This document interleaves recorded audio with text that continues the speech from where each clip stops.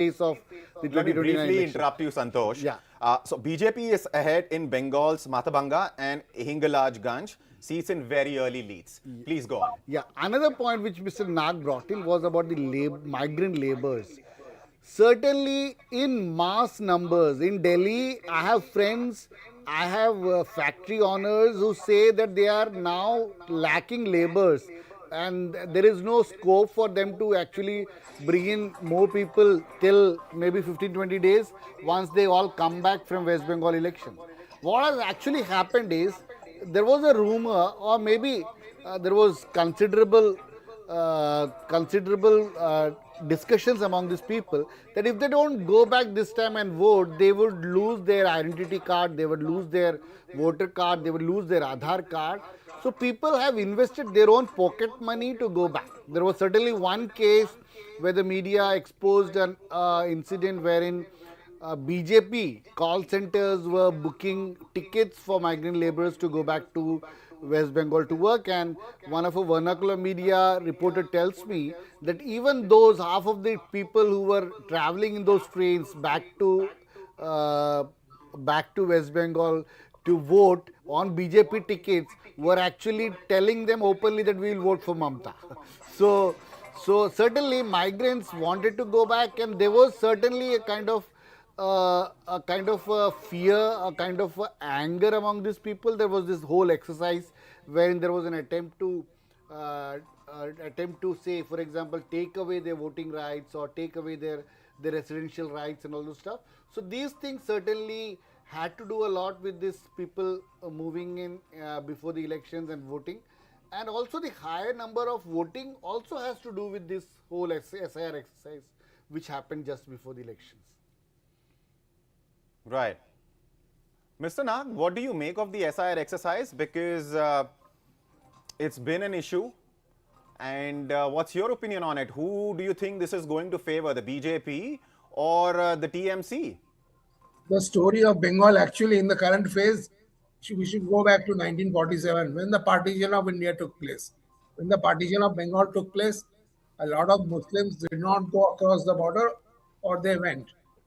But the Hindus migrated en masse from what is now Bangladesh and it was East Pakistan then. So this created a dissonance. And the man who raised the issue was a gentleman called Shyama Prasad Mukherjee, who was the founder of Bharatiya Jan Sangh. He was a member of he was earlier in the Hindu Mahasabha, but he joined. In those days, the political situation was different, and Mr. Nehru took him in his cabinet also. And thereafter, he resigned from the cabinet, raised the issue of Kashmir, and he died. So I think that whoever wins, it will become a revival of Shyama Prasad Mukherjee, because Shyama Prasad Mukherjee in those days used to be supported by big businessmen like Birlas, and his ideas will come back because he said that it should be basically meant that it Mr. Nag, let me interrupt you briefly, and I think this is going to be a trend throughout the day. While we are discussing, these subjects, the numbers will keep coming in, and I'll have to interrupt you. But of course, you can resume right after this. So, as far as West Bengal is concerned, BJP is leading in 4 seats, TMC is leading on 1, and Congress is also leading on 1. Viewers, remember, these are very early postal ballot numbers. So this is, just the start of counting. As the day progresses, we will get a better idea. A trend will get established. We will share those numbers with you, but these are just the latest.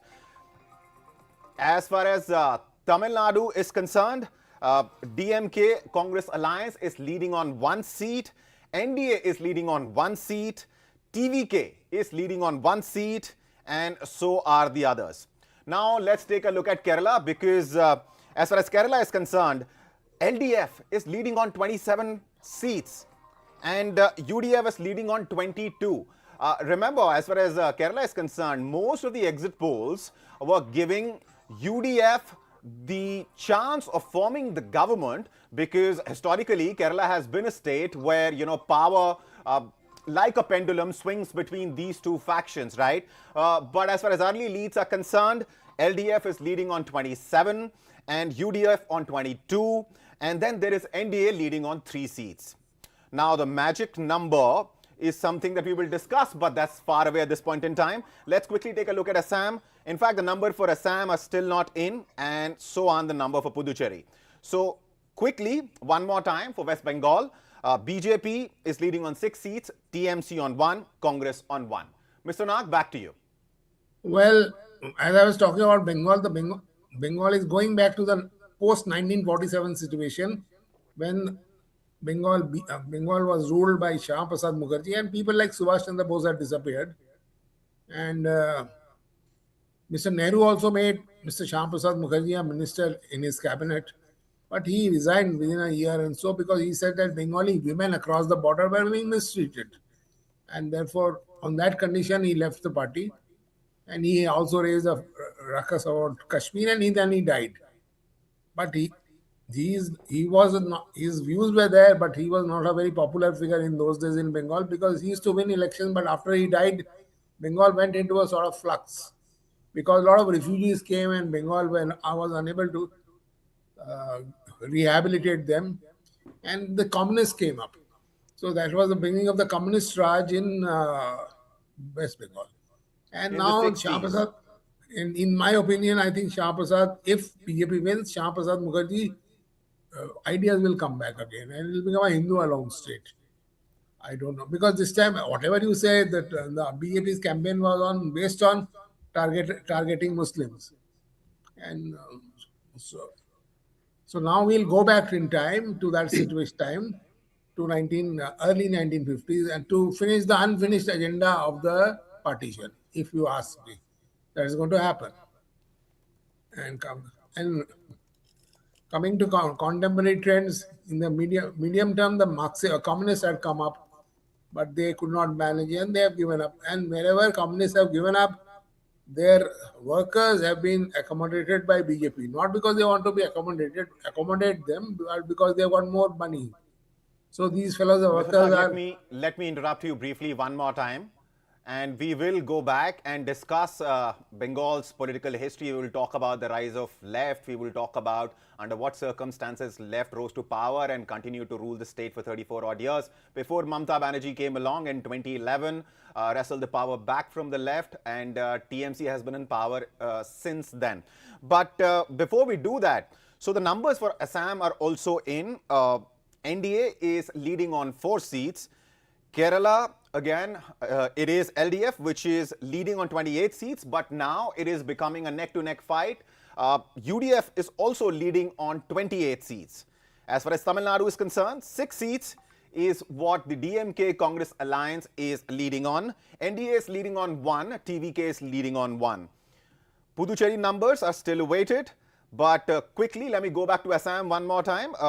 Early numbers, but NDA is leading on 4 seats. Mr. Nag, back to you. You were talking about, you were telling us that the circumstances under which left rose was, of course, the Bengal where workers were struggling to find an honest day's wage. It was the time when when the British had left, much after in the 60s, 66, 67, when the left first came into power. But when left first came into power, it was a coalition. It was not all by itself, right? Yeah. They were with Bangla Congress, but the support base was the same. And then CPM came, and Mr. Jyoti Basu came. CPI and CPM also split. But basically, it was so-called a proletarian government. And a lot of these Bengalis came up, but they were based on public sector and all. And in those era also there were. So business was not so prominent. In fact, all the businesses left Calcutta or started leaving Calcutta. And that happened during Mamata's time also. This major car factory of Nanos left and went to Gujarat, where they made a mark. Mr. Nag, let me interrupt you again. And there are updates on Tamil Nadu. We have the latest numbers which are coming in. 7 seats is, the numbers are in for 6 seats. DMK Congress Alliance is leading on 6 seats. NDA is leading on 1. We've been discussing Bengal for a while. Let's take a look at, one of the other big states which went into election in April, and that is Tamil Nadu. And Santosh, if you can come in. What does the situation look like as far as Tamil Nadu is concerned? Because it is being said DMK is is in a very strong position, but this wild card which came in, and that's of course Vijay.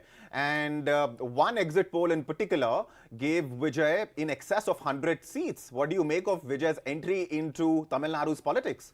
Yeah, Abhishek, that's the point. Vijay being a wild card is a very Delhi-based perception actually. Vijay is, we understand Vijay to be a wild card, but for Tamil politics, Vijay is a well thought out, well planned kind of an entry. Because Tamil Nadu has always worked on a two-pole kind of a politics. Congress used to be one pole, but then certainly AIDMK and DMK took over and is always there. After Jayalalitha, that one vacuum which was created on the AIDMK side, certainly BJP was with them, BJP is still with them, and there was a scope for BJP to take over that space and make it a Tamil politics versus kind of a national politics kind of an affair in Tamil Nadu. But categorically, experts are of the view that BJP failed in doing so. And why it failed in doing so is the lack of flexibility, the lack of faces, and the lack of kind of an amiability. And it's a complete failure of the BJP style of politics and its expansion plan in the south. Santosh, let me interrupt you. Yeah. So the numbers in Tamil Nadu now, 17 seats, that's the number of seats on which DMK Congress combined is leading. Yeah, please continue. So BJP could not amicably accommodate the Dravidian idea of politics. There is a lot of ego around pride and ego, whatever we call it, but around the Dravidian politics, BJP could not understand. BJP could not have enough faces who could amicably fit in the national interest politics and the Dravidian politics together, and it failed to do so.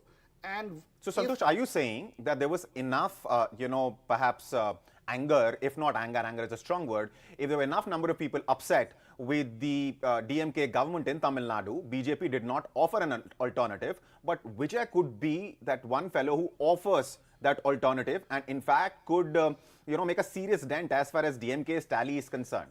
There are two views on that. One is certainly Tamil Nadu has always had this tradition of a hero worship, a person coming to a picture, and not just Tamil Nadu. But they're not everyone's MGR, right? Yeah. So, but yeah, certainly. But then there are also people say time has changed, youngsters have a different view to put together, and it's not as easy as the past. But then what Vijay brings into the table is a kind of a fresh idea. He's appealing to the youngsters, that for sure. When I talk to Tamil people, they say Vijay is talking sense to a huge extent. What NDA and the Modi was talking before 2014 campaign is what Vijay is talking there. Vijay is talking kind of a fresh air kind of a view, and we will have to see if that works or not. But certainly Vijay is not just the face Vijay, it's everything minus DMK. You're right in the sense that, if you look at, and these are of course early numbers, we understand still a few hours before, any sort of a concrete trend gets established, and we could get a hint in terms of who's going to form the government in which state. But at this point in time, looking at the early numbers, DMK Congress combined is leading on 22 seats, TVK is leading on 5. AIA-DMK on the other hand, and of course it is an NDA, they haven't even opened their account in Tamil Nadu. So that space perhaps that you're talking about has been, to whatever extent at this point in time, has been taken up by Vijay. So if that happens, if this early trends continue and if it settles down by evening, then it's not bad news for AIDMK, DMK or Congress. It's the real bad news for BJP. A space which was there, a space which was available for BJP has been taken over once again by a regional entity, and that regional entity is Vijay. The face of that regional entity is Vijay, and maybe in the times to come, the anti-DMK Congress alliance politics may settle around Vijay and people around, and maybe Vijay. It would also depend on the kind of people whom Vijay trusts and how he goes around, and maybe can he form a formidable alliance against the huge structure which DMK has put forward in Tamil Nadu. Tamil Nadu has what we see, we have in Delhi journalists have. We'll come back to Tamil Nadu. We'll come back to Tamil Nadu because, a couple of days ago, I spoke with Mr. Dayanidhi Maran, the former union minister, and of course, he is the MP from Chennai Central, right?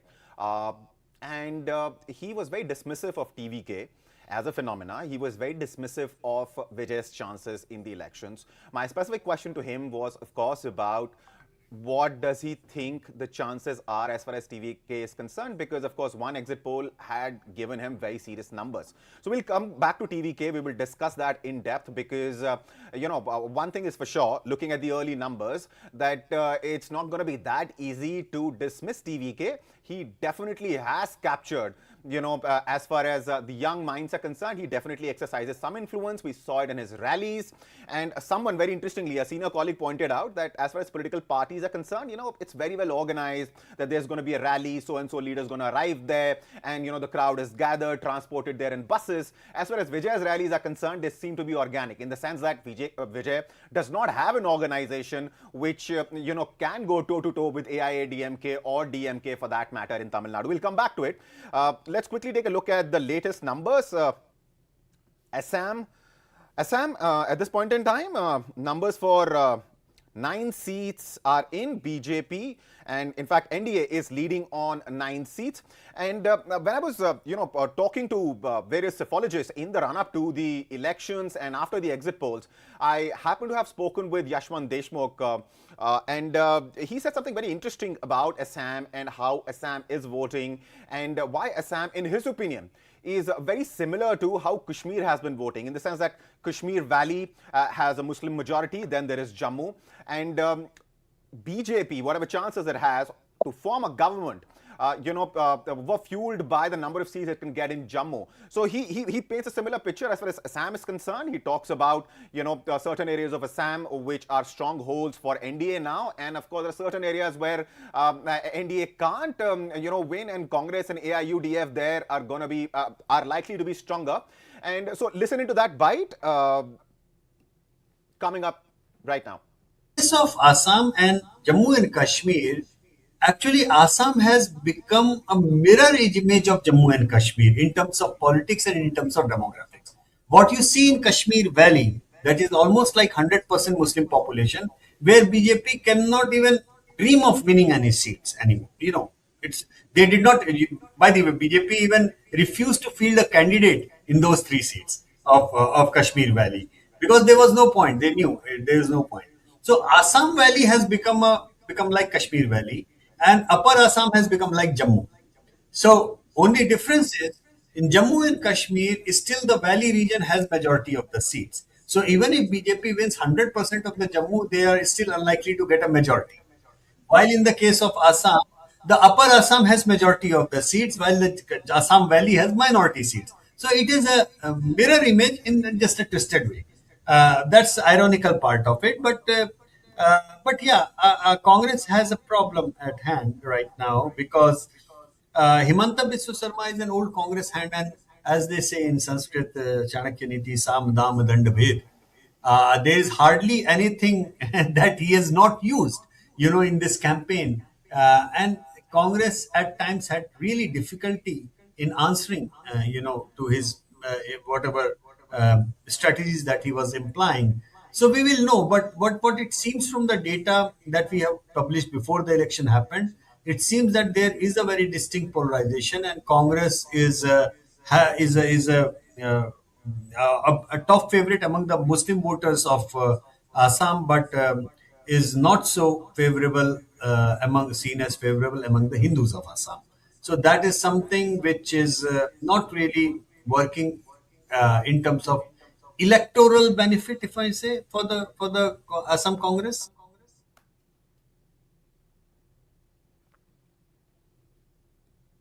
Interesting remarks there. That was, of course, Yashwant Deshmukh of Sea Voter, a well-known psephologist, and he was explaining how Assam looks a bit like Kashmir, and he talked about the fact that certain areas of Assam have become stronghold for the NDA, but there are certain parts where, it's Congress and AIUDF which is more likely to win the seats, given the demographic, given the spread and the nature of it, of the population. Santosh, what do you think of that? And before, in fact, you express your opinion on it, let me just tell you that as far as Assam is concerned, at this point in time, we're looking at 10 seats and NDA is leading on 10 out of 10. The majority mark, viewers, in Assam is 64. The total number of seats in the Assam Assembly are 126. Santosh. Yeah, Abhishek, what Yashwant just told us, and we played out the whole whatever he wanted to say was very important, and that is something which a lot of people of us we have felt. But the only difference between Jammu Kashmir and Assam is that Assam certainly the valley area, the Muslim dominated area, is much it's shrinking, and it's much smaller than what is there in Jammu and Kashmir. But what we should be sad about is the fact that we have a party, huge party, with a lot of national discourse, with a lot of good leaders who think that there is one community which should not be approached, there is no reason for us to approach them, or to even talk about them, or to make them part of the whole campaign discourse, and say they like it's kind of a giving, thinking that we will not neither work among those people, neither would we represent them, and also making your campaign openly discourse against the minority community. Santosh, let me come back to you. Let me get Mr. Nag in. Mr. Nag, can you hear me? Yes, I can hear you. So, Santosh raised an interesting point that BJP doesn't even reach out to a particular, section of voters. He was, of course, referring to the minority voters. I mean, we were talking about Assam, so we were referring to the Muslim voters. But wouldn't BJP's argument be that even if we do, see, as far as the government schemes are concerned, Muslims, Christians, Sikhs, everybody is an equal beneficiary of those schemes. But as far as votes are concerned, BJP doesn't get Muslim votes. Do you think, BJP's argument, unfortunate as it is, I mean, BJP should field candidates, should reach out to these voters, but Santosh rightly pointed out that it would seem to somebody who's looking at, various states and, of course, even national elections, general elections, that BJP doesn't reach out to those voters in a way that it reaches out to other voters. Well, the BJP is now more and more seen as a Hindu party. Under Mr. Modi and Amit Shah, it is not like the party of Atal Bihari Vajpayee. But So it is BJP seen as a claims more Hindu Sabka party. Saath, Sabka Vikas. Whatever, Sabka Vikas, Sabka Saath, whatever. But on paper, on ground, it does not seem so. So the Muslims are getting alienated from there. And this got a very important implication from the point of view of the national audiences. So ये scene है. So in fact, even in the south, you are saying why Vijay is making a impact there. That is also because the BJP cannot make an impact because it's a not dominated party. It's ideologically is not dominated. So it can never be a success in South India. It knows that. And therefore, if you see the president of the BJP even didn't contest the election this time. Or secretary of the BJP in Tamil Nadu did not even contest the election there. So, in my opinion, this is only a very speculation that this Vijay chap is promoted as an alternative to the DMK and AIDMK. Right, we'll come back to it because Mr. Maran, as I was telling you earlier, and viewers, that was very, strongly claiming that since BJP could not make an entry into Tamil Nadu's politics on its own in terms of, electoral success, it is, actually in the background supporting TVK somehow because Vijay happens to be an insider and so on and so forth. We'll come back to it though. Let me quickly sort of, tell the viewers about the latest numbers. So let's take a look at Kerala. We discussed Assam. As far as Assam is concerned, numbers are in for 11 seats. NDA is leading on all 11. Looking at Kerala, it is neck to neck. 38 seats, UDF is leading on 38. LDF is leading on 38. NDA is leading on 3. So as far as Kerala is concerned, Mr. Nag, Santosh, we are looking at a scenario where they're all going, I mean, LDF and UDF are neck to neck with each other, and this could be, a cliffhanger of an election because it clearly seems to be a neck to neck fight. Let me get your comments on Kerala. What do you think is going to happen in Kerala, Mr. Nag? Well, I don't know from whatever, I don't have much knowledge about Kerala, but I saw a program yesterday which was saying that the, a lot of people have migrated to the north. They say that in the southern region, the Hindu parties will dominate, and in the northern, in Now, people who have been let me supported by. quickly, Mr. Nag, for our viewers, explain, because they might be looking at different numbers on different screens depending on where they're watching this. But one thing I want to assure our viewers about, and that is that the numbers that you're seeing here are verified numbers, are real numbers. There is no hurry in the sense that, I mean, we're not gonna write 39 here and then pull back to 37 when the real numbers come in. What you're seeing is pretty much what the numbers are at this point in time. And let me tell you that as far as Kerala is concerned, there are total 140 seats, and the magic number is 71, of course. And UDF is leading on 38, a neck-to-neck fight. LDF is leading on 38, NDA on 4, and others on 1. Mr. Nag, please go on. I was trying to say that I saw a program yesterday which was trying to argue that in the north of Kerala, there are infiltration of a lot of Muslims. So the results will be different from the south of Kerala, where BJP has become a force also, and there's a BJP minister also in the central cabinet. And that is the point being made. So, of course, that point was being disputed also. The fact that in the northern region, northern districts of Kerala, Mr. Nag, Santosh wants to come in.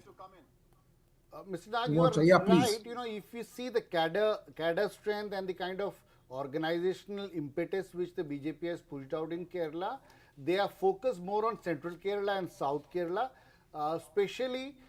So the whole formula which the BJP has been working on in Kerala for the last 2 decades, mostly, more than 2 decades, has been consolidate the Christian and the Hindu votes.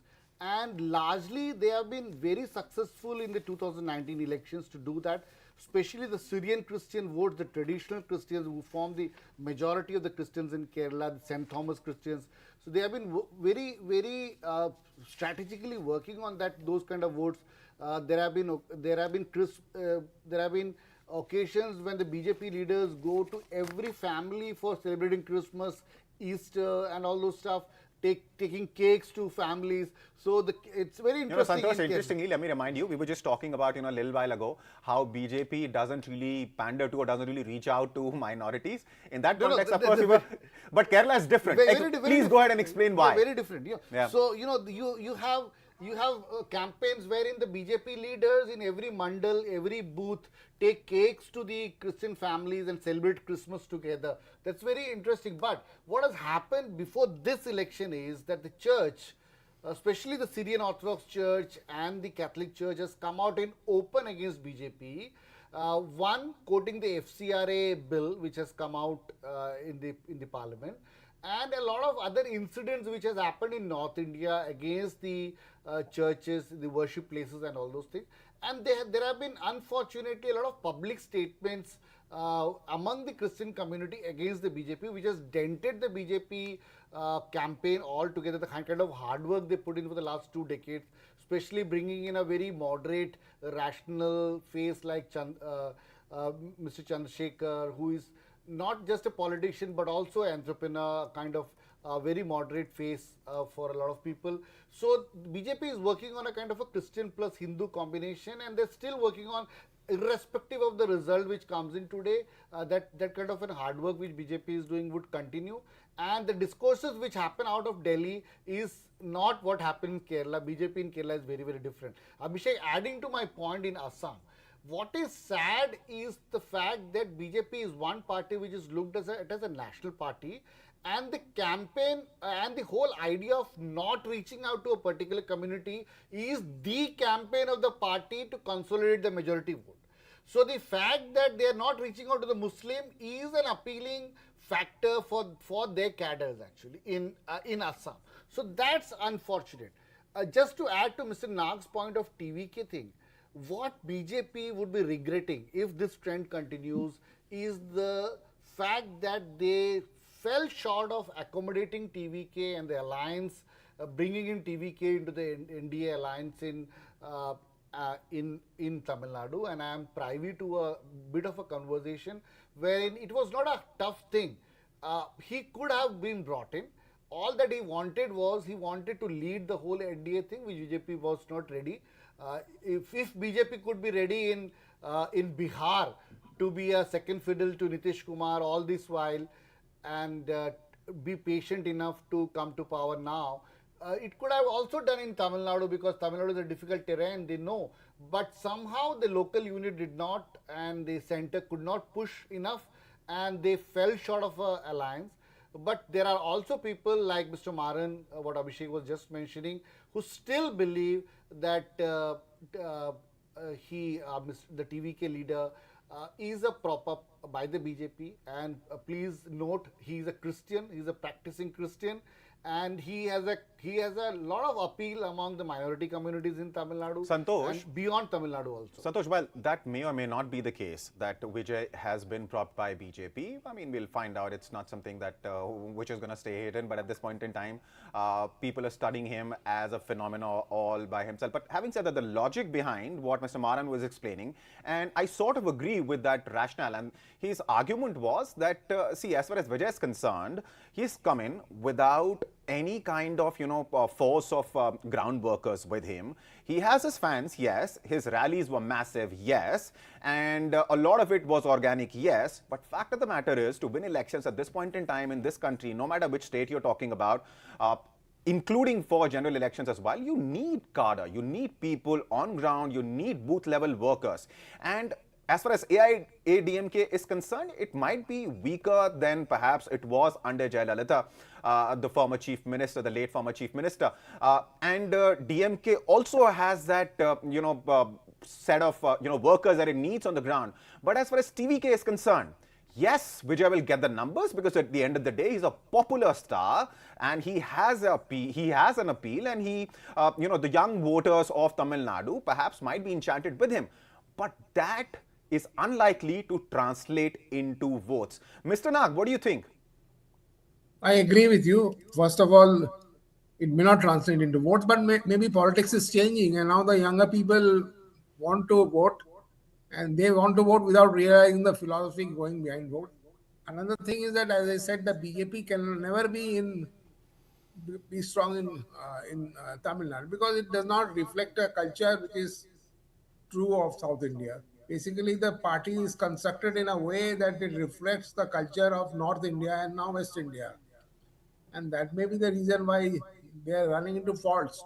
So, if but you Mr. Nag, let me quickly ask you, a question as far as that point is concerned, that BJP cannot actually ever fight in Tamil Nadu as an insider. I mean, this whole Dravidian versus, another Indian party up in elections. Annamalai, I mean, the way he was propped up, he was a local leader, spoke the language. He is a man of the soil, right? And he did get a lot of press, he did get a lot of attention, accomplished man, former IPS. So you think, a strong man like that, that would still not help BJP? We understand, it failed, clearly, but why?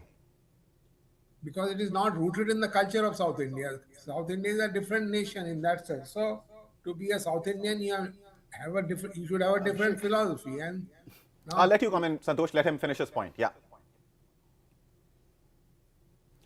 Okay.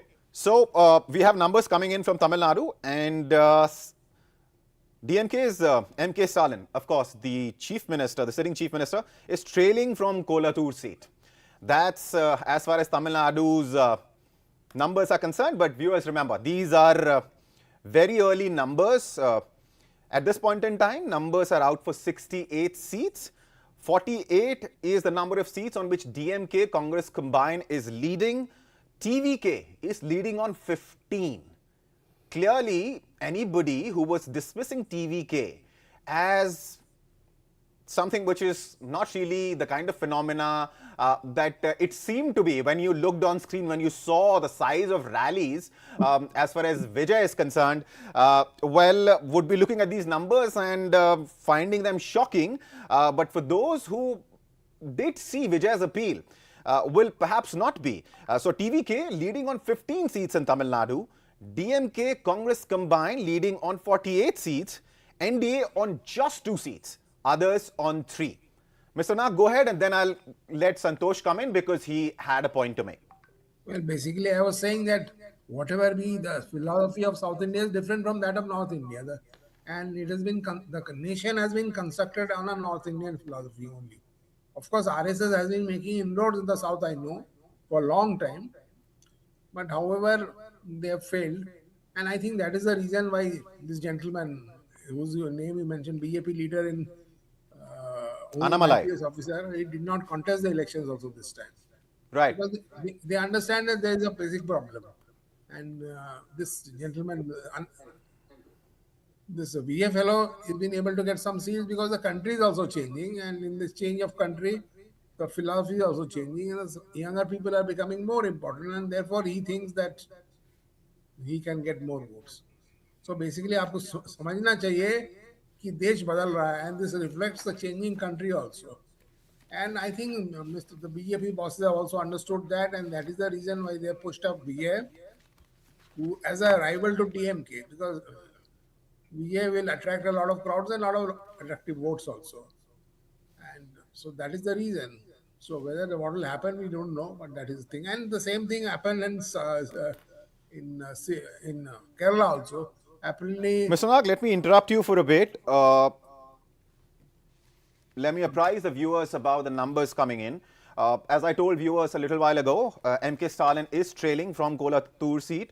EPS is also trailing, interestingly, in Tamil Nadu. And Udayanidhi is also trailing. These are, of course, early numbers, but then this is what is happening in Tamil Nadu at this point in time. Vijay is leading in Perambur, something which we have been discussing for a while, the Vijay phenomena. Can Vijay do the unthinkable in Tamil Nadu? Because whatever number of seats he ends up getting will be eating into either AIDMK's vote bank or DMK's vote bank. Who that's going to be, of course, we will find out eventually. But at this point in time, it seems very clearly that he's eating into AIADMK's numbers, voters, because in Tamil Nadu, at this point in time, it's DMK and Congress combined, which is up on 50 seats. TVK is up on 16 seats. NDA is up on just 2 seats. Others on 3. Now, I also have BJP leader Savio Rodriguez joining me. Mr. Rodriguez, can you hear me? I can. Can you hear me? Yes, loud and clear. Are you looking at the early numbers? Yes, of course we are. Of course. So what's it looking like? Before we start talking about, state-specific, I ask your state-specific comments. Let me just quickly get an overarching comment out of the way because, very crucial election after 2024 general elections. This is an election on which everyone has their eyes set. Well, every election is important, and I think BJP as a party tends to look at every election as something that we are committed to in order to bring our brand of politics and governance to those particular states and to the country. So we don't look at any elections as big and small. For us, all of it is the same, So I think it's been very exciting, a very exciting election and a run-up to the elections. A lot of the Karyakartas have been working very earnestly, and I believe it's that earnestness that will deliver what we set out to deliver as far as these elections are concerned. Right. Now the numbers which are coming in, let me first talk to you about Tamil Nadu because Tamil Nadu is something that we were just discussing. And it seems that NDA there, the kind of numbers perhaps that you were hoping for going into elections, we don't see that here. In fact, it is BJP's numbers, NDA's number at this point in time in Tamil Nadu. Just 2 seats is what NDA is leading on, DMK on 50 and TVK. And before you joined us, we were discussing how a lot of analysts, including, some political leaders as well. For example, I'm talking about, in this case, Mr. Maran I spoke with in the run-up to the elections, were claiming that, Vijay's entry into Tamil Nadu's politics has happened at the behest of BJP because it could not make, an impact in Tamil Nadu on its own. So it found a Tamil face, a popular face, and which is also reflecting in the numbers because TVK definitely does not have the kind of infrastructure that you need to have in place to fight elections. He just went in. This is his first election. Your comment? Well, I believe everybody has a right to form a political party and to bring their brand of politics in the country. And I think what Vijay has done is decided to take a leap of faith and repose that faith in the people, and that's why he's gained momentum. He's been able to build that perception that's required for a young political party to deliver on the ground. But elections are a little different, and I hope him and I wish him well because, quite frankly, he's a nice guy. But there are many factors that will come into play, and we'll realize it by the end of the day whether he's been effective actually by the vote share or just a perception image, you know. And you see, if you had to look at it from a very realistic point of view, yes, Tamil Nadu is a difficult state for the BJP. So is Kerala, and it doesn't mean that we do not go in there and give it our best and work with the alliance partners that we have to make it the best, right? So I think these are very early trends at this point of time. We're only at 9 o'clock at right now, and I think it's too early to call it out. Allow for the numbers and the finalization of those numbers to come in probably by about 12 o'clock or 12:31, and we'll get a clarity on what's happening in Tamil Nadu. I think it's too early to call it out, but what I think will definitely happen is that DMK is going to face a little bit of, they're going to run out of steam as we go towards the end of the counting. And you will see that there will be an edge that will be with the NDA alliance itself. And that edge will bring it very close to victory. That's how I'm seeing it. But it's too early to call, so we'll wait and see. And I wish TVK all the very best. You know, like I said earlier, Vijay is a good person, and you know, having associated myself with him in terms of connecting with his team and all that, to understand what's happening on the ground, I think he's got some sense of what he wants to do. Whether that translates into vote, it's too early to say.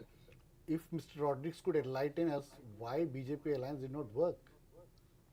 Santosh from the studio has a question for you, Mr. Rodriguez.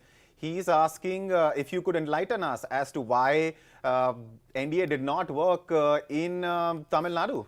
Stalin NDA alliance. Yeah. No, so, well, I was not privy to any direct talks between the party and TVK representatives, though I'm aware that there were some level of talks that happened. What I believe is important to understand is that Vijay, in his right and in his beliefs, wanted to be somebody that created his own strength within that party and wanted to create his own strength within Tamil Nadu itself. So on basis of that, there was a bit of a manner in which they couldn't combine together. But I believe in the end, we'll see how the results turn out. Maybe you never know. Marriages work in strange situations, right? So for now, it's better to have been separate and do what each one wants to do. Maybe in the near future, very near future, there might be something in store, depending on how this results turn out. Mr. Rodriguez, even if there was not a marriage, would the party be okay with a live-in kind of a situation with TVK? Well, the party is very sanskari, right? So we would not want to talk about live-in relationships right now. And But Mr. Rodriguez, as far as sanskars are concerned, what does that have to do with a live-in relationship? well, we are. I mean, weren't you talking about Vijay and Vijay's appeal to the youngsters? And when you speak of live-in, it's not such a, shibboleth, a topic which they don't want discussed. It's rather normal, right? For a whole lot of them across the country. Tamil Nadu is a very, very, very sanskari state. They have a lot of value system. And I believe... See, again, I have a problem with the fact that you're calling live-ins perhaps a non-sanskari sort of a relationship. That's all that I have a disagreement with. Otherwise, I do understand what you're trying to say, though. Well, we got to have a little fun. You guys are too serious here. Not at all. Please go ahead. Well, the fact of the matter is that, the elections are too early the early trends are very early right now. And if God willing, Vijay and the NDA have to form some alliance, it will work out. It's a free world out there with values, of course. All right. So I have Mr. Dinesh Vashne joining us. Mr. Vashne, thank you for taking out the time and talking to us. Can you hear me? I can. All right. You must have been looking at the numbers. You've just joined us. So please, let's hear from you, your initial comments, and then, of course, we will get your views on states specifically. Look, we were saying since very beginning after this exit polls, in Lok Sabha also, the exit poll became failed. And similarly, the exit poll in Karnataka, in Tamil Nadu and Kerala will not be correct. I am of the opinion that what we get a reports from the ground level in Tamil Nadu and Kerala, that Kerala we will retain our government, the left front government, LDF. And in Tamil Nadu also, the government will be formed by the DMK. Vijay, you see, if a filmy hero goes and walk on the street level, he has some impact. But whether it has been transferred into boat or not, that is also a matter to be seen later on after 1 p.m. or 2 p.m. Similarly, in the villages, we don't find any very much impact of Vijay in the entire Tamil Nadu rural belt. In Bengal also, we are hoping that the left front will win some seats this time.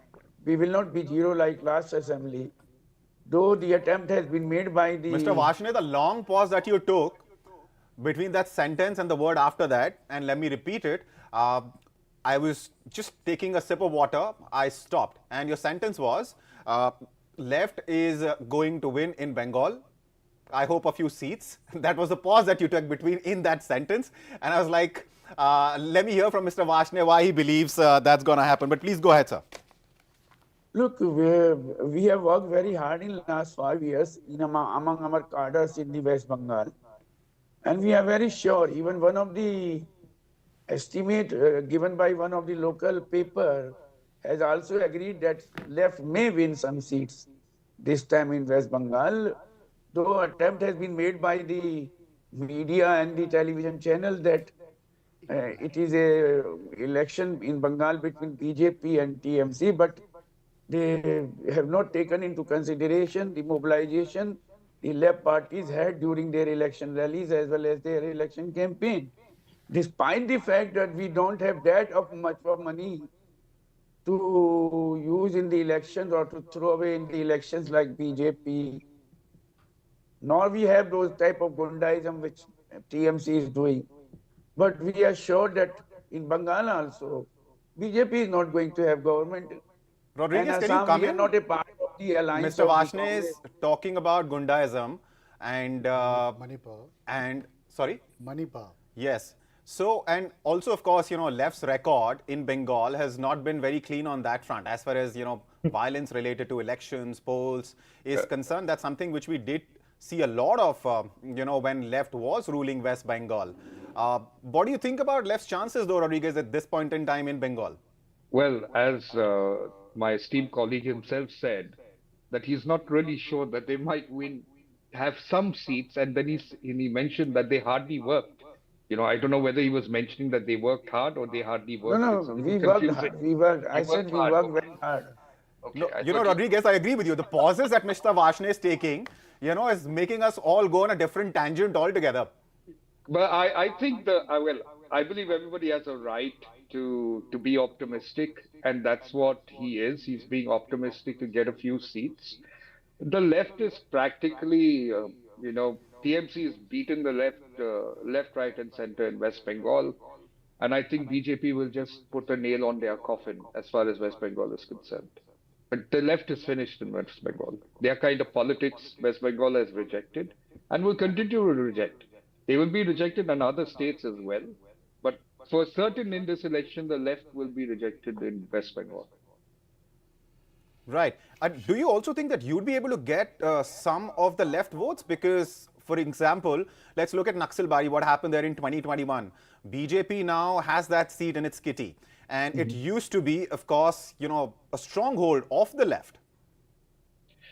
See, I believe, the left brand of politics, what we need to understand, what is happening across the country, as some of your panelists earlier said, that this is a new India and this is a very progressive, forward-thinking India. So the left brand of politics holistically is going to have a problem. So whether it's West Bengal or any other part, the only place where the left has some strength is Kerala. And the reason they do that is because they've done their politics in Kerala was a little different from what was happening in the other parts of the country. And maybe you will find some sort of solace for the left in Kerala. But in the other parts of the country, they've completely finished. Their brand of politics is not the kind of politics that is required in India at this point of time, and that is why they're getting rejected. One of their strongholds was West Bengal. All it took was Trinamool Congress with their brand of politics to actually, take the left away, to completely decimate the left. BJP didn't even need to do that, right? So the thing is, where is the left politics in India? The left politics is actually getting redundant, and it's being shown its place because India is not looking at the left ideology at all. They're very, very center to right at this point of time rather than left to right. Right. Santosh, you wanted to comment, please. Yeah, Abhishek, I think Bengal is getting interesting. Tamil Nadu is sort of getting very one-sided kind of a thing. Let me quickly, now that you've mentioned, let me quickly give you us the numbers. Yeah. So Bengal, BJP, 43 seats. That's the number of seats BJP is leading on. TMC leading on 19 seats, Left Front on 1. And talking about Tamil Nadu, 103 seats. That's the number of seats the numbers are in for. So DMK Congress Alliance is leading on 73. TVK is leading on 20 seats. NDA on just 4, others on 6. Kerala, 104 seats. That's the number of seats the numbers are in for at this point in time. UDF, LDF, both are leading on exactly 49 seats. This is something that we've been seeing from, very outset of this process, that UDF and LDF have been neck to neck in terms of the number of seats that they've been leading on. At this point in time, the numbers are 49 each. NDA is leading on 5 seats, others are leading on 1. As far as Assam is concerned, numbers are in for 29 seats. NDA is leading on 24 seats. And Congress is leading on just 5. As far as Puducherry is concerned, 4 seats. That's what the numbers are in for at this point in time. And NDA is leading on all 4. Santosh, please go ahead. Yeah, Abhishek, if this trend continues, certainly over the time afternoon, the whole discussion would be around West Bengal, the new kind of politics that has risen in West Bengal, dawn of BJP in West Bengal. But before that, let's wind up on Tamil Nadu and Sure. a lot of important points there. See, when you're discussing 5 elections, any thread takes you anywhere. And wherever it takes you, you follow that, right? But please go ahead. Finish your point on Tamil Nadu. Mr. Rodrigues and Mr. Nag had brought in very important points about TVK and the kind of politics they're doing. And even Mr. Varshney was right on the fact that TVK is more a youth-centered, urban-centered phenomenon. But that's a phenomenon which is trickling into a lot of B-class, C-class cities in Tamil Nadu. So, but the point which the TVK has an advantage is, Abhishek, traditionally how AIDMK and DMK has worked is, there are 3 important pockets, the Chennai and around the area pocket, the Madurai, the south pocket, and the western side, the Coimbatore area, which is the Tarai region, the grain-rich region which Tamil Nadu is. So all 3 politics have been very, very distinct. If you remember the DMK, how the great Karunanidhi did was, Ayagiri was more a Madurai person, so he was sent to Madurai, focus there, don't disturb here. Stalin was more on Chennai, and a lot of people say that's why Stalin could inherit the whole legacy. And so it's a very divided politics in Tamil Nadu region-wise. But what we see in TVK is it's a across Tamil Nadu kind of a phenomenon. But Mr. Varshney was very right. It is an urban-centered, youth-centered phenomenon, and that is what counts in this modern-day campaign. Youths are the people who take the message across social media and all. So, But Santosh, let me interrupt you for a second. If TVK actually emerges as a very strong force in Tamil Nadu, it's going to have an impact on the elections in Puducherry as well. And talking about Puducherry, elections in Puducherry, yes, it has a very small assembly of just 30 seats, right? But elections there are really tricky because the winning margins, the losing margins are usually wafer thin. Somebody could win an election because they got 150 votes more than their opponent, Yes. and vice versa. So, do you think, in your opinion, this is going to have an impact in Puducherry as well? Certainly, Puducherry follows the politics of Tamil Nadu to a large extent, and it's also not just about funds, it's also about the cadres, the kind of machinery which Tamil Nadu puts into the Puducherry. So certainly it would have a long-term impact, and if this trend follows, TVK would have a kind of a bargaining power both in Puducherry and in Tamil Nadu, that's for sure. So, but what I was telling about the BJP... Mr. Rodriguez, do you think that's going to be a good news for BJP in Puducherry? Because you were in power in an alliance, you were in power, your alliance was in power in Puducherry, but TVK, Vijay getting votes in Tamil Nadu perhaps might work out in BJP's favor, but him getting weights cutting into votes of the alliance in Puducherry might actually, disturb your numbers in Puducherry. Well, I don't think so. I think what's going to happen is that Puducherry is going to continue to hold strong. The real competition that you're going to see for NDA will be in Tamil Nadu itself. But I believe, like I said earlier, that it might seem that DMK is going to go all the way, but they will lose steam as we'll realize by 1 o'clock, 2 o'clock, they will lose steam, and NDA will actually come very close to crossing the magic figure of 126, and I believe that's going to happen. So we're not worried about what the outcome is. Like I said, even for Vijay will do well. He'll get a decent amount of vote share, and rightfully so. The people are enamored by him by a perceived value. But let's wait till about 1 o'clock, 2 o'clock. We'll get a clearer picture of what's happening. I think this is too early to read it out. All right. Mr. Vashne, let me get you in. Which state do you think at this point in time your party has the best chances of getting whatever number of seats the left can? We will Is get it West the Bengal? Is it LDF Kerala, sir? We will get the government in the LDF by the LDF in Kerala. We will also have some seats in Bengal, but we are going to win the seats in Tamil Nadu also. We are contesting 5 seats. CPIM is contesting 5 seats. Even CPI-ML is contesting some seats. So we hope that we may win all the 5 seats. The way we are leading in all the 5 seats as far as I could come to know in the morning. But this is too early to say. Similarly, in Assam, we are contesting only 1 seat. Our candidate is a very young boy, Kanak Gogoi, and he is a secretary of Assam. We have put him as a candidate. He will get good votes. He may win subject to the polarization of the vote the BJP has done there. That is a problem with the BJP, that they have tried to make the election in every state other than Kerala, where they could not be between Hindu and Muslims, which is very unfortunate that some other parties also fall prey to that logic. And TV media is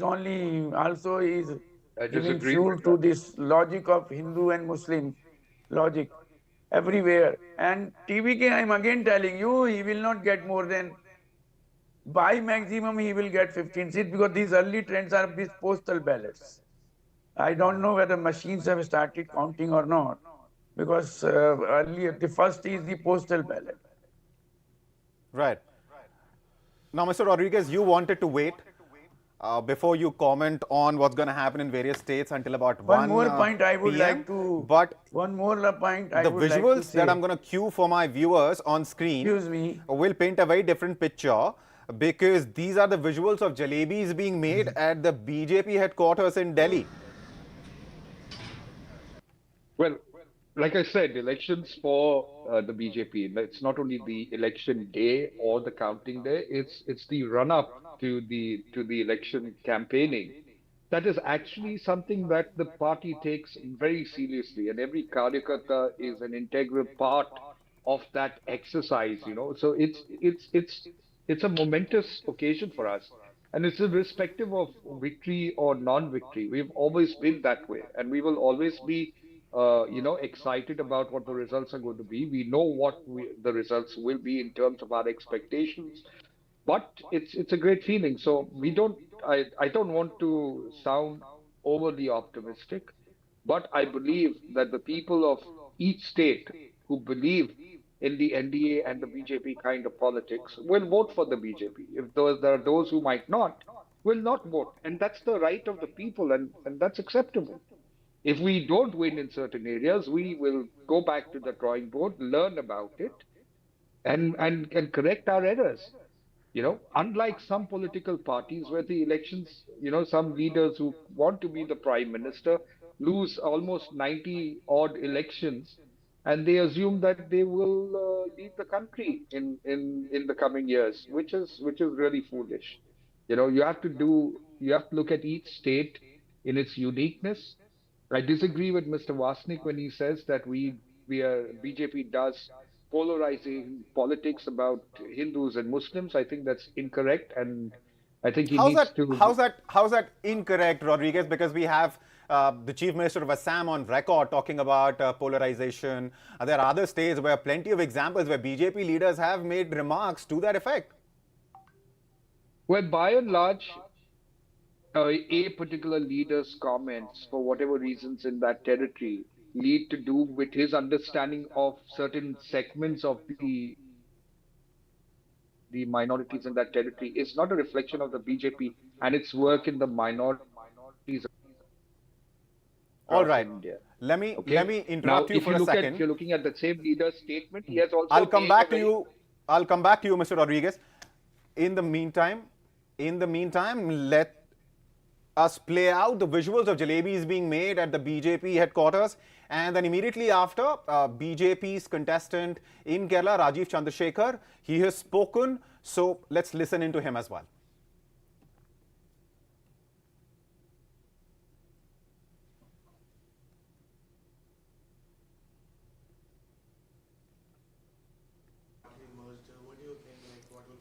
No, look, we will wait for the election results. I have a habit of not commenting either on the exit polls or on trends. These are elections.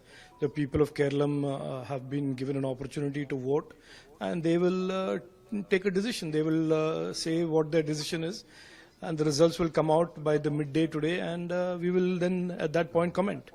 If we talk about other parties, they are putting allegations on BJP and they are saying that we won't even get the one seat. Now, let us see. Look, these are things to be decided by the people and the electorate and the voters. We are in a democracy. No political party can decide the fate of another political party. It is people of our country, people of our states, people of Kerala, in my particular case, who will decide our future. And this is typical arrogance of the CPM and the Congress, where they...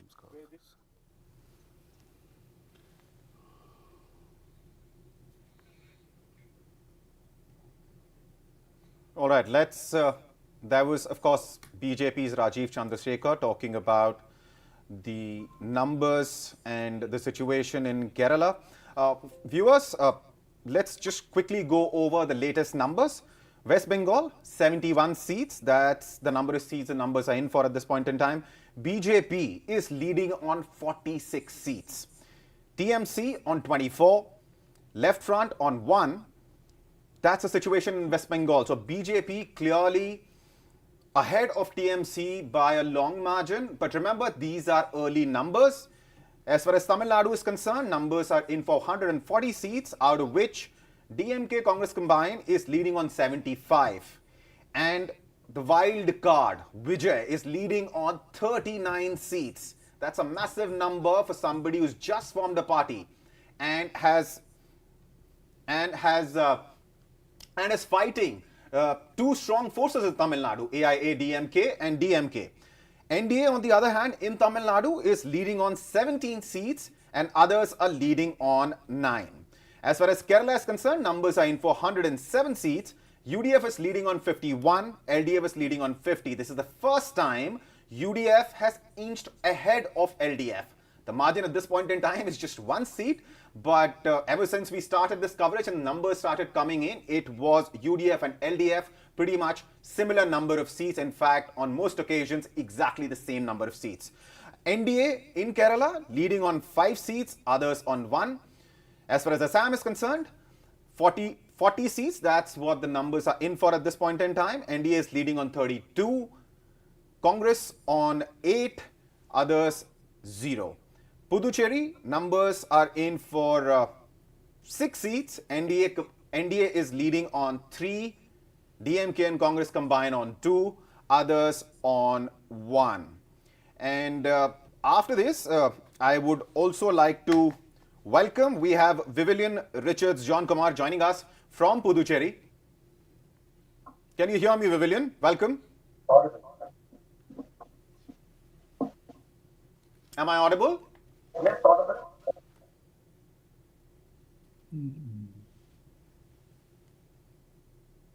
Hello? Audible? I can hear you. Can you hear me? Yeah, yes, I'm able to. All right, I think he can't hear us. We will wait for the audio issue to get sorted. In the meantime, Mr. Nag, you've been listening to Mr. Rodriguez, Mr. Varshney talk about, BJP, the left, and, Tamil Nadu and West Bengal. What's also interesting to watch is what's happening in Assam. Himanta Biswa Sharma, and we were talking about polarization a little bit earlier. And what's happening in Assam, because it is very clear that what the exit polls were predicting is what the result is likely to be in Assam, which is to say that Himanta Biswa Sharma might end up forming the government again in Assam, because the majority mark is 64. These are early numbers, but at 9:35 in the morning, NDA in Assam is leading on 32 seats. So he's just 32 more seats away from the magic figure. If the numbers hold, Himanta Biswa Sharma will form the government in Assam. So basically, you have to note that the country is changing, and everywhere this was a Congress-dominated country for so long, for 50, 60 years, and now slowly, BJP is coming to become dominant, and we are in the process of change, and the movement is not the same in the whole country. So therefore, in West Bengal it's slower, maybe it's in some other states it's faster. And so ultimately, this is the trend. So basically, the country is changing, and we are moving to the second Republic of India. The first Republic was based on the Congress, and slowly, the Congress is getting decimated, and BJP is coming to the front. But as I told you, this rate of change is not the same across the whole country. So therefore, this is happening. All right. I think we have Mr. Richards John Kumar back with us. Can you hear me? Am I audible to you, Vivian? Wonderful. So, Puducherry. What's happening in Puducherry at this point in time? Looking at the early numbers, it seems that the same alliance is going to come back to power, because NDA is leading on 5 seats, DMK, Congress combined is leading on 2. And we spoke a couple of days ago, and we were discussing that while TVK might be a phenomena in Tamil Nadu, given Vijay's appeal, but he's unlikely to have any impact in Puducherry. And your argument to me, when I asked you why is that the case, in your opinion, you said that's because Puducherry politics is all about the personality cult. It's all about individual following. And that seems to be true, because in Tamil Nadu, TVK is leading on a serious number of seats, while in Puducherry, NDA is clearly ahead.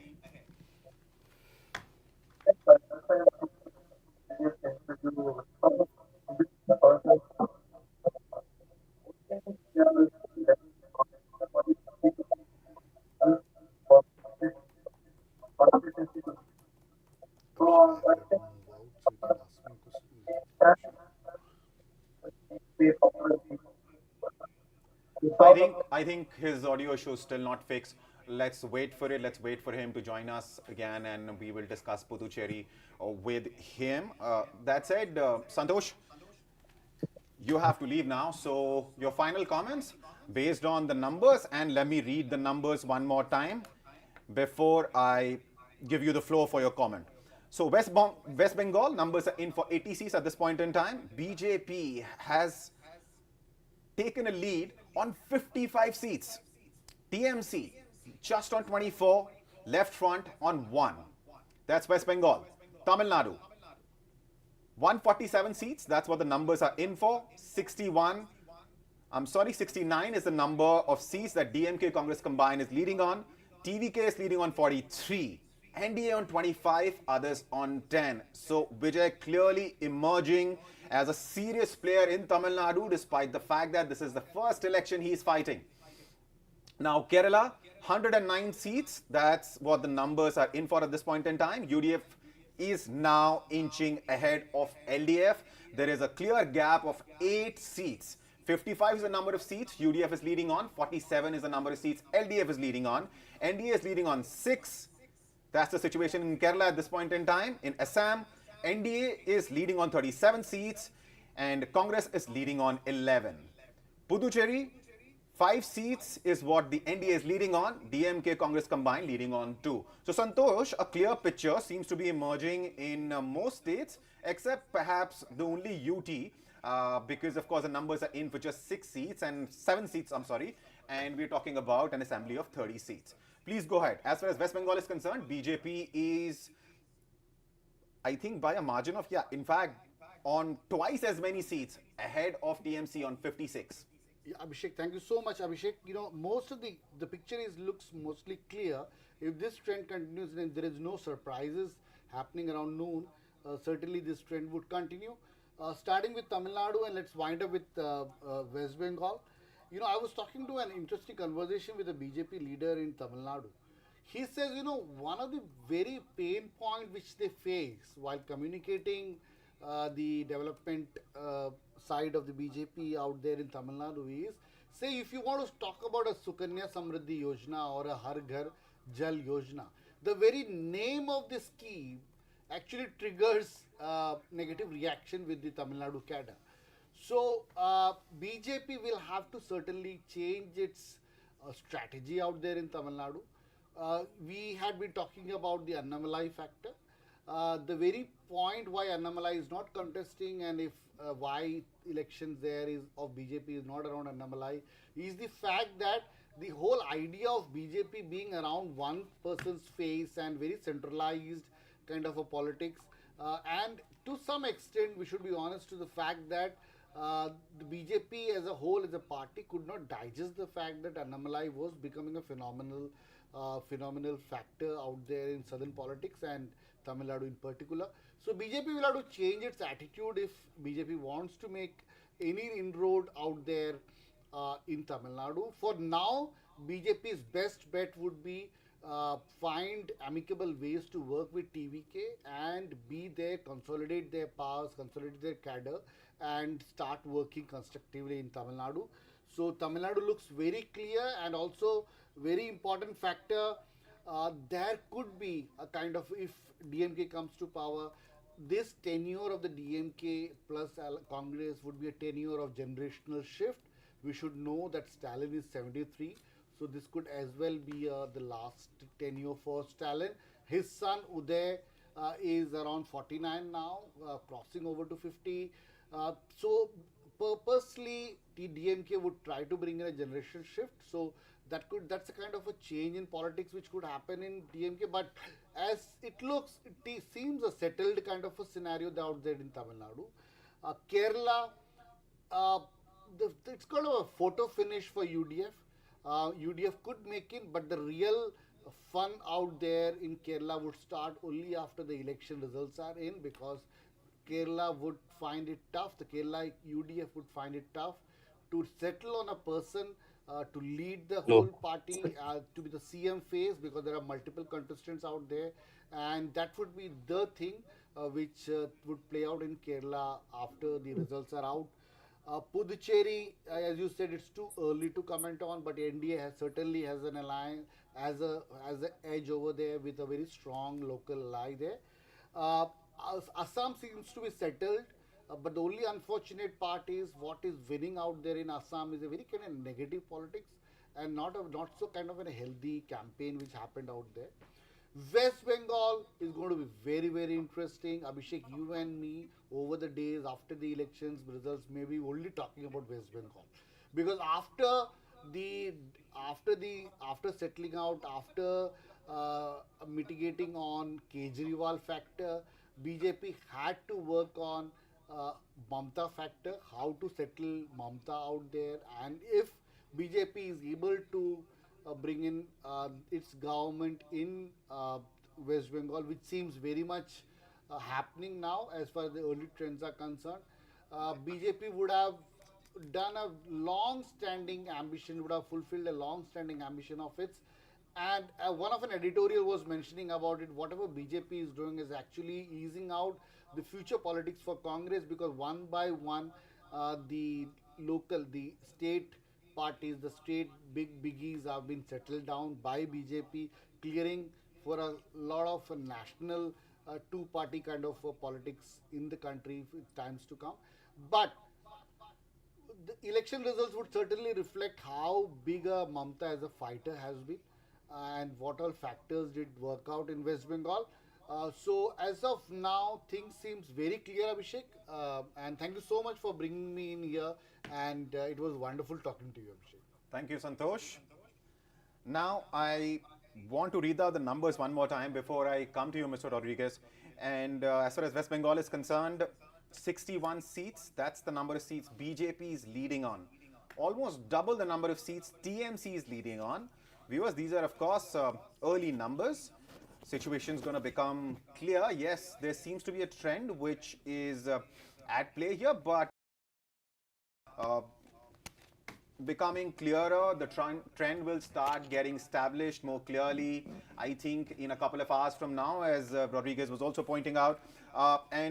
Looking at Tamil Nadu, clear lead for DMK INC combined, 68. But in Tamil Nadu, the biggest thing that we've been discussing ever since we started in the morning has been Vijay and his party TVK. First time entrant, his debut in politics, and what a stellar debut it seems to be, because TVK is leading on 47 seats in Tamil Nadu. A party which does not have the kind of infrastructure AIA, DMK and DMK do in Tamil Nadu, does not have the number of workers that it needs on the ground. Despite any and all of that, he's leading on 47 seats. NDA is leading on 35 seats. That's the situation right now in Tamil Nadu. Numbers are in for 159 out of 234 seats.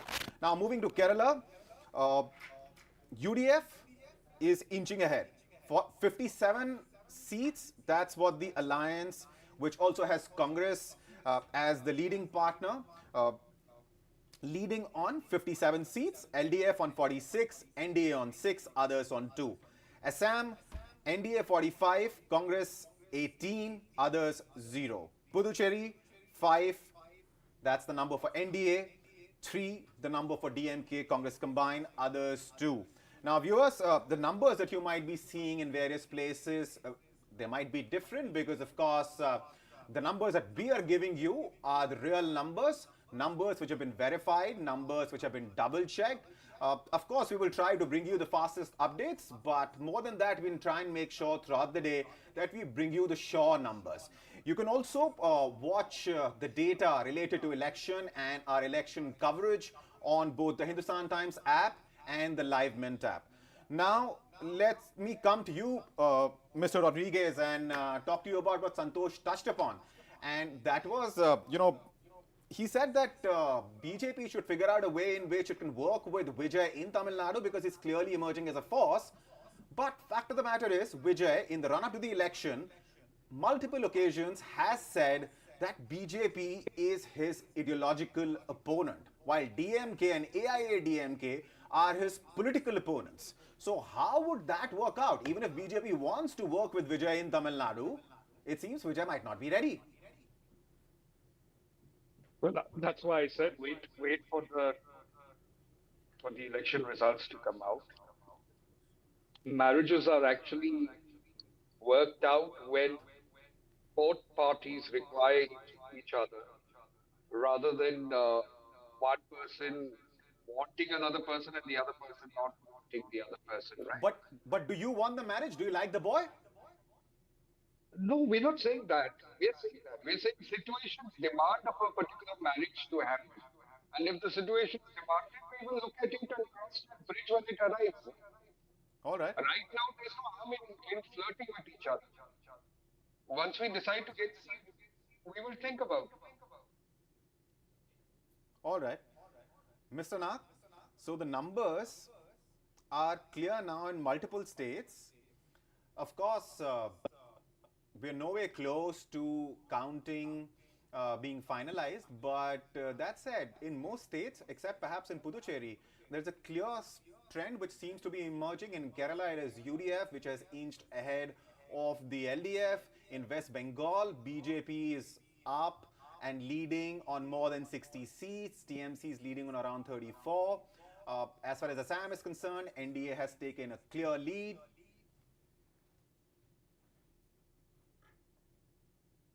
Mr. Na, can you hear me? Yeah, I can hear you.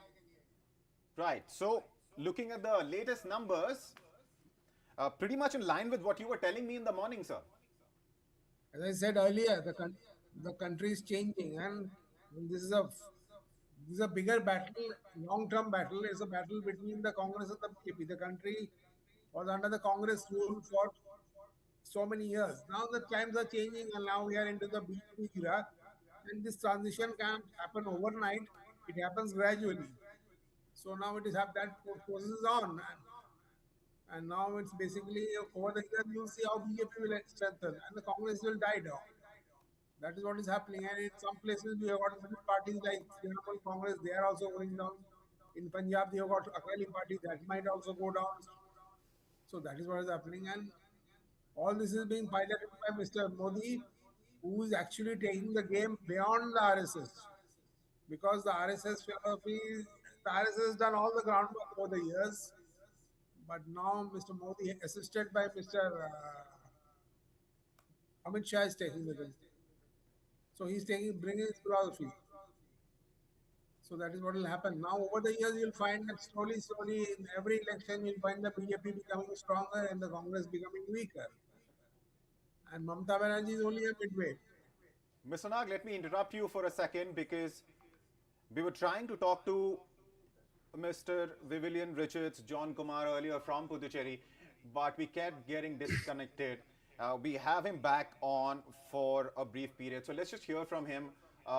What's the situation on ground? What are you hearing, John Kumar, from the workers in Puducherry? Because as of now, the numbers as far as Puducherry is concerned are in for just 5 seats.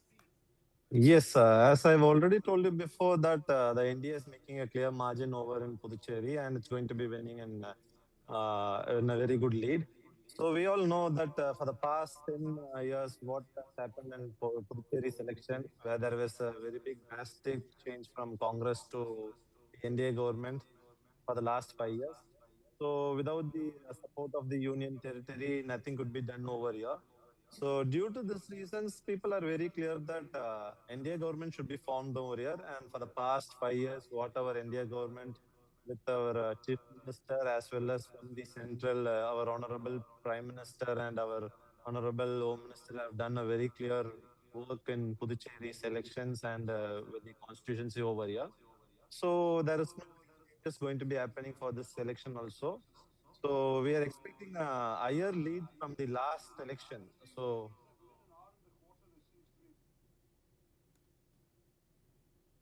hello. Please go ahead. I think Yes. there was So some audio leak, that but would be please the go ahead. result right now. So expecting all the results to be closed by 2 to 2:30 p.m. 2:30 p.m. Right, which is just 3 or 4 hours away from now.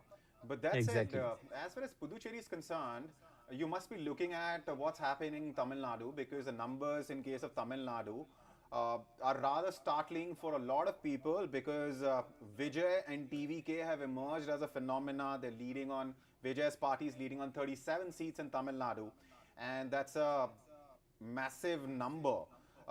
In fact, the numbers are in for 164 seats. DMK Congress combined is leading on 67. TVK is leading on 49. So, Richard John Kumar, what do you think has been the impact of Vijay's party fighting election this time around in Puducherry as well? His party is fighting on all 30 seats in Puducherry. So, comparing to Tamil Nadu, we can't take Puducherry election into the same scenario. So, it's differently different organized. Like how to say is Tamil Nadu works on the individual person, either the leader, but here it works on the candidate. So, which candidate going to stand and which party is what going to be leading in Puducherry selection. So it all worked in the same way. As we know that during the 2016 election, when my father stood in Congress, he won with a very clear swing.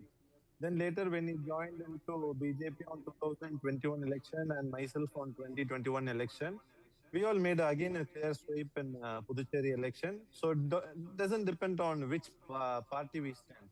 So TVK doesn't play a big role over here. Maybe there might be one seat, one candidate might win since he was not able to get the ticket in other parties.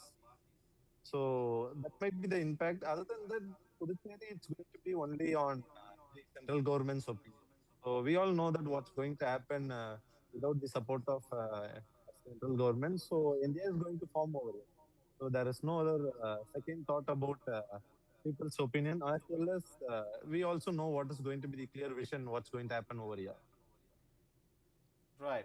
And viewers, that's Richard John Kumar. He is the same man who fought in 2021 from the seat his father used to fight the elections from in Puducherry.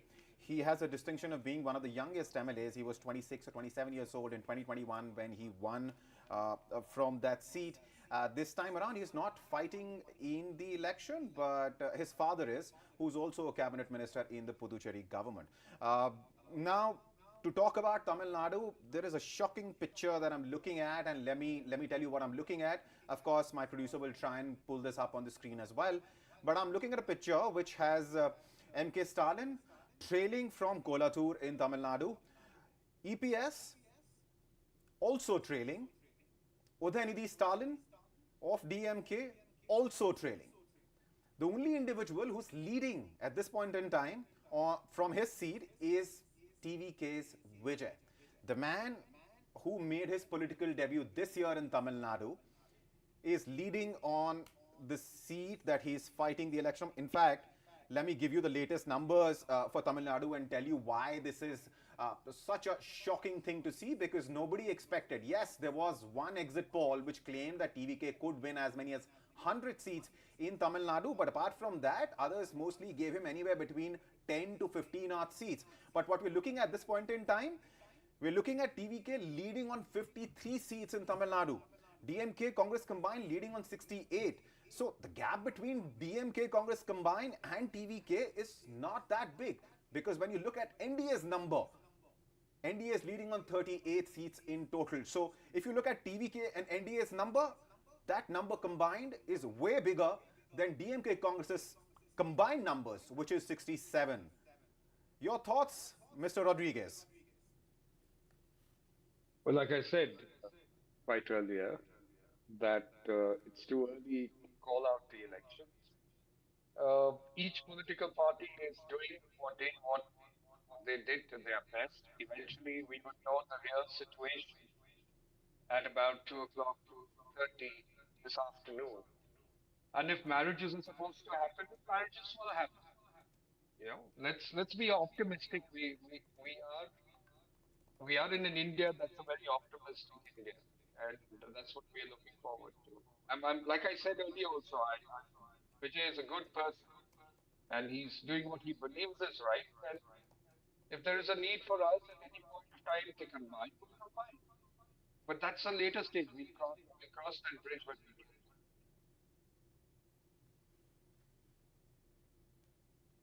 Right. Okay. Okay, I'm not sure. I lost your audio there because there was some echo and I couldn't really make out what your concluding remark was.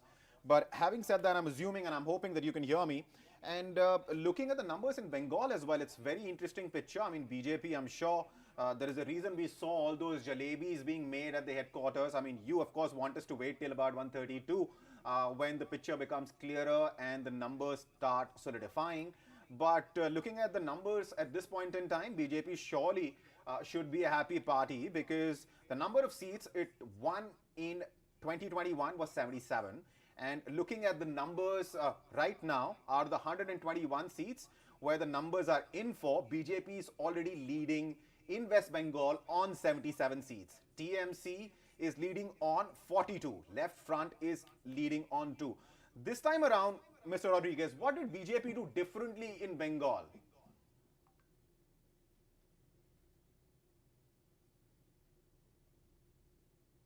Can you hear me, sir?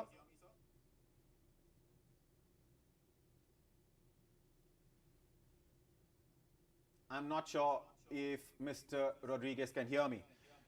Let me come to you, Richards John Kumar. Yes. We were hoping that we would get to talk to your father as well, because he's, of course, unlike you, is a contestant in this election. And last time around in 2021 Puducherry elections, both you and your father fought from two different constituencies and won on BJP ticket. And interestingly, before 2021, your father had won on the Congress ticket twice. So at this point in time, you're sure of the alliance's chances in Puducherry. But what do you make of what you see in Tamil Nadu? Vijay is leading on a serious number of seats. In fact, if you combine the NDA and Vijay's numbers, they have a lead. They are in lead in Tamil Nadu, because DMK Congress combined is leading on 66 seats. TVK is leading on 61. Very close, neck and neck. And then we have NDA leading on 38 seats. So that's what in Tamil Nadu, after the exit poll, there was a very big clear vision that there might be a change from the youngsters. So average voting people below 45, they need some new changes. Maybe they all might have looked into a person from their childhood as their heroes.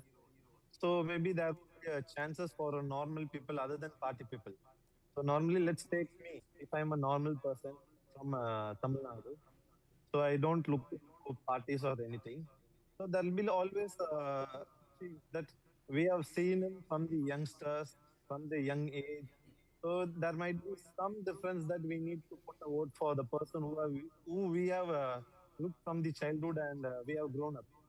So maybe this that there might be, let's give a chance for Vijay. Maybe that's the reason there might be a change in election count. Right. Viewers, some key reactions have started coming in. Before we start listening in, let me quickly tell you the latest numbers. West Bengal, numbers are in for 126 seats. BJP is leading on 83. TMC 41. Left Front on 2. That's West Bengal. Tamil Nadu, 171 seats. That's the number of seats numbers are in for. DMK Congress combined is leading on 66. Vijay. And I cannot say this often enough. I've said it multiple times already, that what Vijay is doing in Tamil Nadu is shocking, frankly. 61 seats. That's the number of seats he's leading on. Just 5 seats behind DMK Congress combined. Yes, these are early numbers, but this in itself speaks louder than any sound bite can at this point in time as far as TVK and Vijay are concerned. NDA is leading on 38 seats in Tamil Nadu and others are leading on 6. In Kerala, UDF is now ahead from the LDF on 11 more seats. So UDF is leading on 58, LDF is leading on 47, NDA is leading on 6, others on 1 in Kerala. Assam, NDA is leading on 49, Congress on 33, Puducherry, 5 seats is the number of seats NDA is leading on, DMK Congress combined on 3 and others on 2. Now let's listen into some of the key reactions which are coming in response to these numbers.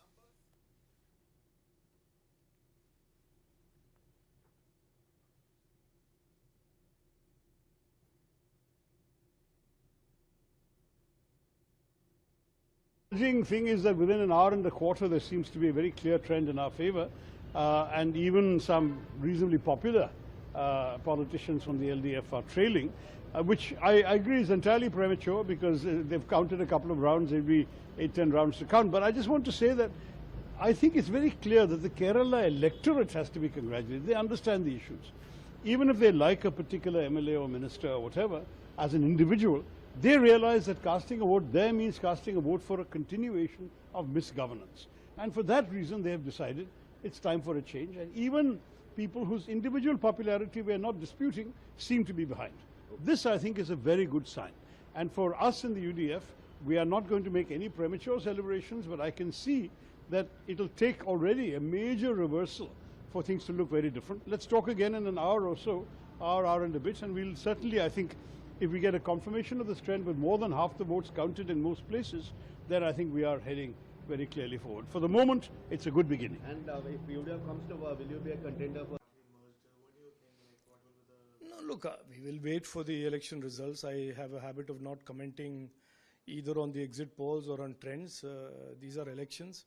The people of Kerala have been given an opportunity to vote, and they will take a decision. They will say what their decision is, and the results will come out by the midday today, and we will then at that point comment.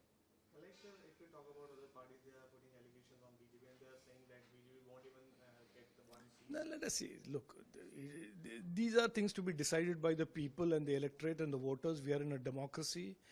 No political party can decide the fate of another political party. It is people of our country, people of our states, people of Kerala, in my particular case, who will decide our future. And this is typical arrogance of the CPM and the Congress, where they think somehow that they will decide what the people will do. That is not at all correct. That is not at all accurate. This is a democracy. This is not China. This is not Russia. The people of Kerala will decide. Every Malayali who has gone to the voter booth will decide what their future is and who will be given their support and vote. Just want to ask, sir, in many other states, elections are going on. What do you think? Like, what is the state of? No, I am very confident that the politics, divisive politics of the India alliance will be defeated. The corruption of the India alliance parties will be defeated, and people will choose, as they have chosen in 2014, 19, 24 in India, they will choose to put their state on a track of corruption-free governance, on development, opportunities for every citizen, and Vikas, Vikasit Bharat can only be built, can only be complete if there is Vikasit Bengal, Vikasit Tamil Nadu, Vikasit Kerala, and Vikasit Assam and Vikasit Puducherry. So I am sure and I am confident that the people of these states will also give tremendous support to the BJP in the NDA.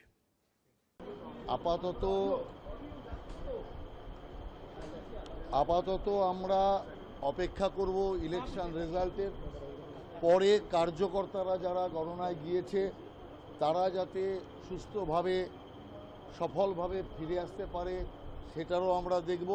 তবে এটা জেনে রাখুন নিশ্চিত BJP সরকার হচ্ছে। গণনা কেন্দ্রে যারা রয়েছেন কর্মী তাদের জন্য একাধিক নির্দেশ রয়েছে যেন তারা নির্দিষ্ট সময়ের বাইরে গণনা কেন্দ্র থেকে না বের হয়। না একদম সে সমস্ত নির্দিষ্ট যেমন রয়েছে তেমনি তারা যাতে সুস্থভাবে চলে আসতে পারে। কেন যে পার্টির বিরুদ্ধে আমরা লড়ছি এটা একটা সন্ত্রাসবাদী পার্টি, অতএব সেই কারণের জন্য পুরো সময় গণনা কেন্দ্রে যেমন তারা থাকবে এবং জেতার পর গণনা কেন্দ্র থেকে যাতে ঠিকভাবে বেরিয়ে আসতে পারে, সুস্থভাবে তারা ফিরতে পারে সেই ব্যবস্থার কথাও আমরা বলবো।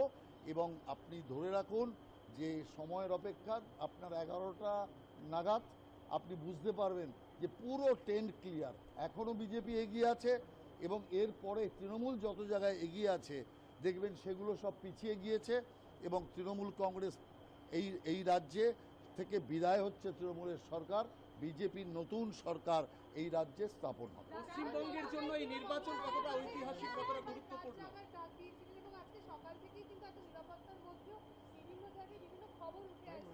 না দেখুন, তৃণমূল কংগ্রেস একটা বড়দের পার্টি, যে কারণে তারা বিভিন্ন গুন্ডাদের দিয়ে কাউন্টিংটা নষ্ট করার চেষ্টা করেছে, কিন্তু শেষ পর্যন্ত তারা সফল হয়নি। অতএব আমরা আমাদের কার্যকর্তাকে এটা বলেছি পরিষ্কার ধৈর্য এবং সংযম রাখতে এবং পরিষ্কারভাবে ডেটে থাকতে, এবং তারা ডেটে আছে। এবং এরপরে তো আমি আপনাকে বলছি 11:30 12টার পর তৃণমূলের কার্যকর্তারাই, তৃণমূলের যারা কাউন্টিং এসেছেন তারাই আস্তে আস্তে করে বেরিয়ে যাবে, তারা বুঝে যাবে যে এই যাত্রায় আর তাদের হচ্ছে না, অতএব তৃণমূল ওখান থেকেই পলায়ন শুরু করে দেবে, এটা পরিষ্কার যাবে। পশ্চিমবঙ্গের ভবিষ্যতের জন্য नहीं, वारकर के लिए मैसेज यही है, डांटे रहे और वारकर का कोई चिंता नहीं है। सत्ता हम लोगों को पक्ष में आ रहा है और पश्चिम बंगाल में पहला बीजेपी सरकार, भाजपा सरकार गठन होगा। सर क्या कहेंगे, आज काउंटिंग है, किस तरह देखते हैं? निश्चित रूप से आज अब तक जो भी काउंटिंग का नतीजा आ रहा है बड़े उत्साहजनक है। तो हम लोगों ने जैसे उम्मीद किया था उसी हिसाब से नतीजा होगा, फिर से एनडीए सरकार बनेगा बीजेपी के नेतृत्व में। सर कितना सीट देख रहे हैं आप इस बार? हाँ, हम तो पहले से यही कह के आए हैं, यही विश्वास से हमने कही कि we are close to 100 with our allies. মতো টিএমসি আছে ইনিশিয়াল ট্রেন্ড, এটা সব ফার্স্ট রাউন্ডের ট্রেন্ড বলছি। আর আপনার পোস্টাল ব্যালট কাউন্ট হয়েছে কিন্তু ডিক্লেয়ার তো এখন করবে না এই 3 রাউন্ডের আগে। ধরুন নন্দীগ্রামে 18 রাউন্ড ভোট হবে, 15 রাউন্ডে পোস্টাল ব্যালট ডিক্লেয়ার হবে। আর এখানে ভবানীপুরে ধরুন 20 রাউন্ডে কাউন্টিং কমপ্লিট হবে, 17 রাউন্ডে ডিক্লেয়ার হবে। আমি যেটা ইনিশিয়াল অ্যানালাইসিস করেছি, অল্প ইভিএম বেরিয়েছে, এটাকে খুব বড় কিছু করে দেখানো ঠিক না।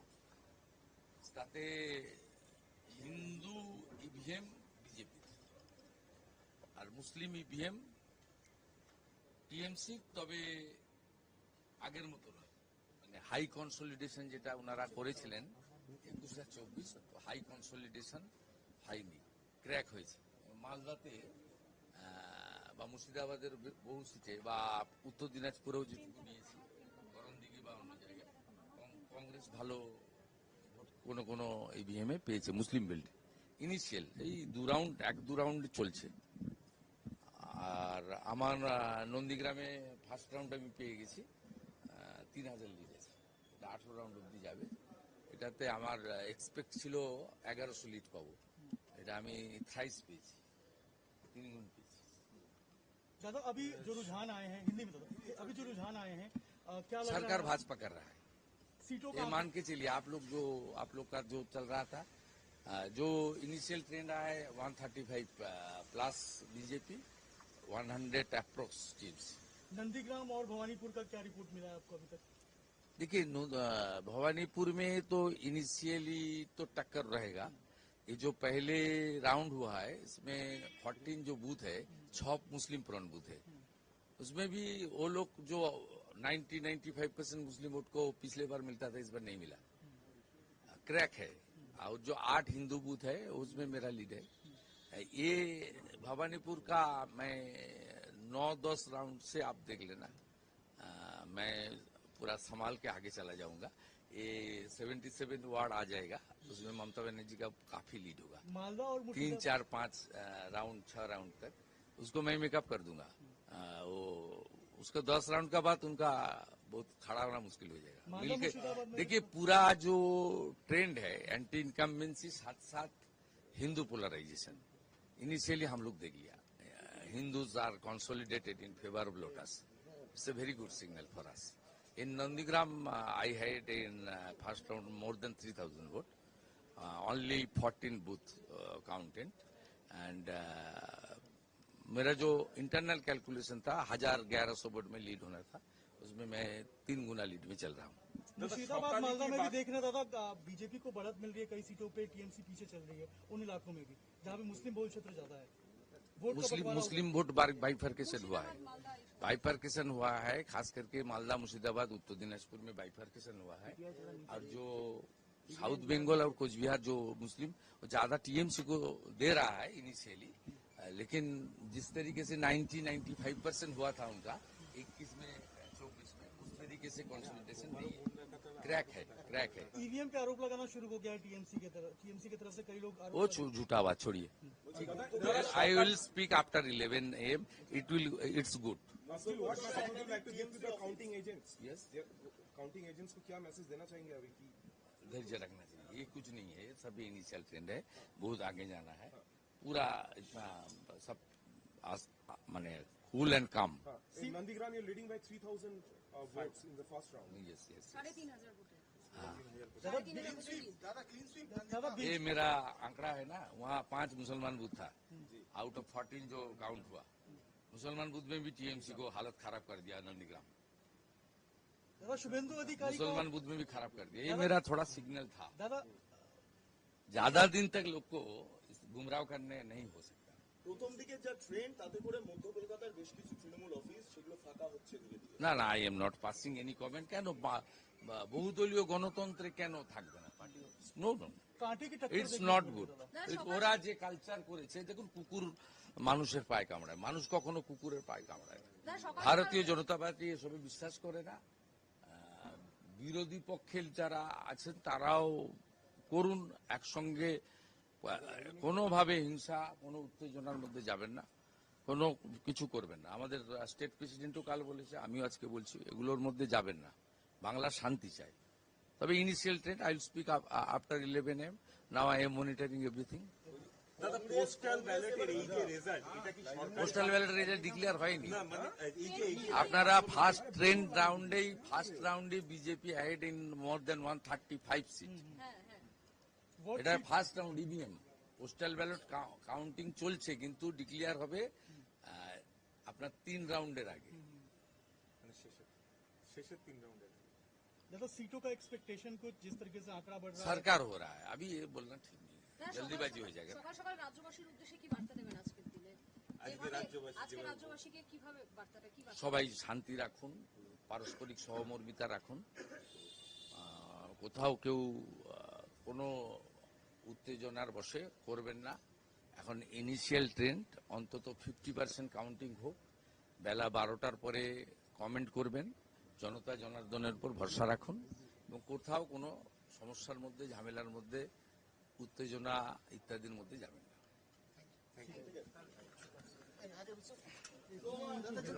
शुभेंदु अधिकारी दादा, जिस तरह का अभी जो ट्रेंड देखा जा रहा है, क्या कहना चाहेंगे? बीजेपी की जो बढ़त देखी जा रही है, नंदीग्राम और भवानीपुर की अभी तक क्या रिजल्ट आ रहा है? देखिए, भवानीपुर का ऑफिशियल आंकड़ा मेरे पास नहीं आया, लेकिन वो जो फर्स्ट राउंड है वहाँ मुस्लिम प्रॉन बूथ भी है, हिंदू प्रॉन बूथ भी है। मैं ज्यादा कुछ उम्मीद नहीं कर रहा हूँ, लेकिन वो 6-7 राउंड का बाद मेरा अच्छा होगा भवानीपुर में। लेकिन इनिशियल तो आपको सब चैनल में दिखा रहा है मैं आगे हूँ। नंदीग्राम से मेरा एक्सपेक्टेशन से ज्यादा वोट मिला है। 3,500 का लगभग अभी जो हाँ, वो 1100 का मेरा उम्मीद था, 3 गुना ज्यादा मिला है। पोस्टल बैलेट का अभी तक फाइनल नहीं हुआ है दादा, ईवीएम का जो बढ़त देखी जा रही है, आप लोग मेरा पूरा उम्मीद है बीजेपी सरकार करेगा, अच्छा करके अच्छा मार्जिन से करेगा। मालदा मुर्शिदाबाद में भी देखा जा रहा है, अच्छा वहाँ पर परफॉर्मेंस देखी जा रही है, सीट में बढ़त देखी जा रही है। ये इस बार हिंदू कंसोलिडेशन हुआ है और जो मुसलमान जिस तरीके से वोट करता है टीएमसी को, उस तरीके से नहीं किया है। इनिशियली बाइफर्केशन हुआ है, कुछ वोट मुसलमान प्रो मुस्लिम पार्टी को गया है, बीजेपी को भी कुछ आया है छोटा छोटा करके, जैसे मेरा नंदीग्राम में। Some key reactions there. Now back to what we were talking about, and that is of course the latest numbers. Let's get started with West Bengal. 169 seats. That's the number of seats that counting has started on, out of which 116 seats, a massive lead. That is what BJP has taken in West Bengal, as TMC is leading on just 51. BJP is ahead on 116 seats in West Bengal. Left Front is ahead on 2 seats. These are, of course, early numbers. But viewers, remember, like I told you earlier, that the numbers we're going to share with you are going to be sure numbers. We, of course, will try to get you the numbers as soon as possible, but our focus is to get the numbers right. Now, moving to the next state, which is Tamil Nadu. Numbers are in for 178 seats. Tamil Nadu Assembly has 234. The magic number is 118. And the DMK Congress combined here is leading on 73. But the big news, as far as Tamil Nadu is concerned, are not really the numbers of DMK and Congress. That is the numbers that Vijay's TVK is pulling in. TVK at this point in time in Tamil Nadu is leading on 62 seats.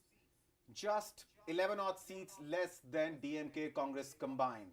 And if you add to TVK's number, the numbers of NDA, then you're looking at a figure of 102 in total, because in Tamil Nadu, NDA is leading on 40 seats. TVK is leading on 62. That takes the combined numbers to 102. The reason I'm saying combined numbers is, of course, because this was as suggested by exit polls in the run-up and after, of course, polling was over, that DMK will be able to come back to power without a hitch. But if you look at the numbers, TVK is just 11 seats behind. And NDA is also leading on 40. There is a possibility, I don't know, however remote, that TVK and NDA might come together, and perhaps jumping the gun on this one. But we have Mr. Dinakar Lanka joining us of the BJP in the studio. We will definitely get his comments on it.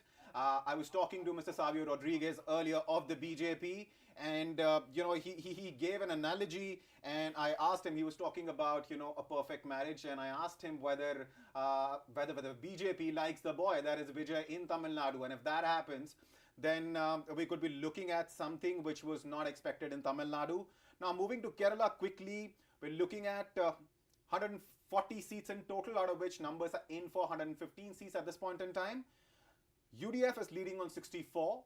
For the first couple of hours, UDF and LDF were neck to neck.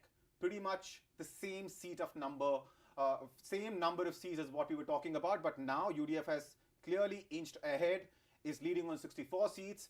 And LDF is leading on 44, NDA on 6, and others on 1. As far as Assam is concerned, numbers are in for 98 seats out of 126. The magic figure is 64. NDA is very close to that magic number now. NDA is leading on 60 seats. Congress is leading on 32. AIUDF on 1 and others on 5. Let's also quickly take a look at what's happening in Puducherry. Numbers are in for 16 seats. Puducherry, viewers, remember, is a union territory and has a very small assembly of just 30 seats. And the winning and losing margins in Puducherry are also usually wafer thin. Somebody could win an election or lose because of a difference of just 100 to 200 odd votes. So NDA here is leading on 8 seats. DMK Congress combined is leading on 5.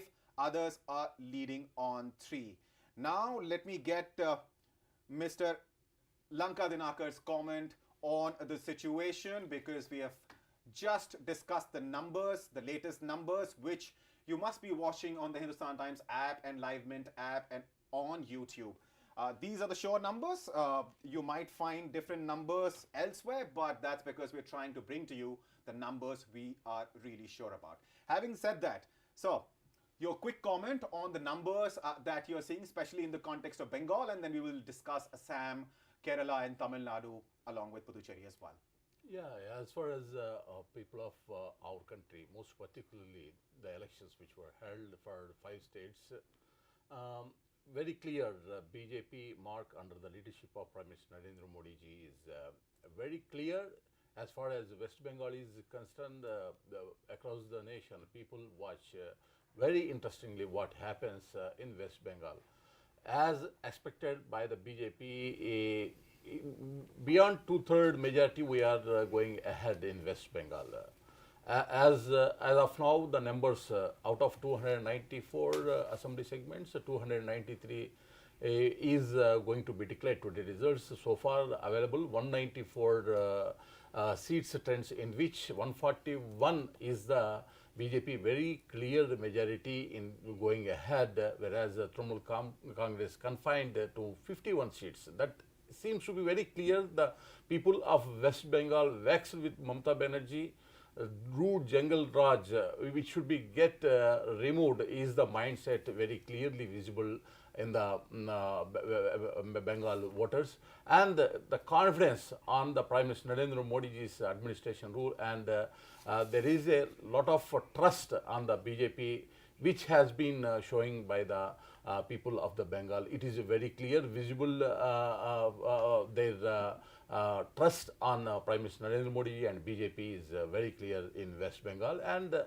at the end, after completion of all the 293 segments counting, this trend will continue.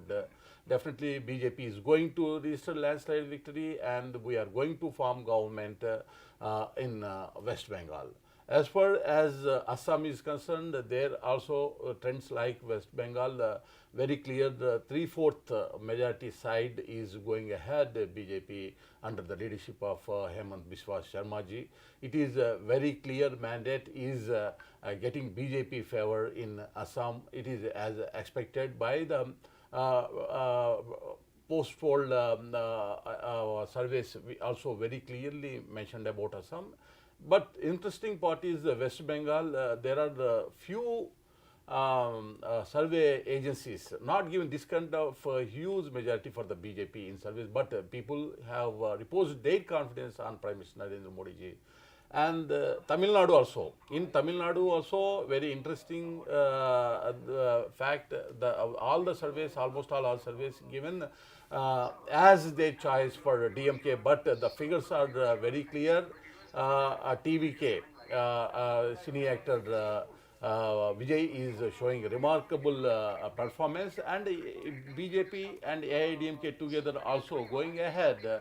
Definitely, I have the confidence that BJP, AIDMK together alliance will cross even DMK after the completion of the total count. And there is some interesting thing happens in Tamil Nadu. Definitely BJP and AIDMK also play a crucial role along with Vijay. And then Kerala, it is... Mr. Dhanaka, let me interrupt you briefly. Of course, we will come back and discuss Kerala and other states along with it.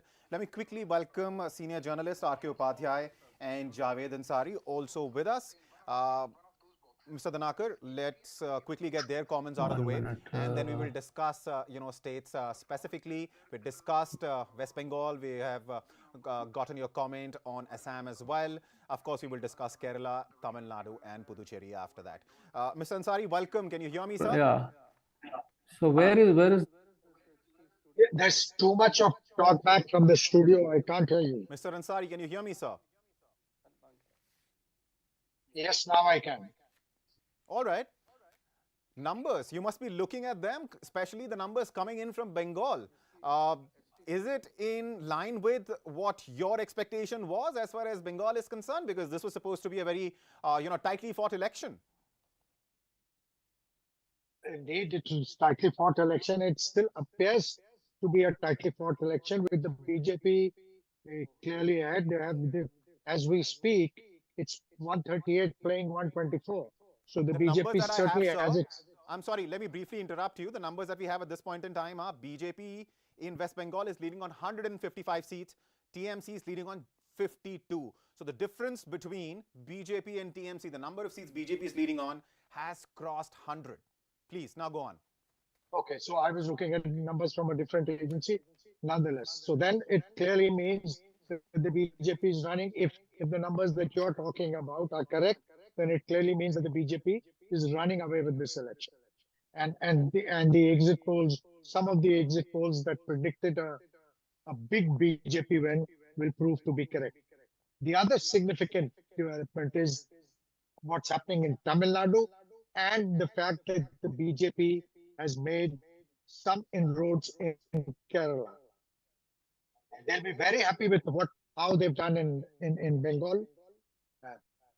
Assam comes as no surprise. They'll be obviously, Bengal is the icing on the cake, but they will also be reasonably pleased with what they've done in Kerala. Kerala was the forbidden frontier.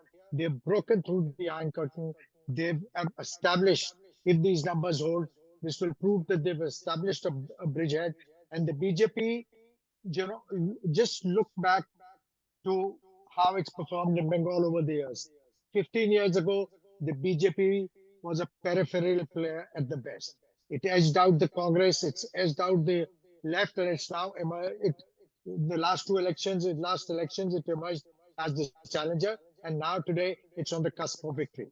They will perhaps fancy that they will, for the next 10 years, they're going to bend their backs, put their heads down and work in Kerala. And for them, Kerala will be the crowning glory. They would like to win Kerala. If they can win Kerala 10 years from now, 15 years from now, who knows? Whenever they win Kerala, that will be the real achievement. All right. Let me quickly get Mr. Upadhyay's initial comments also, and then of course I'll open this up. Mr. Upadhyay, please go ahead, sir. Well, this is, I think, cataclysmic, elections that is happening. Whoever expected, that Mamata Banerjee would be trailing so badly that she might end up losing. And what's happening in Tamil Nadu is completely unbelievable. I think, if Stalin goes, then that will be a history in the making, because in the last 60 years, that is from 1967 onwards, there's been either DMK or ADMK, which have ruled Tamil Nadu as a single party. They have not even taken any other party into the government. And this time it looks like a complete outsider who launched this party only just about 2 years ago, if he is able to come to power or become a kingmaker. And I think this will be one of the greatest moments of Indian democracy, because somebody who's a total outsider being able to capture power through a democratic process is a delight to watch. And of course, as we see in Assam, BJP seems to be running away with a victory there, thanks to Himanta Biswa Sharma. And even in Puducherry, the alliance between Rangaswamy and BJP seems to be coming back. Overall, it's a impressive performance by the BJP, I would say, but disaster for the India alliance. I mean, in India alliance, you see what is happening in West Bengal. It was within the India alliance, people have been fighting. It is TMC versus Congress versus left parties, and when you come to Kerala, you have Congress versus the left parties, and they're supposed to be in alliance.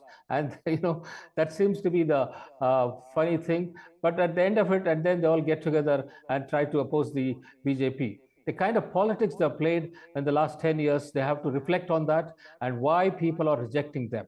I think it's time that there is a rethink in all these parties. But I would also caution that this is not a very good trend, because if BJP is going to be the single party across the country, it's not good for Indian democracy.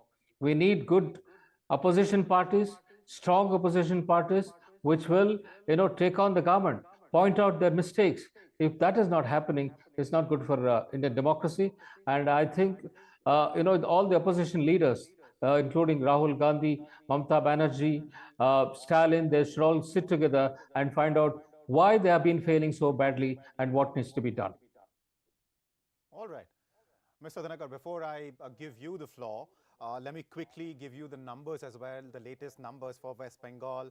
And I'm sure BJP as a party and you as, a BJP member must be really happy looking at these numbers. BJP is leading on 155 seats, decisively ahead of TMC. TMC is leading on just 66. Less than half the number of seats BJP is leading on in West Bengal. Left Front is leading on 1 seat. Tamil Nadu, let's quickly take a look. 186, that's a number of seats. The numbers are in for. The DMK Congress combined is leading on 75. TVK is leading on 62, so just a step or two behind. NDA is leading on 44. Others are leading on 5 in Tamil Nadu. Kerala, 115 seats. That's what the numbers are in for. UDF is leading on 65. LDF on 43. NDA on 6. Trend in Kerala is also becoming clear. Assam, NDA has taken a clear lead. Double the number of seats is what we're looking at in terms of the number of seats NDA is leading on compared to the Congress. NDA is leading on 69. Congress is leading on 30. AIUDF on 1. While others in Assam are leading on 6 seats. Puducherry, 21 seats. That's what we are looking at this point in time.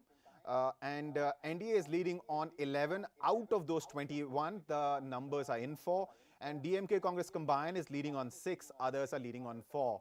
Mr. Dhanakar, would you say what's happening in West Bengal in particular is along the lines what the party was expecting, given in 2021, BJP had won just 77 seats.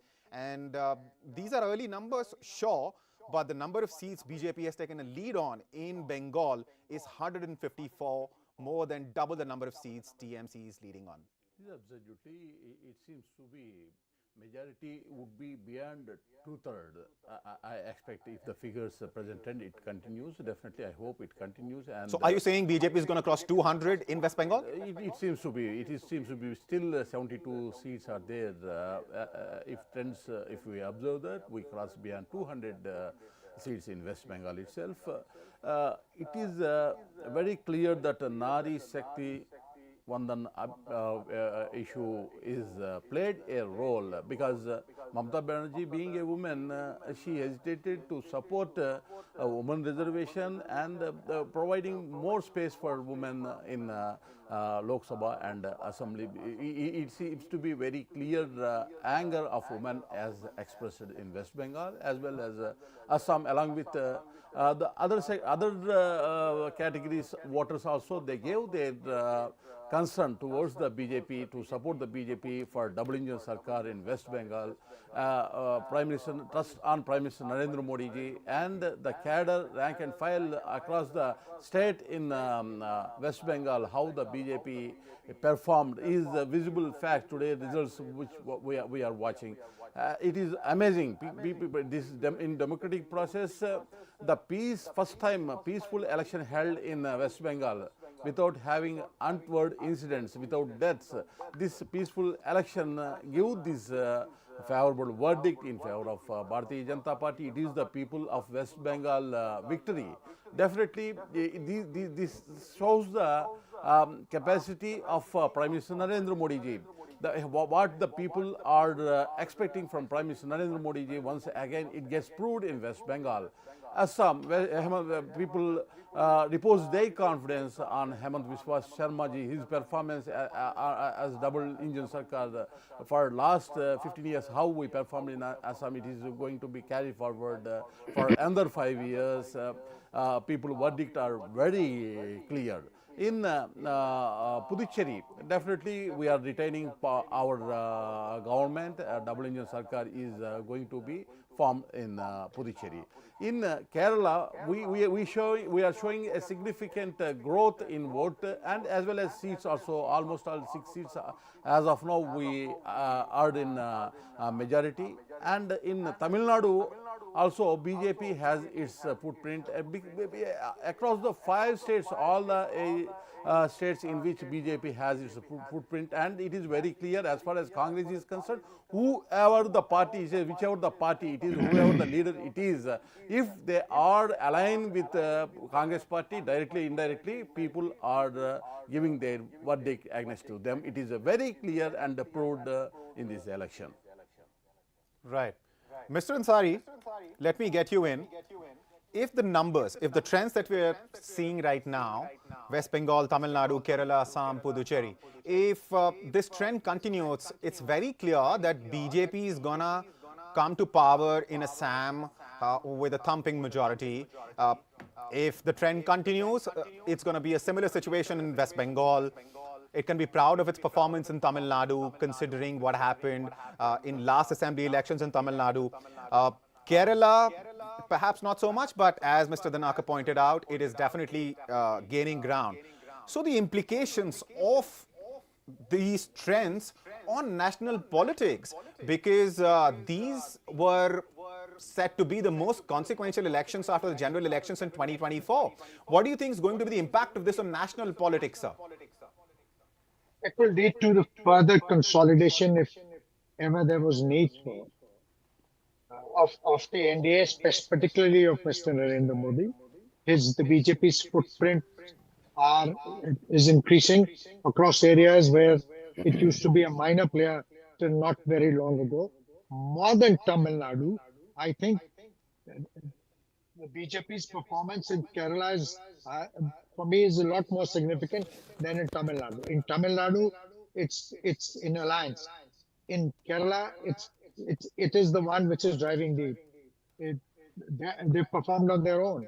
So therefore, and in Kerala, they were peripheral players till not very long ago. They painstakingly worked.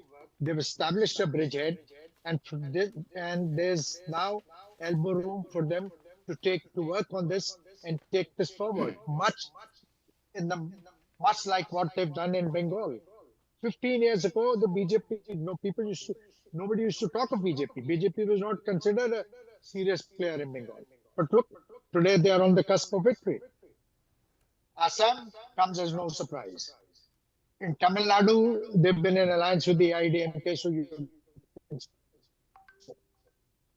but in places where they've done it on their own, and especially in Kerala. Kerala was the final front. Kerala is like an iron curtain which they breached.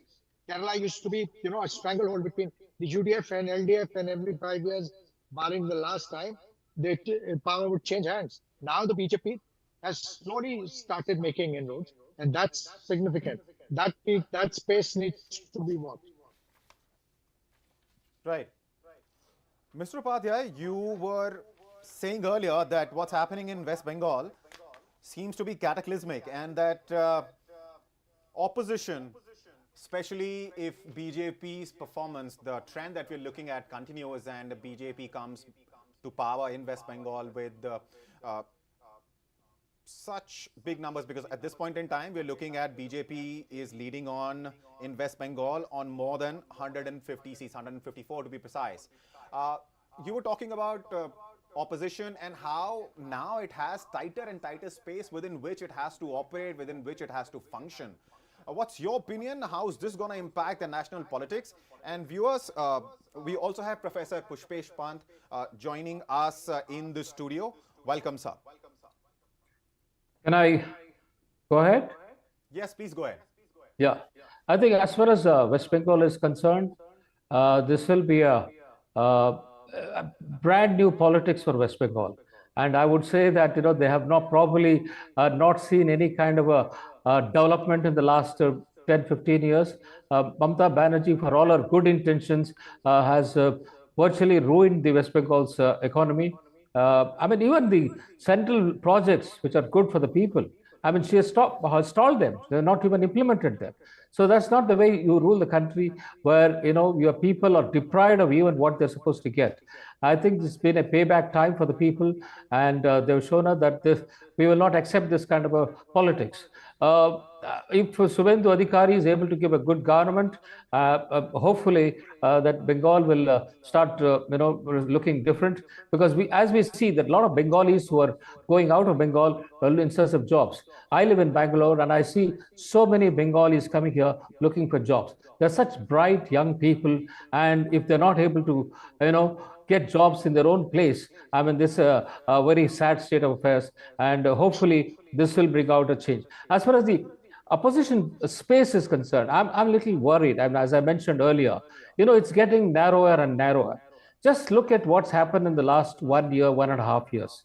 In Odisha, we had a stable government for 25 years. Biju Patnaik ran that government. They've been completely sidelined. In the last election, he lost the election, and then there is a BJP government there. And then in Maharashtra, Uddhav Thackeray has been sidelined. And then, NCP also has been sidelined. And then you come to what's happening to the, Delhi. Delhi Aam Aadmi Party has been thrashed. And now you see 7 of their Rajya Sabha MPs switching over to the BJP. As if there is no Anti-Defection Act. It's a mockery of the Anti-Defection Act that if 7 people can just walk over and join another party. And if Mamata Banerjee also goes in West Bengal, and Stalin also likely to go in Tamil Nadu, you will see that, the space that is occupied by India Alliance is shrinking, and that is not a very good sign for Indian democracy. All right. Professor Pant, before I come to you, let me give the opportunity to Dhanaka to respond to this. The charge against BJP is that wherever it goes, it doesn't just defeat the opposition, it finishes it off. Not a good thing for a democracy, Mr. Dhanaka. Would you agree or disagree? It is absolutely wrong notion. If it is so, why we haven't formed the government in Kerala? It is not the true discussion. It is not the correct, because people should have the confidence. Unless the people have the confidence, how can we form the government? As far as Congress and India Alliance is concerned, they are not getting the trust of the people. Where is Rahul Gandhi today? Whether he is available in India 5 states, very important states elections results are coming out.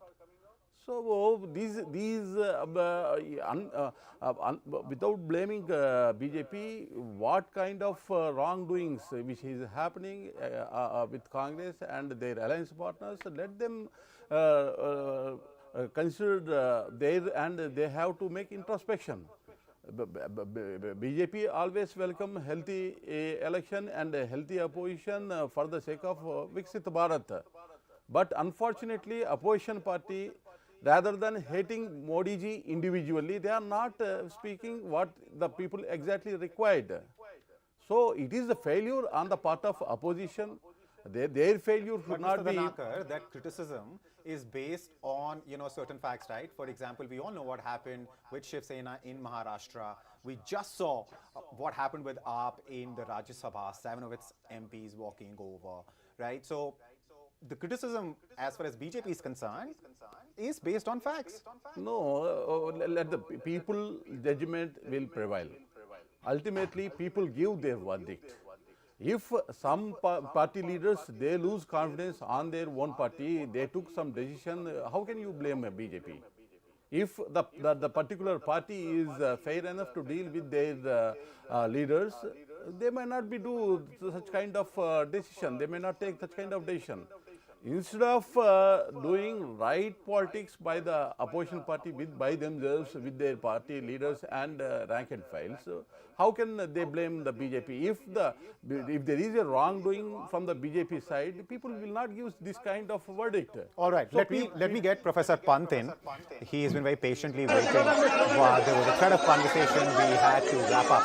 Now, Professor Pant, you heard what the BJP spokesperson has to say about the charge made by Mr. R.K. Upadhyay, that wherever BJP goes, it doesn't just defeat the opposition, it finishes it off. He has, of course, tried to defend his party and its record. What's your opinion? Because if West Bengal, if Mamata Banerjee loses there, how many strong parties, how many strong opposition parties are going to be left in the country? It's just DMK at this point in time that we're talking about. I think it's grossly unfair to blame everything on BJP. I am not a supporter of the party, but I do think that Mamata Banerjee has a lot to answer for. I mean, and why should Mamata Banerjee, who had been a member in a NDA led by Atal Bihari Vajpayee, been a cabinet minister there, now suddenly become, one of the most staunchest defenders of secularism, etc., etc. That's number one. Also, the problem is that why should the rest of the country think that only one citadel of opposition, whether it is CPM-led, whether it is Trinamool-led, whether Congress perished the thought, is nowhere, anywhere in the sight, including the leader, as the gentleman pointed out right now, who leads the party. Why should people suddenly feel that BJP has done something dastardly on its own? What I get worried about is that BJP rose like a phoenix from 2 seats to a majority party in the government.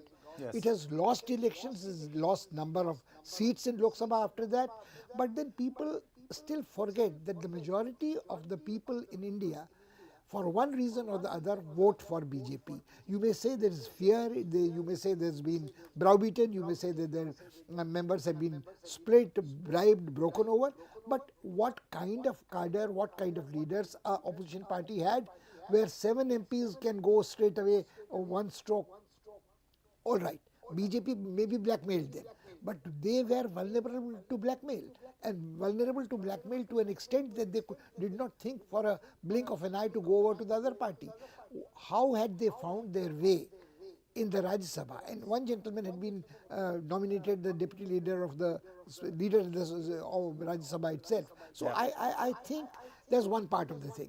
The second thing which causes worry, of course, is that we tend to have a very short-sighted view. I mean, what I'm more worried about is the institutions failing the democracy in India, not the parties failing.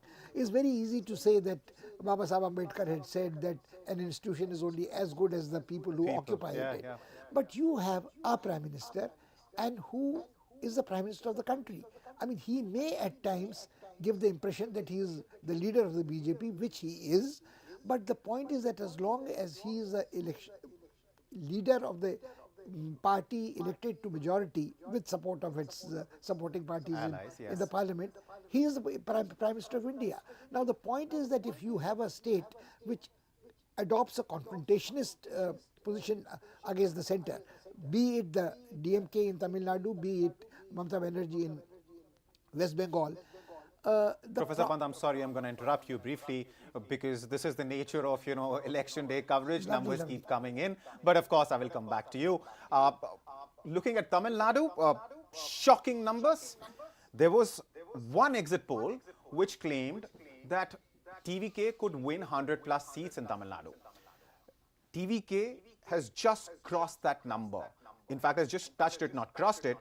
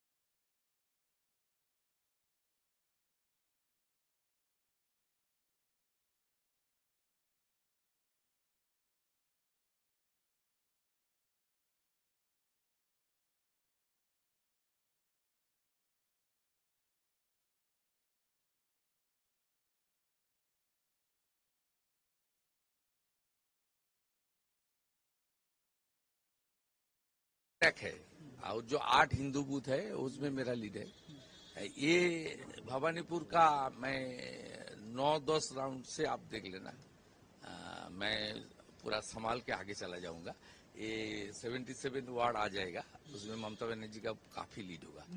3, 4, 5 round 6 round तक उसको मैं makeup कर दूंगा। वो उसका 10 round का बाद उनका बहुत खड़ा होना मुश्किल हो जाएगा। मिलके देखिए पूरा जो ट्रेंड है एंटी इनकम्बेंसी साथ साथ हिंदू पोलराइजेशन इनिशियली हम लोग देख लिया। Hindus are consolidated in favour of lotus, it's a very good signal for us. In Nandigram I had in first round more than 3000 vote, only 14 booth counted and मेरा जो internal calculation था 1100 vote में lead होना था, उसमें मैं 3 गुना लीड में चल रहा हूँ। मुर्शिदाबाद मालदा में भी देख रहे दादा बीजेपी को बढ़त मिल रही है, कई सीटों पे टीएमसी पीछे चल रही है उन इलाकों में भी जहाँ पे मुस्लिम बहुल क्षेत्र ज्यादा है।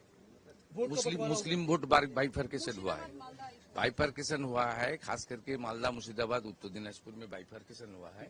और जो साउथ बंगाल और कोच बिहार जो मुस्लिम ज्यादा टीएमसी को दे रहा है इनिशियली, लेकिन जिस तरीके से 90-95% हुआ था उनका 21 में 24 में, उस तरीके से कंसोलिडेशन नहीं है, क्रैक है। ईवीएम पे आरोप लगाना शुरू हो गया है टीएमसी की तरफ से कई लोग वो झूठा बात छोड़िए। I will speak after 11 AM, it's good. Counting agents को क्या मैसेज देना चाहेंगे अभी की? धैर्य रखना चाहिए, ये कुछ नहीं है, सभी इनिशियल ट्रेंड है, बहुत आगे जाना है। पूरा इतना सब माने कूल एंड काम। Nandigram you leading by 3000 votes in the first round. Yes. 3500 vote है। ये मेरा आंकड़ा है ना, वहाँ 5 मुसलमान बूथ था आउट ऑफ 14 जो काउंट हुआ। मुसलमान बूथ में भी टीएमसी को हालत खराब कर दिया नंदीग्राम। इंडिक सिविलाइजेशन मुसलमान बूथ में भी खराब कर दिया। ये मेरा थोड़ा सिग्नल था। ज्यादा दिन तक लोग को गुमराह करने नहीं हो सकता। প্রথম দিকে যা ট্রেন তাতে করে মধ্য কলকাতার বেশ কিছু তৃণমূল অফিস সেগুলো ফাঁকা হচ্ছে ধীরে ধীরে। না, I am not passing any comment. And parochialism are at a disadvantage in the contemporary India, where it's things not have changed greatly, and migration, internal migration, and so on. The only issue here is that if you have this as the template, what about states like Maharashtra, led and governed by BJP, which has come out with the anti-politics which can only be called divisive, that the auto drivers and taxi drivers should be compulsorily speaking Marathi. So if the Mati Manus is demolished in West Bengal, what happens to the Marathi Manus in the Maharashtra? That is what happens to the identity and the parochialism of the Bihari identity in the Bihar politics. So I think we are going to see the residue of the identity politics in partisan politics in coming elections. But what makes me most apprehensive is the failure of institutions like the Supreme Court, where the learned or judges say that what difference does it make if you don't get your voting rights in one election, wait for 5 years, then you can exercise and throw out the government. Then you have the use of the central forces and the investigative and enforcement agencies, which sort of seem to vitiate the whole process of democratic elections. I, for one, would be very reluctant to accept that the Bengal elections, West Bengal elections, were free and fair totally. Mamta probably got her comeuppance, but to say that the elections were held without a shadow of fear, I mean, I think it's a failure of the Election Commission, starkly glaring you in the face when a whole constituency has to be forced to go to repoll again. You're talking about Falta. Professor Pants, I'll come back to you on this. And in fact, before I give Mr. Dhanakar here an opportunity to respond, let me quickly also point out that this election has been an exception. You were talking about fear being there among voters, and of course, the free and fair election part, I would let Mr. Dhanakar answer and respond to that. But as far as these elections are concerned, for the first time, elections have largely been violence-free. It is an exception in case of Bengal because, looking at some of the reports which came out earlier, apparently 51%, anywhere to that extent, in fact, the violence in election is contributed just by West Bengal alone, right? That is a big number, perhaps a shame, a blot, as far as the democracy like India is concerned, that, but this time around, we are seeing a change in that. Mr. Dhanakar, I'll let you respond, and then we will, of course, discuss post-poll violence in Bengal more. In fact, before that, quickly, the numbers for Tamil Nadu, I'm being told by my producers that TVK is in the lead on 123 seats. Viewers, remember, the magic figure to form the government in Tamil Nadu is just 118. At this point in time, TVK has taken a lead on 123. And this is far, far ahead of what any exit poll was claiming. There was just one poll which gave it 100 odd seats. Now TVK has taken a lead on 123 seats. Unprecedented. Kerala, 77 seats. That's the number of seats UDF is ahead on. LDF is ahead on 39. Assam, NDA is ahead on 77. Congress is ahead on 33. Here the halfway mark is 63. The magic number is 64. Puducherry, out of 22 seats that the numbers are in for, NDA is leading on 12 and DMK Congress combined leading on 6. Mr. Dhanakar, would you like to respond to some of the charges made by Professor Pant here? Please go ahead, sir. I might as well just interrupt. Please. There are charges not against BJP. Right. What I'm expressing is my anguish at the failure of the institutions and our underestimating the factor of charisma, including the Prime Minister's charisma. Sure. To a different extent, it may be called villainous charisma of the Home Minister, but it is charisma. You cannot take away that, the personality factor. Majority of the Indians have nothing against either the dominance of Hindus as in the cultural scene or in political scene. Why blame BJP for that? So I'm not charging BJP for anything. Right. But you're definitely talking about the role that institutions have been playing. You pointed out what happened during SIR and the appeals made by people who lost their votes in SIR to the Supreme Court, wherein you quoted Supreme Court, wherein you said that, of course, I mean, and Supreme Court's orders and comments and arbitrary dictas have been confusing to say the least. Right. Okay. And apart from that, so is just Supreme Court as an institution that you're talking about? Election Are you also Commission. talking about Election Commission as yes, well? Yes, both. Okay. So what about Election Commission? After this, I'm going to give the floor to Mr. Dhanakar, and he will take his sweet time to answer, all of these questions. No, please. He can start right away. Sure. Please go ahead then. Ifs and buts, these are all ruled out by the people judgment. Ultimately, the people judgment prevails. And if the institutions get failed, this kind of peace elections might not be happened in West Bengal. we can't blanketly blame institutions.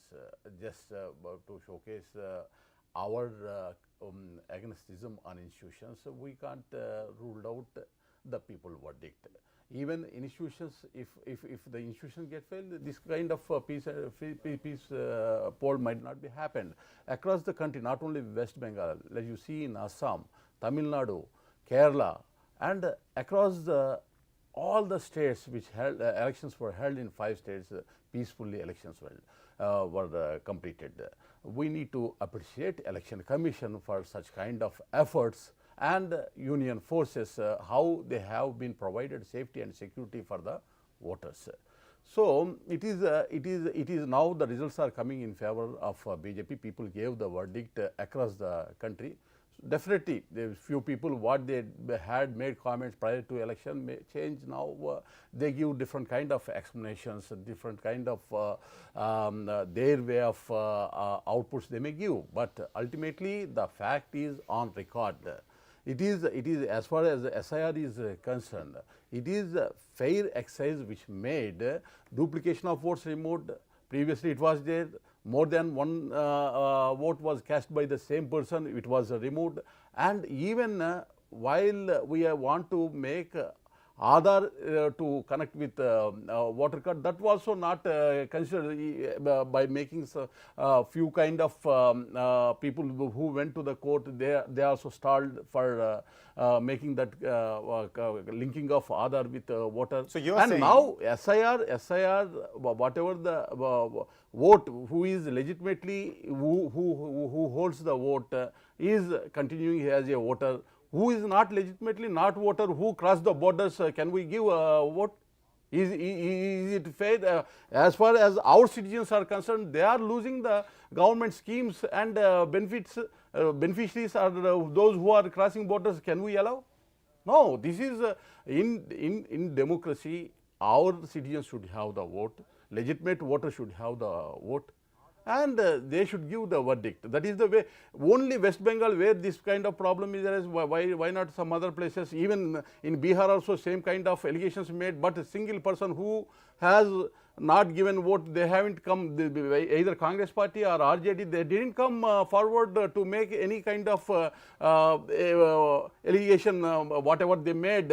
Post SIR, they didn't come, they didn't file any kind of. So you're saying BJP had legitimate reasons to behave as it has, and of course the organizations as well, the institutions as well, because when EC decided to post as many as 2.5 lakh paramilitary forces, armed paramilitary forces in West Bengal, it was done keeping the situation on ground in mind, which is to say you were referring to illegal immigrants and perhaps the kind of violence that we have seen in the past in West Bengal. Mr. Ansari, if you're with us, I could see you briefly on the screen with me. If you can hear me, sir, I have a question for you. Can you hear me?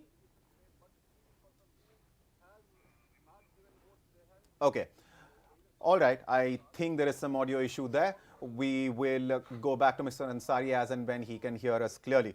Professor Pant, so Mr. Danakar's response is rather clear. He says some of these things are just excuses because opposition is losing. So it has no choice, no option but to just, discredit whatever BJP has been doing, or for that matter, if it fails to discredit BJP, then it tries to discredit the institutions, including, election commission. How would you respond to that?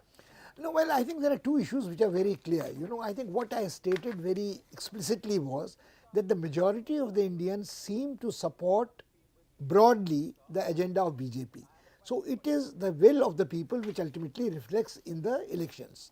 But to say that these elections in West Bengal particularly were free and fair entirely is a bit of fantasy to my mind. Okay. If you have hundreds of thousands of central forces posted there, and the Home Minister making a statement that they will stay there as long as needed even after the elections, creates, to my mind, an unnecessarily fear in the minds of the people that what might be the retribution if they vote against.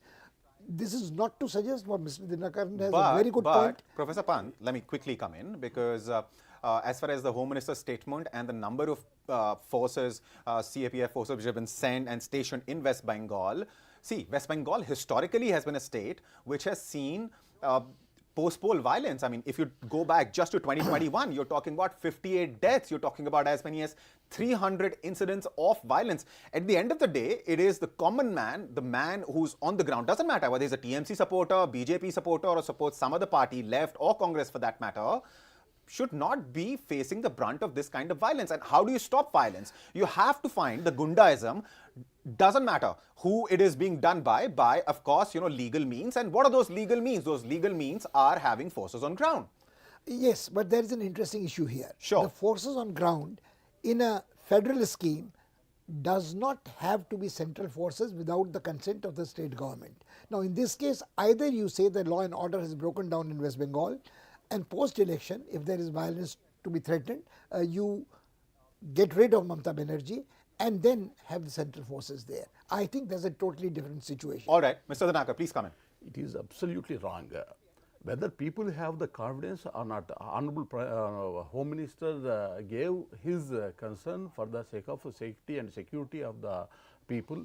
They had believed, trust, they don't have any problem previously what they had experienced because of security and safety. Safety has been provided through the central forces. Even in elections, wherever the sensible places, it is general practice, central forces always takes place across the country. West Bengal, we had experienced such a worst experience as far as violations, post-election violence in 2021. If we give confidence to the people, you don't have any threat, they feel safe and secure and they can freely, openly franchise their vote and cast as per their wish. This is the confidence has been boosted as far as people of Bengal is concerned, because Amit Shahji's comments which made even post results, they want to continue central force means you don't have any kind of threat, any kind of attacks from the gundas. Such kind of safety and security they felt they had given, they had used their vote as their wish by the voters of Bengal. So, Professor Pant, now let's agree to disagree on a few things with Mr. Dinakar, I suppose. But having said that, and I said that on your behalf, but there are certain things which do make sense. For example, when you talk about violence, how do you stop it? I mean, I don't understand. Without stationing forces, state forces, central forces, doesn't matter. You have to station forces. And if the state government had such a massive issue with it, it could have gone to Supreme Court like it did a couple of days ago when it said that it doesn't want just central government employees to be counting the votes. It also wants state government employees, and Supreme Court said what it said. Again, I mean, you'll probably bring in your institution-related point. But having said that, TMC had that option. It could have raised an objection. Well, I don't think that the objections have not been raised. And I hold no brief for Mamata Banerjee at all. Let me make it very clear. Right. But what I mean is, when a sitting judge or a learned judge of the Supreme Court says that why are you worried about losing your votes, you can always throw out the government in the next elections, that I think is making a mockery of taking an appeal to Supreme Court. Or you have different judgments where given a different level of urgency. Take the hate speech case. Right. I mean, the learned Judge Vikram Nath has given a long and involved decision, 125 pages and so on, but doesn't quite explain that why there have been double standards about the cases of hate speech. So I think Mr. Dinakaran, I don't have too much of a disagreement with Mr. Dinakaran at all. I do very strongly believe that the gundaism and lumpenism should be stopped, and West Bengal has a history not only of this from the days of Noah Khali, the days of the Action Day, to the original partition of Bengal when the violence took place. There has been a very communal politics which we have chosen not to look at, and we have chosen to think that the West Bengal is a place which has perfect communal harmony and secularism. It is not true. And the gundaism is not only confined to the immigrants coming and sort of denying our citizens a share of their thing. It is also the industrial unrest which West Bengal had to face and which was the ruin of West Bengal. So I think even in the days of the CPM government, even go back even earlier to the days of the Congress regime, the Chhatra Parishad and Ranjan Das Munshi, and that's what the street fights they fought between the CPM and the Naxalites. So I think in West Bengal's case, I think Mr. Dinkaran and I don't have a disagreement at all. All right. If you think that the state is explosive, has a history of violence, communal violence, take precautions. We'll talk after this. We will talk about what worked for BJP in West Bengal. But let me quickly talk about the numbers in Tamil Nadu at this point in time, because what's happening in Tamil Nadu is unprecedented. Frankly, I've never seen anything like this. Out of the total 234 seats, numbers are in for 217. And Vijay, who made his political debut just a couple of months ago, is leading on 153 seats. 153, ladies and gentlemen, out of 234. That is the number of seats Vijay is leading on. And I was talking to Mr. Udayanidhi Maran, former cabinet minister. He's also the MP from Chennai Central. And I was asking him, my question to him was that how do you see Vijay and his entry into Tamil Nadu politics? And he pretty much dismissed him that, Vijay, sure, his rallies, you will see some numbers because, of course, he's a big star, big movie star. But will that translate into votes? He categorically said no. And his logic, his argument was that that's because AIA, DMK and DMK are political forces who have people on ground to translate, their policies, take their messages, take the message of their government and, their promises in case of opposition, AIDMK, to the people and get that translated into votes. Vijay does not have that infrastructure, does not have that ecosystem available to him. But the numbers are clearly saying something else. 163 now. Just 2 minutes ago, I told you 153. I don't know if I can keep up with the count or not, because the pace at which the number of seats Vijay is leading on, well, it's phenomenal, it's unprecedented, never seen anything like it. Professor Pant, what would you like to say to what we're looking at in Tamil Nadu? Because I thought, coming into the studio early in the morning, I thought West Bengal is all we'll perhaps end up talking about. But what we're looking at in Tamil Nadu, this is... I think this is what proves what Mr. Dinkaran was making. The people have spoken. If there is a person who's a charismatic personality, if there is a person whose ideology is in concordant with the strikes a chord in the heart of the electorate, you have a mandate which is absolutely phenomenal, dramatic, which again all the other factors come, that maybe like Mamata, Stalin was much too confident, had failed to deliver schemes, had taken a confrontationist stance against the centre, and the people wanted to progress, people wanted to work in cooperation with centre. Professor Pant, I'll come back to you. Some key reactions coming in. Let's listen in. Is that within an hour and a quarter there seems to be a very clear trend in our favor, and even some reasonably popular politicians from the LDF are trailing, which I agree is entirely premature because they've counted a couple of rounds, every 8-10 rounds to count. But I just want to say that I think it's very clear that the Kerala electorate has to be congratulated. They understand the issues. Even if they like a particular MLA or minister or whatever, as an individual, they realize that casting a vote there means casting a vote for a continuation of misgovernance. And for that reason, they have decided it's time for a change. And even people whose individual popularity we are not disputing seem to be behind. This, I think, is a very good sign. And for us in the UDF, we are not going to make any premature celebrations, but I can see that it'll take already a major reversal for things to look very different. Let's talk again in an hour or so, hour and a bit, and we'll certainly, I think, if we get a confirmation of this trend with more than half the votes counted in most places, then I think we are heading very clearly forward. For the moment, it's a good beginning. And if UDF comes to, will you be a contender for... No, look, we will wait for the election results. I have a habit of not commenting either on the exit polls or on trends. These are elections. The people of Kerala have been given an opportunity to vote, and they will take a decision. They will say what their decision is, and the results will come out by the midday today, and we will then at that point comment. Malaysia, if we talk about other parties, they are putting allegations on BJP and they are saying that BJP won't even get the one seat. Now, let us see. Look, these are things to be decided by the people and the electorate and the voters. We are in a democracy. No political party can decide the fate of another political party. It is people of our country, people of our states, people of Kerala, in my particular case, who will decide our future. And this is typical arrogance of the CPM and the Congress, where they think somehow that they will decide what the people will do. That is not at all correct. That is not at all accurate. This is a democracy. This is not China. This is not Russia. The people of Kerala will decide. Every Malayali who has gone to the vote voter booth will decide what their future is and who will be given their support and vote. Just want to ask, sir, in many other states, elections are going on. What do you think? Like, what are the state? No, I am very confident that the politics, divisive politics of the India alliance will be defeated. The corruption of the India alliance parties will be defeated, and people will choose, as they have chosen in 2014, 19, 24 in India, they will choose to put their state on a track of corruption-free governance, on development, opportunities for every citizen, and Vikas, Vikasit Bharat can only be built, can only be complete if there is Vikasit Bengal, Vikasit Tamil Nadu, Vikasit Kerala, and Vikasit Assam and Vikasit Puducherry. So I am sure and I am confident that the people of these states will also give tremendous support to the BJP in the NDA.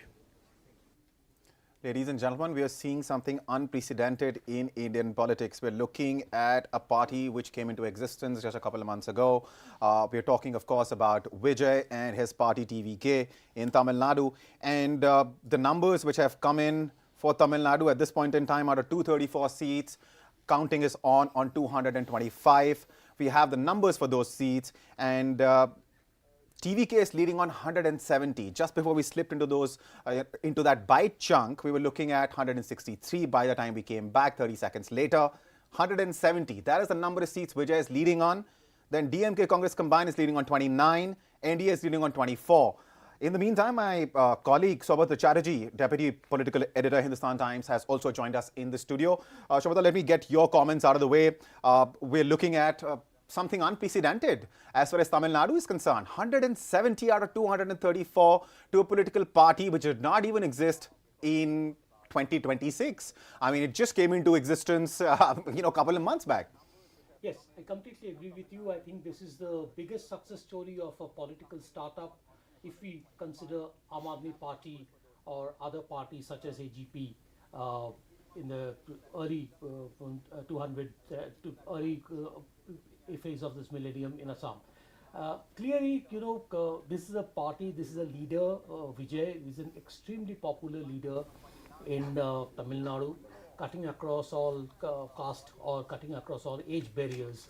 Also, we have to remember that since 1967, when Annadurai became the Chief Minister of Tamil Nadu, from 67 onward, there has been this binary between this ADMK and DMK. And finally, we are seeing a third party coming to power. We had seen glimpses of shift in power when Captain Vijay Kant, who commanded about 7 to 8%, 6 to 7% votes, but he didn't move beyond that. But this is simply a very different case. And I think this is a new chapter in the history of Tamil Nadu. It is yet to be seen how good or how efficient his government can be. Right. Professor Pant, by the time Subhadra could finish his response, the lead for TVK is now 171 seats. So I don't know what's going to be the number by the time you finish your response, but what will you attribute this to? Because the argument is rather logical that DMK and AIDMK are political forces who are entrenched in the political system, understand how to convert support into actual votes and votes into seats. Vijay has just come in. He doesn't have the experience. This is his political debut. What would you attribute this kind of success to? I think what you use the word entrenched, that itself gives a key to understanding the Vijay phenomenon. You see him as a disruptor. I think you have roots entrenched deep, which also rot with time. The trunk might look very impressive as long as it stands, but it may not have the staying power when a gust of wind is really hard. I think Vijay's phenomenon is something like what you could see in a different context in Nepal, The entrenched political parties and brokers all went in one go when the absolute newcomers just with charisma came. Now, the other question is much more intriguing and disturbing. What happens to Tamil Nadu after this? Would you think that as the confidence of I was in Tamil Nadu for a short while, there was a tourist mart, and both Stalin and the tourism minister were there. They were very confident. A lot of MOUs were signed. And I asked, what would happen to these MOUs if you are not in power? So they said, we may not be in power, but the governments in Tamil Nadu are responsible to the people of the state. So whoever takes over will continue. Then they had in mind maybe if they lose power by a small margin, it will be AIDMK. But this is a totally different scene now. Now the expectations of the people would be so high with this kind of a double century by the time the figure reaches, that the expectations would be too much. How much is the bureaucracy partisan in Tamil Nadu or not committed is again an interesting question. How responsible any elected representative is towards the people, the voters, is to be under. I mean, there are lots of ways in which Tamil Nadu is very different from states in North India. The health delivery system, the education, the women's empowerment, the access of the common man to the district administrations, all you can see palpably are there. So regardless of whoever is there. But then there are other interests, there are industrial interests, there are external interests or investors and so on. How a newcomer would cope with this would be very interesting, and what his relationship is going to be with the centre, because the stance of the DMK government was more or less confrontationist vis-a-vis the central government. Right. I mean, whether it's language policy, NEP policy, whether it is. Do you think that could have gone against the DMK Congress alliance in Tamil Nadu? The fact that they were I'm not even bothered about the Congress alliance. I'm only bothered about the perceptions of the voters in Tamil Nadu about what kind of a response the DMK government would get from the central government in coming years. Right. All right. All right. Before we start discussing some of the other states, because Vijay, of course, is somebody we'll have to keep discussing throughout the day, because the numbers that we're looking at, like I said earlier, are unprecedented. So as far as West Bengal is concerned, the numbers at this point in time look something like this. BJP is leading on 149 seats. TMC is leading on 107. Congress is leading on 4. Left Front is leading on 2. Others are leading on 1. And talking about key candidates, at this point in time, Mamata Banerjee is leading. Suvendu Adhikari is trailing. And that is as far as the situation in West Bengal is concerned. Let's quickly take a look at what's happening in Assam before I get Saubudra in on West Bengal and Assam. As far as Assam numbers are concerned, we're looking at an assembly of 64 seats, an assembly of 126 seats with a magic number set at 64. NDA is up and ahead of the opposition on 79 seats, Congress on 32, AIUDF on 1, others on 2. Let's quickly take a look at Kerala as well. UDF has now clearly established a massive lead over LDF. It is leading on 76 seats versus 40. That is the number of seats LDF is leading on. NDA is leading on 5. And let's take a look at Puducherry as well. Numbers are in for 22 seats at this point in time. NDA is leading on 14. Remember, it's a small assembly, Puducherry. It just has 30 seats. So the majority mark in case of Puducherry, the magic figure is 16. So the NDA is very close to the numbers which it requires to form the government in Puducherry, where it was in power already. And in fact, it is now leading on 15 seats in Puducherry. Saubudra, now we have spoken about Tamil Nadu quite a bit. One state which we haven't discussed as much perhaps, but the numbers for BJP there are very encouraging, and that state is Assam. As far as exit polls are concerned, it was rather clear that Himanta Biswa Sharma would succeed in forming a government again in Assam. And that clearly seems to be the case, because the magic figure is 64 and NDA in Assam is ahead on 79 seats. So what worked for Himanta Biswa Sharma this time around? Yeah, I think, one of the few factors, some of the factors which has worked in favor of Himanta Biswa Sharma, who is the sitting Chief Minister of Assam. One, his popularity number across Assam, barring a few pockets in the upper Assam, where the Ahom votes or the indigenous Ahom votes are important, and Gaurav Gogoi is an Ahom, and where he has gained some votes there. But what is happening in Assam is that it is a fight between a chief minister who has a very strong organization versus a Congress leader whose personal charisma could win him the Jorhat seat, but it is not sufficient. It was not sufficient for him to gain popularity across Assam. As I said, Assam, the politics of Assam is it's very divided across the caste lines. as I see it, about Ahom and non-Ahoms. There is a tension between the the Muslims, indigenous Muslims versus the Assamese versus the Bengalis. It's a very complex politics in Assam.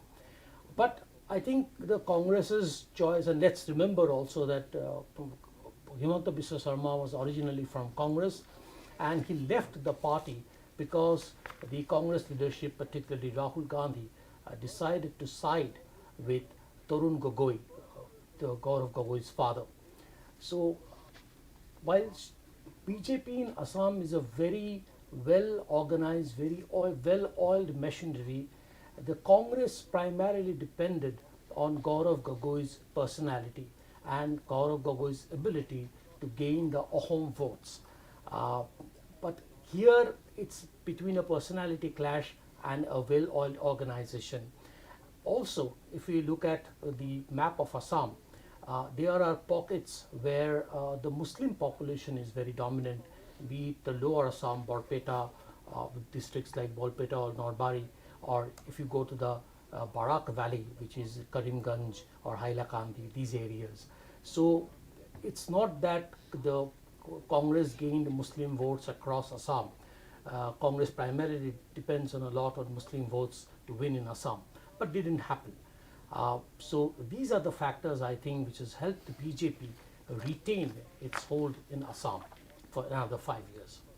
All right. Professor Pant, I'll quickly get your comment on Assam as well. What worked for BJP, what worked for NDA in Assam? Subhadra, of course, mentioned quite a few things there. If you'd like to add something to that, and then we will start discussing West Bengal. No, I think I agree totally with him, Subhadra, what he said. I only would say that Congress is non-existent. I mean, as he rightly pointed out, and Tarun Gogoi's son might be just living on the charisma. Congress, the party hangs like an albatross around the neck of anybody who's associated with it. So it's total failure of Congress. It is, I mean, I think I recall when Mr. Biswa Sharma had moved out of Congress, he had said that he had gone to meet Rahul Gandhi and he let his pet dog eat biscuits from his plate and did not either have the decency to apologize or call for another plate of biscuits. So I think that kind of an arrogance continues to haunt Congress and leads to the demise. Anybody who touches Congress, and Mr. Rahul Gandhi does what I like to call is an anti-Midas touch. Anti-Midas touch. Interesting way to phrase that, Professor Pant. But quickly, I want to get the comment of both of you on this aspect, which is increasingly being noticed, especially after this elections. I'm sure this is going to be discussed even more. We're seeing this phenomena wherein, personalities are now becoming the center of, campaigns and elections. In Assam, you're talking about a personality clash between somebody like Himanta Biswa Sharma, who's really a tall figure, politically speaking. In Assam, he clearly knows how the system works. He was in Congress before, very seamlessly fit into BJP's narrative. And then you had versus him, Gaurav Gogoi. And then when you look at Tamil Nadu, again, it is a victory of perhaps a personality that we're looking at, because Vijay clearly, has a massive following, and that following has been, I mean, a lot of people are saying that might not be possible, but it seems it is possible that that support, the massive rallies that we saw in Tamil Nadu in favor of Vijay, clearly turning into votes and seats for him as well. So the emergence of this phenomena, right? Personality cult. Professor Pant, what would you attribute this to? I don't really quite subscribe to the view of the personality cult either being new or suddenly emerging or being effective. Look at Bihar elections. What was the personality cult? Okay. Nitish was a person whose product life cycle was over. Much before the elections were held, it was quite clear that he was not going to be the chief minister. And Tejasvi or another spent force Lalu were not the personalities which were dominating, the election. Take for instance the current Kerala elections. What do you think is the personality there? Well, there are too many personalities there. It will be difficult for the UDF to figure out who their chief minister is going to be in Kerala. Yes. But yes, please go ahead. And the person who would be standing out most from Kerala would be probably Shashi Tharoor for his articulation, for his personality and his charisma, his individual following. But that's not the point again. That's what plagues Congress there. Yeah. Take for instance another election. Take Punjab for instance. Sure. I mean, do you think Bhagwant Mann was a personality which drew the cult and I agree with you. I entirely agree with you, which is why I gave very specific examples. I mean, I gave you the example of Assam. Perhaps we can also include West Bengal in that list. Madhya Pradesh, Rajasthan, Chhattisgarh, Jharkhand, take anything. Right, right. Shabhadra?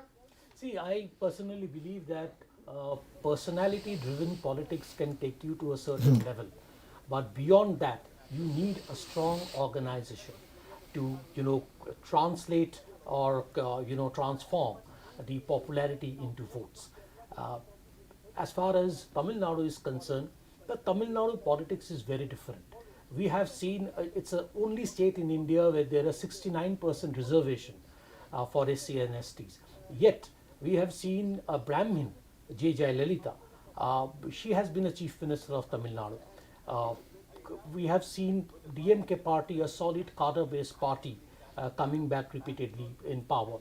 But if you keep aside Tamil Nadu, because that's again a very different kind of a politics. If you look at other states, I strongly believe that you need a good organization to win elections. The proof is today, if we talk about the strength of organization, of what organization can do, we have to look at West Bengal. We have to look at the story of BJP in West Bengal. Many people might say that BJP, there's been a very serious campaign. Prime Minister spent many days in Bengal. The Union Home Minister Amit Shah, he stationed himself in Bengal for almost like 15 days and all these things. But to win Bengal, to win how the BJP has won Bengal, and I think it's a serious organization effort. It's not, there is no, let me tell you, in the state level, there is, apart from Shubhendu Adhikari, there are no other leaders who's of that level, of that stature, to take the party, carry the party on his shoulders. All right. We also have Shikha Mukherjee joining us, senior journalist. Thank you for taking out the time, Shikha, and joining us. Thank you. Can you hear me? Ms. Mukherjee, can you hear me? Yeah, I can hear you. All right. I don't think she can hear us at this point in time, but whenever she joins us, we'll welcome her and perhaps talk to her about Bengal as well. Shabhadra, as far as... I think she can hear us and she's responding. All right.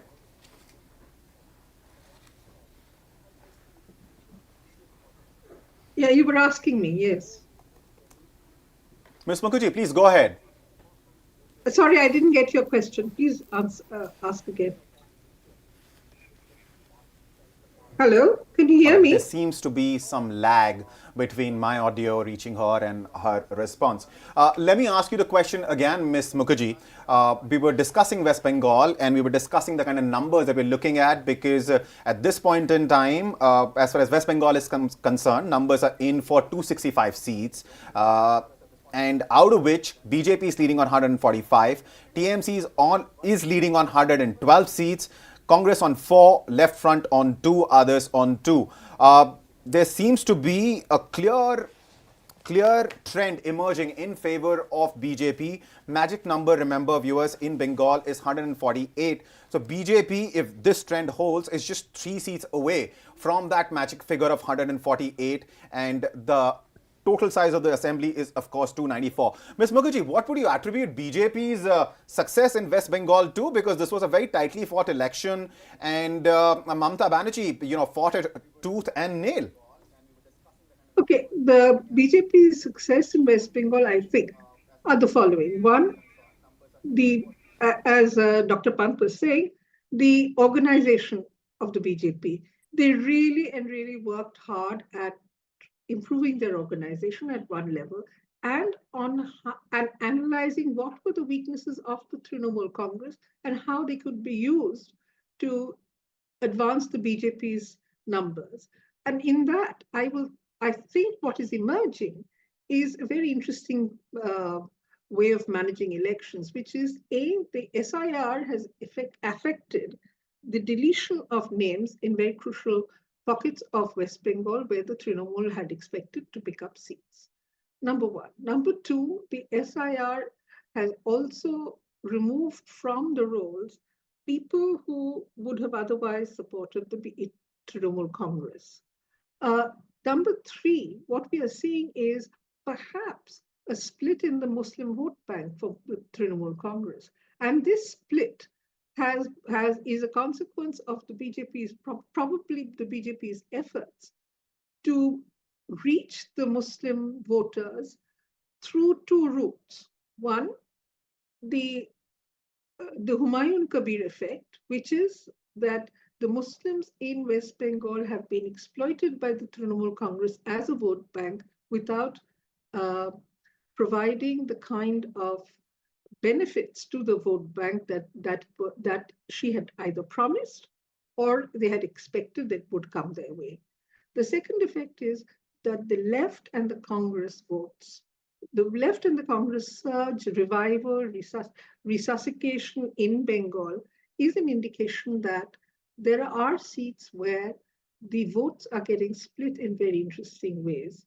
And the left is going to pick up votes in places where, again, the Muslim vote is a factor, that so is the Congress, so is Humayun Kabir in probably 2 seats. Therefore, this is the impact of SIR, Muslim votes, and Mamata's inability to address any of those things.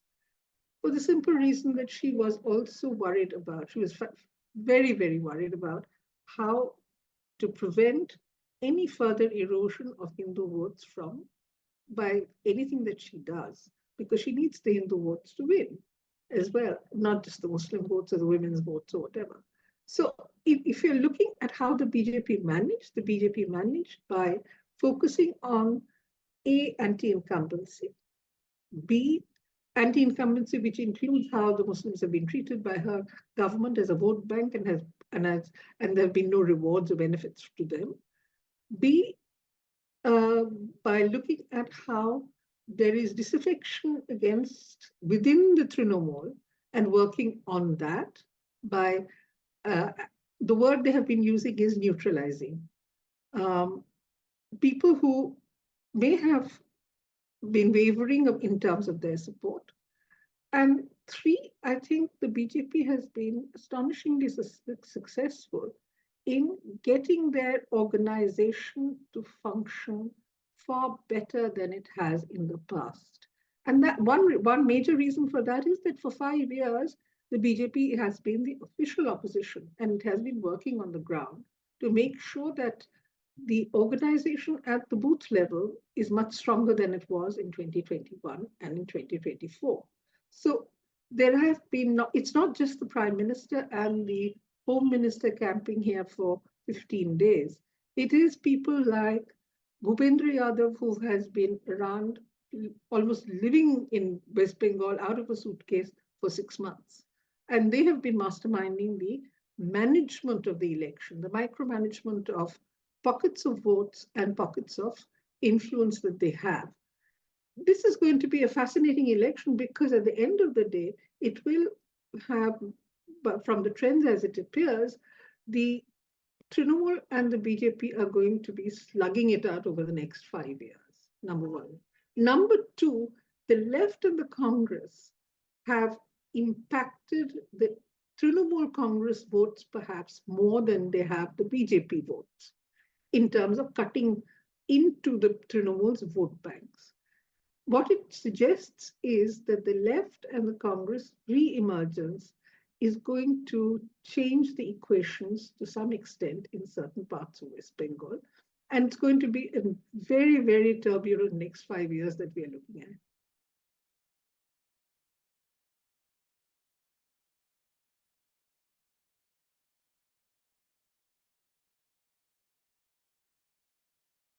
You? Sorry? Professor Mukherjee, can you hear me, ma'am? Yeah, I can hear you. There's a time lag, yeah. Please repeat the question and I'll answer. The Congress have impacted the Trinamool Congress votes perhaps more than they have the BJP votes in terms of cutting into the Trinamool's vote banks. What it suggests is that the left and the Congress re-emergence is going to change the equations to some extent in certain parts of West Bengal. And it's going to be a very, very turbulent next 5 years that we are looking at. Case of Assam and Jammu and Kashmir, actually Assam has become a mirror image of Jammu and Kashmir in terms of politics and in terms of demographics. What you see in Kashmir Valley, that is almost like 100% Muslim population, where BJP cannot even dream of winning any seats anymore. They did not. By the way, BJP even refused to field a candidate in those 3 seats of Kashmir Valley because there was no point. They knew there is no point. So Assam Valley has become like Kashmir Valley, and Upper Assam has become like Jammu. So only difference is in Jammu and Kashmir, still the valley region has majority of the seats. So even if BJP wins 100% of the Jammu, they are still unlikely to get a majority. While in the case of Assam, the Upper Assam has majority of the seats, while the Assam Valley has minority seats. So it is a mirror image in just a twisted way. That's the ironical part of it. But yeah, Congress has a problem at hand right now because Himanta Biswa Sharma is an old Congress hand, and as they say in Sanskrit, Chanakya Niti, Sam Dam Dand Bhed. There is hardly anything that he has not used, in this campaign. And Congress at times had really difficulty in answering, to his whatever strategies that he was implying. So we will know. But what it seems from the data that we have published before the election happened, it seems that there is a very distinct polarization, and Congress is a top favorite among the Muslim voters of Assam, but is not so favorable seen as favorable among the Hindus of Assam. So that is something which is not really working in terms of electoral benefit, if I say, for the Assam Congress. This of Assam and Jammu and Kashmir. Actually, Assam has become a mirror image of Jammu and Kashmir in terms of politics and in terms of demographics. What you see in Kashmir Valley, that is almost like 100% Muslim population. Okay, so Tamil Nadu party, Tamil Nadu. So each and every family will celebrate this win. My name is Raghuram. Yeah. Yes, I'm the member of the TVK party. I'm staying in Padur. So I'm Dr. Lakshmi Priya. I'm coming from West Tambaram. Actually, my surrounding is DMK surrounding. I'm from DMK surrounding. My family is DMK family. They all belongs to DMK party. And I separately vote for TVK. I was expecting some change from this DMK and the ADMK.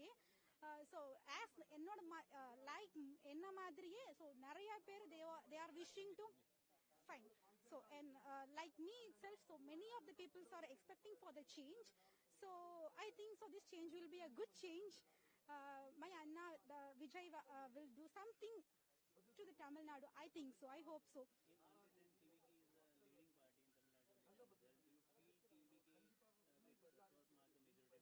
Of course, sure, it will get.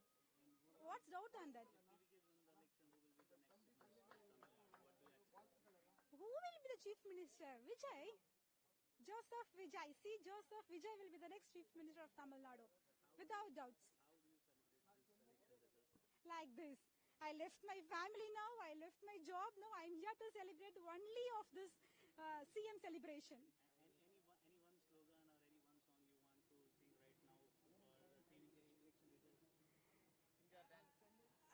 Sorry, I don't know. I don't want to do anything.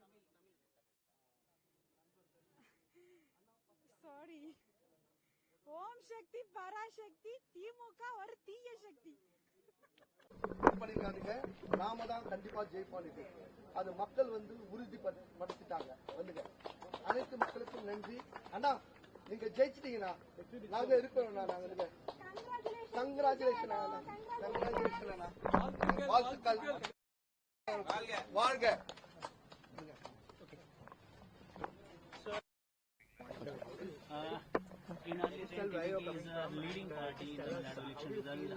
All right.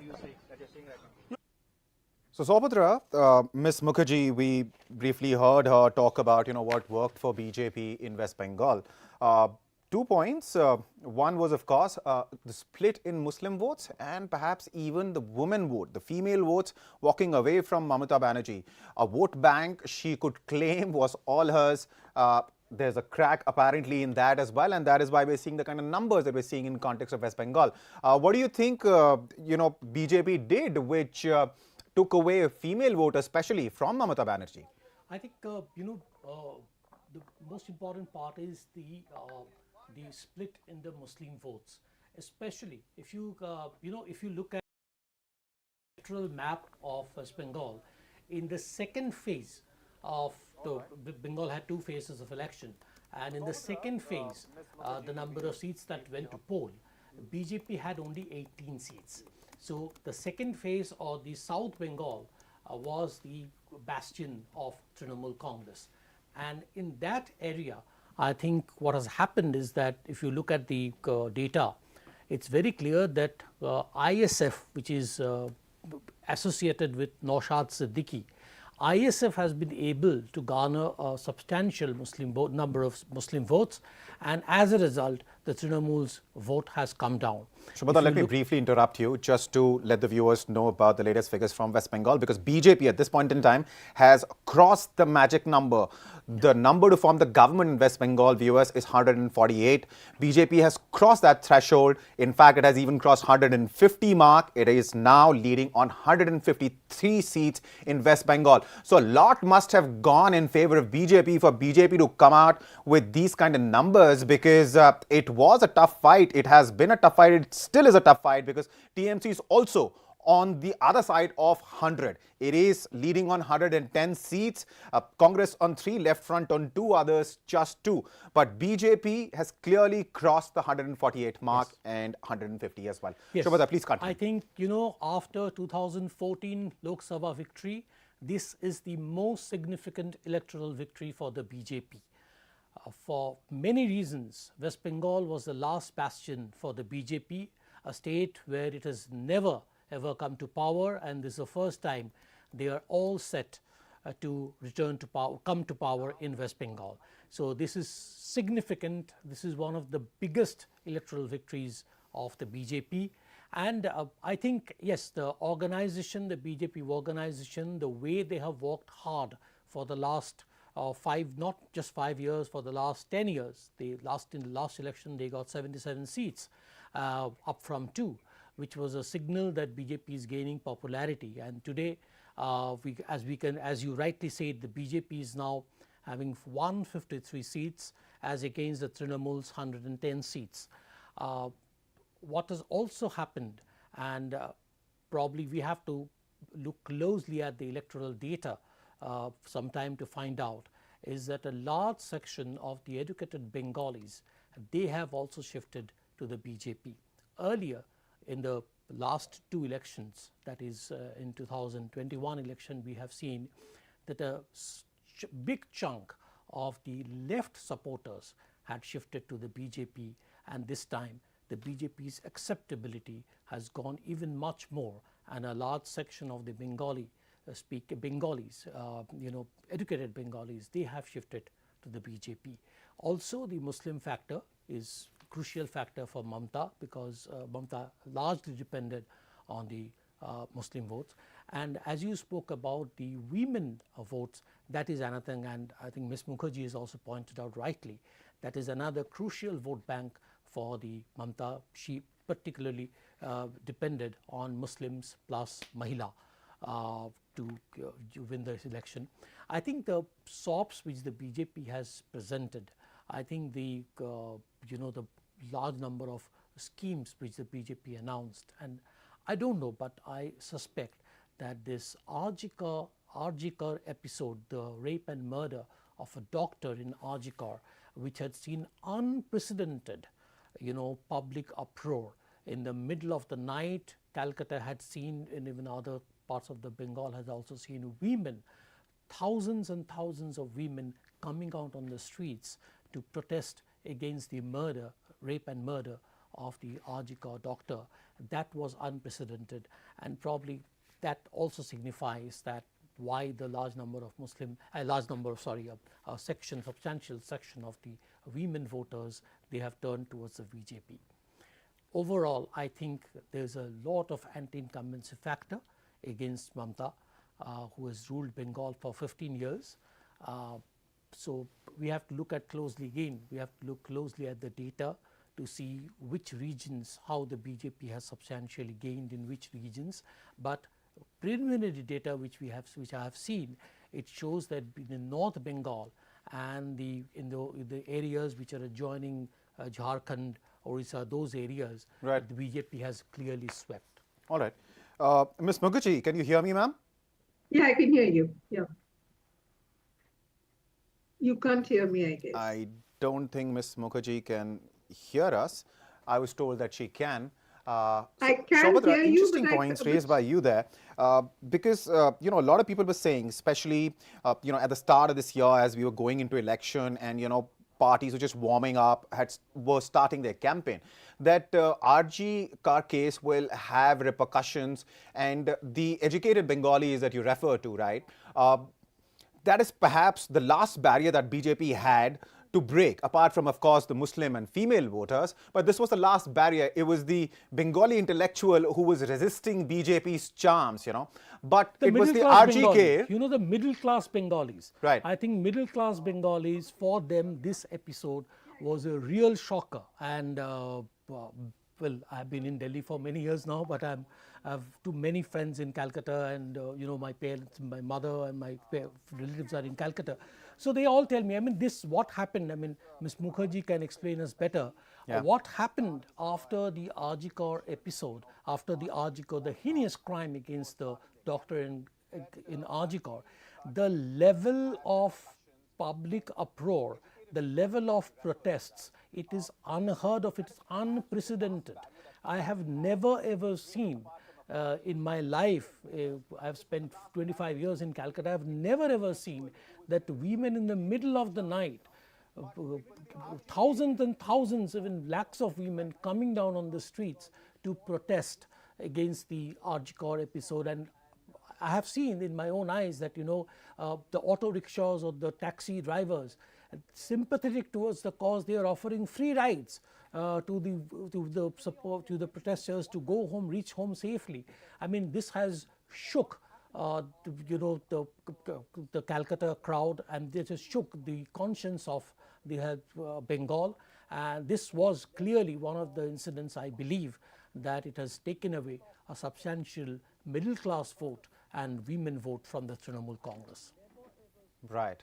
I think Ms. Mukherjee is back with us. Let's try one more time to get her in on this. Ms. Mukherjee, I was just discussing this with Saubhadra, the point, in fact, that you made, that BJP this time around successfully managed to, you know, crack the main voter base that Mamata Banerjee has. It is, of course, the Muslims and the female voters. Saubhadra pointed out that it is perhaps, you know, some of the SOPs that BJP has promised, which could have also played a factor. And briefly, we also discussed the role played by the middle-class Bengali, how BJP managed to convince them this time. Do you think, in your opinion, it was how the Mamata government dealt with the RGR case, not just the event itself, but the aftermath of it, how it reacted to the public's reaction? We talked about the protest, which we saw, as Saubhadra was pointing out, thousands of women in the streets of Calcutta, Kolkata, that's what we were talking about. So do you think it was really the RG car case and how Mamata Banerjee government and the way it dealt with it, which broke the camel's back? I hope you can hear me now. Can you? Can you hear me? No. Oh dear. But for what it's worth, let me try and answer the question. One is, if you look at how the Arjikar victim's mother is leading in Panihati, then it's what Saubhadra was saying, and what I have seen for myself, which is an extraordinary sight. It's not just the women who stepped out on the streets of Calcutta. It was the football clubs who came out and said, this is unacceptable. They were protesting on the football field with banners about the Arjikar case. Now that was very telling, because it means that a youth segment was vocalizing its disapproval of the way in which Mamata Banerjee handled the Arjikar case, and the fact that it actually occurred, because they felt that the particulars of that Arjikar case was a sign that the Trinamool Congress and Mamata Banerjee's government were simply unable to deal with the criminal elements who had taken shelter within the party. I think that was a strong indictment, and that's probably reflected A, in the way in which the victim's mother is leading in Panihatty, and B, in the disapproval of the middle class Bengali voter who has till now been not particularly attracted to the BJP, if I may put it that way. The other thing is that, the middle class Bengali voter has now had reached the point when it was saying anybody but Mamata. The strength of the feeling was something that I hadn't quite understood or estimated correctly, but it seems that middle class voters have taken the position from what the outcomes are now, that enough is enough of Mamata and we need a change. The change, no one is, the worst part of this whole exercise is that the anticipation of a radical positive outcome after the elections is not evident. Mamata Banerjee is getting over 107 seats if this trend continues. She's going to be there in the opposition. So West Bengal's electorate, I think, is very, very conflicted about how they see the BJP and how they see the Trinamool Congress. And this conflict is not because they're choosing between a better alternative and a worse incumbent. It is a kind of surge towards let's get things changed and then let's see what happens, which is an indication that things are very, very unpredictable at the point. I can't hear you, Ishan. I can't hear Mamata you. Banerjee has regained the lead in Bhabanipur, and it is a close contest between her and Shubhendu Adhikari. In early counting, Shubhendu Adhikari was ahead, but since then, Mamata Banerjee has taken a lead and has moved ahead. Now, looking at some of the numbers as far as Tamil Nadu is concerned, Vijay's lead, which had crossed 170, has come down to 135 now. So some would say sanity is finally prevailing, at least to whatever extent it can in this scenario. But 135 is what we're talking about. The magic figure, of course, to form the government in Tamil Nadu is just 118. He's clearly ahead of it. 135 is the number of seats he's leading on. NDA is leading on 63. DMK Congress combined leading on 27. Talking about West Bengal, BJP is now ahead on 160 seats. TMC's lead is now shrinking. It is now leading only on 106 seats. Congress is leading on 2, Left Front is leading on 2, others are leading on 3. Talking about Kerala, UDF has clearly left LDF far behind. It is leading on 77 seats compared to LDF's 42. NDA, interestingly, is leading on 5 seats, others are leading on 1. Talking about Assam, the numbers are in for 117 seats at this point in time. And viewers, the numbers that you're seeing and the numbers that I'm telling you, the numbers you're seeing on your graphic screen right now on YouTube or Hindustan Times or Live Mint apps, they might be slightly different from other numbers because here we're interested in sharing the numbers we're sure about. We would not in a hurry here to declare the election in favor of somebody or against somebody. We're interested in giving you verified information. So those are the numbers that I'm sharing with you. So at this point in time, as far as Assam is concerned, total 126 seats. The magic figure in Assam is 64. At this point in time, we have the numbers for 117. NDA is leading on 84 seats. Congress is leading on 29. AIUDF on 2, others on 2. So in this case, NDA, led by Himanta Biswa Sharma, is comfortably ahead of the halfway mark. And talking about Puducherry, numbers are in for 22 seats. Puducherry, remember viewers, is a very small assembly. It has just 30-odd seats. And out of that, NDA is leading on 15. DMK Congress combined on 3, others on 4. So, Shobhadra, no matter which state we look at, no matter which party we talk about, numbers are very clear. Numbers are very clear in West Bengal. Numbers are very clear in Tamil Nadu. Yes, Vijay's lead has come down from 172 to 135 now, but it is still way ahead of the halfway mark. He'll still be able to form government all by himself. Talking about Kerala, UDF has taken a clear lead. It is on the other side of the magic figure, which is 71. Similar situation in Assam, NDA 84, Congress just on 29. So fact of the matter is, very clear trends at this point in time around 12 p.m., right, around noon, very clear trends emerging, and the tight contest we were talking about, whether it was in Kerala or Tamil Nadu or West Bengal, we aren't really seeing that tight contest. We're seeing a clear mandate from the voters. What does this tell you, Saubhatra? I think the people have voted decisively. See, if you look at be it Kerala, be it Bengal, be it Tamil Nadu, always there has been a very decisive mandate. As far as Assam is concerned, or as far as Tamil Nadu, even Assam, we can safely say that that Himanta Biswa Sharma is retaining power. But I want to take you to a very different aspect of this election. Sure. That is the fate of the India alliance.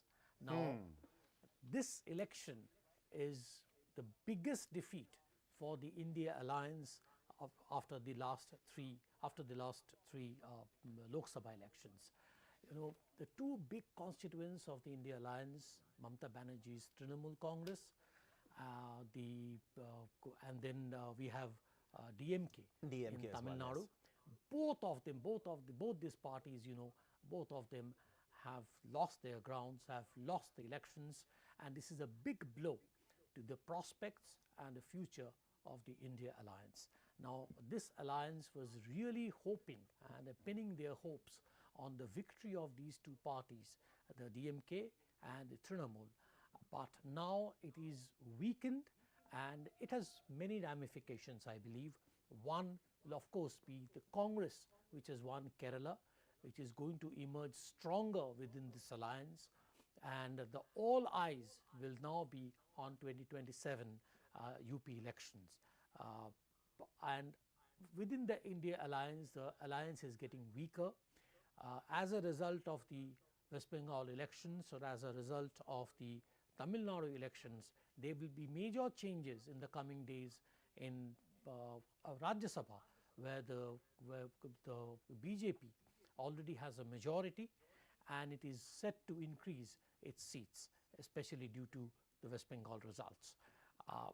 What happens in the opposition front is to be seen now very closely. What happens to the internal chemistry of different parties in the opposition? You know, many Trinamool leaders had told us that, you know, after this victory, if Mamata Banerjee won this election, become the fourth time chief minister, she would have contested to be the leader of the India alliance. Now, dreams shattered. Trinamool Congress now relegated to the second position in West Bengal. It also means that this ginger group, which Mamata, then Samajwadi Party, Akhilesh Yadav, Aam Aadmi Party's Arvind Kejriwal, and all these parties, they were planning to make a ginger group. They had planned a meeting in Lucknow after the election results had come out. Now, there's a big question mark. What happens to these parties? What will be the plan of these parties, and how overall the India alliance is going to perform? Right. Interesting picture emerging for sure. And as far as the future of the opposition in the country and, you know, in various states now is concerned, it seems DMK is going to be a shadow of what it used to be, you know, just a month ago. And similar situation for TMC in West Bengal. And these are the two states where BJP would have liked to make serious inroads. In case of West Bengal, it did in the last elections when it won 77 seats, although later a few of its MLAs defected. But that said, BJP learned its lesson from those elections.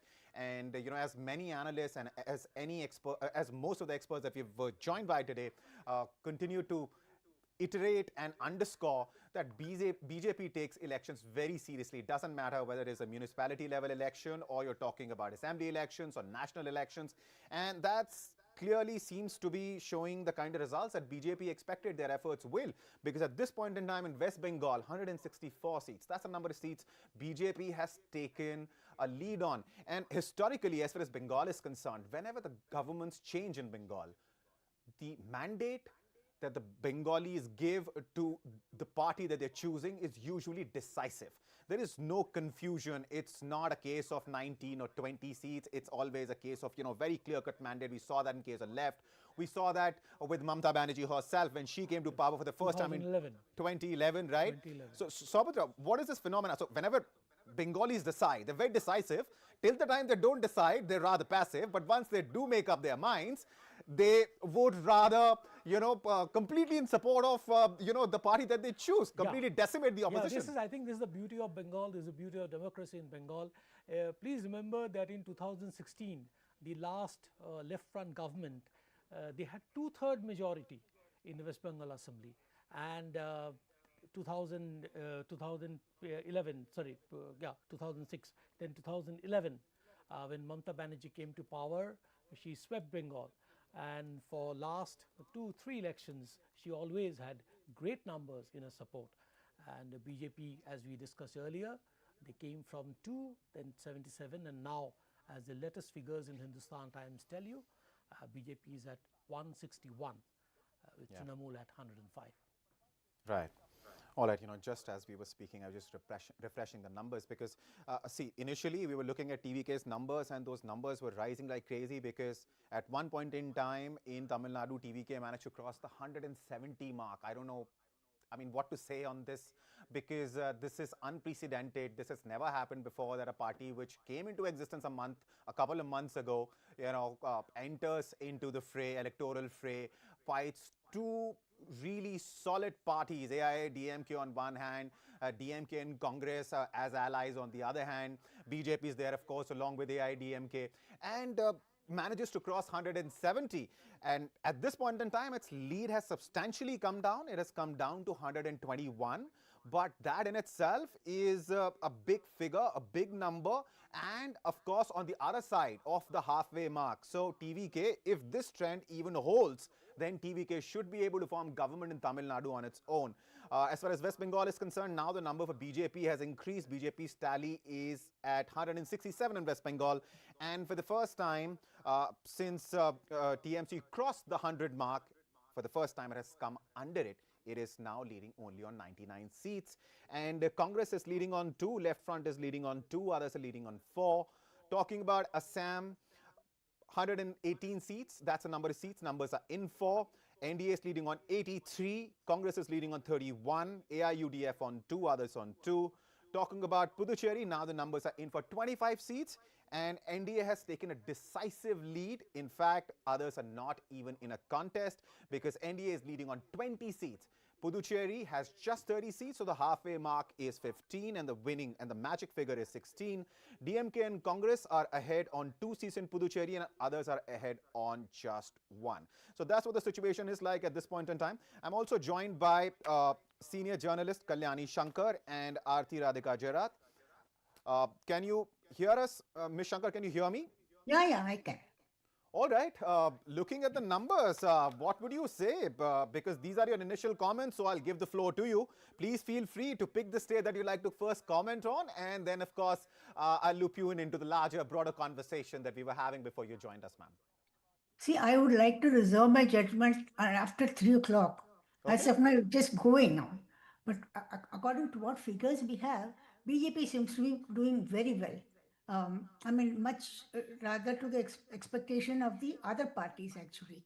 And one thing which strikes me here is that although BJP is in command in either West Bengal or Assam or any of these states, the opposition is strong. In Tamil Nadu, even TVK, Vijay, if he comes, then he will have a strong opposition in DMK and ADMK. So they have to fare, and particularly Vijay has a problem. Like Assam, when Mahanta took over as chief minister, his party had nobody, no administrator, nothing at all. So same way TVK, Vijay also is left with no big leader, nothing, no administrative experience, no ideology, nothing at all for him. But still, he's got popular because of that. He has won. The one parallel I can say here is that N.T. Ramarao, but he had a strong politician like Bhaskar Rao to guide him. There's nobody to guide Vijay. But of course, BJP had sent word to him saying that he would be made the deputy chief minister. But Vijay refused to accept the offer. Now maybe, they both can combine. If Vijay doesn't have enough numbers, they can combine with ADMK. It's quite possible. But Vijay's rule, we'll have to watch and see how he will do it. As of now, it's not a very interesting phenomenon. He has to do a lot of. I think he has to manage the party and the government in the future.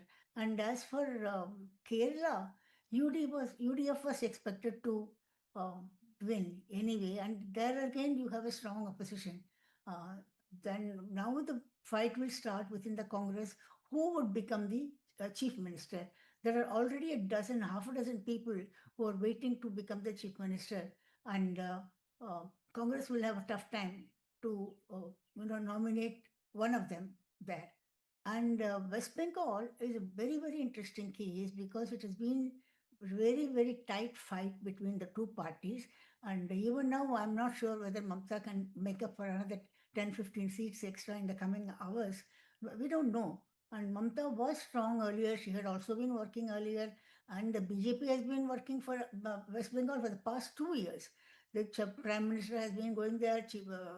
Home Minister had been going there. And all the top leaders had gone there.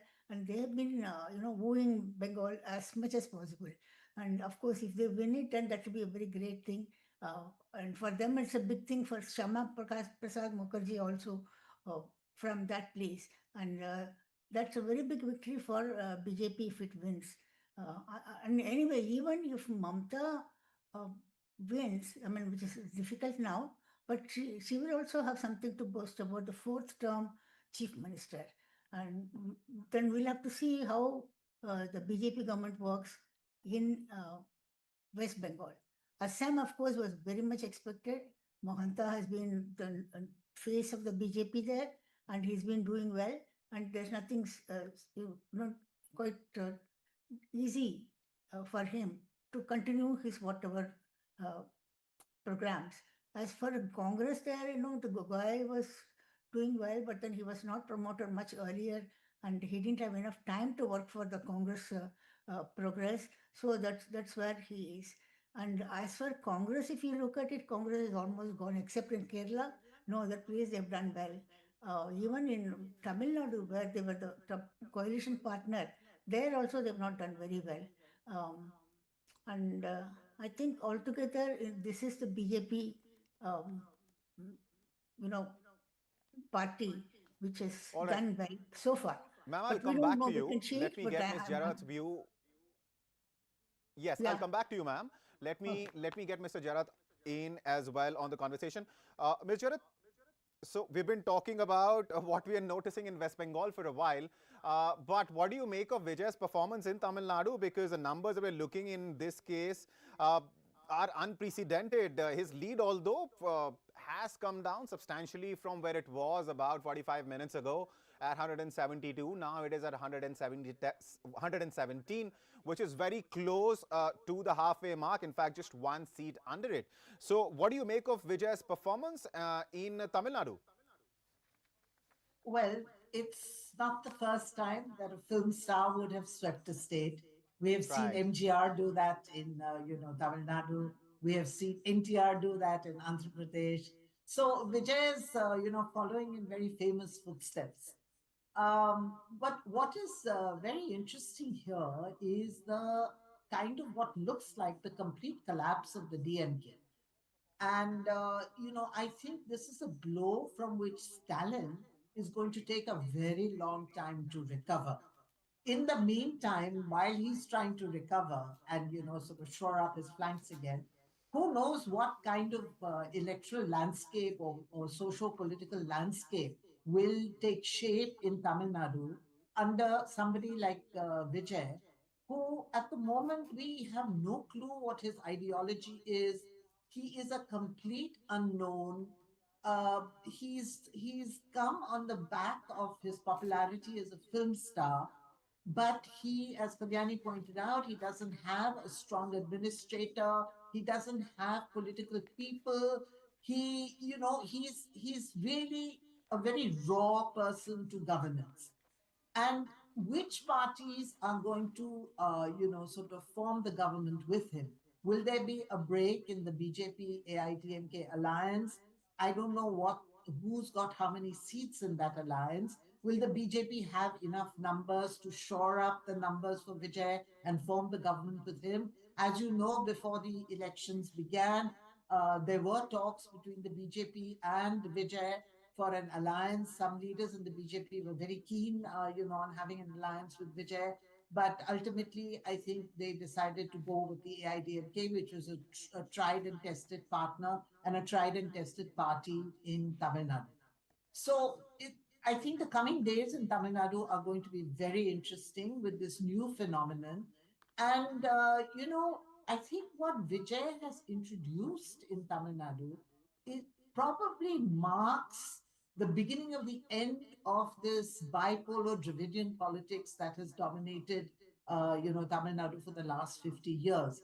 Because he has risen on the enthusiasm of young voters who have flocked to him for, the big aspirational dream of, jobs, of modernism, of getting ahead, of, sort of eschewing, sort of caste models and so on that Dravidian politics, thrived on.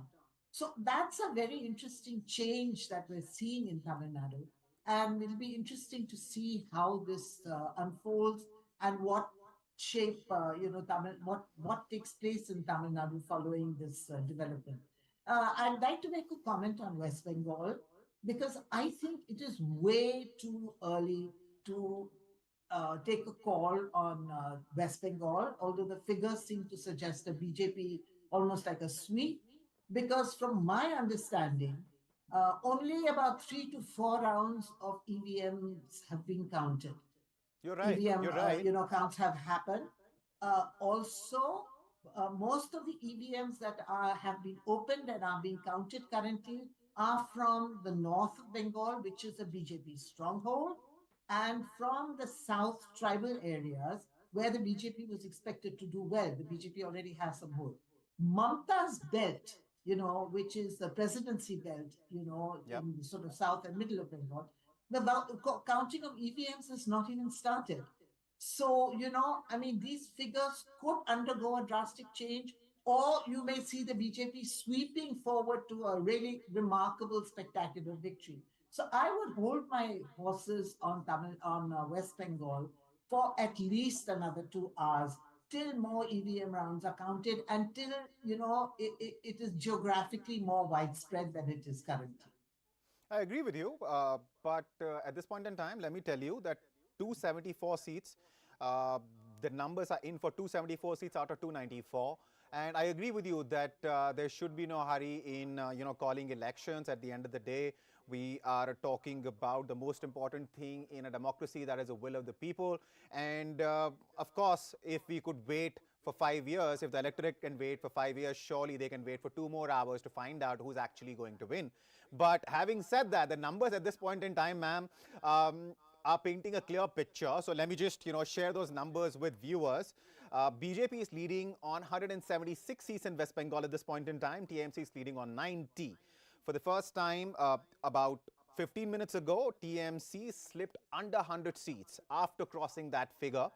And INC is leading on 2 seats in West Bengal. Left Front is leading on 2. Others are leading on 4.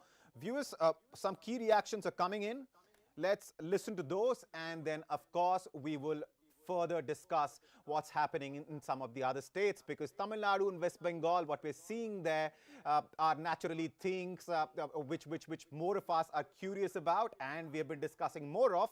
But after these bites, we will, of course, talk more about Assam and Kerala along with Puducherry.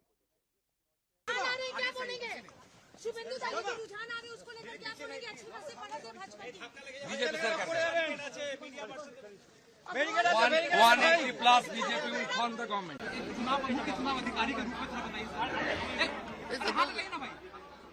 भाई संतोष तो आप लोग बताएंगे। हमने तो पूरी कोशिश करी है कि फ्री एंड फेयर इलेक्शन हो। हमने पूरी कोशिश करी है लॉ एंड ऑर्डर ठीक रहे। हमने पूरी कोशिश करी है कि लोग निर्भय जाके वोट दे के आए। हमने पूरी कोशिश करी है कि ईवीएम की सेंसिटिविटी मेंटेन हो। हमने पूरी कोशिश करी है कि स्विच काउंटिंग हो। हमने अपील किया है सबको कि आप जो है लॉ एंड ऑर्डर हाथ में मत लीजिएगा। इलेक्शन आते हैं जाते हैं, ये एक पर्व की तरह है, फेस्टिवल की तरह है, जैसे दुर्गा पूजा होती है। आइए आप आगे प्रिपरेशन कीजिए। जब कैंपेनिंग पीरियड होता है वोट के समय आप जैसे पेंडल जाते वैसे जाइए। अब जब विसर्जन के समय आ गए तो विसर्जन कीजिए, उस टाइप का है। सर जब 2 चरण का चुनाव का ऐलान किया गया था तो दूसरे स्टेट में कहा जा रहा था कि पता नहीं चुनाव आयोग कितना सक्सेस हो पाएगा। पश्चिम बंगाल में एक रीति रही है कि 3 से 7 चरणों के चुनाव तक एक रीति रही है। उस मीत को आप लोगों ने तोड़ा और अब सफलतापूर्वक नतीजे सामने आए। क्या कहेंगे सर, थोड़ा बोलिए। नहीं, हम लोग तो रेडी थे। हम लोगों ने चुनाव आयोग से कहा था कि सिंगल फेज में करना है तो भी हम रेडी है। हम रिस्पॉन्सिबिलिटी लेने को तैयार हैं। हमने कहा था, लेकिन वहाँ पे बहुत सारे क्राइटेरिया होते हैं। वहाँ पे फोर्स का क्राइटेरिया होता है, सेंट्रल फोर्स कितनी अवेलेबल नहीं है, प्लस और क्राइटेरिया होते हैं। और हो सकता है फ्यूचर में बहुत जल्दी बंगाल में सिंगल फेज इलेक्शन भी हो। जहाँ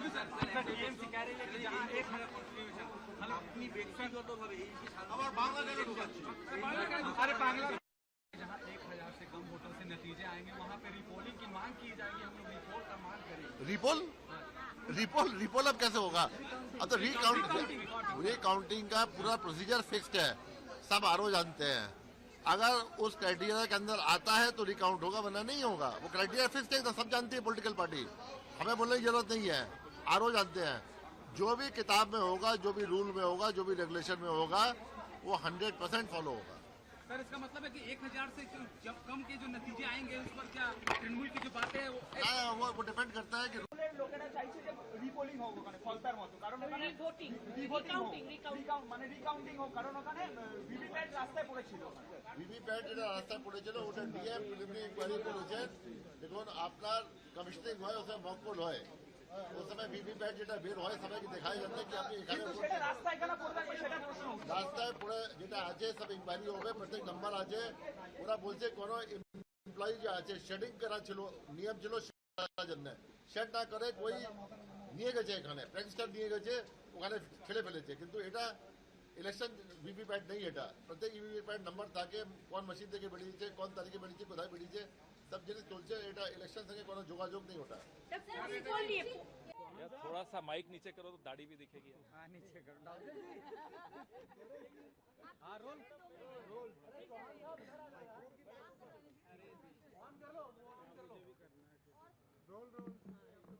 दे दो मुझे, कोई बात नहीं, इसमें क्या होगा।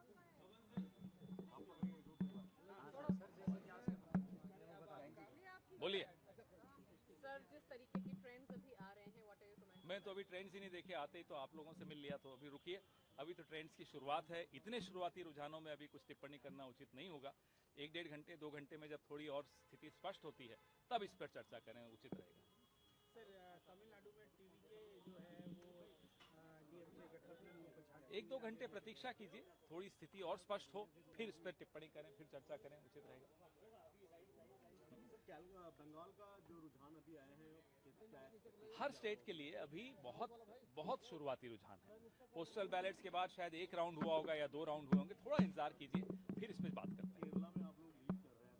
जहां हम लीड कर रहे हैं या जहां लीड नहीं कर रहे, सबके लिए स्थिति तो वही है कि ये शुरुआती रुझान है, थोड़ा इंतजार करना उचित है। केरल के अंदर आप लोगों को यूडीएफ को स्पष्ट बहुमत एक तरीके से मिल गया है, और जो आप लोग अभी किसी भी राज्य की बात करें, बहुत ही शुरुआती रुझान है, तो न मुंह मुरझाना चाहिए, न बहुत खिलखिलाना चाहिए, थोड़ी इंतजार करें और फिर जब स्थिति स्पष्ट हो फिर चर्चा करें। हमें पूरी उम्मीद है कि 5 राज्यों में कांग्रेस पार्टी और हमारे गठबंधन के साथी बहुत मजबूती से जीतेंगे।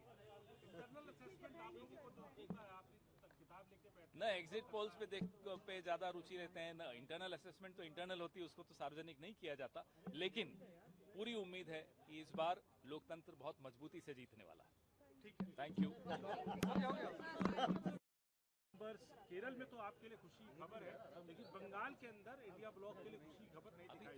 अभी थोड़ा इंतजार करिए, बहुत ही शुरुआती है। तो आपने और मैंने कई चुनाव इकट्ठे हमने देखे हैं, कई नतीजों के दिन में हम लोगों ने लगातार बात की है। आप मुझसे बेहतर समझते हैं कि 11-12 बजे तक ही जाकर थोड़ा बहुत स्थिति स्पष्ट होनी शुरू होती है और फिर भी पलट जाती है, तो थोड़ा इंतजार करना उचित रहेगा। लेकिन सर कई जगहों पे जैसे पश्चिम बंगाल है, पश्चिम बंगाल के अंदर जो लीड आ रही है, पहले ही राउंड में अगर 3000-4000 का कैंडिडेट लीड ले लेता है तो वो एक बड़ी बात है। हालांकि अभी मुझे लगता है कि इंतजार करना उचित रहेगा। उम्मीद क्या है आपको? लोकतंत्र जीतेगा। कांग्रेस पार्टी और इंडिया ब्लॉक हम अपनी तरफ से पूरे आश्वस्त हैं कि कई राज्य जहां हम डायरेक्ट लड़ रहे हैं, जहां हमारी स्थिति मजबूत है, वहां हम जीतेंगे। असम की बात पूछूंगा आपसे। बहुत अच्छे तरह से लड़े चुनाव हमारे साथी, और वहां भी परिवर्तन की एक लहर है, इंतजार करिए। है आपका जो ये हम देख रहे हैं कि एक विशेष विधानसभा टीटाबोर विधानसभा में काउंटिंग बहुत स्लो जा रहा है, और वो बात हम अंदर अभी कह के आए हैं कि ऐसा क्यों है कि टीटाबोर विधानसभा में काउंटिंग स्लो है। तो अभी कोशिश कर रहे हैं कि वो उसको थोड़ा तत्पर लीड कर रहे थे, अभी पता चल रहा है कि थोड़ा ये तो हर राउंड में तो होता ही है कि एक राउंड ऊपर नीचे, ये तो स्वाभाविक है। जो अंतिम नतीजे हैं उस तक हम अबे सौरभ माइक का जा रहे भाई। అతి పెద్ద రాష్ట్రమైనటువంటి ఈశాన్య రాష్ట్రాల్లో భారతీయ జనతా పార్టీ ప్రాబల్యాన్ని మేము మరింత పెంచుకున్నట్టు అవుతుంది. ప్రజలు ప్రభుత్వంతో విసిగి వేసారి सौरभ ऑडियो तो आ ही नहीं रहा, कहाँ माइक लगा दी तूने? ప్రధాని నరేంద్ర మోదీ గారి నాయకత్వంలోని భారతీయ జనతా పార్టీకి పట్టం కట్టాలని నిర్ణయించారని ఇప్పటి వరకు వచ్చిన ట్రెండ్స్ ఆధారంగా స్పష్టమవుతోంది. ఎగ్జిట్ పోల్స్ అంచనాలు వేసినట్టుగా సాధారణ మెజారిటీ కాదు, పెద్ద మెజారిటీతో लोगो डाउन करो भाई। చెప్పడం జరుగుతుంది. అది मलेश लोगो डाउन करो अपना। కనిపిస్తోంది. మరో పెద్ద రాష్ట్రమైనటువంటి తమిళనాడు, మన పక్క రాష్ట్రమైన తెలుగు రాష్ట్రాలకి పక్క రాష్ట్రమైనటువంటి తమిళనాడులో డిఎంకే దారుణమైన పరాజయం ఎదురు చూడబోతోంది.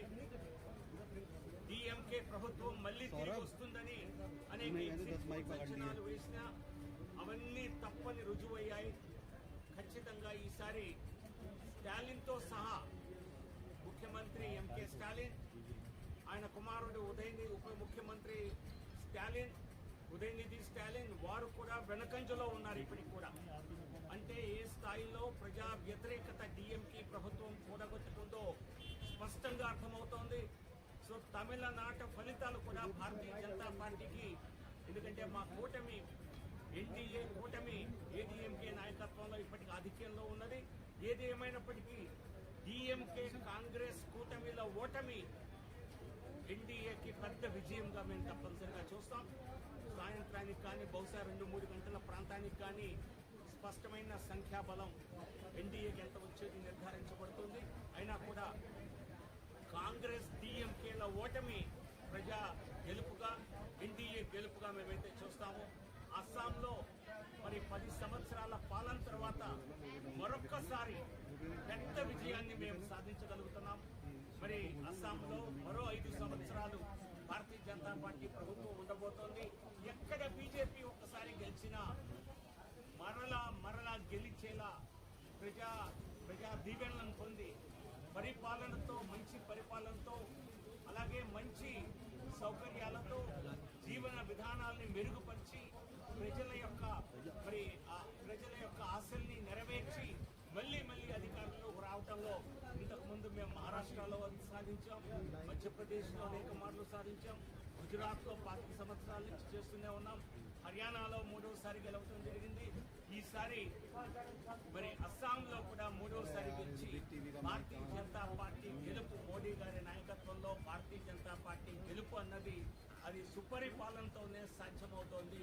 మరే పార్టీకి ఇది సాధ్యతరం కావటం లేదు. మనం చూస్తున్నాం ఈ రకంగా తమిళనాడులో 5 సంవత్సరాల పాలన చేసినటువంటి డిఎంకే దారుణమైన పరాజయాన్ని ఈరోజు చూడబోతోంది.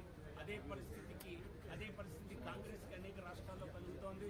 రానున్న సంవత్సరాల్లో ఎన్నికల్లో కర్ణాటకలో భారతీయ జనతా పార్టీ గెలుపు ఖచ్చితంగా జరుగుతుంది.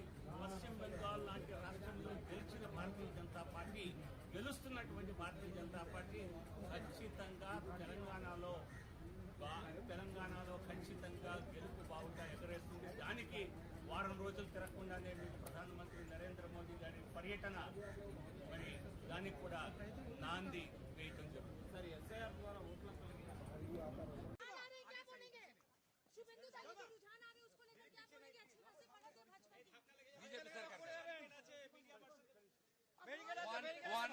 last BJP will form the government. चुनाव अधिकारी के रूप में थोड़ा बताइए भाई संतोष तो आप लोग बताएंगे। हमने तो पूरी कोशिश करी है कि फ्री एंड फेयर इलेक्शन हो। हमने पूरी कोशिश करी है लॉ एंड ऑर्डर ठीक रहे। हमने पूरी कोशिश करी है कि लोग निर्भय जाके वोट दे के आए। हमने पूरी कोशिश करी है कि ईवीएम की सेंटिटी मेंटेन हो। हमने पूरी कोशिश करी है कि सुष्ट काउंटिंग हो। हमने अपील किया है सबको कि आप जो है लॉ एंड ऑर्डर हाथ में मत लीजिएगा। इलेक्शन आते हैं जाते हैं, ये एक पर्व की तरह है, फेस्टिवल की तरह है, जैसे दुर्गा पूजा होती है। आइए आप आगे प्रिपरेशन कीजिए। जब कैंपेनिंग पीरियड होता है वोट के समय आप जैसे पेंडल जाते वैसे जाइए। अब जब विसर्जन का समय आ गया तो विसर्जन कीजिए, उस टाइप का है। सर जब 2 चरण का चुनाव का ऐलान किया गया था तो दूसरे स्टेट में कहा जा रहा था कि पता नहीं चुनाव आयोग कितना सक्सेस हो पाएगा। पश्चिम बंगाल में एक रीति रही है कि 3 से 7 चरणों के चुनाव तक एक रीति रही है। उस उम्मीद को आप लोगों ने तोड़ा और अब सफलतापूर्वक नतीजे सामने आए। क्या कहेंगे सर, थोड़ा बोलिए। हम लोग तो रेडी थे। हम लोगों ने चुनाव आयोग से कहा था कि सिंगल फेज में करना है तो भी हम रेडी है। हम रिस्पॉन्सिबिलिटी लेने को तैयार हैं। हमने कहा था, लेकिन वहाँ पे बहुत सारे क्राइटेरिया होते हैं। वहाँ पे फोर्स का क्राइटेरिया होता है, सेंट्रल फोर्स कितनी अवेलेबल नहीं है, प्लस और क्राइटेरिया होते हैं। और हो सकता है फ्यूचर में बहुत जल्दी बंगाल में सिंगल फेज इलेक्शन भी हो। Thank you sir. टीएमसी कह रही है कि जहां 1000 कॉन्स्टिट्यूशन मतलब अपनी व्यक्तिगतভাবে আবার বাংলাদেশে ঢোকাচ্ছি। अरे बांग्ला जहां 1000 से कम वोटों से नतीजे आएंगे वहां पे रिपोलिंग की मांग की जाएगी। हम लोग रिपोल का मांग करेंगे। रिपोल अब कैसे होगा? अब तो रिकाउंटिंग का पूरा प्रोसीजर फिक्स्ड है, सब आरओ जानते हैं। अगर उस क्राइटेरिया के अंदर आता है तो रिकाउंट होगा, वरना नहीं होगा। वो क्राइटेरिया फिक्स्ड है, तो सब जानती है पॉलिटिकल पार्टी, हमें बोलने की जरूरत नहीं है। आरओ जानते हैं। जो भी किताब में होगा, जो भी रूल में होगा, जो भी रेगुलेशन में होगा, वो 100% फॉलो होगा। सर इसका मतलब है कि 1000 से जब कम के जो नतीजे आएंगे उस पर क्या तृणमूल की जो बातें है वो डिपेंड करता है कि লোকেরা চাইছে যে রিপোলিং হোক ওখানে ফলতার মতো, কারণ ওখানে রিকাউন্টিং হোক, কারণ ওখানে ভিভিপ্যাট রাস্তায় পড়েছিল। ভিভিপ্যাট যেটা রাস্তায় পড়েছিল ওটা ডিএম প্রিলিমিনারি ইনকোয়ারি করেছেন। দেখুন আপনার কমিশনিং হয়, ওখানে মকপল হয়, उस समय ভিভিপ্যাট যেটা বের হয় সবাইকে দেখাই যাচ্ছে कि আপনি এখানে রাস্তায় কেন পড়বে সেটা প্রশ্ন। রাস্তায় পড়ে যেটা আছে সব ইনকোয়ারি হবে, প্রত্যেক নাম্বার আছে। ওরা বলছে কোনো এমপ্লয়ি যে আছে শেডিং করা ছিল, নিয়ম ছিল জন্য শেড না করে কই নিয়ে গেছে, এখানে প্র্যাকটিস নিয়ে গেছে, ওখানে খেলে ফেলেছে। কিন্তু এটা ইলেকশন ভিভিপ্যাট নেই। এটা প্রত্যেক ভিভিপ্যাট নাম্বার থাকে, কোন মেশিন থেকে বেরিয়েছে, কোন তারিখে বেরিয়েছে, কোথায় বেরিয়েছে, सब जिनिस चलছে। এটা ইলেকশন থেকে কোনো যোগাযোগ নেই ওটা। थोड़ा सा माइक नीचे करो तो दाढ़ी भी दिखेगी। हाँ नीचे करो।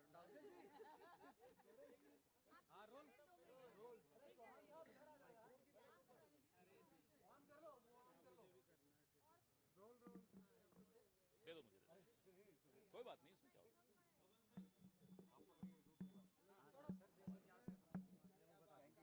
बोलिए सर, जिस तरीके की ट्रेंड्स अभी आ रहे हैं, what are your comments?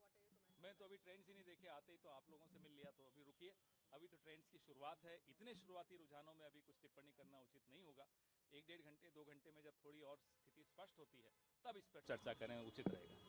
Sir Tamil Nadu में टीवी के जो है वो डीएमके गठबंधन में कुछ 1-2 घंटे प्रतीक्षा कीजिए, थोड़ी स्थिति और स्पष्ट हो, फिर इस पर टिप्पणी करें, फिर चर्चा करें, उचित रहेगा। बंगाल का जो रुझान अभी आए हैं हर स्टेट के लिए अभी बहुत शुरुआती रुझान है। पोस्टल बैलेट्स के बाद शायद 1 राउंड हुआ होगा या 2 राउंड हुए होंगे, थोड़ा इंतजार कीजिए, फिर इस पर बात करते हैं। केरला में आप लोग लीड कर रहे हैं, जहां हम लीड कर रहे हैं या जहां लीड नहीं कर रहे, सबके लिए स्थिति तो वही है कि ये शुरुआती रुझान है, थोड़ा इंतजार करना उचित है। केरल के अंदर आप लोगों को यूडीएफ को स्पष्ट बहुमत एक तरीके से मिल गया है, और जो आप लोग अभी किसी भी राज्य की बात करें, बहुत ही शुरुआती रुझान है, तो न मुंह मुरझाना चाहिए, न बहुत खिलखिलाना चाहिए, थोड़ी इंतजार करें और फिर जब स्थिति स्पष्ट हो फिर चर्चा करें। हमें पूरी उम्मीद है कि 5 राज्यों में कांग्रेस पार्टी और हमारे गठबंधन के साथी बहुत मजबूती से जीतेंगे। इंटरनल असेसमेंट आप लोगों को तो होता है, आप किताब लेके बैठे न एग्जिट पोल्स पे ज्यादा रुचि रहते हैं, न इंटरनल असेसमेंट तो इंटरनल होती है, उसको तो सार्वजनिक नहीं किया जाता, लेकिन पूरी उम्मीद है कि इस बार लोकतंत्र बहुत मजबूती से जीतने वाला है। Thank you. केरल में तो आपके लिए खुशी की खबर है, लेकिन बंगाल के अंदर इंडिया ब्लॉक के लिए खुशी की खबर नहीं दिखाई। अभी थोड़ा इंतजार करिए, बहुत ही शुरुआती है। तो आपने और मैंने कई चुनाव इकट्ठे हमने देखे हैं, कई नतीजों के दिन में हम लोगों ने लगातार बात की है।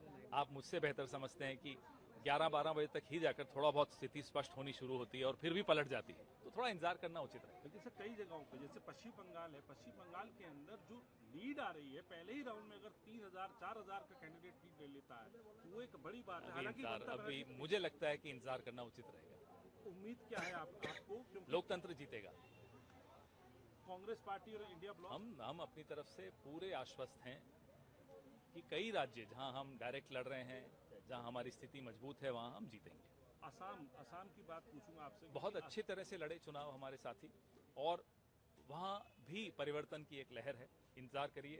प्लान है आपका? तो ये हमारे देख रहे हैं कि एक विशेष विधानसभा टीटाबोर विधानसभा में काउंटिंग बहुत स्लो जा रहा है और वो बात हम अंदर अभी कह के आए हैं कि ऐसा क्यों है कि टीटाबोर विधानसभा में काउंटिंग स्लो है।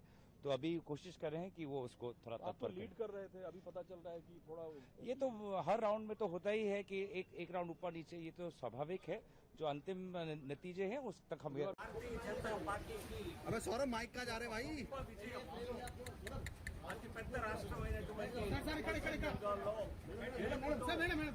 ఈశాన్య రాష్ట్రాల్లో భారతీయ జనతా పార్టీ ప్రాబల్యాన్ని మేము మరింత పెంచుకున్నట్టు అవుతుంది.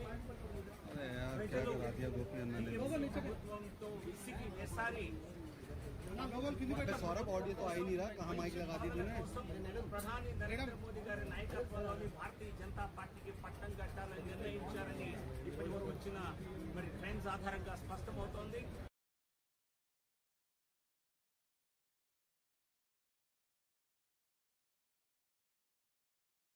Read them out to you because at this point in time, situation in all states has become really interesting. There is a clear mandate emerging for BJP in West Bengal, in Assam and in Tamil Nadu. The Vijay phenomena, something unprecedented. We haven't seen this in Indian politics before because Vijay's TVK came into existence just a couple of months ago and is now hovering very close to the magic figure in Tamil Nadu. It is an assembly with 234 seats and the magic figure is 118. At this point in time, TVK is leading on 115 seats. Now remember, at one point in time, about an hour or so ago, TVK's lead had jumped to 172 seats, and in an assembly of 234, for a debutant to get those kind of numbers is of course something unprecedented. We haven't heard and seen such a phenomena before. But as I was saying that, senior journalist Aarti Jarat pointed out that of course there's been MGR and there's been NTR, but what we're seeing in Tamil Nadu regardless is shocking for sure, because NDA in Tamil Nadu is leading on 57 seats and DMK, which most of the exit polls were claiming will be comfortably able to form the government, except perhaps Access My India, which gave 100 seats to TVK. Nobody else was claiming that DMK would be in such a bad shape. At this point in time, DMK-INC combined is leading on just 50 seats out of 234. It is TVK which is in the lead. It is leading on 116 seats. NDA is the second party. NDA is the second coalition, and of course the key partner there being AIADMK of the BJP. Together, they are pulling in 57 seats. At least that's a number they're leading on at this point in time. Of course, the final results are still a few hours away. But in terms of a trend, there is a clear trend emerging in Tamil Nadu. 116, that's the number of seats which is leading on. Now, talking about Kerala quickly, 126 seats. We have numbers for out of 140. The magic figure for Kerala is 71. UDF is now leading on 80 seats. LDF is leading on 39. So UDF has maintained, after a neck-to-neck fight in the initial hours, has now taken a clear lead of 41 seats over LDF. The majority mark, the mark to form the government in Kerala is 71. And UDF at this point in time is leading on 80. Talking about Assam, Again, happy news for BJP and its supporters because NDA is leading on 93 seats in Assam, and Assam is an assembly of just 126 seats in total. So out of that, BJP is leading on 93. Comfortably ahead, miles ahead of the opposition. The Congress is leading on just 29 seats. AIUDF is leading on 2. Others are leading on 2. Talking about Puducherry, the lone UT, which went into elections in the month of April along with West Bengal, Assam, Tamil Nadu and Kerala. Out of 30 seats, on 27, we have the numbers, and NDA is leading on 25, DMK INC on 2. Now, viewers, the numbers that you're seeing and the numbers that I'm telling you on Hindustan Times and Live Mint might be slightly different from other channels and wherever else you're consuming and wherever else you're watching the election updates on. And that's because we're trying to give you the numbers we're sure about, the numbers that are verified, numbers that are confirmed. They might be a little slower, but those are verified numbers. At 12:30, clear leads have been established by BJP in West Bengal. It is leading on 179 seats. In Tamil Nadu by TVK, which is leading on 116 seats. Kerala, UDF leading on 82. Assam by NDA leading on 93. Puducherry, NDA leading on 25 out of 30 seats. Now, let me quickly get the guests that I have with me. Come in. Ms. Jarat, can you hear me? Yes. So just before this, we were discussing what's happening in Tamil Nadu. And you very rightly pointed out that Tamil Nadu electorate seems to have trusted Vijay, whether it is because Vijay is so popular or whether it is because the Tamil Nadu electorate was really angry at DMK and MK Stalin's government. That is one point that we need to discuss. And apart from that, one thing which I definitely want to discuss with you is the fact that Tamil Nadu's electorate seems to be really adventurous because politically speaking, Vijay is an unknown entity. What's his ideology? As far as administrative experience is concerned, he has none. So by betting on Vijay, what is Tamil Nadu's Janta trying to indicate to the rest of the country and to, of course, political parties like DMK and AIADMK? So those two questions for you. Well, I mean, I would see this as a kind of Gen Z revolution, very similar to what we saw in Nepal, where Gen Z put its faith in a rap singer who came out of nowhere, did not have any kind of political presence, party or anything, and yet swept the elections in Nepal. So I think, and Vijay concentrated on the youth. And as you know, the youth from the 18 to 35 age group forms a huge part of the electorate, definitely around 50% or maybe more of the electorate across the country. So Vijay concentrated on that. And young people are adventurous. They want change. They want something different. They want something new. Unlike older people who would go for known figures, known faces, more steady, don't want to step out of the crease and, hit a six. Young people are ready to do that.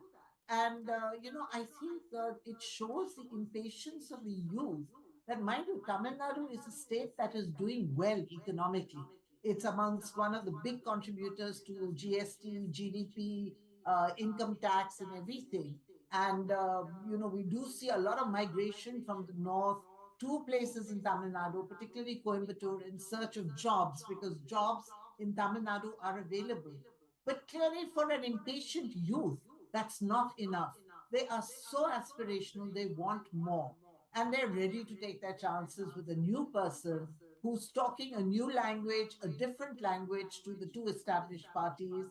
And I think that's really what the Tamil Nadu results show. Right. Ms. Shankar, would you like to come in? Yeah, about Tamil Nadu. Yes. Yeah. First of all, I want to remind you that N.T. Ramarao, when he came to power, he got 215 out of 294. So it is much more than what Vijay would get at the rate. So that is one point I want to make. And second thing is that Vijay has been very popular among the youth and the women. The women vote is very big factor in Tamil Nadu also. In fact, Jayalalitha won because of the women, and then even Karunanidhi won because of the women. So that group has supported Vijay. The youth and the women together have given him so many votes. Uh, that is another thing. And the third thing, he should be congratulated for making the fans into voters. That's a very, very difficult thing for any leader to do. So therefore, normally, many people come to see film actors. So that's why his drawing crowd is not a very big thing. But at the same time, he was able to convert the fans into votes. That's how he has taken over. And Congress also wanted to combine with Vijay before the election. And one section of the Congress was suggesting to Rahul Gandhi that they should do that.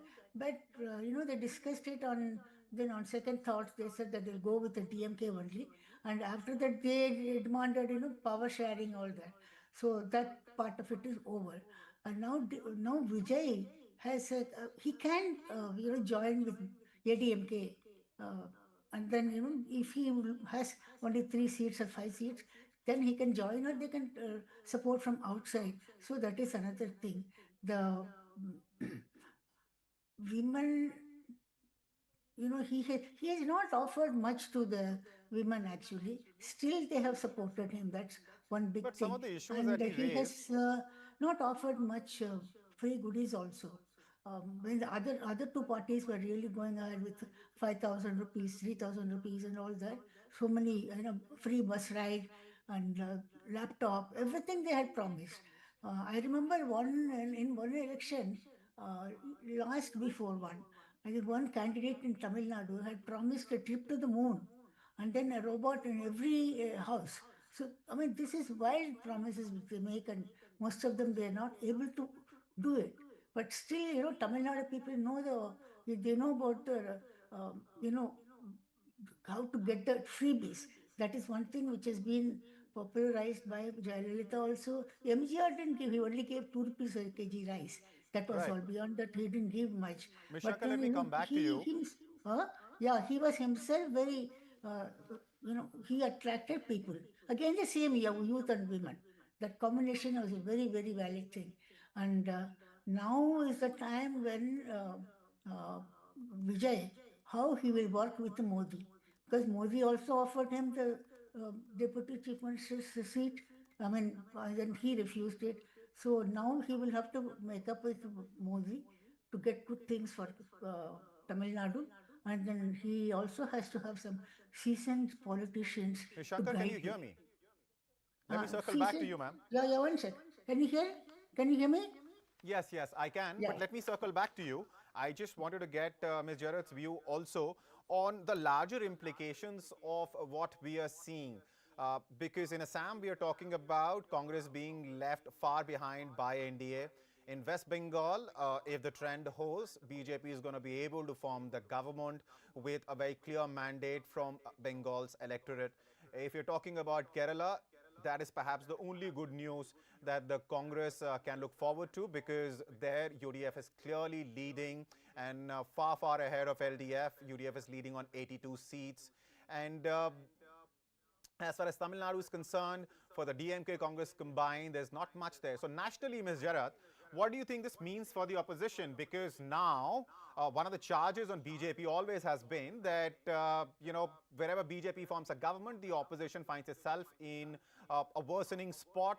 And at this point in time, since Bengal is that one fort which BJP was trying to break into, and now if these numbers hold, will manage to, then what will be the future of opposition in the country?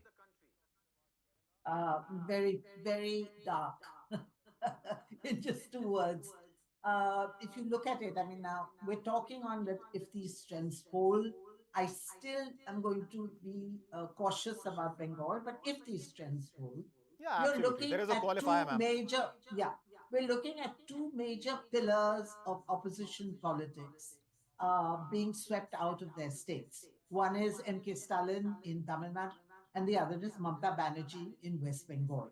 These have been the two main pillars of anti-BJP politics I mean, apart from the Congress, of course, but, they have certainly lent weight to, the anti-BJP politics of opposition parties. They have been very outspoken, and it need and their inability to hold on to their states is a huge blow for the opposition, and it is certainly, I think, going to demoralize. What you're really seeing actually is that regional parties, although TVK is a regional party, but I mean, I really don't know where he got his funding from, but clearly the legacy regional parties, let me call them, that is the DMK and Mamata Banerjee, you know, you know, I mean, there is it seems to me that their emphasis on regional politics, on regional identity, on regional nationalism seems to be losing its appeal. And people seem to be buying into a larger vision of India, which may be partly Islamophobic, which may be partly, a development model that Narendra Modi has managed to successfully sell.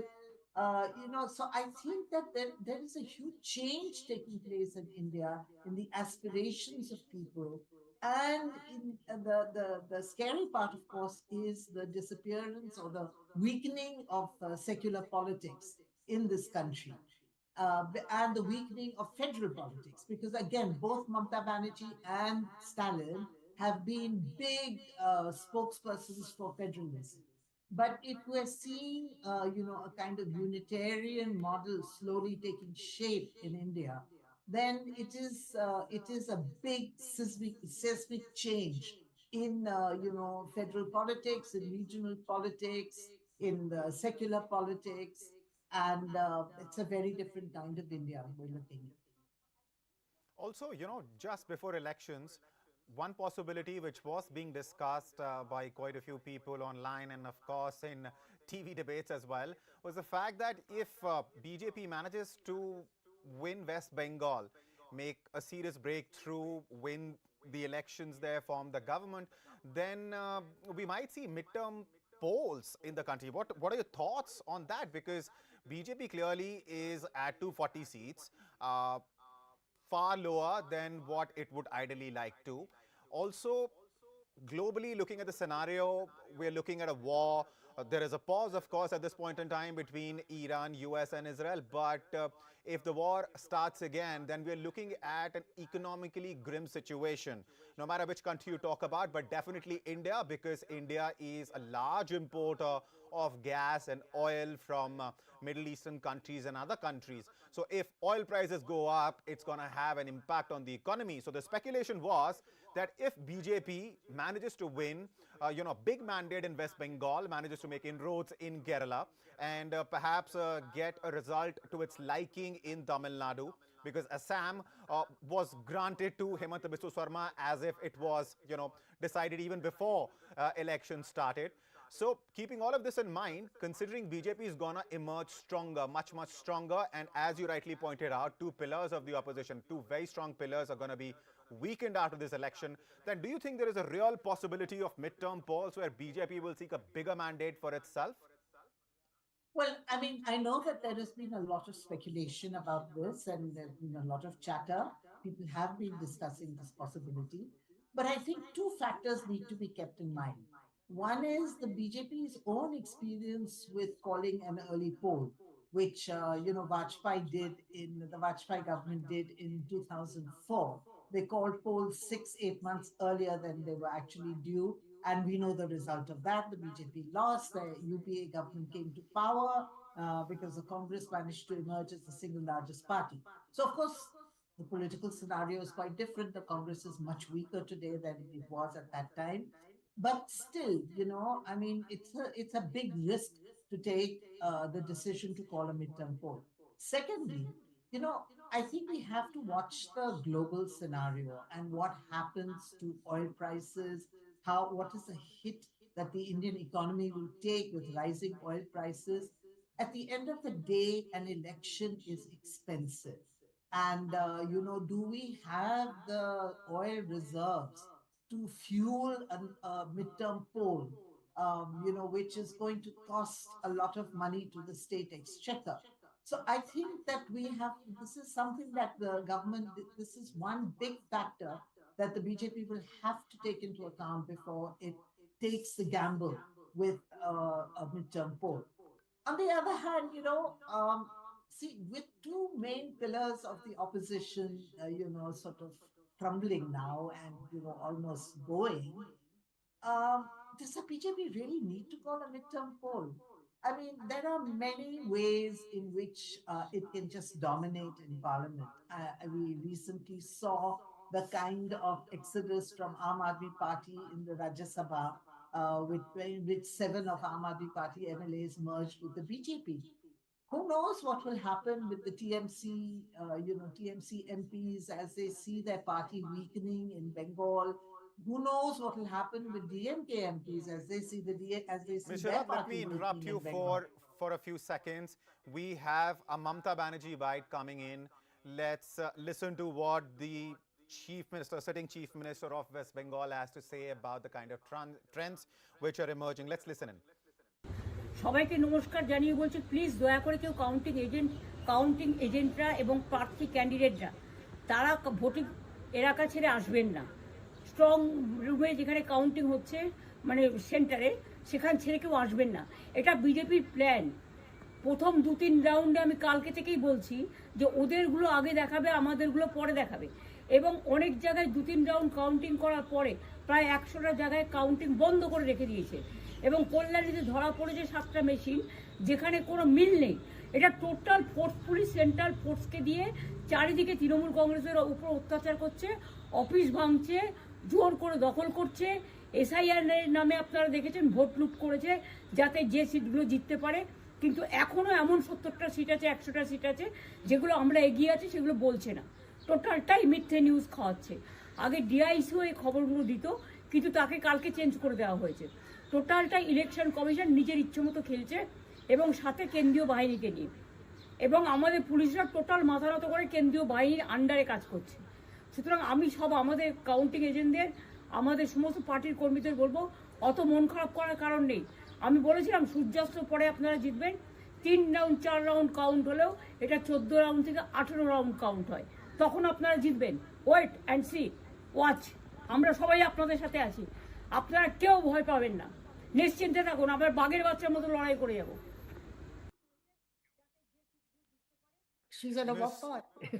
Ms. Jarat, interestingly, something which you were pointing out earlier, that counting for just 2 to 3 rounds has been finished as far as, if you look at the time right now, it's almost 1 o'clock, and counting so far has been completed only for 2 to 3 rounds, right?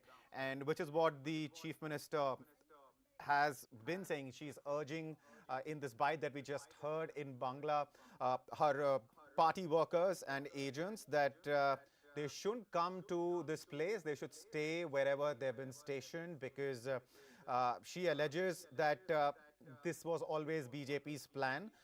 Since yesterday, she claims she's been saying that BJP will take the lead in first 2-3 rounds. So they should still remain vigilant and stationed exactly where they have been assigned, they have been asked to.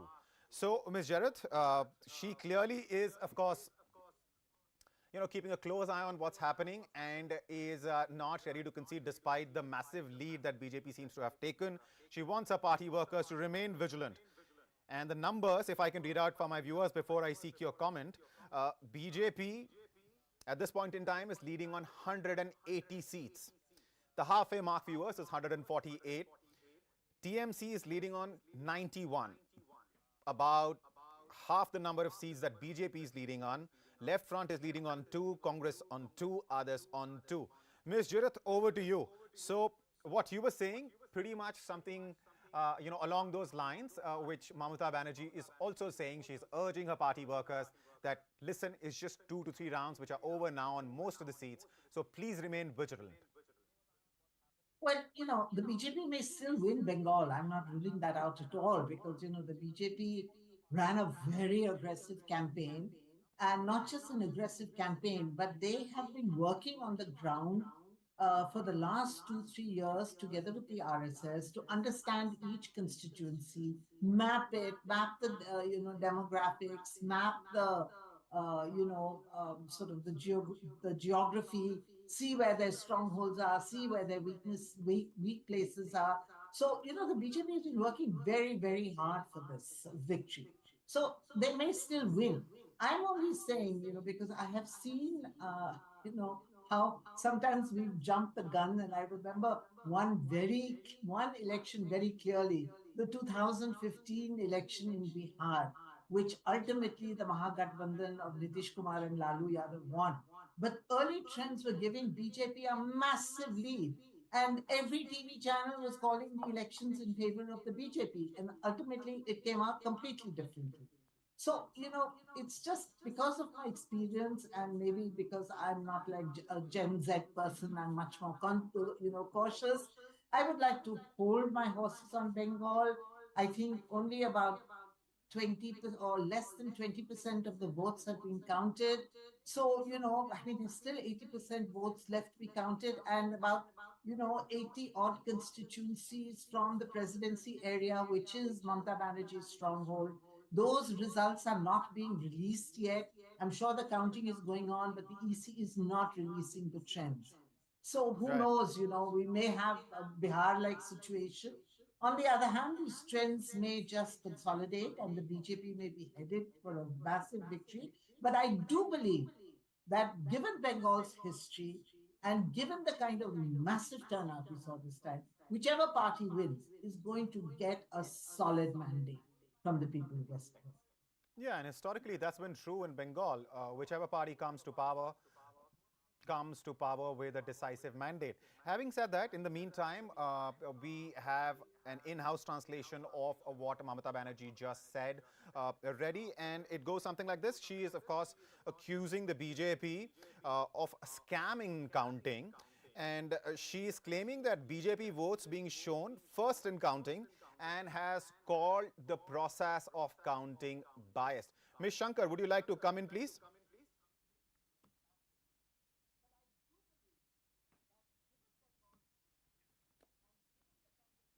All right. In the meantime, let me, now that I have the translation here with me, let me quote her, because that bite, of course, was in Bangla. And, that makes sense because she was, of course, addressing her workers and agents. So this is what she said, and I quote, "I request all counting agents and candidates not to leave the counting area. This is BJP's plan. Since yesterday, I've been saying that they will show the results first and hours later." By that, she's, of course, referring to TMC. "In the first 2 or 3 rounds, counting has been stopped after 2 or 3 rounds in about 100 locations," she has alleged. "And 7 machines were found in Kalyani where there was no match. It's a total forceful use of central forces to oppress the Trinamool Congress everywhere, breaking offices and forcibly occupying them. You've seen how they looted votes in the name of SIR to win the seats they could. But there are still 70 to 100 seats where TMC is leading, which they are not reporting. They're feeding entirely false news. The Election Commission is playing according to its will, along with central forces." Some serious charges have been made by Mamata Banerjee in this short bite, where she is referring to the fact that numbers for a bunch of seats, according to her, as many as anywhere between 70 to 100 seats, where TMC is likely to be in the lead, are not being mentioned by the Election Commission. And she's also saying that there is a scam in counting. So some serious charges which are being made by Mamata Banerjee. But having said that, at this point in time, if we take a look at what's happening in Bengal, out of 294 seats, we have the numbers for 277, numbers for the remaining, the gap between 277 and 294, which is 17 seats are not in yet. BJP is said to be leading on 181, TMC on 90, Left Front on 2, Congress on 2, others on 2. So that's what's happening in Bengal at this point in time. But having said that, this is clearly a trend, a very strong trend, which has emerged in case of Bengal. Ms. Shankar, I was going to get your comment in before, of course, we got this translation.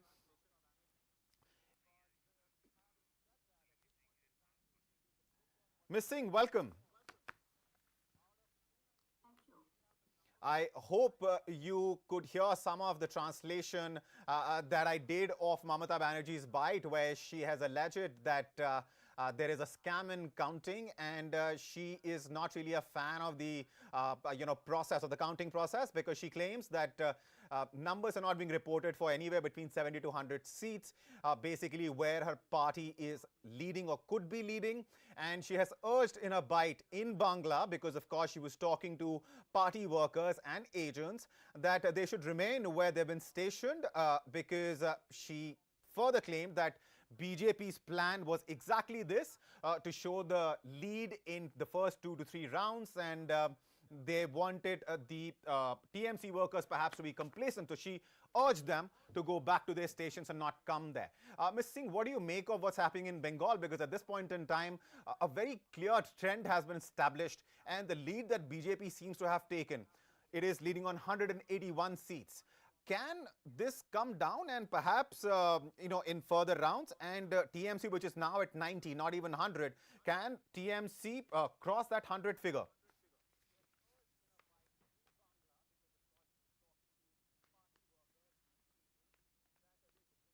Are you asking me? Because I can't really hear very well. All right, let me repeat the question. Just if you can just raise the volume from your end, please. Thank you. Sure. I'm sure my PCR is listening and would do the needful. But let me repeat the question. The question was, what do you make of the kind of trend that we are seeing in West Bengal, especially in the light of the allegations that Mamata Banerjee has made as far as the counting process is concerned? Well, I think that these allegations don't seem to be something which one should take extremely seriously, although every allegation has, it carries some weight in the eyes of the person making the allegation, the complaint. But I think that if you look at trends, as we might have looked at for several elections, scores of elections in the past, when it is this kind of the leads are of this magnitude, I think that one should say that there is something which has definitely worked for the BJP, and even if it's not gone against Mamata, but it has certainly worked for the BJP. But a few things have also gone against Mamata Banerjee, I think.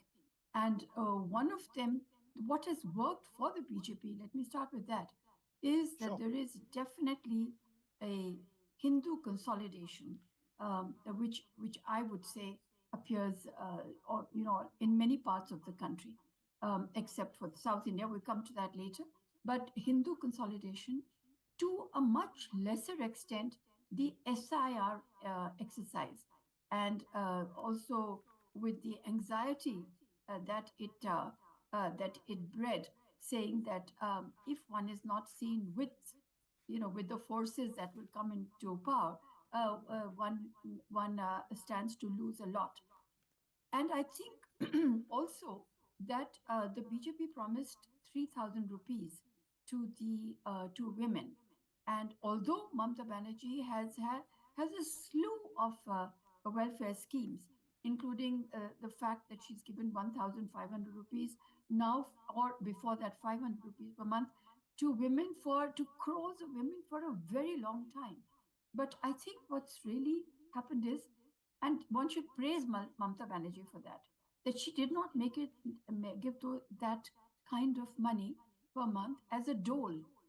It became a right, an adhikar of the people. So especially of the women. So park that on one side. So women are accustomed to getting the money. When a powerful party is promising 3,000 rupees, then it carries that much more credibility that the money will come into the account if it has been promised at election time.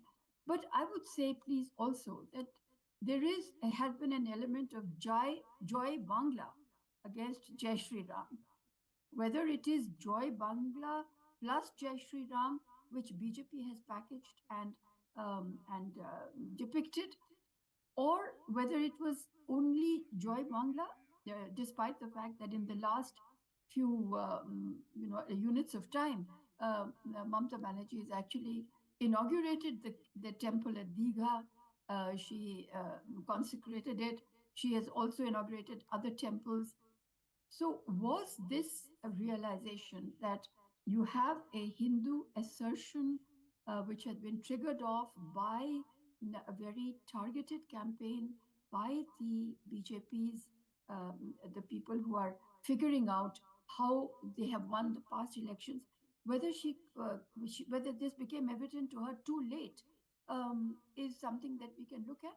But definitely, the answer to your question is that this seems to be now. I think that the dice is cast. One can see the colors and the writing on the wall, and also that Mamata Banerjee is saying, if I could hear her correctly, that this is the third or fourth round. But even though the rounds come from perhaps at least the EVMs come from contiguous booths. So it's possible that one area votes in a certain way. But I doubt that in that 150 village, it's about 150 to 200 villages. If it is that people will be extremely against each other, and one will vote for the BJP and the other will vote for the TMC, I doubt it. I think that this is the result that I think the TMC should settle for and see, if analyze first what happened. But I would also say that there has when analysts look at it later, they have to look at the role of the SIR, either perceived or actual role of the SIR, because it has huge implications for later on for delimitation, which is going to be the big exercise in the country. And we cannot lose sight of it. We, meaning people whom you call analysts, cannot lose sight of it only because one election, Mamata Banerjee is talking about SIR playing a hugely, let's say, a biased role against the TMC. Right. I think on the whole, one should look at SIR very dispassionately. One should ask for the correct instruments of analysis for delimitation. If you look at Assam, there's been, when you look at some constituencies which are, they say, with preponderance of Muslim votes, you do see, an arc going across maybe 5 districts with little pockets of one assembly segment across 5. I'm not saying that this is rampant, but one should stop this tendency in its tracks if it is happening. So, on the whole, let me come back to you, Ms. Singh. West Bengal and Tamil Nadu. Let me come back to you, ma'am. Huge implications for national politics. I also have Mr. R.K. Upadhyay joining us. Mr. Upadhyay, what does this mean for TMC's future as a party? Because, if the numbers hold, if the trend stays in place, then BJP is going to wield a clear mandate in West Bengal. And there were reports of infighting in TMC before elections, of course, kicked off. What do you think is going to happen to TMC? First of all, let me say my pranams to Nalini Singh ji. I've held her in high esteem for a long time. In fact, I had the privilege of working with Arun Shauri ji in Indian Express in the 90s in Delhi. So it's been a pleasure to share the platform with you, madam. Thank you so much. And she has been gracious enough to, admit the mistakes that Mamata Banerjee government has done. Let me briefly interrupt you. There are visuals coming in from Asansol of Lathi charge being carried out by the forces. We will, of course, provide you the context as well, but let's first switch to the visuals. And this is, of course, coming in from Asansol, as I said earlier. And remember, viewers, Bengal has a history of, electoral violence, especially post-poll violence. Last time around in 2021, we saw that 300 incidents of violence were reported, 58 deaths. And these elections have been very different from earlier elections in West Bengal, because so far, not violence of the kind that we have seen before in West Bengal has been reported. But these are the first visuals coming in of as the counting goes on across West Bengal. These are the visuals of the lathi charge carried out by the forces, of course, against Lampun elements. Mr. Upadhyay, while the visuals play on, of course, you can please resume and finish your point. You were mentioning about, Mamata Banerjee's reaction to what's results that are coming out. I mean, it's on expected lines. She's given to hysteria, which soon turns to paranoia. And probably she's definitely not liking the results that are coming in. But, the kind of huge lead that the BJP has established, she should realize that the writing is very much on the wall, and she should get prepared herself to face the consequences of her misrule for 3, consecutive terms. And I think what has finally broken the camel's back is the kind of, maladministration that she's given, and then the bringing in, Bangladeshis in hordes, turning them into vote banks. So this is something which has gone against her. Madam was talking about how Hindu consolidation has happened, and I'm sure, it has reached a stage where the Hindus feel threatened in West Bengal.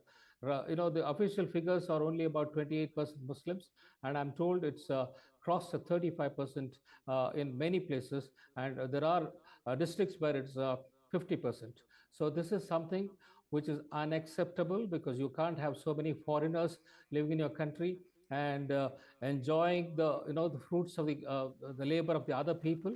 And this has to come to a stage where the stern action needed to be taken. That is where I think the BJP has made a big issue of this, and it has resonated with the people. And I hope the timely action will be taken by the next government which comes in. Talking about the TMC, I'm sure they will realize that this is an election that they've lost. But given the kind of track record the TMC has, the kind of violence that has just begun, probably is just the beginning of some kind of a reaction that we will see throughout the day today and tomorrow. There have been a very violent people. We have seen even earlier in these elections, and I just have the figures. In 2016 assembly elections, there were 7 people who had died. In 2019 Lok Sabha elections, 62 people died in the riots that took place. And in 2021, again, 24 people died. And in 2024 Lok Sabha elections, 11 people died. So this is the only place in the country now which has seen this kind of violence. Luckily, this time the Election Commission had ensured that the elections went off peacefully. Welcome another guest joining us, Mr. R. Rajagopalan. Welcome, sir. Namaste. Hi. Namaskar. Rajagopalan Namaste. Namaste. Right. Now that we have exchanged the pleasantries, let's talk about, what's happening in West Bengal. That's what we were discussing, sir, before you joined us. And, some pertinent points raised by both Ms. Singh and Mr. Upadhyay, of course, that the kind of Hindu consolidation that we are seeing in West Bengal, this result can only be attributed to that. But a more nuanced point perhaps could be, what was this polarization a result of? Was it a result of BJP's efforts? Like, we can clearly say that about Assam. But as far as Bengal is concerned, do you think it was more a result of what Mamata Banerjee was doing, that the kind of, against her especially, the kind of a consolidation that we saw of Hindu votes? Mamata Banerjee overplayed the Muslim card. That irritated the Hindu community. Apart from that, she should not have gone to the Supreme Court or to stop the Women's Reservation Bill. BJP trapped Congress, DMK and Mamata Banerjee on Women's Bill. So Women's Bill also helped. That but too, the governor of suddenly the Anand Bose was changed, and center brought Mr. R.N. Ravi from Chennai. That also added, because Mr. R.N. Ravi knows the Bengal, very intensively, very well. Therefore, he also directed the central forces. My information is Mamata Banerjee unleashed her members of parliament, especially the Sagarika Ghosh and Derek O'Brien and others, in a very bad light on Prime Minister. That also gave a negative point and sympathy for Prime Minister, etc. Second, Prime Minister's concentration on West Bengal and Amit Shah's persistent stay in West Bengal also helped. Suvendu Adhikari did give a leadership. Apart from that, I tell you, the sudden announcement of Dinesh Trivedi as ambassador of Bangladesh in Indian High Commissioner of Bangladesh also added a few votes for BJP. BJP never wanted to leave anything to chance. My simple understanding of Bengal politics is very, very simple.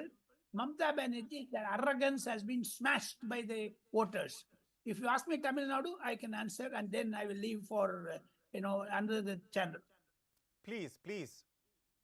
Tamil Nadu, as you asked me very interestingly, Nalini and Ramakrishna Upadhyaya may know very well, Stalin was not interested in keeping Congress because Stalin thought TVK will go with Congress and Congress will go with TVK. Therefore, he expressed his desire, let the Congress go. But suddenly, Sonia Gandhi intervened and gone against her son Rahul Gandhi to forge an alliance with DMK. That is the root cause. And second thing, non-appearance of Rahul Gandhi with MK Stalin in public meetings also sent a signal that Rahul Gandhi was with Vijay. Now, things are very different.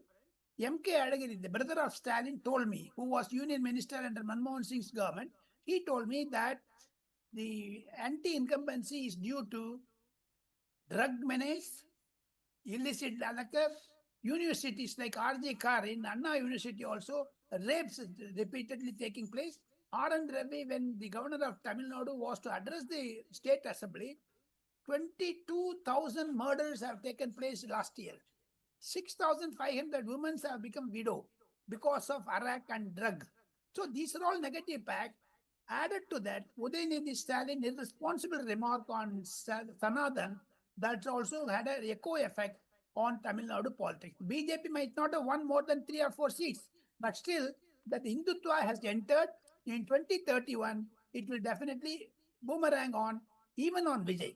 Now Vijay is a Arvind Kejriwal type, or for that matter, VP Singh type of Prime Minister, because he has to take left and right together. What will Vijay do? We do not know. He is running short of 8 or 9 members. Governor will definitely call Vijay as a chief minister. Will ADMK go with Vijay, or ADMK, DMK will join against Vijay? We draw certain permutation combination. We wait for 1 or 2 more days. And today I expect Prime Minister Narendra Modi at 6 o'clock at the BJP office, when he addresses the BJP Karyakartas, he will also throw some light on Tamil Nadu. All right.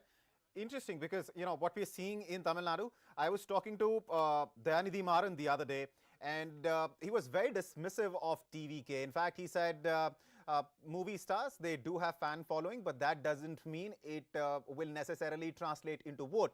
And his argument was that AIDMK and DMK, being political parties, have the ecosystem, have the infrastructure, and the support that they generate through their policies and promises can be translated into votes, because they have that mechanism.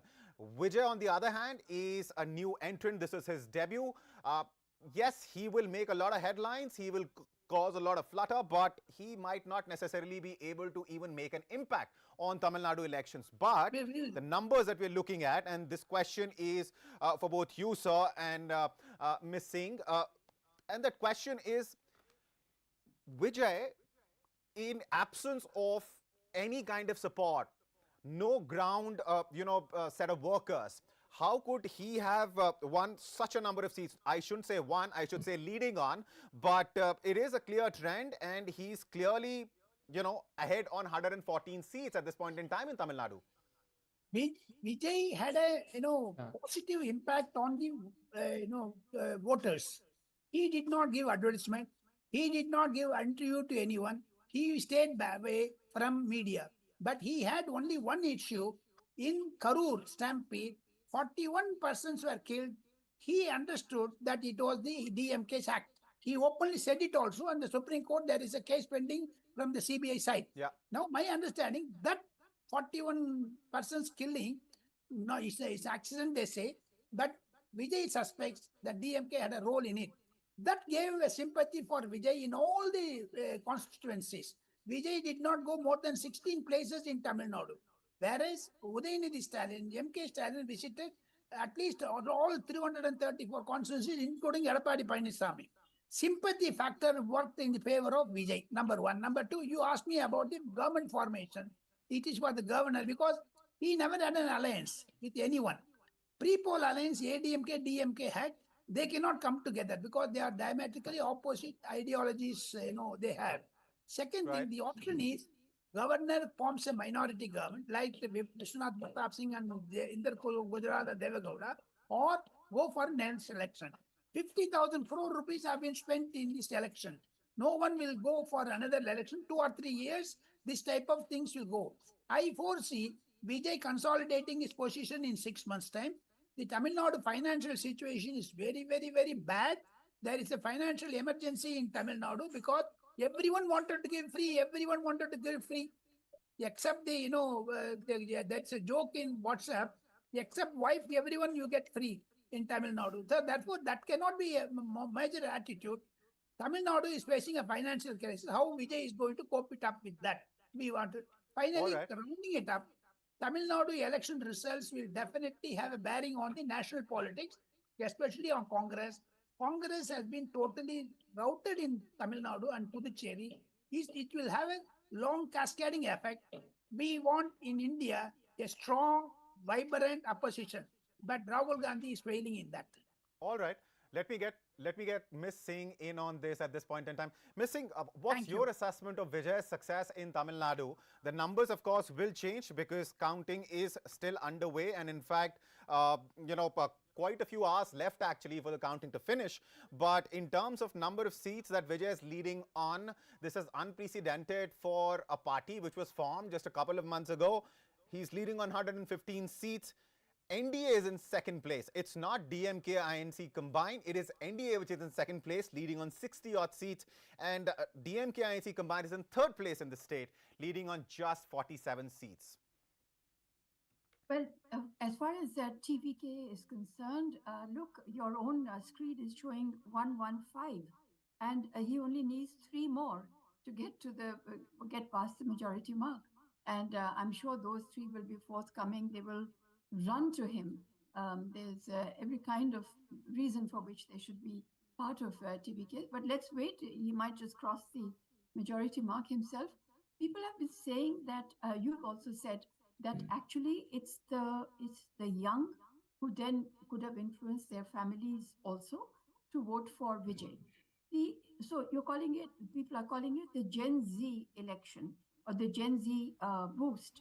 And that was the rocket that has got Vijay to where he is. My experiences, and this is just 2 months ago, in Nepal, you had Balen Shah, who is a rapper and who has, I think, won either 3/4 majority or certainly 2/3.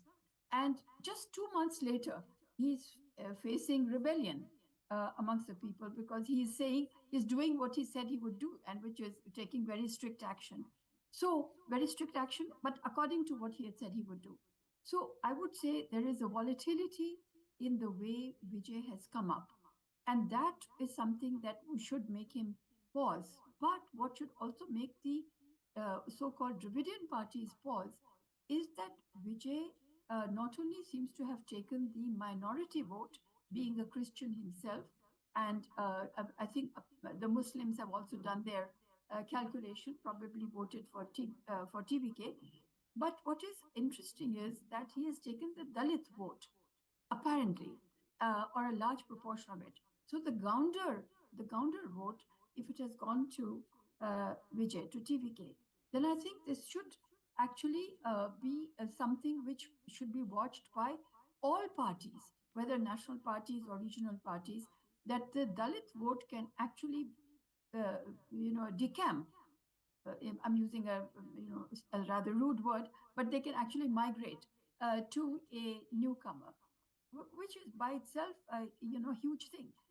I think just mixing or taking from away also from this and going to West Bengal for a second, it appears to me that only scheme dependence doesn't work for a party. That when you are, I think that when you look at the numbers of schemes of Mamata Banerjee, they are really extraordinary, and yet these schemes did not work. Either that she was able to inject aspiration, and so the people really want more, as Nirja Chaudhary has said on another channel, they'll mange more. But I would say that apart from that, that it is the fact that you have schemes means that you are a bhatta jivi, that you are living on doles, and I think that for all the 5 assemblies that have gone to the polls today, the winners have to know that the main issue is jobs. If they are not able to provide jobs, 5 years from now, you will have guests over here who will say, well, this is what's really happened. That they tried to have doles, and look at the finances of all the state governments. Just go down. Who is doing really well in their finances? They have revenue deficits, which is the most dangerous deficit to have. However, to go back to this, so schemes will not work. But what we will have to analyze a lot later is, I think that there is some question on the SIR, and even though in constituencies where the SIR deletions have been the highest in West Bengal, or amongst the highest, I think the BJP is not doing that well. So that should teach us that maybe we are just joining some sort of megaphone and saying SIR was bad. But I think the way it has been done, the dissatisfaction, the anxieties that it has generated amongst ordinary voters, that must be looked at carefully. We as citizens must demand that the SIR is something where the Election Commission discharges itself in a manner where everybody says, well done. But at the moment, people are not saying well done. Not everybody is saying well done to the EC. That also seems to have split as per the ruling party and the opposition. But coming to the fact of the opposition, I would say that we should really be concerned about what's happening. This is going to be an opposition mukt Bharat, an opposition-free India. And it's just the southern states which are kind of holding out. And they're also, although this is controversial, but I would say that the minorities, where the minorities are, they can provide a ballast to the total number of voters, they are not letting the BJP slip through.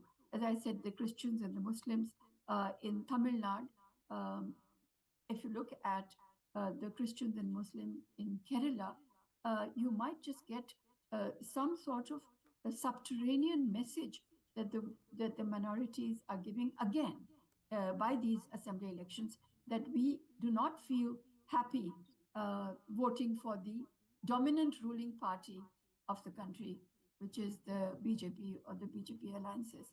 So I would say that once in our country, once you are branded an anti-Hindu party, it's very difficult for that party to win big. We should just accept that. And therefore, my question to people like you, people like your esteemed guests is, how does secular politics survive in our country if this is what's going to happen? All right. Mr. Upadhyay, thank you for being so patient.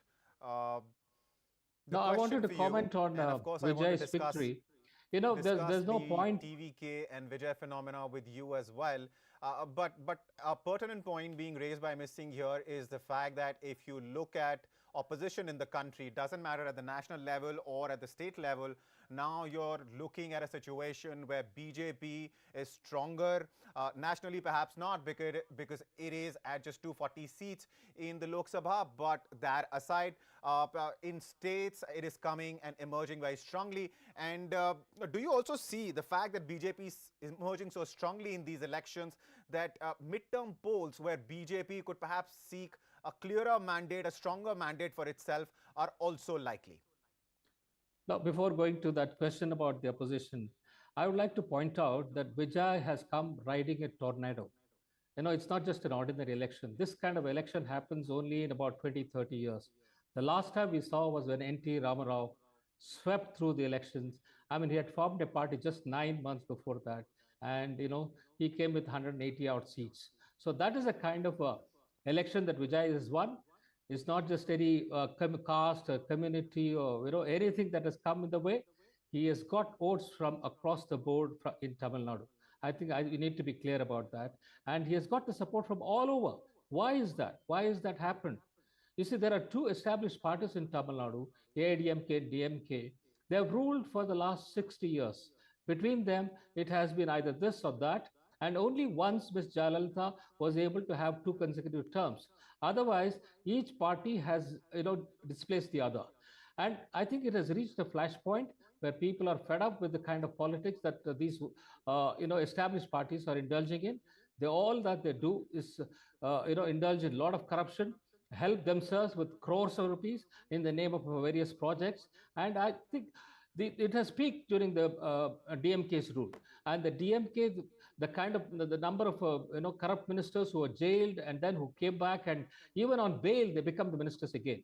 So this is a kind of administration that I've seen, and this is a rejection of that strata of politicians. So I think people are looking for a new kind of politics, and Vijay represents that. He's a fresh face. He's only 51-year-old. He's just come into politics, and they hope that he will be able to provide a very good government. But the worry is, how is he going to govern? He doesn't have any experience. He's just new to politics. He's new to administration. How does he? And what kind of people he has around him? Nobody knows. He never addressed any press conference. He never addressed, even media. He never gave any interview, and still he managed it through the social media. I mean, the kind of reach that he had with the people is phenomenal. And we hear that, some of the names that I heard today, is among Sangotian, who is a former AIDMK minister. He's among his closest advisors. And then there is Arun Raja, Arokya Swami, Vishnu, and Jagadish. We want to know who these people are. How are they going to advise him? Will they be able to give a good government? I think that is an issue which is going to, engage us in the next few weeks. Coming back to the issue of opposition parties, I think they have been, waiting for this to happen, and they did not know that, they would get it so badly. Since the BJP has been taking up this issue of infiltrators in Assam, West Bengal, and many other places where, the foreigners have been allowed to come and stay. I mean, no other country allows this kind of freedom to anyone to come and stay and enjoy the facilities of the country. And then you also become part of the citizenry. You also have a vote. I mean, is it ever can be tolerated in any democratic setup?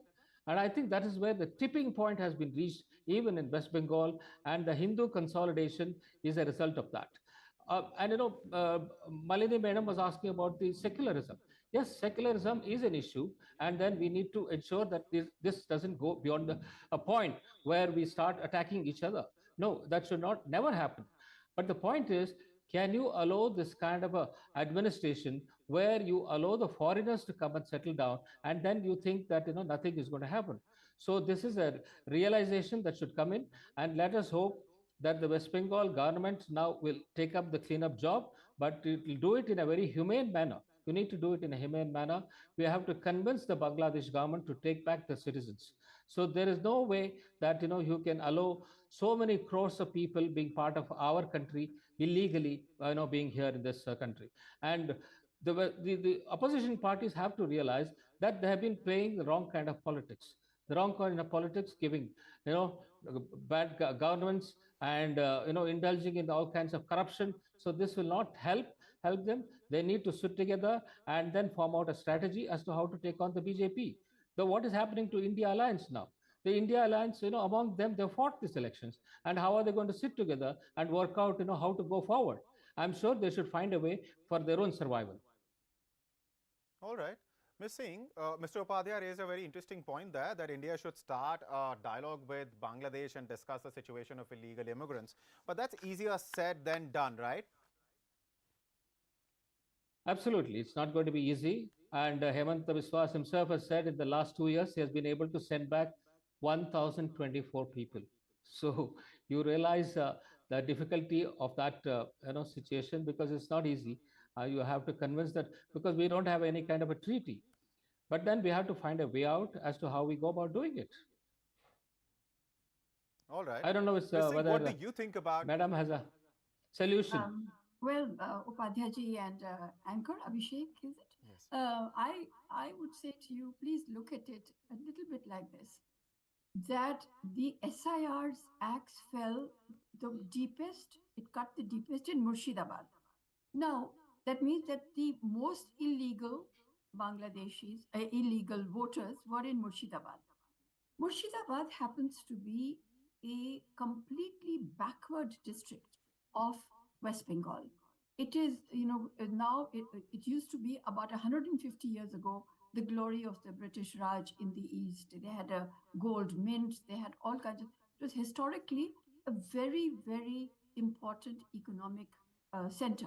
But over the decades and after independence, etc., with a high minority population, and let us assume, I'm conceding that there was a lot of Bangladeshi population. I want to ask one thing: why would Bangladeshis come to Murshidabad, which is not going to give them income, which is not going to give them jobs, which is not even going to give them a confirmed status, except that Mamata Banerjee will put her hand on their heads, which will do even if they went to Hooghly and Howrah. So therefore I keep telling you that, we can take this, the statements and the claims of the ruling parties, wherever, that this has happened, but kindly look at, analyze it. And this is where you will have to come up with a lot of question marks that, that you must answer. And I just want to go back a little bit to... What is the answer for this? Well, the answer people who are living illegally. Can we allow that to continue? Can we allow that to continue? Yeah, I just want to say to you that you are saying exactly that what is being said by the powers that be, that they have come in illegally. I am saying that how come we are saying that they came and they came to a place like Murshidabad, which has got absolutely no development, which has got where you can actually, you do not have jobs. They've come for jobs. No, we are saying these are it's economic not just Murshidabad, madam. They're spread all over West Bengal. It's not just... I think just one example and Mr. Upadhyay, where the SIR deletions were amongst the maximum, which means the assumption was that there were maximum number of Bangladeshis there, because the Indians would not, they would be able to trace their grandfathers and their fathers, etc. These people could not, so they were said, go, because you cannot vote here anyway. So I'm just saying there is something to be said there. But let me just jump from that to the fact that the combined vote of the Congress Party and the CPM in West Bengal is just about half a percentage point or a little bit more than an entity called Others.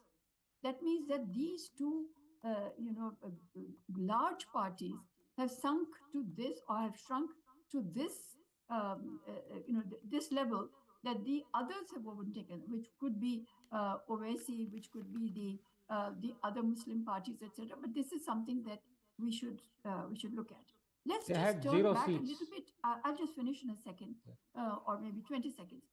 Talking about development, Tamil Nadu has registered and has got a development of about 11% per annum. That's the rate of development of Tamil Nadu. West Bengal, on the other hand, was below the national average. Yet you see that in West Bengal, there is the development issue has, that doesn't seem to have come to the fore. In Tamil Nadu, despite the 11% the 11% development index, you've got to change. So how is it that you don't develop and yet you can in this case you lost votes, but in Tamil Nadu they developed a lot and yet they lost votes? That is why I feel a deep dive whether it is into the question of illegal migrants or into the question of development or into the question of welfare scheme dependent this thing, that needs to be done. And I think that the important thing is law and order. And here, if one party, for instance, the TMC so-called goons, in inverted commas, were helping other people who would be inclined to vote for the TMC and not the others, then this is a sure prescription for losing the elections. So law and order and public-facing behavior seems to have also been done TMC in. Yeah. All right. See, as far as the status of illegal immigrants in West Bengal is concerned or elsewhere in the country, I think there is a due process that needs to be followed. People need to be rightly identified, because at the end of the day, we're talking about people and people's lives and what it's going to do to society at large. So that's a larger question, a broader question, a question that can be addressed later. At this point in time today, what we're talking about, of course, is what's happening in various states, the 4 states which went into elections, and of course the lone UT Puducherry. And for the benefit of our viewers at this point in time, let me just share the latest numbers state-wise.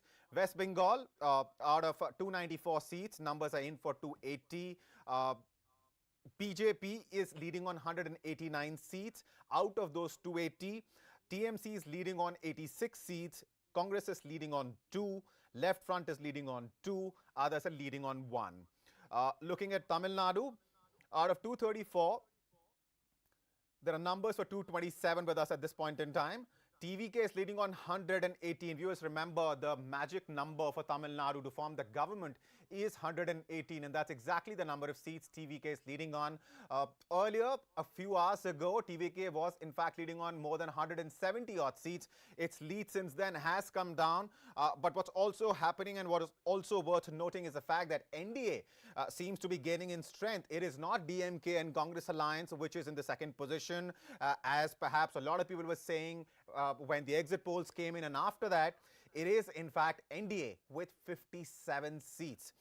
Others are leading on 5. That's the situation in Tamil Nadu. A newbie, a debutant coming in and taking the whole state by storm. We are, of course, talking about movie star Vijay and his party TVK. Now, moving to Kerala. In the morning, it was neck to neck between UDF and LDF. Now, the picture is pretty clear, quite clear. And if this trend holds, then by a thumping majority, UDF will form the government, which will also be in alignment with what has historically happened in Kerala, that government, the power swings like a pendulum between these two factions, UDF and LDF. LDF is leading on just 31 seats compared to 97 seats that UDF is leading on. And in fact, 3 seats have been declared in favor of UDF. So UDF has won on 3 seats. LDF has won on 1 seat in Kerala. As far as Assam is concerned, NDA is leading on 96 seats. Himanta Biswa Sharma, who jumped from Congress, of course, because of his grievances against the leadership, local leadership, and then, of course, his grievances were not heard by the central leadership. As a consequence, he jumped the ship. Has been leading BJP in Assam for 2 terms now, and he, it seems, will get another decisive mandate from the electorate of Assam. NDA is leading on 96 seats in Assam. Congress is leading on 27, AIUDF on 2, others on 1. Talking about Puducherry, NDA is leading on 15 seats, 8 seats. It has already been declared a winner on, which means for the halfway mark, it just needs to win 8 more seats, because Puducherry has 30 seats in total, so the victory mark is 16. NDA has been declared a winner on 8 already. DMK INC combined in Puducherry are at just 2 seats. That is that they've been declared a winner on 2 seats. They're leading on just 1 more. And others are leading on 2 and have been declared winners on 1. Now remember, the reason results are out as far as Puducherry are concerned on as many as 11 seats, which is 1/3 of the total, is because Puducherry has far fewer number of voters when compared to big states like Assam, West Bengal, Tamil Nadu and Kerala. And as a consequence, the results have started coming in and NDA has been declared a winner on 8. It needs just 8 more and it is already leading on 15. So it seems Puducherry will very comfortably go to NDA, and then DMK and INC have won 2, leading on 1. Talking about West Bengal, no winners declared so far.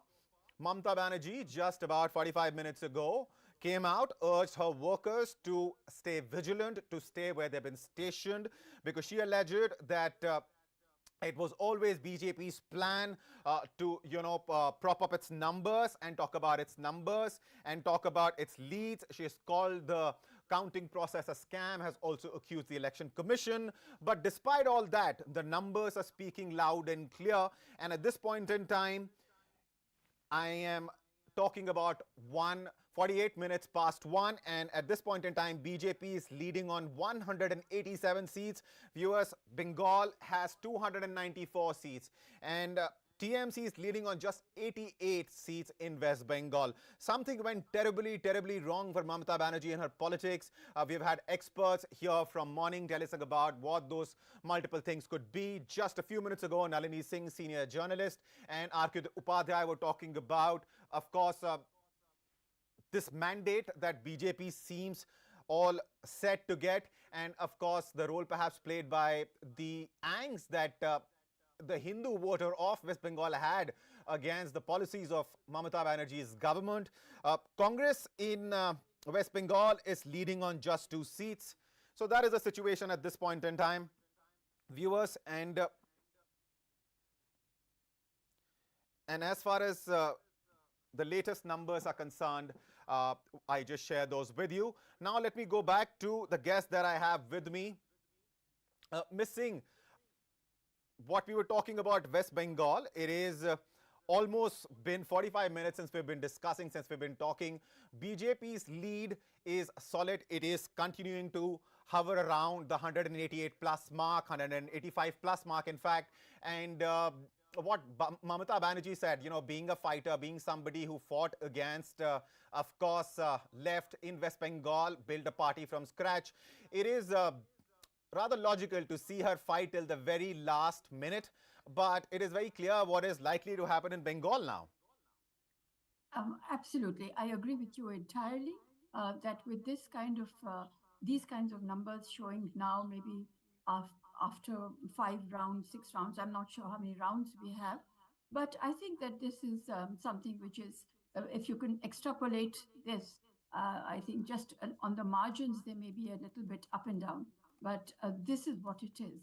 And Mamata Banerjee, of course, she's a fighter. So, she will stay up to the end with her own observations, which of course she has a right to. But I would say that I would request you to please wrap up your response in 30 seconds if you could. There are some updates coming in. I'd like to jump to that. Yeah, so I just want to say the more important thing for me is that 2024 national elections were an aberration for BJP. From what you see, one should absolutely now understand that the BJP actually is the dominant party, and it is not it's not a party which fell below the simple majority in 2024. That was an aberration.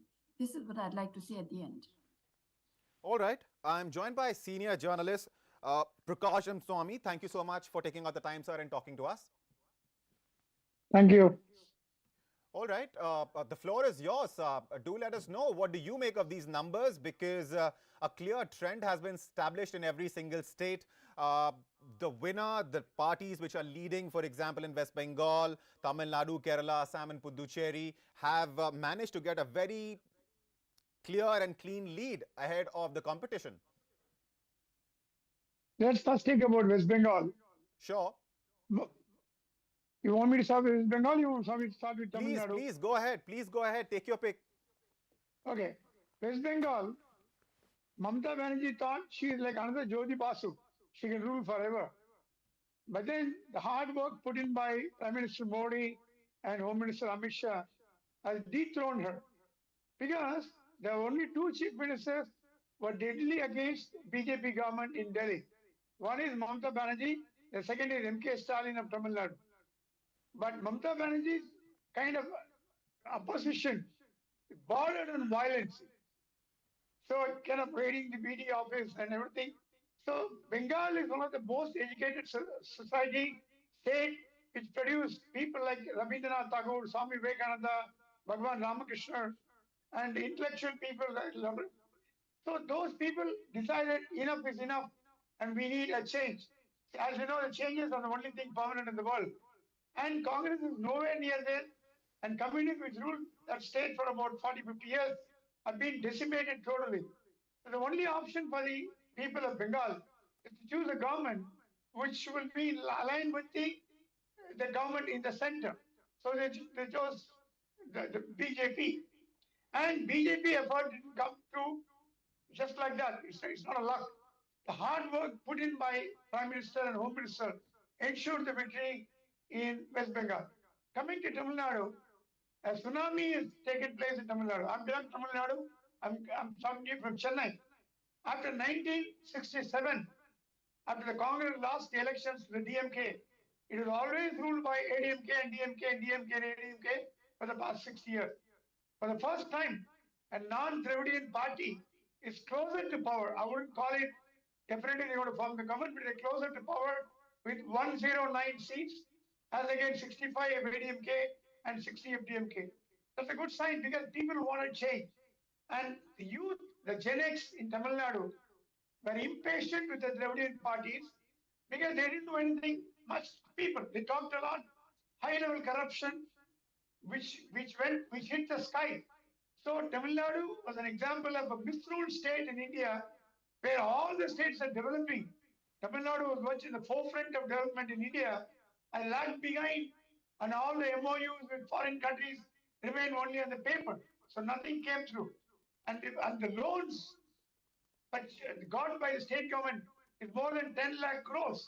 And that means every Tamilian living in the state carries a heavy burden of the state government loan, which are spent not on development or welfare purposes, free bus ride to women. Because women is entitled, we're not arguing that. But you should know when the transport department is running at a huge loss, bankruptcy, almost going bankruptcy. They're not paying the money to the transport employees who retired. They're not paying their gratuity, they're not paying the sum which is due on retirement. And this time, 90% of the state government employees, including teachers, sanitary workers, nurses, and the government employees, which is running about 1 crore, did not vote for DMK. They chose Vijay for a simple reason. They want a change, and Vijay thought they could bring him a change. All right. And the picture which is emerging in Assam, there also it is very clear that NDA is going to form the government. People have endorsed Himanta Biswa Sharma, and it seems they're going to give him a very decisive mandate. Yeah, in Assam, this is the most expected state for BJP, cakewalk state with Assam. And compared to West Bengal, there was not much of a challenge in Assam. But in Kerala, Congress regaining power, because Congress is powerful only in a couple of states in India. And one of them is Kerala. Maybe probably Maharashtra, maybe there. And Telangana, Andhra Pradesh. South 3 and maybe North India 1. But in Kerala, this time I think BJP will open its mouth because the ruling, the communist government there, they first hurt the sentiments of Hindus by interfering, poking the nose in the Ayyappa temple matter. Whatever may be the reason, similarly to the law and order failure in Tamil Nadu, they hurt the sentiments of Hindus, and that led to the consolidation of Hindu vote bank in Kerala, which we never heard of for the first time. I'm an independent journalist. I don't belong to any political party. I see it through my own lens. For the first time in Kerala, Hindu vote bank have been formed. But that didn't result in BJP getting majority, but that will help in dethroning the left-front government in Kerala. So my assumption, Kerala, this fight between always like DMK and ADMK in Tamil Nadu, fight between Congress and left in Kerala. But if Vijay has joined hands with Congress in Tamil Nadu, his effect would have been much more in Kerala, because he's also popular in Kerala in Malayalam movies and all that. So that would have helped. Anyway, Congress won, so you don't need. But in Kerala, it is expected lines again, like Assam, Kerala, we expected the communists not to rule for 15 years. They are not like EMS Namboodiripad. It's okay, but they hurt the sentiments of Hindus, so there they lost miserably. In Tamil Nadu, a new force has emerged called the TVK, led by the actor Vijay. Because people are desperately looking for a change other than the Dravidian party. But unfortunately, if Annamalai could have retained the position of the state BJP president, he would have contested 234 seats on his own BJP. And remember, he is the guy who took the percentage of BJP from Nota to 18% of NDA in the last parliament election. This time he has again come back to Nota, and BJP lost a golden opportunity. All the important leaders, like former governors, the union minister, L. Murugan, they are on the verge of defeat, which is a very unfortunate situation. However much Annamalai tried to improve the BJP, they are pulling legs because of the internal struggle in just BJP as we are is going talking, very high. Just as we're talking, and you were talking about Vijay, once again, TVK has crossed the halfway mark. It is on the other side of 120. It's now leading on 122 seats. So, Vijay indeed could be in a position. Because now, of course, we're talking about a few rounds earlier in the morning, leading on 170 seats might not have meant much. But so later in the day, it clearly indicates that his lead is solid. And if this trend holds, he'll be able to form the government perhaps on his own, all by himself. Having said that, there are some key reactions lined up, viewers, for you. Listen in. For the big day, so it's a huge victory for Tamilaga Vetri Kazagam and your son Vijay Thalapathy. How do you see this victory for your family, for you in person, for Vijay Thalapathy, and for the entire fans of Vijay and the people of Tamil Nadu, sir? First of all, as a father, I'm very proud and happy. Total, me and my wife, because my wishes to my son, because I'm seeing last 2 years, his confidence level, okay, his confidence level is fantastic, and faith. I will come. I'll come as Chief Minister of Tamil Nadu. 1% doubt is not there with Vijay. That is his confidence level. I'm appreciating that attitude. First of all, for a leader, that boldness. No alliance.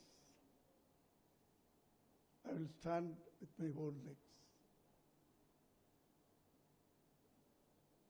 Was stubborn in this. So, it's a good thing for Tamil Nadu and Tamil Nadu people, Tamil peoples. Definitely, I think is a historical success, historical victory for Vijay. We saw your celebration along with your family members. Madam was also.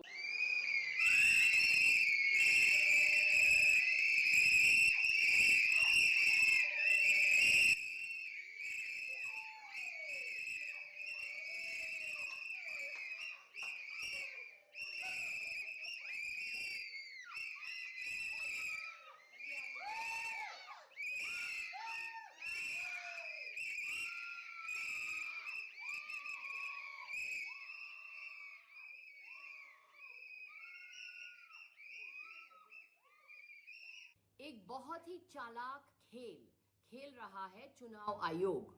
Bengal Vidhan Sabha election में अभी भी 70 seat है जिनके result चुनाव आयोग ने upload नहीं किया है। चुनाव आयोग ने 70 सीट के रिजल्ट अभी भी अपलोड नहीं किए हैं और जो अपडेटेड राउंड्स होते हैं उनको अपलोड नहीं कर रहा है चुनाव आयोग। जैसे आपको मालूम है कि काउंटिंग राउंड्स में होते हैं और जो अपडेटेड राउंड्स के रिजल्ट है ये चुनाव आयोग अपलोड नहीं कर रहा है। ये चालाकी है, षड्यंत्र है, ये बीजेपी के लिए माहौल बनाने की कोशिश है।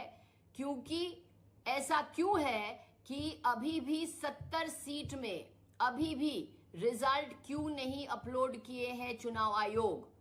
ये एक षड्यंत्र है और चुनाव आयोग की कोशिश है ये दिखाना कि बीजेपी बंगाल में बंगाल जीत रही है, जब ये सच नहीं है।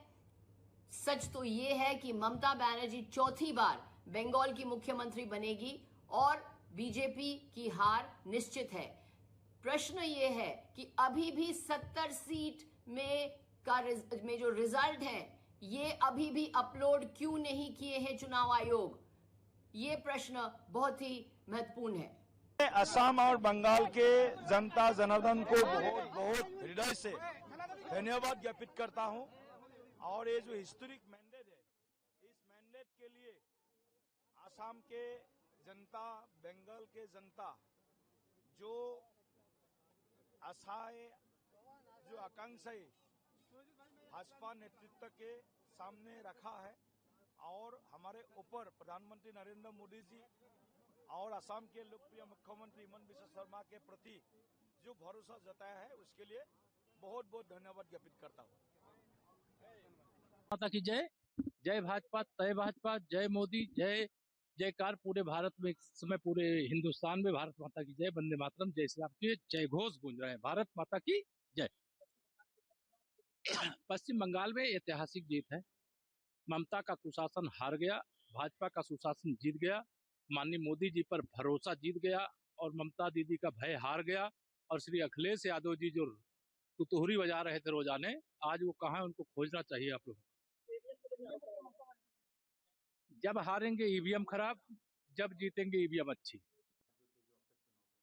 देखिए, स्पष्ट है कि देश की जनता अब नकली फर्जी नैरेटिव की तरफ नहीं जाती, वो परफॉर्मेंस ड्रिवन गवर्नेंस की तरफ जाती है, वो एक अकाउंटेबिलिटी वाली सरकार की तरफ जाती है। और निश्चित रूप से प्रधानमंत्री मोदी जी के नेतृत्व में पश्चिम बंगाल के अंदर अमित शाह जी और हमारे राष्ट्रीय अध्यक्ष नितिन नवीन जी, इनके नेतृत्व में जो चुनाव लड़ा गया है उसके अंदर बंगाल की जनता को हम धन्यवाद देते हैं। ये भारतीय जनता पार्टी की जीत के साथ साथ बंगाल की जनता के विश्वास की जीत है। और ये जो जीत भारतीय जनता पार्टी को मिल रही है बंगाल में, वो केवल सरकार बदलने का इशारा नहीं है, वो वहाँ की राजनीति की संस्कृति बदलने का है, तौर तरीका बदलने का है, एक कल्चर जो चला था हिंसा का, उसको बदलने का है। उसी के साथ साथ असम और पुडुचेरी की जनता को भी हम धन्यवाद देते हैं, ये उनकी जीत है। और यहाँ पर जीत दिखाती है कि वहाँ की जनता एक स्टेबल सरकार, एक निर्णायक सरकार, गवर्नेंस की तरफ वो उनका रुझान है। निश्चित रूप से प्रधानमंत्री मोदी जी के 12 साल जिसमें वो प्रधानमंत्री के रूप में जिन्होंने सेवा दी है, उन्होंने और अमित शाह जी के नेतृत्व ने एक अकाउंटेबल पॉलिसी दी है और उसके साथ साथ एक डिसाइसिव गवर्नेंस दी है। उसी के नतीजे आज ये हर राज्य के अंदर जहाँ जहाँ भारतीय जनता पार्टी सत्ता में रहती है, वहाँ वापस भारतीय जनता पार्टी सत्ता में आती है और जहाँ पर कोई दूसरी सरकार है उसका तख्ता पलट जाता है। क्या बोलना चाहेंगे आप? आज शाम से 7 बजे से बंगाल की हर बेटी बिना खौफ, बिना डर घर से बाहर निकली थी और जो ये पूरा के पूरा नतीजा आया है, चाहे तमिलनाडु हो या बंगाल हो, चाहे असम हो, एक बात तो साफ है कि सनातन विरोधी, हिंदू विरोधी हर जगह हारे हैं। जो सबको साथ लेकर नहीं चलते वो हर जगह हारे हैं। जिनकी सिर्फ एक ही तमन्ना थी, दिल में काबा था और ज़बां पे था कि सनातन धर्म नष्ट करेंगे, आज उनकी हार हुई है। जिनके दिल में महिला विरोध था, आज उनकी हार हुई है। जो उनके दिल में भ्रष्टाचार था, कर्म में भ्रष्टाचार था, उनकी हार हुई है। और जो लोग लगातार अपने प्रदेशों को पीछे ले जाने का काम कर रहे थे, उनकी हार हुई है। लगातार गया था 4 मई दे दी गई। अब फाइनली जो है एक ट्रेंड वीडियो भी ट्रेंड हो रही है एचएम की, जिसमें वो बोल रहे हैं कि 1 बजे के बाद दीदी टाटा बाय बाय। क्या बोलना चाहेंगे? जी, गृह मंत्री जी ने जब भी जो कहा है वो हमेशा सही आया है। 2/3 मेजॉरिटी से सरकार बनेगी, वो भी पूरा होगा। और गृह मंत्री जी ने जो बात कही थी कि टीएमसी के गुंडे अब की बार घर से निकलेंगे तो उल्टा लटका के भगाया जाएगा, वो भी होगा। इस बार पहली बार इतने सालों के बाद बिना बम का चुनाव हुआ है, बिना बलात्कार का चुनाव हुआ है और बिना किसी मौत का चुनाव हुआ है। तो ये बंगाल के सोनार बंगला बनने की राह में बंगाल चल चुका है। और 4 मई दीदी गई, ये तो जी वहां का बच्चा बच्चा कहता था। Bharatiya Janata for the big day, so it's a huge victory for Tamilaga Vetri Kazhagam and your son Vijay Talapati. How do you see this victory for your family, for you in person, for Vijay Talapati, and for the entire fans of Vijay and the people of Tamil Nadu, sir? First of all, as a father, I'm very proud and happy, total, me and my wife, because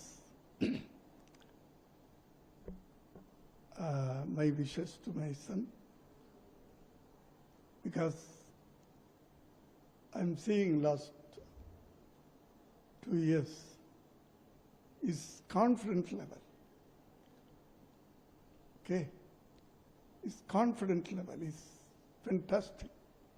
And faith, I will come.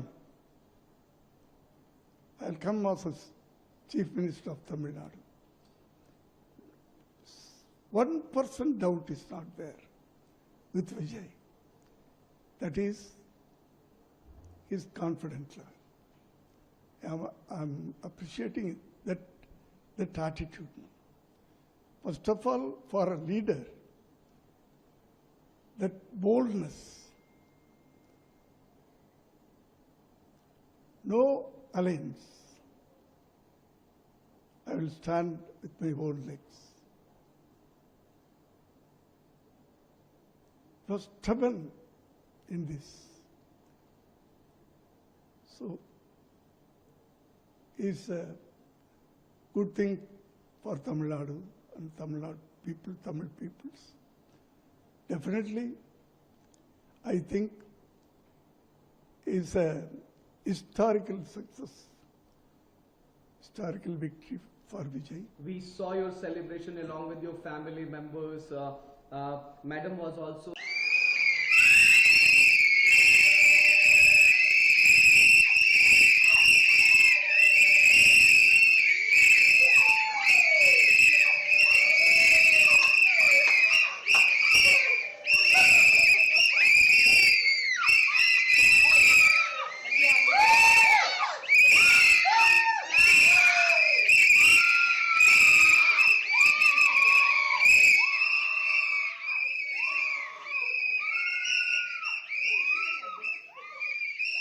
एक बहुत ही चालाक खेल रहा है चुनाव आयोग। बंगाल विधानसभा election में अभी भी 70 सीट है जिनके रिजल्ट चुनाव आयोग ने अपलोड नहीं किया है।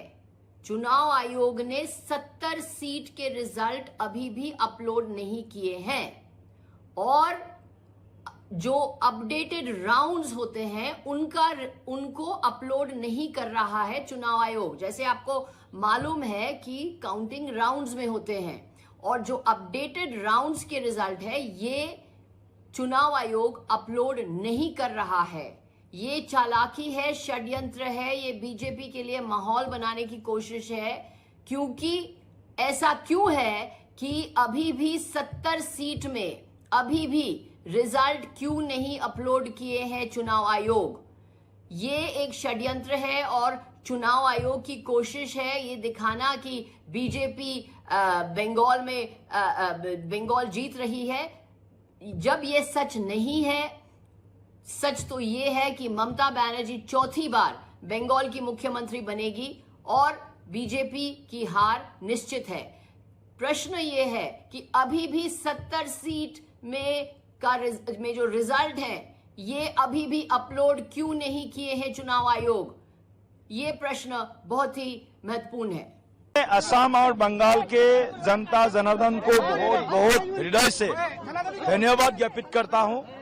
और ये जो हिस्टोरिक मैंडेट है, इस मैंडेट के लिए असम के जनता, बंगाल के जनता जो आशाएं, जो आकांक्षाएं भाजपा नेतृत्व के सामने रखा है और हमारे ऊपर प्रधानमंत्री नरेंद्र मोदी जी और असम के लोकप्रिय मुख्यमंत्री हिमंता बिस्वा शर्मा के प्रति जो भरोसा जताया है, उसके लिए बहुत बहुत धन्यवाद ज्ञापित करता हूँ। माता की जय। जय भाजपा, तय भाजपा, जय मोदी, जय जयकार पूरे भारत में, इस समय पूरे हिंदुस्तान में भारत माता की जय, वंदे मातरम, जय श्री राम के जय घोष गूंज रहे हैं। भारत माता की जय। पश्चिम बंगाल में ऐतिहासिक जीत है।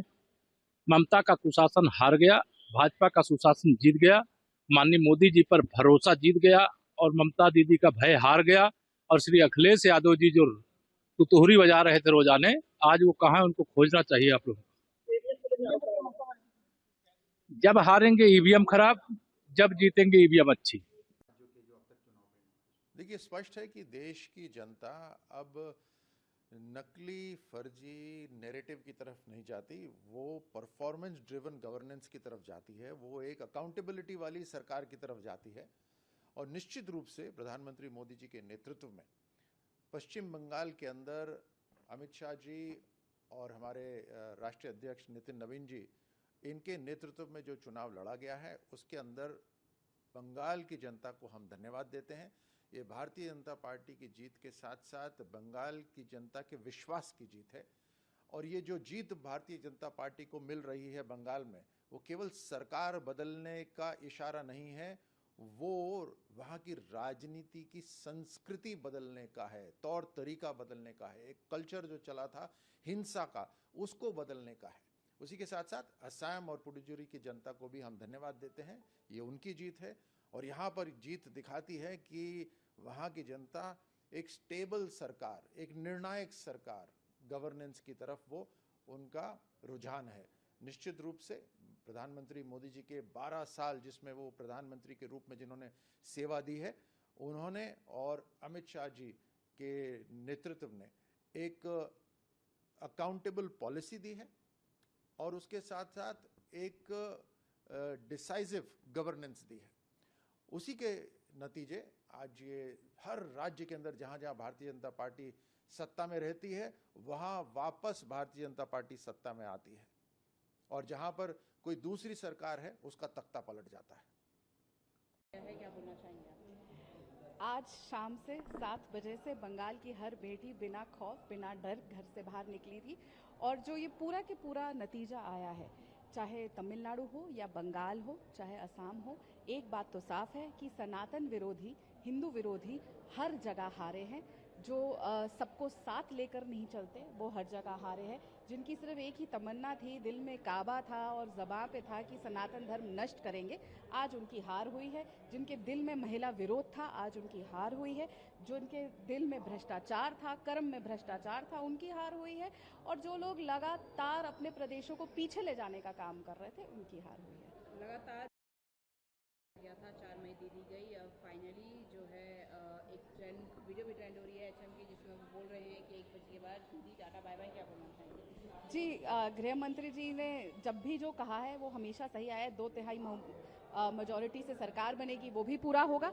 और गृह मंत्री जी ने जो बात कही थी कि टीएमसी के गुंडे अब की बार घर से निकलेंगे तो उल्टा लटका के भगाया जाएगा, वो भी होगा। इस बार पहली बार इतने सालों के बाद बिना बम का चुनाव हुआ है, बिना बलात्कार का चुनाव हुआ है और बिना किसी मौत का चुनाव हुआ है। तो ये बंगाल की सोनार बंगला बनने It's a huge victory for Tamil Nadu, Vetri Kazagam and your son Vijay Talapati. How do you see this victory for your family, for you in person, for Vijay Talapati and for the entire fans of Vijay and the people of Tamil Nadu, sir?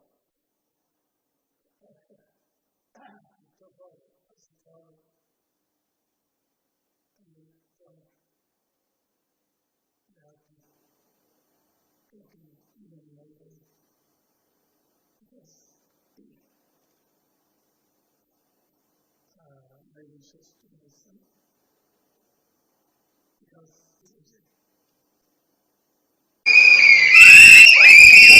खेल रहा है चुनाव आयोग। बंगाल विधानसभा election में अभी भी 70 seat है जिनके रिजल्ट चुनाव आयोग ने अपलोड नहीं किया है।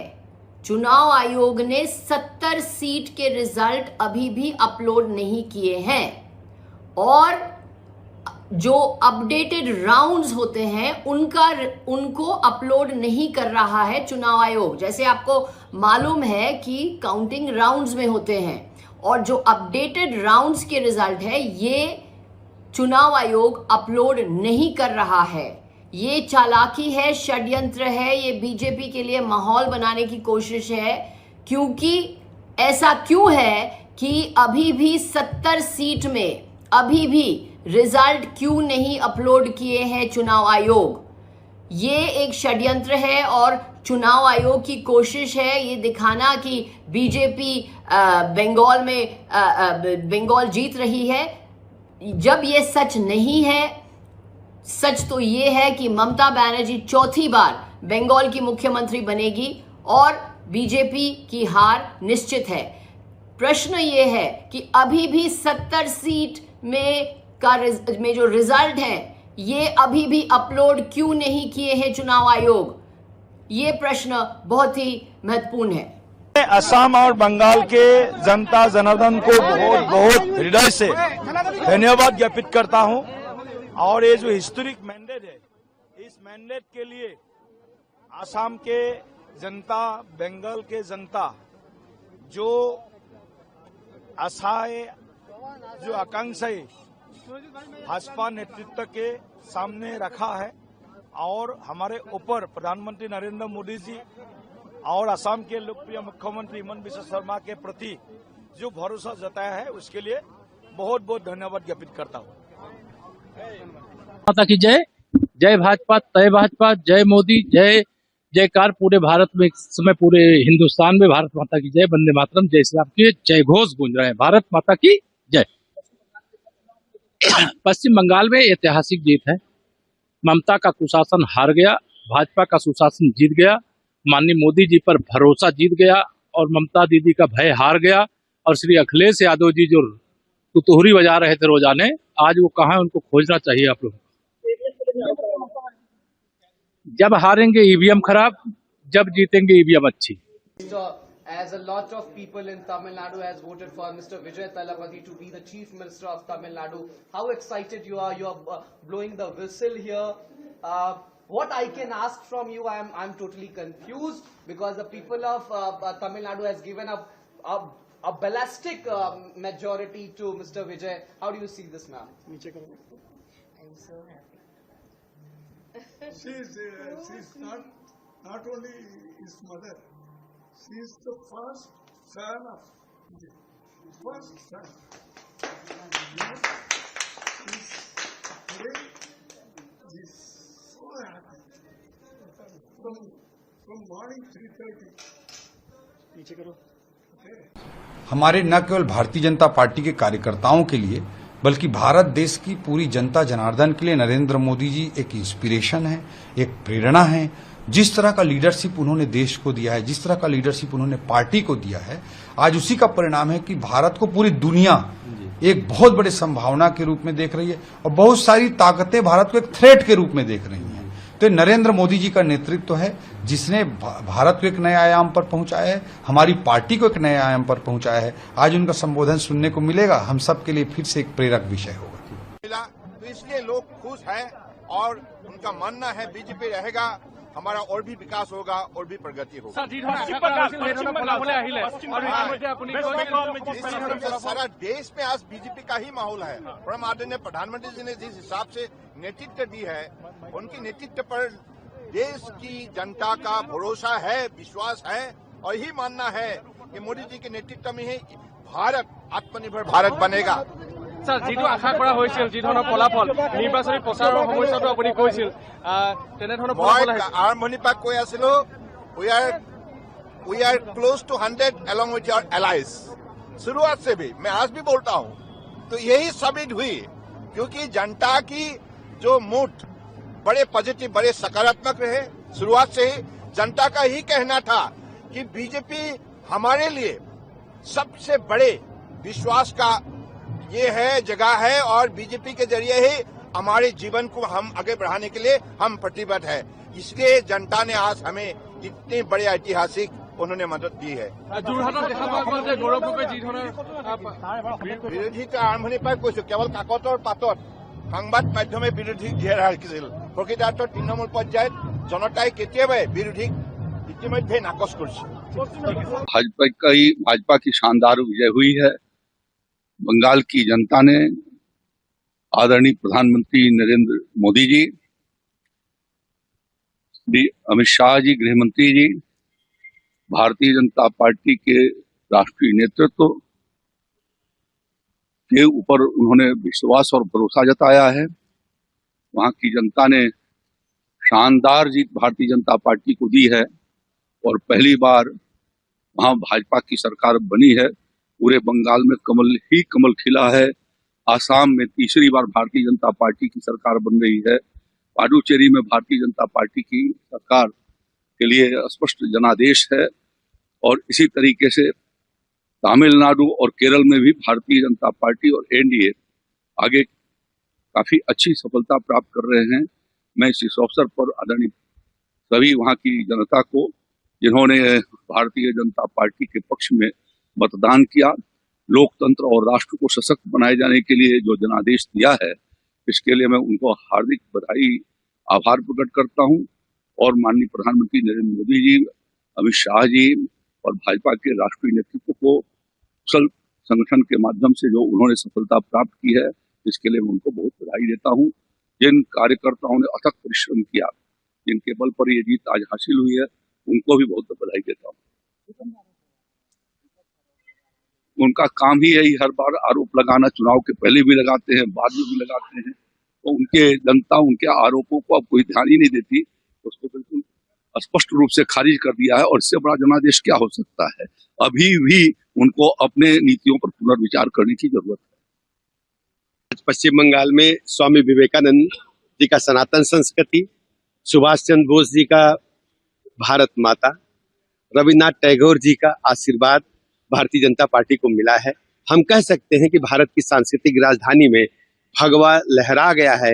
ये विकसित भारत के संकल्प को पूरा करने का एक बड़ा कदम है। मैं आदरणीय प्रधानमंत्री नरेंद्र मोदी जी का और आदरणीय राष्ट्रीय अध्यक्ष जी का, आदरणीय गृह मंत्री जी का बहुत बहुत अभिनंदन करता हूं। उत्तर प्रदेश वासियों की तरफ से नवनिर्वाचित होने वाले सभी माननीय विधायकों का बहुत बहुत अभिनंदन करता हूं और पश्चिम बंगाल वासियों को बहुत बहुत बधाई है, बहुत बहुत अभिनंदन। देखिए, विपक्ष जब हारता है तो इस प्रकार के अनर्गल आरोप लगाता है। आप जानते हैं, भारतीय जनता पार्टी शुचिता, पारदर्शिता की राजनीति में भरोसा करती है और जनता का आशीर्वाद प्रथम लक्ष्य है, जनता का कल्याण प्रथम लक्ष्य है। और भारत माता की जय हो, चहुं दिशा में भारत माता की जय जयकार हो। ये देश प्रथम, राष्ट्र प्रथम के नारे को लेकर के भारतीय जनता पार्टी आगे चलती है और वही हमारा सिद्धांत है, वही उद्देश्य है। ठीक है, धन्यवाद। देखो, बंगाल असम सिर्फ नहीं है, पुडुचेरी भी है। पूरा देश भर में आज के जो रिजल्ट है भारतीय जनता पार्टी के पक्ष में है। असम देखिए, ये थर्ड टाइम गवर्नमेंट होने जा रहा है। असम के जो हिमंता बिस्वा शर्मा जो काम किया है दिखता है। मोदी जी के आशीर्वाद और अमित भाई शाह के जो आशीर्वाद और उनका जो काम है, असम जब हम जाते हैं, आज देश भर के जो मेट्रोपॉलिटन सिटी है उस नज़र के दिखता है। आज फैक्ट्री बोलिए और हमारा स्पोर्ट्स इंफ्रास्ट्रक्चर बोलिए और अदर जो कनेक्टिविटी है, असम को दिखता है जो एक डेवलपमेंट सिटी बनते जा रहा है। और ये सिर्फ असम नहीं, बराक वैली एंटर हम देखेंगे तो डेवलपमेंट, और उस डेवलपमेंट के आधार पर ये वोट हुआ है, वो हम अब देख रहे हैं। वेस्ट बंगाल ऐसे एक प्रदेश जहाँ एक टाइम पूरा भारत को लीड करते थे। 35 साल कम्युनिस्ट का रहा है, बाद में 15 साल लोगों ने उम्मीद किया है जो ममता बनर्जी कुछ करेंगे। पहले ही सारे फैक्ट्री बंद होकर चला गया था। बाद में ममता बनर्जी आने के बाद लोगों का उम्मीद था कुछ फैक्ट्री वहाँ पे होगा, रोजगार की व्यवस्था होगा। लेकिन 15 साल में करीब 50,000 फैक्ट्री आज गाजियाबाद, नोएडा, फरीदाबाद, ये जो इंडस्ट्रियल स्टेट बना है, ये सब बंगाल के फैक्ट्री जाके है। और उस बंगाल में क्या होगा, लोगों का रोजगार के लिए बाहर जाना पड़ रहा है। तो ये वहाँ के जो यूथ है और जो एलिट लोग हैं और जो पढ़े लिखे लोग हैं, बंगाल के जो इंटेलेक्चुअल बोला जाता है, उनको सबके मन में आया जब ममता बनर्जी से और होगा नहीं है। तो उसका जो एक रिएक्शन और मोदी जी का जो डेवलपमेंट है पूरा देश का, उसके आधार पर वोट हुआ है। तो अभी तक का जो रुझान हम देख रहे हैं, जो वहाँ पे सरकार बनना सुनिश्चित है बीजेपी का है। तो हम बधाई देते हैं बंगाल के जो भारतीय जनता पार्टी के कार्यकर्ता है और मोदी जी, अमित शाह जी को जिस तरीके से उन्होंने मेहनत किया है, और त्रिपुरा के भी हमारा बहुत सारे कार्यकर्ता वहाँ पे मेहनत किया है, उनको भी बधाई देता हूँ आज के दिन में। और पूरा देश भर में बहुत अच्छा रिजल्ट बीजेपी के। आज पांडिचेरी में भी अच्छा हुआ है, हमने देखा, केरल में भी, और धर्मनगर जो है हमारा 8 साल की सरकार है और 8 साल के सरकार के जो काम है धर्मनगर में काम हुआ। मैं नॉर्थ से आता हूँ, आपको पता है, मैं नॉर्थ में पहले मेरे को जाने में धर्मनगर 8 घंटा लगता था, 6 घंटा लगता था, आज 2-2.5 घंटा में जाता हूँ। वो डेवलपमेंट के आधार पर वोट हुआ है और उस डेवलपमेंट के आधार पर हम देखे हैं करीब 18,000 वोटों में हमारा वहाँ पे कैंडिडेट जीते हैं।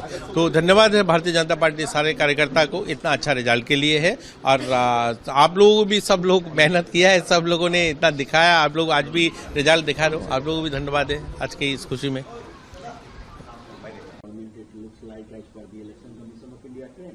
Yes, not only in Assam, because everyone knows the Chief Minister of Assam has been taking such an aggressive, divisive, provocative positions and polarizing the people of Assam. That led to really religious polarization. It has benefited the Assam BJP. In coming to Bengal, and for the first time, BJP is likely to form the government. It must be not only a warning, it must be a real lesson for all secular democratic parties. Particularly, I speak for left. Left performance is worrying. Unless we revive the left in Bengal, it will be a big challenge for entire left all over the country. Now, if we lose Kerala, then what is the future of Indian left? How to consolidate Indian left? How to strengthen Indian left? How to move forward, winning the confidence of the people across the country. Unless left emerges a strong force shaping the political course of the country, there won't be any solace for the toiling masses, people. That's what left also should understand. ऐतिहासिक हो गया। यशस्वी प्रधानमंत्री मोदी जी पर विश्वास पूरे बंगाली समाज को, गृह मंत्री अमित शाह जी की रणनीति और उनका वहां बैठना, सेना बल को लगाना, और बंगाली हिंदू, बंगाली सनातनी, बंगाली हर व्यक्ति अपने आप को आजाद कराना चाहता था उस भय की दुनिया से, वो माफिया और गुंडों से, उस बम के आतंक से, उन हत्याओं से। बंगाल एक सुनार बंगला हुआ करता था, एक लिटरेचर, एक अध्यात्म की जगह। माँ दुर्गा की शक्ति आज दोबारा बंगाल अपने अस्तित्व को पा लिया, अपनी पहचान को दोबारा पा लिया। दोबारा बंगाल अपने कदमों पे, अपने अध्यात्म, अपनी शक्तियों के साथ आगे बढ़ेगा। समस्त भारत को इस बधाई देना चाहता हूँ। पूरे भारत की जीत हुई, भारत के विचारों की जीत हुई कि भारत में एक अलग राज्य बना के ये लोग रह रहे थे। वो ऐसा राज्य जहां पर बांग्लादेशी घुसपैठियों का पूरा आतंक मचा हुआ था, उससे आज हम लोग मुक्त हुए, हमारा भारत मुक्त हुआ। 2047 के सपनों में अब बंगाल इकोनॉमी में आगे बढ़कर हम लोगों की रीढ़ की हड्डी बनेगा इस भारत की। मैं धन्यवाद देता हूं मोदी जी को, दिल से धन्यवाद अमित शाह जी को और सभी नेतागण को जो गिलहरी के रूप में आए और प्रचार किया, और सभी कार्यकर्ताओं को जय। आज का दिन ये बहुत बड़ा दिन है। यही इन्होंने पूरे ये लोग हिंदुओं के इलाके में बम मारना, हत्या करना, इसी पे तो जीतते थे। ये मार काट के बाद बम फेंक के हत्या करने की ही जीत थी।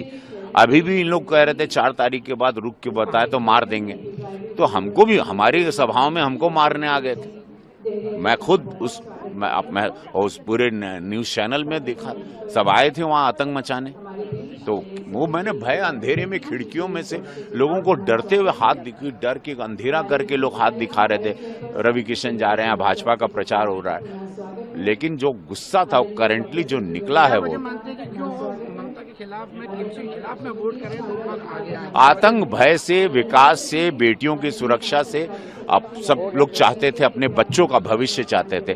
बंगाल ने अपने लिए वोट किया, अपनी अस्मिता को बचाने के लिए, अपने हिंदुत्व को बचाने, अपनी सनातन विचारधारा को, अपनी पूजा पाठ और अपनी हर चीज को। नहीं तो बंगाल खत्म हो जाता। बंगाल को बता दे ये चुनाव अगर हार जाते तो बंगाल हमेशा के लिए खत्म हो जाता। अक्सर चुनाव के बाद में ईवीएम पे आरोप लगने लगते हैं। अब वो छाती पीटे, जो भी बंगालियों ने जिताया है, एक एक बंगाली निकला है, वोट किया है मोदी जी, एक एक बंगाली ने वोट किया, एक एक महिलाओं ने वोट किया। उनमें आक्रोश था, ये आक्रोश से निकला हुआ वोट। और मोदी जी की जय हो, उन्होंने विश्वास दिलवाया, भाजपा ने विश्वास दिलाया उन बंगाली समाज को। अभी भी 70 सीट है जिनके रिजल्ट चुनाव आयोग ने अपलोड नहीं किया है। चुनाव आयोग ने 70 सीट के रिजल्ट अभी भी अपलोड नहीं किए हैं और जो अपडेटेड राउंड्स होते हैं उनको अपलोड नहीं कर रहा है चुनाव आयोग। जैसे आपको मालूम है कि काउंटिंग राउंड्स में होते हैं और जो अपडेटेड राउंड्स के रिजल्ट है ये चुनाव आयोग अपलोड नहीं कर रहा है। ये चालाकी है, षड्यंत्र है, ये बीजेपी के लिए माहौल बनाने की कोशिश है। क्योंकि ऐसा क्यों है कि अभी भी 70 सीट में अभी भी रिजल्ट क्यों नहीं अपलोड किए हैं चुनाव आयोग? ये एक षड्यंत्र है और चुनाव आयोग की कोशिश है ये दिखाना कि बीजेपी बंगाल जीत रही है, जब ये सच नहीं है। सच तो ये है कि ममता बनर्जी चौथी बार बंगाल की मुख्यमंत्री बनेगी और बीजेपी की हार निश्चित है। प्रश्न ये है कि अभी भी 70 सीट में जो रिजल्ट है ये अभी भी अपलोड क्यों नहीं किए हैं चुनाव आयोग? ये प्रश्न बहुत ही महत्वपूर्ण है। असम और बंगाल के जनता जनार्दन को बहुत बहुत हृदय से धन्यवाद ज्ञापित करता हूं। और ये जो हिस्टोरिक मैंडेट है, इस मैंडेट के लिए असम के जनता, बंगाल के जनता जो आशाएं, जो आकांक्षाएं भाजपा नेतृत्व के सामने रखा है और हमारे ऊपर प्रधानमंत्री नरेंद्र मोदी जी और असम के लोकप्रिय मुख्यमंत्री हिमंता बिस्वा शर्मा के प्रति जो भरोसा जताया है उसके लिए बहुत बहुत धन्यवाद ज्ञापित करता हूँ। माता की जय, जय भाजपा, तय भाजपा, जय मोदी, जय जयकार पूरे भारत में, इस समय पूरे हिंदुस्तान में भारत माता की जय, वंदे मातरम, जय श्री राम के जय घोष गूंज रहे हैं। भारत माता की जय। पश्चिम बंगाल में ऐतिहासिक जीत है। ममता का कुशासन हार गया, भाजपा का सुशासन जीत गया, माननीय मोदी जी पर भरोसा जीत गया और ममता दीदी का भय हार गया। और श्री अखिलेश यादव जी जो तुतुहरी बजा रहे थे रोजाने, आज वो कहाँ है, उनको खोजना चाहिए आप लोग। जब हारेंगे ईवीएम खराब, जब जीतेंगे ईवीएम अच्छी। As a lot of people in Tamil Nadu has voted for Mr. Vijay to be the Chief Minister of Tamil Nadu. How excited you are? You are blowing the whistle here. What I can ask from you, I'm totally confused because the people of Tamil Nadu has given a ballistic majority to Mr. Vijay. How do you see this, ma'am? I'm so happy. She's not only his mother. She is the first son of Vijay. First son. Today, he is so happy. From morning 3:30. हमारे न केवल Bharatiya Janata party के कार्यकर्ताओं के लिए बल्कि भारत देश की पूरी जनता जनार्दन के लिए नरेंद्र मोदी जी एक इंस्पिरेशन है, एक प्रेरणा है। जिस तरह का लीडरशिप उन्होंने देश को दिया है, जिस तरह का लीडरशिप उन्होंने पार्टी को दिया है, आज उसी का परिणाम है कि भारत को पूरी दुनिया एक बहुत बड़े संभावना के रूप में देख रही है और बहुत सारी ताकतें भारत को एक थ्रेट के रूप में देख रही हैं। तो नरेंद्र मोदी जी का नेतृत्व है जिसने भारत को एक नए आयाम पर पहुंचाया है, हमारी पार्टी को एक नए आयाम पर पहुंचाया है। आज उनका संबोधन सुनने को मिलेगा, हम सब के लिए फिर से एक प्रेरक विषय होगा। तो इसलिए लोग खुश हैं और उनका मानना है बीजेपी रहेगा, हमारा और भी विकास होगा और भी प्रगति होगा।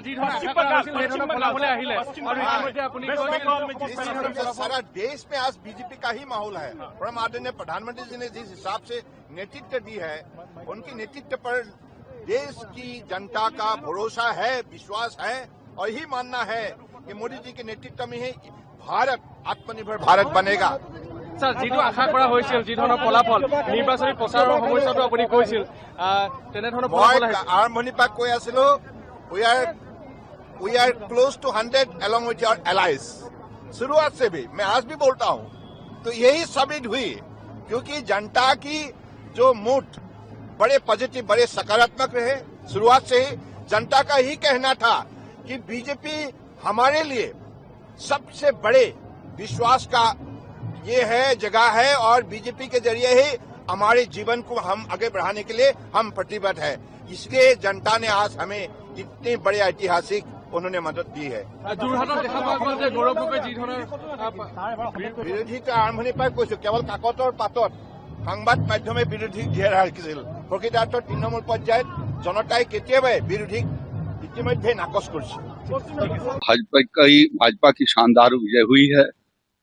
बंगाल की जनता ने आदरणीय प्रधानमंत्री नरेंद्र मोदी जी, श्री अमित शाह जी गृह मंत्री जी, भारतीय जनता पार्टी के राष्ट्रीय नेतृत्व के ऊपर उन्होंने विश्वास और भरोसा जताया है। वहां की जनता ने शानदार जीत भारतीय जनता पार्टी को दी है और पहली बार वहां भाजपा की सरकार बनी है। पूरे बंगाल में कमल ही कमल खिला है। आसाम में तीसरी बार भारतीय जनता पार्टी की सरकार बन रही है। पुडुचेरी में भारतीय जनता पार्टी की सरकार के लिए स्पष्ट जनादेश है और इसी तरीके से तमिलनाडु और केरल में भी भारतीय जनता पार्टी और एनडीए आगे काफी अच्छी सफलता प्राप्त कर रहे हैं। मैं इस अवसर पर आदरणीय सभी वहां की जनता को, जिन्होंने भारतीय जनता पार्टी के पक्ष में मतदान किया, लोकतंत्र और राष्ट्र को सशक्त बनाए जाने के लिए जो जनादेश दिया है, इसके लिए मैं उनको हार्दिक बधाई, आभार प्रकट करता हूं। और माननीय प्रधानमंत्री नरेंद्र मोदी जी, अमित शाह जी और भाजपा के राष्ट्रीय नेतृत्व को कुशल संगठन के माध्यम से जो उन्होंने सफलता प्राप्त की है, इसके लिए मैं उनको बहुत बधाई देता हूं। जिन कार्यकर्ताओं ने अथक परिश्रम किया, जिनके बल पर ये जीत आज हासिल हुई है, उनको भी बहुत बधाई देता हूं। उनका काम ही यही हर बार आरोप लगाना, चुनाव के पहले भी लगाते हैं, बाद में भी लगाते हैं, तो उनके जनता उनके आरोपों को अब कोई ध्यान ही नहीं देती, उसको बिल्कुल स्पष्ट रूप से खारिज कर दिया है। और इससे बड़ा जनादेश क्या हो सकता है।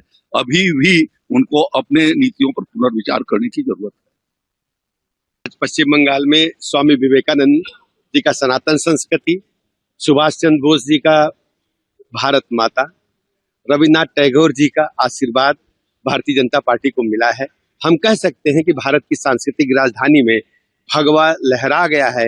ये विकसित भारत के संकल्प को पूरा करने का एक बड़ा कदम है। मैं आदरणीय प्रधानमंत्री नरेंद्र मोदी जी का और आदरणीय राष्ट्रीय अध्यक्ष जी का, आदरणीय गृह मंत्री जी का बहुत बहुत अभिनंदन करता हूं। उत्तर प्रदेश वासियों की तरफ से नवनिर्वाचित होने वाले सभी माननीय विधायकों का बहुत बहुत अभिनंदन करता हूं और पश्चिम बंगाल वासियों को बहुत बहुत बधाई, बहुत बहुत अभिनंदन। देखिए, विपक्ष जब हारता है तो इस प्रकार के अनर्गल आरोप लगाता है। आप जानते हैं, भारतीय जनता पार्टी शुचिता, पारदर्शिता की राजनीति में भरोसा करती है और जनता का आशीर्वाद प्रथम लक्ष्य है, जनता का कल्याण प्रथम लक्ष्य है। और भारत माता की जय हो, चहुं दिशा में भारत माता की जय जयकार हो। ये देश प्रथम, राष्ट्र प्रथम के नारे को लेकर के भारतीय जनता पार्टी आगे चलती है और वही हमारा सिद्धांत है, वही उद्देश्य है। ठीक है, धन्यवाद। देखो बंगाल असम सिर्फ नहीं है, पंडिचेरी भी है। पूरा देश भर में आज के जो रिजल्ट है भारतीय जनता पार्टी के पक्ष में है। असम देखिए, ये थर्ड टाइम गवर्नमेंट होने जा रहा है। असम के जो हिमंत बिस्वा शर्मा जो काम किया है दिखता है। मोदी जी के आशीर्वाद और अमित भाई शाह के जो आशीर्वाद और उनका जो काम है, असम जब हम जाते हैं आज देश भर के जो मेट्रोपॉलिटन सिटी है उस नज़र के दिखता है। आज फैक्ट्री बोलिए और हमारा स्पोर्ट्स इंफ्रास्ट्रक्चर बोलिए और अदर जो कनेक्टिविटी है, असम को दिखता है जो एक डेवलपमेंट सिटी बनते जा रहा है। और ये सिर्फ असम नहीं, बराक वैली एंटर हम देखेंगे तो डेवलपमेंट, और उस डेवलपमेंट के आधार पर ये वोट हुआ है वो हम अब देख रहे हैं। वेस्ट बंगाल ऐसे एक प्रदेश जहाँ एक टाइम पूरा भारत को लीड करते थे।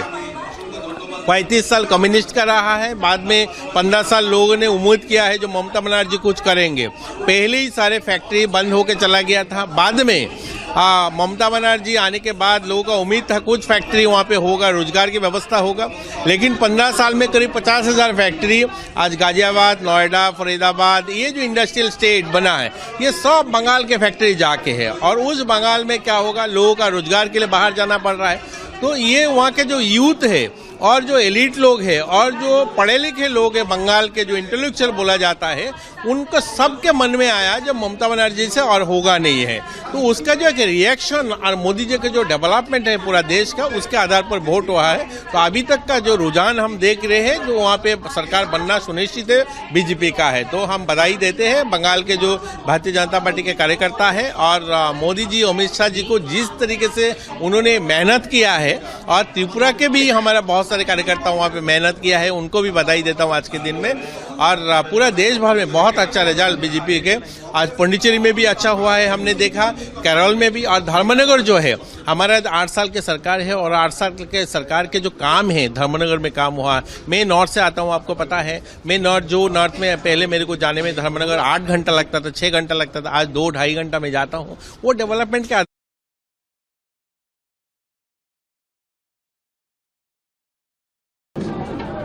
And from the very beginning, the Congress High Command, led by Sri Rahul Gandhi and Congress President Kharge ji, were keen to get a victory in Kerala. Rahul Gandhi's effort and Kharge ji's effort and Priyanka Gandhi's programs helped us to get a good victory in this election. And we are thankful to the Congress High Command for giving us freedom and liberty for the proper organizing this program, various programs for this election. The 5 guarantees announced by Sri Rahul Gandhi, the 5 guarantees announced by Sri Rahul Gandhi in Trivandrum helped us to get this victory. And this is a joint effort. This victory is a joint effort of all congressmen and leaders as well as the UDF partners. So we are all thankful to everybody. As the chairman of the campaign committee, I would like to express thanks to all the Congress workers, leaders and the UDF partners and their leaders. And the joint effort of all the leaders has given this victory. And we will continue to do better administration for the state of Kerala, and the people's dreams and their thinking will be translated into reality by our government. And once again I express deep gratitude to the people of Kerala for giving this kind of a victory for us. Is there any kind of vote consolidation in favor of the UDF or any community in this election? The positive agenda proposed by the Congress-led UDF as well as the anti-incumbency of this government both helped us to get this kind of a majority. Sir, in 5 decades, this is the first time that left government is not in India. What you have to say this is the last government of the Communist Party in India was Pinarayi Vijay's government. It is now lost this election, and I think that they will learn lessons from this defeat. Their authoritarian attitude and their dictatorial policies had led to this kind of a rout in the Kerala, in the state of Kerala. So can we expect that you will take the oath of the chief ministerial position very soon? No, that our High Command will decide who will be the chief minister and what are our course of action. The party High Command will decide. Is there any issue over the chief minister's actions inside the party? Any kind? See, Congress is a democratic party. We have a democratic tradition. Congress High Command is Sri Rahul Gandhi, Congress President, and Srimati Sonia Gandhi has got enough experience and capacity to decide all these things. Whatever they decide, we will act. Sir, when will be the MLA's meeting, sir? MLA's meeting? That will be informed you by the Congress High Command and the General Secretary in charge. मैं बचपन से भारतीय जनसंघ से जुड़ा था। भारतीय जनसंघ जिसकी स्थापना डॉक्टर श्यामा प्रसाद मुखर्जी जी ने की थी। हमेशा मन में एक ही सवाल उठता था कि आखिर बंगाल में कब जीतेंगे। एक कार्यकर्ता के नाते अंदर से इतना संतोष है कि शब्दों में वर्णन नहीं किया जा सकता। वर्षों की साध मोदी जी के नेतृत्व में पूरी हो गई। लाखों कार्यकर्ताओं की तपस्या सफल हुई है। आज उनका बलिदान सार्थक हुआ है। ये विजय केवल बंगाल की विजय नहीं है, ये भारत की विजय है, हमारे देश की विजय है। बंगाल में जो कुछ हो रहा था, वोट बैंक की राजनीति के कारण डेमोग्राफी बदल रही थी। अवैध घुसपैठ ने बंगाल को तबाह करके रख दिया था। गुंडे खुल के खेल रहे थे, अराजकता का राज था और इन सब की सरगना वहां की सरकार थी, टीएमसी की। जनता ने बंगाल के लिए, देश के लिए मोदी जी पर अगाध विश्वास किया है। ऐसी श्रद्धा कि उनके मन में विश्वास है कि मोदी जी ही विकसित बनाएंगे बंगाल को और मोदी जी ही सुरक्षित करेंगे बंगाल को। मोदी जी भारत के लिए भगवान का वरदान है और इसलिए इन चुनाव में जनता का यह भाव प्रकट हुआ है और एक कार्यकर्ता के नाते आज बंग विजय से मैं भी बहुत भावुक हूं और अब पूरा विश्वास है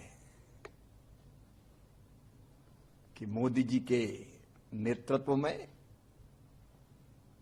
उनके मार्गदर्शन में भारतीय जनता पार्टी की सरकार अब विकास की, सुरक्षा की, क्योंकि हमें सुरक्षा भी जरूरी है देश के लिए, एक नया अध्याय लिखेगी। मन संतुष्ट है और संतोष से भरा हुआ है। मोदी जी का अभिनंदन। अमित शाह जी ने जबरदस्त परिश्रम किया, रणनीति बनाई और लाखों लाख कार्यकर्ता पार्टी के अध्यक्ष नितिन जी सहित अभियान में जुटे रहे। सब कार्यकर्ताओं को प्रणाम और जनता का आभार। देखिए, जो रुझान राष्ट्रवाद की तरंग को बंग भूमि में उठते हुए दिखा रहे थे, वो अब ज्वार से तब्दील होकर सुनामी में जा रहे हैं। मैं कह सकता हूं प्रधानमंत्री ने जो झाल मुड़ी का झार दिखाया था, वो अब ज्वार बनकर बंगाल में राष्ट्रवाद का नया सूर्य और नया कमल खिलाने के लिए आगे बढ़ रहा है। ये वही झालमुरी है जिसके लिए ममता बनर्जी ने बोला था कि ये पॉलिटिक्स कर रहे हैं, पीएम मोदी ने जानबूझ के जो है। देखिए, प्रधानमंत्री जी का एक आत्मीय संबंध रहा है पश्चिम बंगाल से और उन्होंने जन जन के साथ जुड़े रहते हैं, उसका उन्होंने एक स्वाभाविक सहज अभिव्यक्ति की थी और वहां तो बेलूर मठ के साथ उनका आध्यात्मिक संबंध भी रहा है। मुझे लगता है उसे न समझने के कारण यह स्थिति होती है। भारत और भारतीयता के तत्व को समझना चाहिए और क्षेत्र, भाषा, वर्ग, जाति में लड़ाने के अपनी टेम्पलेट से विपक्ष को बाज आने का प्रयास करना चाहिए। अब ये बहुत सारे फैक्टर्स हैं और 10 साल के जो ये सरकार की कमियां थी, नेचुरली उसके खिलाफ एक एंटी इनकम्बेंसी वोट भी थे, लेकिन मेरे ख्याल में अब तो अभी आगे देखने का वक्त आ गया है। अभी केरल के भविष्य आप देखिए कि केरल में क्या हो रहा है।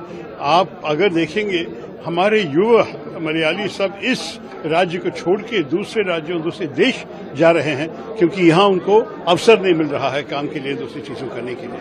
तो अच्छी बात होगी कि अगर हम इस राज्य में इन्वेस्टमेंट दोबारा ले आ सके कि हम इस स्टेट को, जैसे मोदी जी कहते हैं, से फॉलो कर रहे हैं। आपके साथ एक नारा था केरलम जयगौर यूडीएफ नईकुम, तो क्या लगता है कि वो नारा यहाँ की जनता के घर कर गया तो जो इतना बेहतर जो रिजल्ट लग रहा है कि नारा से ज्यादा हमारे संदेश सुने हैं वो लोग चाहते थे कि एक परिवर्तन आ जाए केरला में, क्योंकि 10 साल जिस किस्म की बुरी तरह की राजनीति इस सरकार की तरफ से मिली है, मेरे ख्याल में लोग को ऐसा स्पष्ट आया उनके मन में कि अभी बदलना चाहिए। और जब कांग्रेस आए, यूडीएफ का संदेश इतना अच्छा था कि हम इस देश की भलाई के लिए, इस प्रदेश के भलाई के लिए हम सारे जो कुछ जरूरी है हम करने के लिए तैयार हैं और हम ईमानदारी से जनता के साथ संपर्क करते हुए हम काम करेंगे।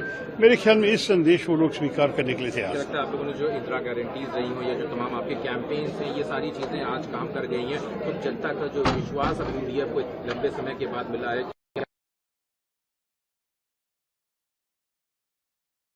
में देखा जाए कि बीजेपी का एक अच्छा वो देखने को मिला है। तमिलनाडु में कहाँ है बीजेपी? आपको पता है कि वो टीवी के विजय का आश्चर्यजनक रिजल्ट था। बंगाल में भी मेरे ख्याल में भाजपा का रिजल्ट तो काफी अजीब है। हम सारे इम्प्रेस्ड हैं कि ये सब हुआ है। मेरे ख्याल में इस सबको बैठ के एनालिसिस करना पड़ेगा। मेरा ध्यान तो यही था केरल में, तो मैं ज्यादा नहीं कमेंट्री देना चाहता हूँ, टिप्पणी नहीं करना चाहता। मैं सिर्फ ये कहूंगा कि हमारे लोकतंत्र के यही सौंदर्य है कि हमारे लोग उनका मन, अपना मन जानते हैं और वो तय करते हैं कि उनकी किस्मत किसके अपने ही हाथ में ले ले। ये तो अच्छी बात है हमारे देश में। For the big day, so it's a huge victory for Tamil Nadu, Vetri Kazhagam and your son Vijay Talapati. How do you see this victory for your family, for you in person, for Vijay Talapati, and for the entire fans of Vijay and the people of Tamil Nadu, sir? First of all, as a father, I'm very proud and happy, total, me and my wife, because my wishes to my son, because I'm seeing last 2 years, his confidence level, okay, his confidence level is fantastic, and faith, I will come as Chief Minister of Tamil Nadu. 1% doubt is not there with Vijay. That is his confidence level. I'm appreciating that attitude. First of all, for a leader, that boldness,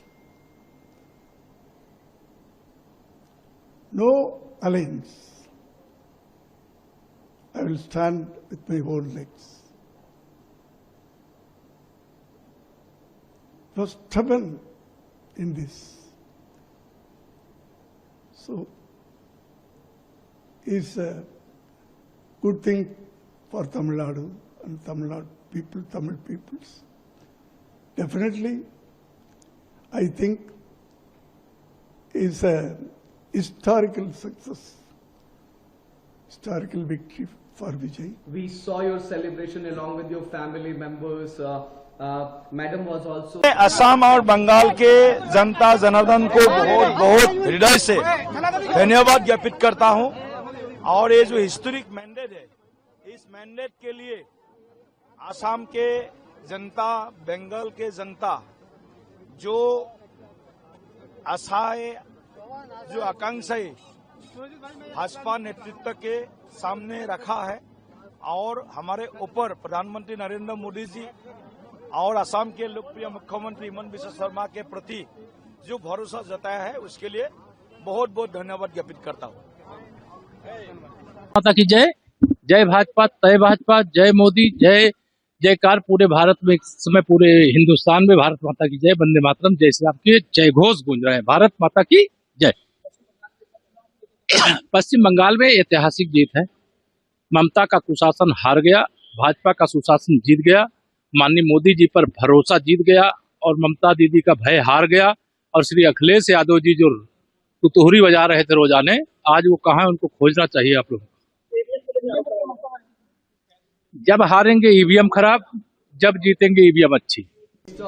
As a lot of people in Tamil Nadu has voted for Mr. Vijay Thalapathy to be the Chief Minister of Tamil Nadu, how excited you are? You are blowing the whistle here. What I can ask from you, I'm totally confused because the people of Tamil Nadu has given up a ballistic majority to Mr. Vijay. How do you see this, ma'am? I am so happy. She's not only his mother. She is the first fan of Vijay. First fan. You know, today he is so happy. From morning 3:30. Okay.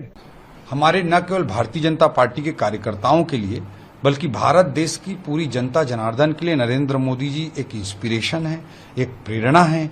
जिस तरह का leadership उन्होंने देश को दिया है, जिस तरह का लीडरशिप उन्होंने पार्टी को दिया है, आज उसी का परिणाम है कि भारत को पूरी दुनिया एक बहुत बड़े संभावना के रूप में देख रही है और बहुत सारी ताकतें भारत को एक थ्रेट के रूप में देख रही हैं। तो नरेंद्र मोदी जी का नेतृत्व है जिसने भारत को एक नए आयाम पर पहुंचाया है, हमारी पार्टी को एक नए आयाम पर पहुंचाया है। आज उनका संबोधन सुनने को मिलेगा, हम सब के लिए फिर से एक प्रेरक विषय होगा। तो इसलिए लोग खुश हैं और उनका मानना है बीजेपी रहेगा, हमारा और भी विकास होगा और भी प्रगति होगा। सारा देश में आज बीजेपी का ही माहौल है। परम आदरणीय प्रधानमंत्री जी ने जिस हिसाब से नेतृत्व दी है, उनके नेतृत्व पर देश की जनता का भरोसा है, विश्वास है और यही मानना है कि मोदी जी के नेतृत्व में ही भारत आत्मनिर्भर भारत बनेगा। স্যার, যিটো আশা কৰা হৈছিল, যি ধৰণৰ ফলাফল নিৰ্বাচনী প্ৰচাৰৰ সময়তো আপুনি কৈছিল, তেনেধৰণৰ ফলাফল আহিছে। আৰম্ভণিৰ পৰা কৈ আছিলো, we are close to 100 along with your allies। शुरुआत से भी मैं आज भी बोलता हूं, तो यही साबित हुई क्योंकि जनता की जो मूड बड़े पॉजिटिव, बड़े सकारात्मक रहे। शुरुआत से ही जनता का ही कहना था कि बीजेपी हमारे लिए सबसे बड़े विश्वास का ये है, जगह है और बीजेपी के जरिए ही हमारे जीवन को हम आगे बढ़ाने के लिए हम प्रतिबद्ध है। इसलिए जनता ने आज हमें इतनी बड़ी ऐतिहासिक उन्होंने मदद दी है। বিৰোধীতা আৰম্ভণিৰ পৰাই কৈছো, কেৱল কাকতৰ পাতত সংবাদ মাধ্যমে বিৰোধীক ঘেৰ ৰাখিছিল। প্ৰকৃতাৰ্থত তৃণমূল পৰ্যায়ত জনতাই কেতিয়াবাই বিৰোধীক ইতিমধ্যে নাকচ কৰিছে। भाजपा की शानदार विजय हुई है। बंगाल की जनता ने आदरणीय प्रधानमंत्री नरेंद्र मोदी जी, श्री अमित शाह जी गृह मंत्री जी, भारतीय जनता पार्टी के राष्ट्रीय नेतृत्व के ऊपर उन्होंने विश्वास और भरोसा जताया है। वहां की जनता ने शानदार जीत भारतीय जनता पार्टी को दी है और पहली बार वहां भाजपा की सरकार बनी है। पूरे बंगाल में कमल ही कमल खिला है। आसाम में तीसरी बार भारतीय जनता पार्टी की सरकार बन रही है। पुडुचेरी में भारतीय जनता पार्टी की सरकार के लिए स्पष्ट जनादेश है और इसी तरीके से तमिलनाडु और केरल में भी भारतीय जनता पार्टी और एनडीए आगे काफी अच्छी सफलता प्राप्त कर रहे हैं। मैं इस अवसर पर आदरणीय सभी वहां की जनता को, जिन्होंने भारतीय जनता पार्टी के पक्ष में मतदान किया, लोकतंत्र और राष्ट्र को सशक्त बनाए जाने के लिए जो जनादेश दिया है, इसके लिए मैं उनको हार्दिक बधाई, आभार प्रकट करता हूं। और माननीय प्रधानमंत्री नरेंद्र मोदी जी, अमित शाह जी और भाजपा के राष्ट्रीय नेतृत्व को कुशल संगठन के माध्यम से जो उन्होंने सफलता प्राप्त की है, इसके लिए मैं उनको बहुत बधाई देता हूं। जिन कार्यकर्ताओं ने अथक परिश्रम किया, जिनके बल पर ये जीत आज हासिल हुई है, उनको भी बहुत बधाई देता हूं। उनका काम ही यही हर बार आरोप लगाना, चुनाव के पहले भी लगाते हैं, बाद में भी लगाते हैं, तो उनके जनता उनके आरोपों को अब कोई ध्यान ही नहीं देती, उसको बिल्कुल स्पष्ट रूप से खारिज कर दिया है। और इससे बड़ा जनादेश क्या हो सकता है? अभी भी उनको अपने नीतियों पर पुनर्विचार करने की जरूरत है। पश्चिम बंगाल में स्वामी विवेकानंद जी का सनातन संस्कृति, सुभाष चंद्र बोस जी का भारत माता, रविन्द्रनाथ टैगोर जी का आशीर्वाद भारतीय जनता पार्टी को मिला है। हम कह सकते हैं कि भारत की सांस्कृतिक राजधानी में भगवा लहरा गया है। ये विकसित भारत के संकल्प को पूरा करने का एक बड़ा कदम है। मैं आदरणीय प्रधानमंत्री नरेंद्र मोदी जी का और आदरणीय राष्ट्रीय अध्यक्ष जी का, आदरणीय गृह मंत्री जी का बहुत बहुत अभिनंदन करता हूं। उत्तर प्रदेश वासियों की तरफ से नव निर्वाचित होने वाले सभी माननीय विधायकों का बहुत बहुत अभिनंदन करता हूं और पश्चिम बंगाल वासियों को बहुत बहुत बधाई, बहुत बहुत अभिनंदन। देखिए, विपक्ष जब हारता है तो इस प्रकार के अनर्गल आरोप लगाता है। आप जानते हैं, भारतीय जनता पार्टी शुचिता, पारदर्शिता की राजनीति में भरोसा करती है और जनता का आशीर्वाद प्रथम लक्ष्य है, जनता का कल्याण प्रथम लक्ष्य है। और भारत माता की जय हो, चहुं दिशा में भारत माता की जय जयकार हो, ये देश प्रथम, राष्ट्र प्रथम के नारे को लेकर के भारतीय जनता पार्टी आगे चलती है और वही हमारा सिद्धांत है, वही उद्देश्य है। ठीक है, धन्यवाद। देखो, बंगाल असम सीट नहीं है, पंडिचेरी भी है। पूरा देश भर में आज के जो रिजल्ट है भारतीय जनता पार्टी के पक्ष में है। असम देखिए, ये थर्ड टाइम गवर्नमेंट होने जा रहा है। असम के जो हिमंता बिस्वा शर्मा जो काम किया है, दिखता है मोदी जी के आशीर्वाद और अमित भाई शाह के जो आशीर्वाद और उनका जो काम है। असम जब हम जाते हैं, आज देश भर के जो मेट्रोपॉलिटन सिटी है उस नज़र के दिखता है।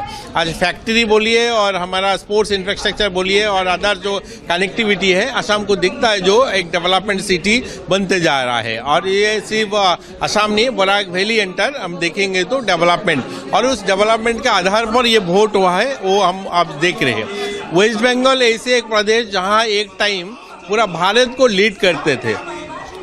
35 साल कम्युनिस्ट का रहा है, बाद में 15 साल लोगों ने उम्मीद किया है जो ममता बनर्जी कुछ करेंगे। पहले ही सारे फैक्ट्री बंद होकर चला गया था। बाद में ममता बनर्जी आने के बाद लोगों का उम्मीद था कुछ फैक्ट्री वहाँ पे होगा, रोजगार की व्यवस्था होगा।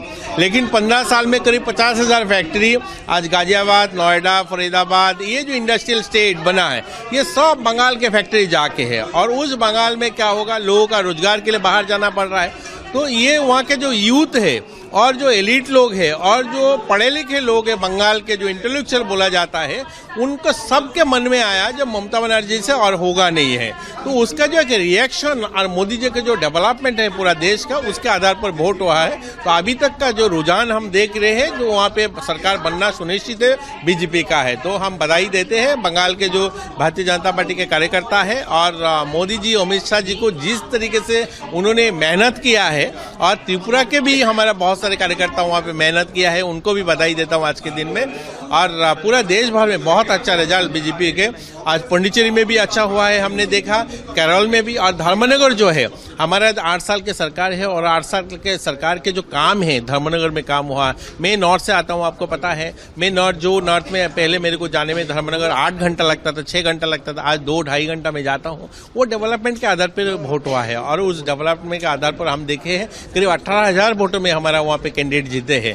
तो धन्यवाद है भारतीय जनता पार्टी सारे कार्यकर्ता को इतना अच्छा रिजल्ट के लिए है। और आप लोगों को भी, सब लोग मेहनत किया है, सब लोगों ने इतना दिखाया, आप लोग आज भी रिजल्ट दिखा रहे हो, आप लोगों को भी धन्यवाद है आज की इस खुशी में।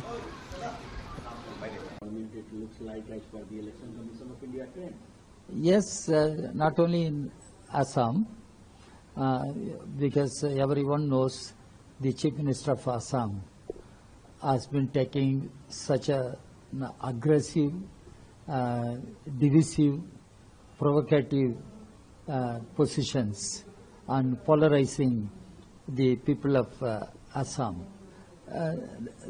That led to really religious polarization. It has benefited the Assam BJP. In coming to Bengal, and for the first time, BJP is likely to form the government.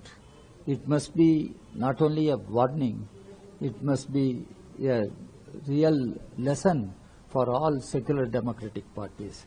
Particularly, I speak for left. Left performance is worrying. Unless we revive the left in Bengal, it will be a big challenge for entire left all over the country. Now, if we lose Kerala, then what is the future of Indian left? How to consolidate Indian left, how to strengthen Indian left, how to move forward, winning the confidence of the people across the country. Unless left emerges a strong force shaping the political course of the country, there won't be any solace for the toiling masses, people. That's what left also should understand. ऐतिहासिक हो गया यशस्वी प्रधानमंत्री मोदी जी पर विश्वास, पूरे बंगाली समाज को, गृह मंत्री अमित शाह जी की रणनीति और उनका वहां बैठना, सेना बल को लगाना, और बंगाली हिंदू, बंगाली सनातनी, बंगाली हर व्यक्ति अपने आप को आजाद कराना चाहता था उस भय की दुनिया से, वो माफिया और गुंडों से, उस बम के आतंक से, उन हत्याओं से। बंगाल एक सुनार बंगला हुआ करता था, एक लिटरेचर, एक अध्यात्म की जगह। माँ दुर्गा की शक्ति आज दोबारा बंगाल अपने अस्तित्व को पा लिया, अपनी पहचान को दोबारा पा लिया, दोबारा बंगाल अपने कदमों पे अपने अध्यात्म, अपनी शक्तियों के साथ आगे बढ़ेगा। समस्त भारत को इस बधाई देना चाहता हूँ। पूरे भारत की जीत हुई, भारत के विचारों की जीत हुई कि भारत में एक अलग राज्य बना के ये लोग रह रहे थे। वो ऐसा राज्य जहां पर बांग्लादेशी घुसपैठियों का पूरा आतंक मचा हुआ था, उससे आज हम लोग मुक्त हुए, हमारा भारत मुक्त हुआ। 2047 के सपनों में अब बंगाल इकोनॉमी में आगे बढ़कर हम लोगों की रीढ़ की हड्डी बनेगा इस भारत की। मैं धन्यवाद देता हूं मोदी जी को, दिल से धन्यवाद अमित शाह जी को और सभी नेतागण को जो गिलहरी के रूप में आए और प्रचार किया, और सभी कार्यकर्ताओं को जय। आज का दिन ये बहुत बड़ा दिन है। यही इन्होंने पूरे ये लोग हिंदुओं के इलाके में बम मारना, हत्या करना, इसी पे तो जीतते थे। ये मार काट के बाद बम फेंक के हत्या करने की ही जीत थी। अभी भी इन लोग कह रहे थे 4 तारीख के बाद रुक के बताए तो मार देंगे, तो हमको भी हमारी सभाओं में हमको मारने आ गए थे। मैं खुद उस पूरे न्यूज चैनल में देखा, सब आए थे वहां आतंक मचाने, तो वो मैंने भय, अंधेरे में खिड़कियों में से लोगों को डरते हुए डर के अंधेरा करके लोग हाथ दिखा रहे थे। रवि किशन जा रहे हैं, भाजपा का प्रचार हो रहा है, लेकिन जो गुस्सा था वो करेंटली जो निकला है वो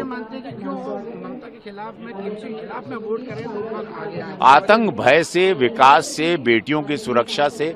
अब सब लोग चाहते थे, अपने बच्चों का भविष्य चाहते थे। बंगाल ने अपने लिए वोट किया, अपनी अस्मिता को बचाने के लिए, अपने हिंदुत्व को बचाने, अपनी सनातन विचारधारा को, अपनी पूजा पाठ और अपनी हर चीज को।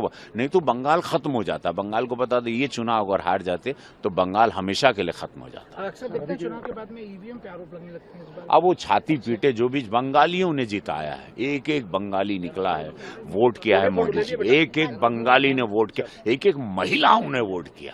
उनमें आक्रोश था, ये आक्रोश से निकला हुआ वोट। और मोदी जी की जय हो, उन्होंने विश्वास दिलवाया, भाजपा ने विश्वास दिलाया उन बंगाली समाज को। And from the very beginning the Congress high command led by Sri Rahul Gandhi and Congress President Kharge ji were keen to get a victory in Kerala. Rahul Gandhi's effort and Kharge ji's effort and Priyanka Gandhi's programs helped us to get a good victory in this election. And we are thankful to the Congress High Command for giving us freedom and liberty for the proper organizing this program, various programs for this election. The 5 guarantees announced by Sri Rahul Gandhi, the 5 guarantees announced by Sri Rahul Gandhi in Trivandrum helped us to get this victory. And this is a joint effort. This victory is a joint effort of all congressmen and leaders as well as the UDF partners. So we are all thankful to everybody. As the chairman of the campaign committee, I would like to express thanks to all the Congress workers, leaders and the UDF partners and their leaders. And the joint effort of all the leaders has given this victory. And we will continue to do better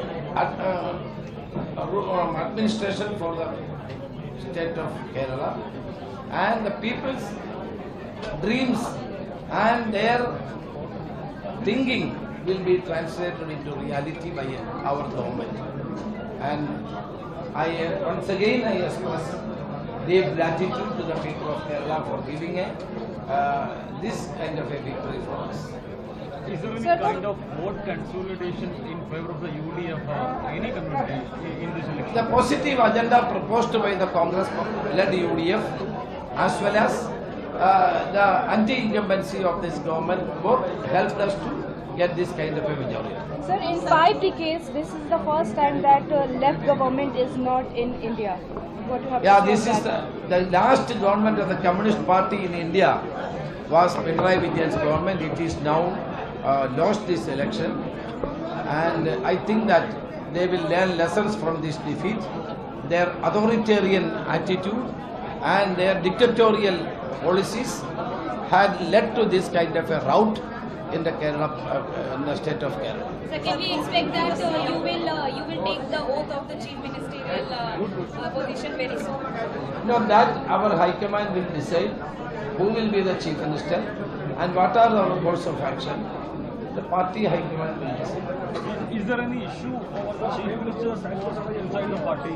Any kind? See, Congress is a democratic party. We have a democratic tradition. Congress High Command is Sri Rahul Gandhi, Congress President, and Srimati Sonia Gandhi has got enough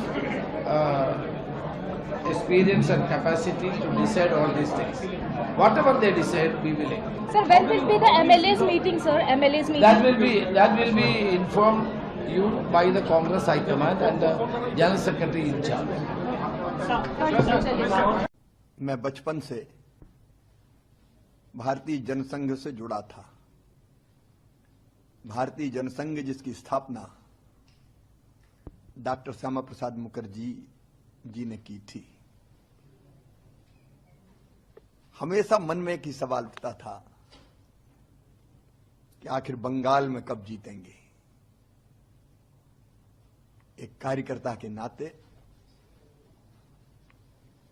अंदर से इतना संतोष है कि शब्दों में वर्णन नहीं किया जा सकता। वर्षों की साध मोदी जी के नेतृत्व में पूरी हो गई। लाखों कार्यकर्ताओं की तपस्या सफल हुई है। आज उनका बलिदान सार्थक हुआ है।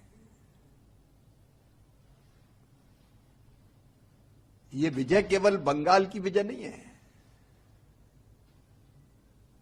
ये भारत की विजय है, हमारे देश की विजय है। बंगाल में जो कुछ हो रहा था, वोट बैंक की राजनीति के कारण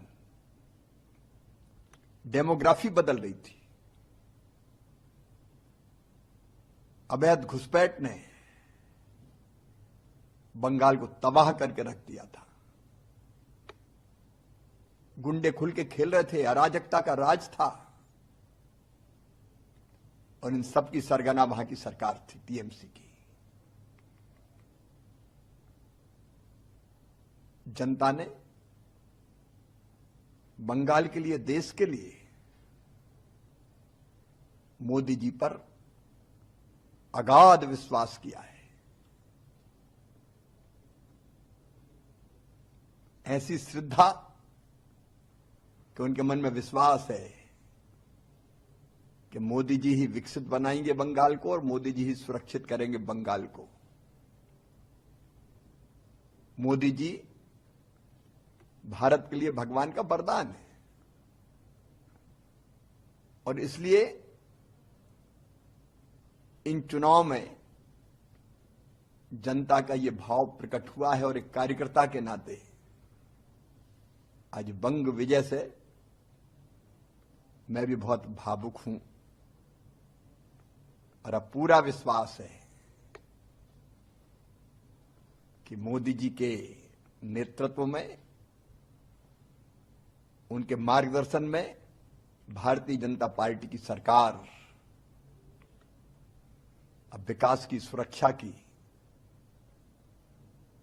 क्योंकि हमें सुरक्षा भी जरूरी है देश के लिए, एक नया अध्याय लिखेगी। मन संतुष्ट है और संतोष से भरा हुआ है। मोदी जी का अभिनंदन।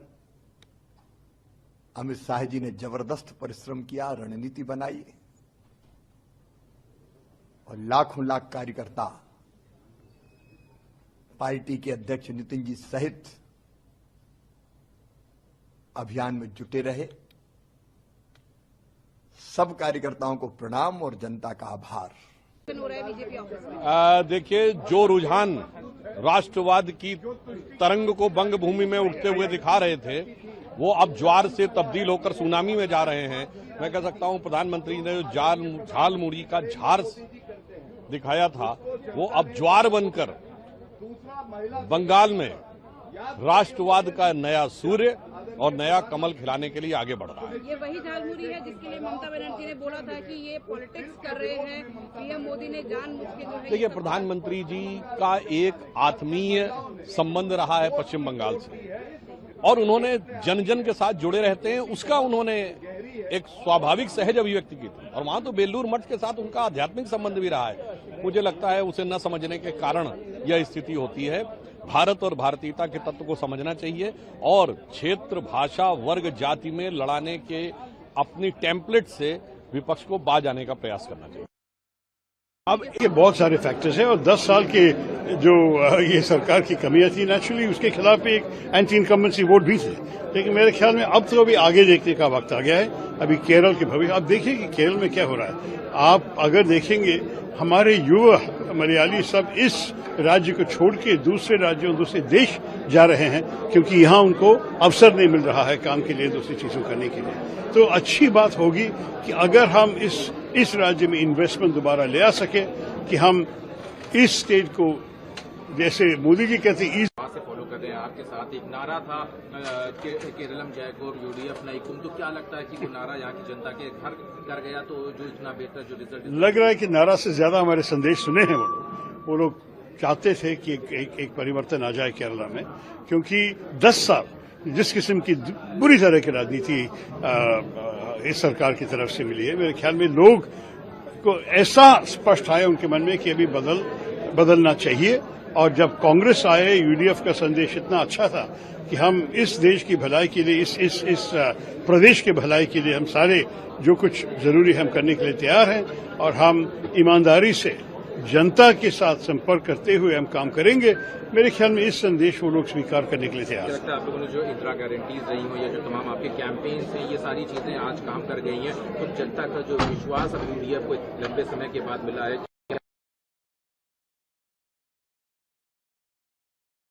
देखा जाए कि बीजेपी का एक अच्छा वो देखने को मिला है। तमिलनाडु में कहाँ है बीजेपी? आपको पता है कि वो टीवी के विजय का आश्चर्यजनक रिजल्ट था।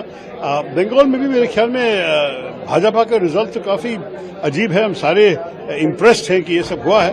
मेरे ख्याल में इस सबको बैठ के एनालिसिस करना पड़ेगा। मेरा ध्यान तो यही था केरल में, तो मैं ज्यादा नहीं कमेंट्री देना चाहता हूं, टिप्पणी नहीं करना चाहता। मैं सिर्फ ये कहूंगा कि हमारे लोकतंत्र के यही सौंदर्य है कि हमारे लोग उनका मन, अपना मन जानते हैं और वो तय करते हैं कि उनकी किस्मत किसके अपने ही हाथ में ले ले।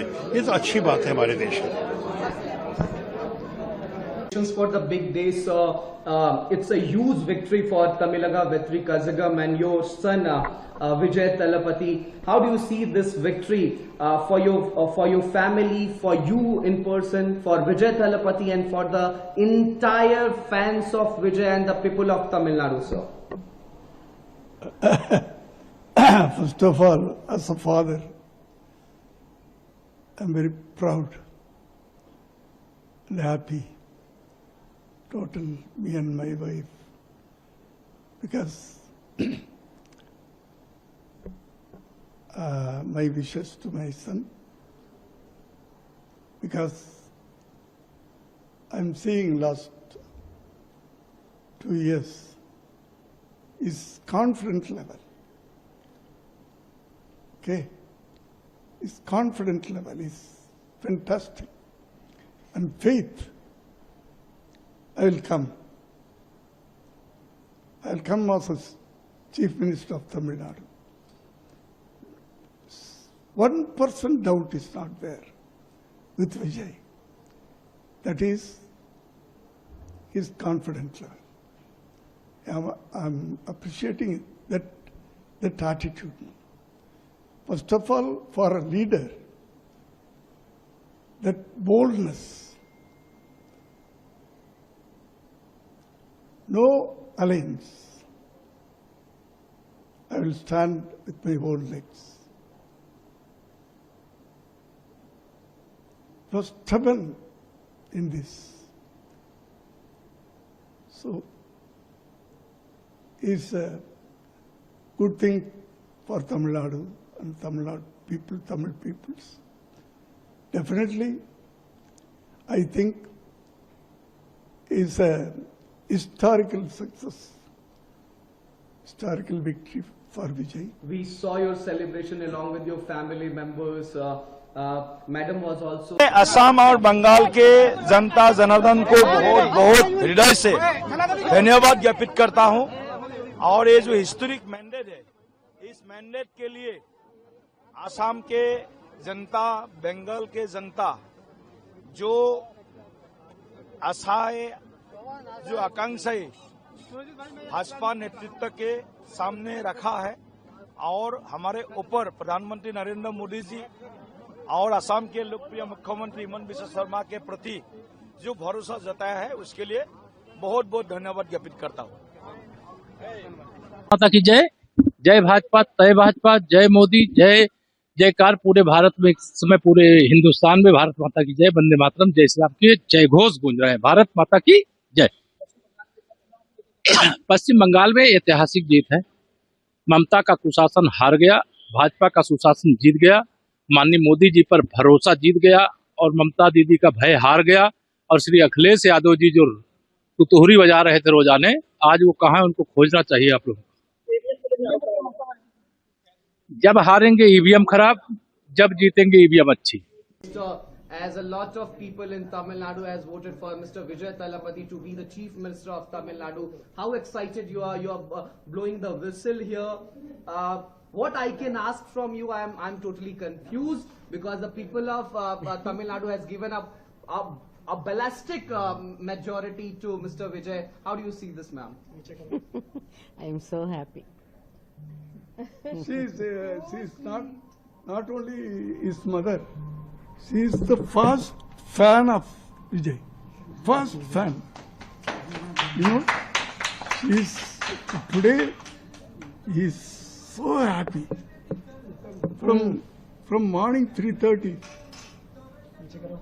Okay. हमारे न केवल भारतीय जनता पार्टी के कार्यकर्ताओं के लिए, बल्कि भारत देश की पूरी जनता जनार्दन के लिए नरेंद्र मोदी जी एक इंस्पिरेशन है, एक प्रेरणा है।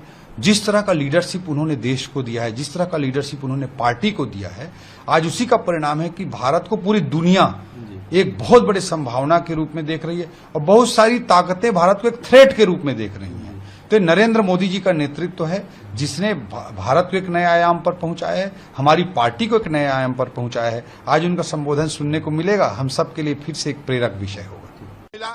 तो इसलिए लोग खुश हैं और उनका मानना है बीजेपी रहेगा हमारा और भी विकास होगा और भी प्रगति होगा।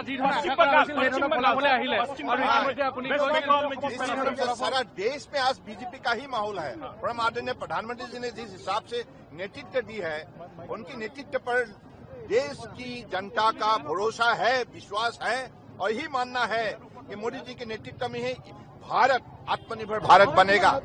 স্যার, যিটো আশা কৰা হৈছিল, যি ধৰণৰ ফলাফল নিৰ্বাচনী প্ৰচাৰৰ সময়তো আপুনি কৈছিল, তেনেধৰণৰ ফলাফল আৰম্ভণিৰ পৰা কৈ আছিলো,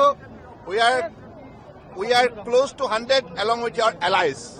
शुरुआत से भी मैं आज भी बोलता हूं, तो यही साबित हुई क्योंकि जनता की जो मूड बड़े पॉजिटिव, बड़े सकारात्मक रहे। शुरुआत से ही जनता का ही कहना था कि बीजेपी हमारे लिए सबसे बड़े विश्वास का ये है, जगह है और बीजेपी के जरिए ही हमारे जीवन को हम आगे बढ़ाने के लिए हम प्रतिबद्ध है। इसलिए जनता ने आज हमें इतनी बड़ी ऐतिहासिक उन्होंने मदद दी है। বিৰোধীতা আৰম্ভণিৰ পৰাই কৈছো, কেৱল কাকতৰ পাতত সংবাদ মাধ্যমে বিৰোধীক জীয়াই ৰাখিছিল। প্ৰকৃতাৰ্থত তৃণমূল পৰ্যায়ত জনতাই কেতিয়াবাই বিৰোধীক ইতিমধ্যে নাকচ কৰিছে। भाजपा की शानदार विजय हुई है। बंगाल की जनता ने आदरणीय प्रधानमंत्री नरेंद्र मोदी जी, श्री अमित शाह जी गृह मंत्री जी, भारतीय जनता पार्टी के राष्ट्रीय नेतृत्व के ऊपर उन्होंने विश्वास और भरोसा जताया है। वहां की जनता ने शानदार जीत भारतीय जनता पार्टी को दी है और पहली बार वहां भाजपा की सरकार बनी है। पूरे बंगाल में कमल ही कमल खिला है। आसाम में तीसरी बार भारतीय जनता पार्टी की सरकार बन रही है। पुडुचेरी में भारतीय जनता पार्टी की सरकार के लिए स्पष्ट जनादेश है और इसी तरीके से तमिलनाडु और केरल में भी भारतीय जनता पार्टी और एनडीए आगे काफी अच्छी सफलता प्राप्त कर रहे हैं। मैं इस अवसर पर आदरणीय सभी वहां की जनता को, जिन्होंने भारतीय जनता पार्टी के पक्ष में मतदान किया, लोकतंत्र और राष्ट्र को सशक्त बनाए जाने के लिए जो जनादेश दिया है, इसके लिए मैं उनको हार्दिक बधाई, आभार प्रकट करता हूं और माननीय प्रधानमंत्री नरेंद्र मोदी जी, अमित शाह जी और भाजपा के राष्ट्रीय नेतृत्व को कुशल संगठन के माध्यम से जो उन्होंने सफलता प्राप्त की है, इसके लिए मैं उनको बहुत बधाई देता हूं। जिन कार्यकर्ताओं ने अथक परिश्रम किया, जिनके बल पर ये जीत आज हासिल हुई है, उनको भी बहुत बधाई देता हूं। उनका काम ही यही हर बार आरोप लगाना, चुनाव के पहले भी लगाते हैं, बाद में भी लगाते हैं, तो उनके जनता उनके आरोपों को अब कोई ध्यान ही नहीं देती, उसको बिल्कुल स्पष्ट रूप से खारिज कर दिया है। और इससे बड़ा जनादेश क्या हो सकता है। अभी भी उनको अपने नीतियों पर पुनर्विचार करने की जरूरत है। पश्चिम बंगाल में स्वामी विवेकानंद जी का सनातन संस्कृति, सुभाष चंद्र बोस जी का भारत माता, रविन्द्रनाथ टैगोर जी का आशीर्वाद भारतीय जनता पार्टी को मिला है। हम कह सकते हैं कि भारत की सांस्कृतिक राजधानी में भगवा लहरा गया है। ये विकसित भारत के संकल्प को पूरा करने का एक बड़ा कदम है। मैं आदरणीय प्रधानमंत्री नरेंद्र मोदी जी का और आदरणीय राष्ट्रीय अध्यक्ष जी का, आदरणीय गृह मंत्री जी का बहुत बहुत अभिनंदन करता हूं। उत्तर प्रदेश वासियों की तरफ से नवनिर्वाचित होने वाले सभी माननीय विधायकों का बहुत बहुत अभिनंदन करता हूं और पश्चिम बंगाल वासियों को बहुत बहुत बधाई है, बहुत बहुत अभिनंदन। देखिए, विपक्ष जब हारता है तो इस प्रकार के अनर्गल आरोप लगाता है। आप जानते हैं, भारतीय जनता पार्टी शुचिता, पारदर्शिता की राजनीति पे भरोसा करती है और जनता का आशीर्वाद प्रथम लक्ष्य है, जनता का कल्याण प्रथम लक्ष्य है। और भारत माता की जय हो, चहुं दिशा में भारत माता की जय जयकार हो, ये देश प्रथम, राष्ट्र प्रथम के नारे को लेकर के भारतीय जनता पार्टी आगे चलती है और वही हमारा सिद्धांत है, वही उद्देश्य है। ठीक है, धन्यवाद। देखो बंगाल असम सिर्फ नहीं है, पुडुचेरी भी है। पूरा देश भर में आज के जो रिजल्ट है भारतीय जनता पार्टी के पक्ष में है। असम देखिए, ये थर्ड टाइम गवर्नमेंट होने जा रहा है। असम के जो हेमंत बिस्वा शर्मा जो काम किया है दिखता है। मोदी जी के आशीर्वाद और अमित भाई शाह के जो आशीर्वाद और उनका जो काम है, असम जब हम जाते हैं, आज देश भर के जो मेट्रोपॉलिटन सिटी है उस नज़र के दिखता है। आज फैक्ट्री बोलिए और हमारा स्पोर्ट्स इंफ्रास्ट्रक्चर बोलिए और अदर जो कनेक्टिविटी है, असम को दिखता है जो एक डेवलपमेंट सिटी बनते जा रहा है। और ये सिर्फ असम नहीं, बराक वैली एंटर हम देखेंगे तो डेवलपमेंट, और उस डेवलपमेंट के आधार पर ये वोट हुआ है, वो हम आप देख रहे हैं। वेस्ट बंगाल ऐसे एक प्रदेश जहां एक टाइम पूरा भारत को लीड करते थे। 35 साल कम्युनिस्ट का रहा है, बाद में 15 साल लोगों ने उम्मीद किया है जो ममता बनर्जी कुछ करेंगे। पहले ही सारे फैक्ट्री बंद होकर चला गया था, बाद में ममता बनर्जी आने के बाद लोगों का उम्मीद था कुछ फैक्ट्री वहाँ पे होगा, रोजगार की व्यवस्था होगा, लेकिन 15 साल में करीब 50,000 फैक्ट्री आज गाजियाबाद, नोएडा, फरीदाबाद, ये जो इंडस्ट्रियल स्टेट बना है ये सब बंगाल के फैक्ट्री जाके है। और उस बंगाल में क्या होगा, लोगों का रोजगार के लिए बाहर जाना पड़ रहा है। तो ये वहाँ के जो यूथ है और जो एलिट लोग हैं और जो पढ़े लिखे लोग हैं, बंगाल के जो इंटेलेक्चुअल बोला जाता है, उनको सबके मन में आया जब ममता बनर्जी से और होगा नहीं है। तो उसका जो एक रिएक्शन और मोदी जी का जो डेवलपमेंट है पूरा देश का, उसके आधार पर वोट हुआ है। तो अभी तक का जो रुझान हम देख रहे हैं, जो वहाँ पे सरकार बनना सुनिश्चित है बीजेपी का है। तो हम बधाई देते हैं बंगाल के जो भारतीय जनता पार्टी के कार्यकर्ता है और मोदी जी, अमित शाह जी को जिस तरीके से उन्होंने मेहनत किया है, और त्रिपुरा के भी हमारा बहुत सारे कार्यकर्ता वहाँ पे मेहनत किया है, उनको भी बधाई देता हूँ आज के दिन में। और पूरा देश भर में बहुत अच्छा रिजल्ट बीजेपी के। आज पुडुचेरी में भी अच्छा हुआ है, हमने देखा, केरल में भी, और धर्मनगर जो है हमारा 8 साल के सरकार है और 8 साल के सरकार के जो काम है धर्मनगर में काम हुआ है। मैं नॉर्थ से आता हूँ, आपको पता है, मैं नॉर्थ में पहले मेरे को जाने में धर्मनगर 8 घंटा लगता था, 6 घंटा लगता था, आज 2-2.5 घंटा में जाता हूँ। वो डेवलपमेंट के आधार पर वोट हुआ है और उस डेवलपमेंट के आधार पर हम देखे हैं करीब 18,000 वोटों में हमारा वहाँ पे कैंडिडेट जीते हैं। तो धन्यवाद है भारतीय जनता पार्टी सारे कार्यकर्ता को इतना अच्छा रिजल्ट के लिए है। और आप लोगों को भी, सब लोग मेहनत किया है, सब लोगों ने इतना दिखाया, आप लोग आज भी रिजल्ट दिखा रहे हो, आप लोगों को भी धन्यवाद है आज की इस खुशी में।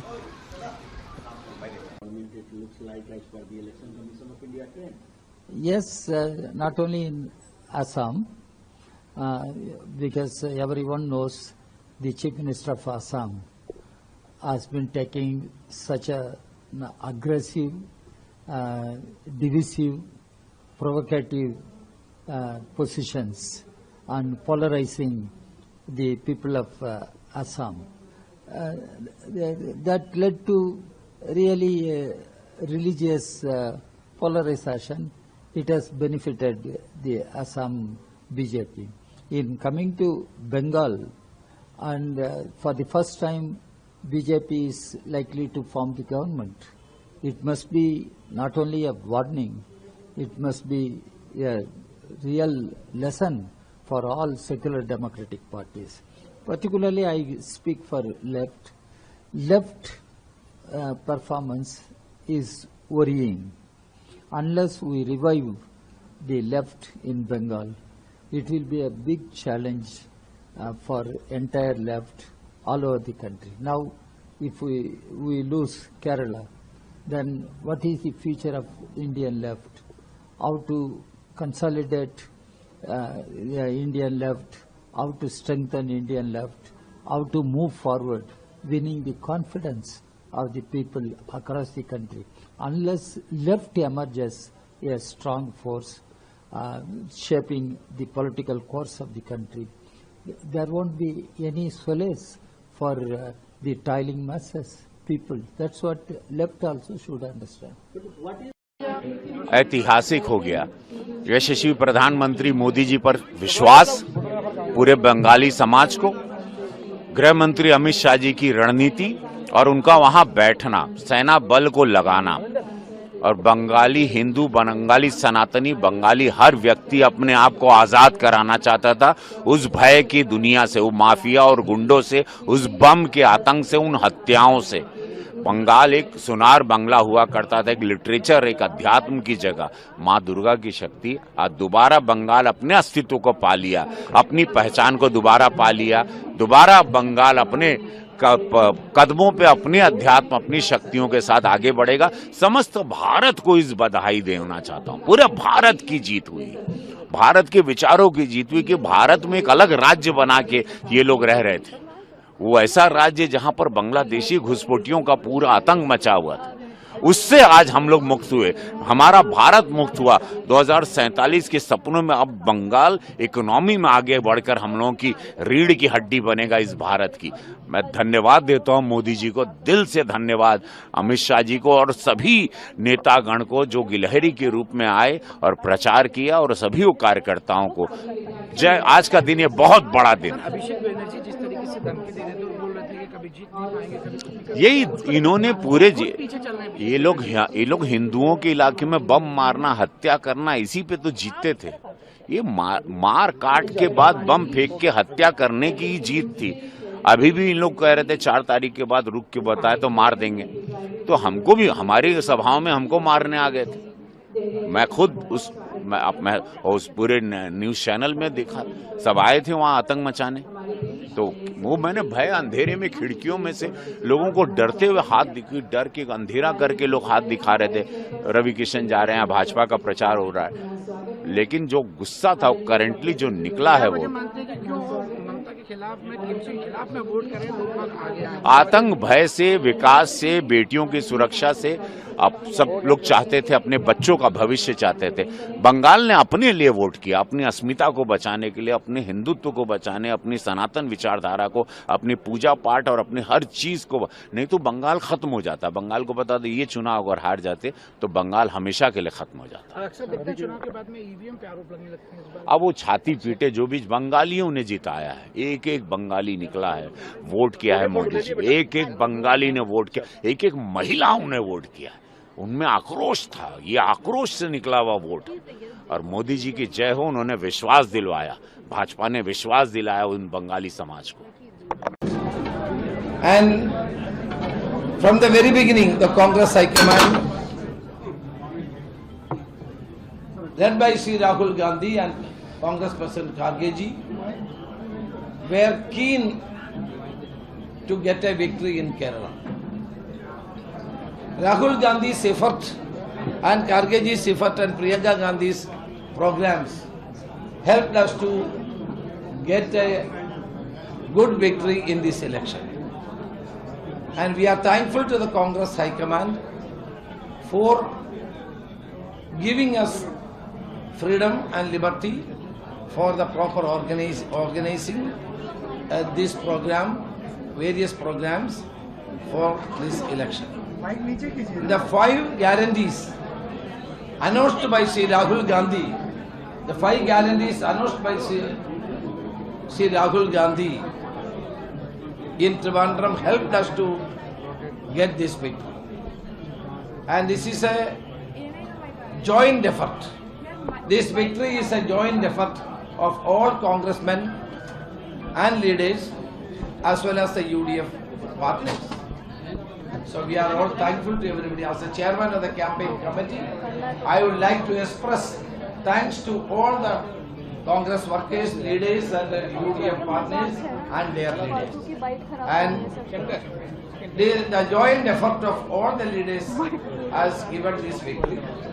And we will continue to do better administration for the state of Kerala, and the people's dreams and their thinking will be translated into reality by our government. And once again I express deep gratitude to the people of Kerala for giving this kind of a victory for us. Is there any kind of vote consolidation in favor of the UDF any community in this election? The positive agenda proposed by the Congress-led UDF as well as the anti-incumbency of this government both helped us to get this kind of a majority. Sir, in 5 decades, this is the first time that left government is not in India. What you have to say This is the last government of the Communist Party in India was Pinarayi Vijayan's government. It is now lost this election, and I think that they will learn lessons from this defeat. Their authoritarian attitude and their dictatorial policies had led to this kind of a rout in the Kerala, in the state of Kerala. So can we expect that you will take the oath of the chief ministerial position very soon? No, that our High Command will decide who will be the chief minister and what are our course of action. The party High Command will decide. Is there any issue of chief minister's post inside the party? Any kind? See, Congress is a democratic party. We have a democratic tradition. Congress High Command is Sri Rahul Gandhi, Congress President, and Srimati Sonia Gandhi has got enough experience and capacity to decide all these things. Whatever they decide, we will agree. Sir, when will be the MLA's meeting, sir? MLA's meeting? That will be informed you by the Congress High Command and the General Secretary in charge. मैं बचपन से भारतीय जनसंघ से जुड़ा था। भारतीय जनसंघ जिसकी स्थापना डॉक्टर श्यामा प्रसाद मुखर्जी जी ने की थी। हमेशा मन में एक ही सवाल उठता था कि आखिर बंगाल में कब जीतेंगे। एक कार्यकर्ता के नाते अंदर से इतना संतोष है कि शब्दों में वर्णन नहीं किया जा सकता। वर्षों की साध मोदी जी के नेतृत्व में पूरी हो गई। लाखों कार्यकर्ताओं की तपस्या सफल हुई है। आज उनका बलिदान सार्थक हुआ है। ये विजय केवल बंगाल की विजय नहीं है, ये भारत की विजय है, हमारे देश की विजय है। बंगाल में जो कुछ हो रहा था, वोट बैंक की राजनीति के कारण डेमोग्राफी बदल रही थी। अवैध घुसपैठ ने बंगाल को तबाह करके रख दिया था। गुंडे खुल के खेल रहे थे, अराजकता का राज था, और इन सब की सरगना वहां की सरकार थी, टीएमसी की। जनता ने बंगाल के लिए, देश के लिए मोदी जी पर अगाध विश्वास किया है। ऐसी श्रद्धा कि उनके मन में विश्वास है कि मोदी जी ही विकसित बनाएंगे बंगाल को और मोदी जी ही सुरक्षित करेंगे बंगाल को। मोदी जी भारत के लिए भगवान का वरदान है, और इसलिए इन चुनाव में जनता का यह भाव प्रकट हुआ है। और एक कार्यकर्ता के नाते आज बंग विजय से मैं भी बहुत भावुक हूं, और अब पूरा विश्वास है कि मोदी जी के नेतृत्व में, उनके मार्गदर्शन में भारतीय जनता पार्टी की सरकार अब विकास की, सुरक्षा की, क्योंकि हमें सुरक्षा भी जरूरी है देश के लिए, एक नया अध्याय लिखेगी। मन संतुष्ट है और संतोष से भरा हुआ है। मोदी जी का अभिनंदन। अमित शाह जी ने जबरदस्त परिश्रम किया, रणनीति बनाई, और लाखों लाख कार्यकर्ता पार्टी के अध्यक्ष नितिन जी सहित अभियान में जुटे रहे। सब कार्यकर्ताओं को प्रणाम और जनता का आभार। देखिए, जो रुझान राष्ट्रवाद की तरंग को बंग भूमि में उठते हुए दिखा रहे थे, वो अब ज्वार से तब्दील होकर सुनामी में जा रहे हैं।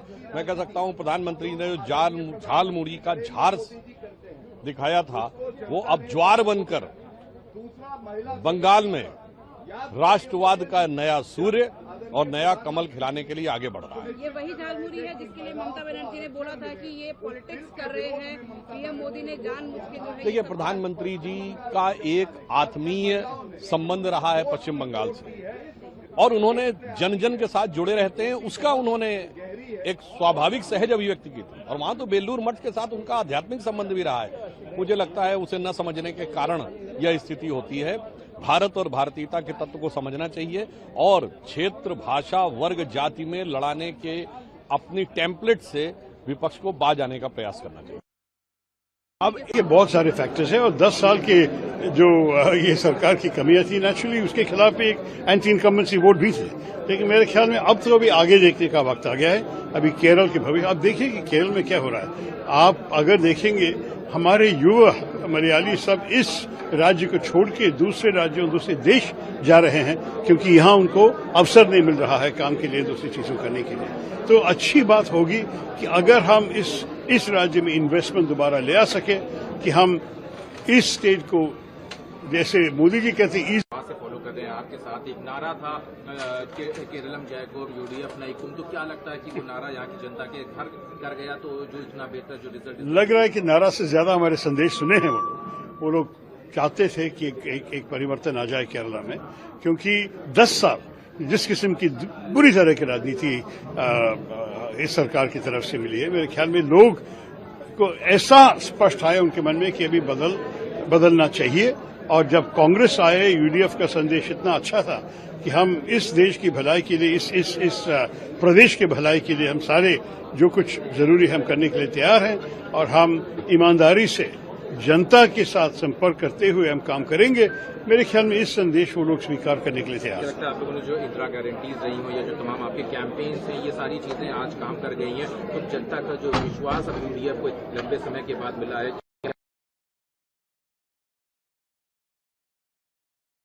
देखा जाए कि बीजेपी का एक अच्छा वो देखने को मिला है। तमिलनाडु में कहाँ है बीजेपी? आपको पता है कि वो टीवी के विजय का आश्चर्यजनक रिजल्ट था। बंगाल में भी मेरे ख्याल में भाजपा का रिजल्ट तो काफी अजीब है। हम सारे इम्प्रेस्ड हैं कि ये सब हुआ है। मेरे ख्याल में इस सबको बैठ के एनालिसिस करना पड़ेगा। मेरा ध्यान तो यही था केरल में, तो मैं ज्यादा नहीं कमेंट्री देना चाहता हूं, टिप्पणी नहीं करना चाहता। मैं सिर्फ ये कहूंगा कि हमारे लोकतंत्र के यही सौंदर्य है कि हमारे लोग उनका मन, अपना मन जानते हैं और वो तय करते हैं कि उनकी किस्मत किसके अपने ही हाथ में ले ले। ये तो अच्छी बात है हमारे देश में। For the big day, so it's a huge victory for Tamil Nadu Vetri Kazhagam and your son Vijay Talapati. How do you see this victory for your family, for you in person, for Vijay Talapati, and for the entire fans of Vijay and the people of Tamil Nadu, sir? First of all, as a father, I'm very proud and happy, total, me and my wife, because my wishes to my son, because I'm seeing last 2 years, his confidence level, okay, his confidence level is fantastic, and faith. I'll come as Chief Minister of Tamil Nadu. 1% doubt is not there with Vijay. That is his confidence level. I'm appreciating that attitude. First of all, for a leader, that boldness, no alliance. I will stand with my own legs. Was stubborn in this.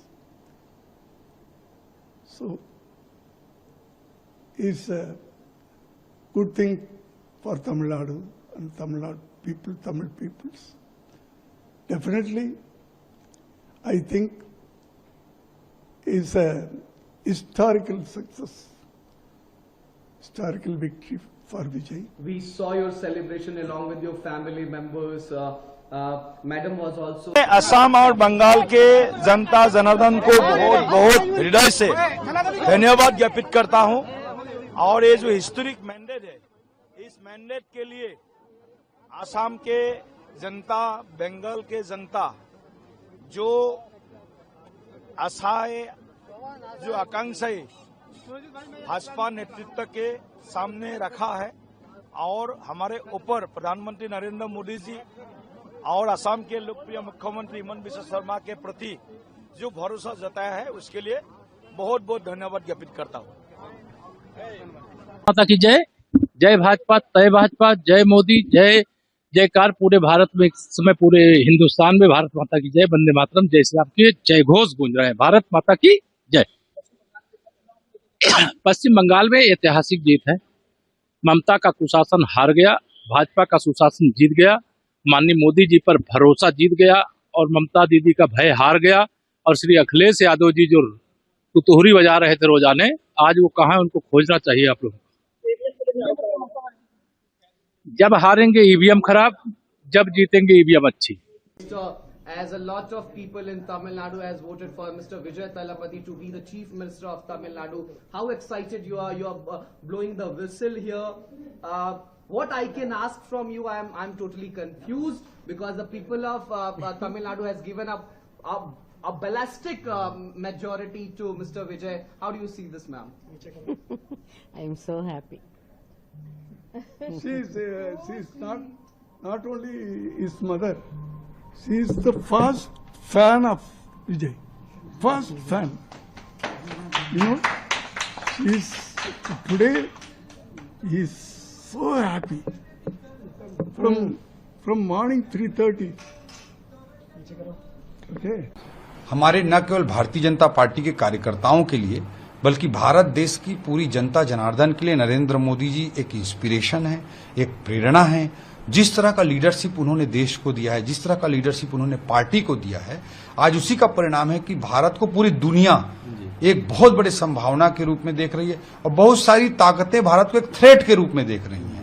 तो नरेंद्र मोदी जी का नेतृत्व है जिसने भारत को एक नए आयाम पर पहुंचाया है, हमारी पार्टी को एक नए आयाम पर पहुंचाया है। आज उनका संबोधन सुनने को मिलेगा, हम सब के लिए फिर से एक प्रेरक विषय होगा।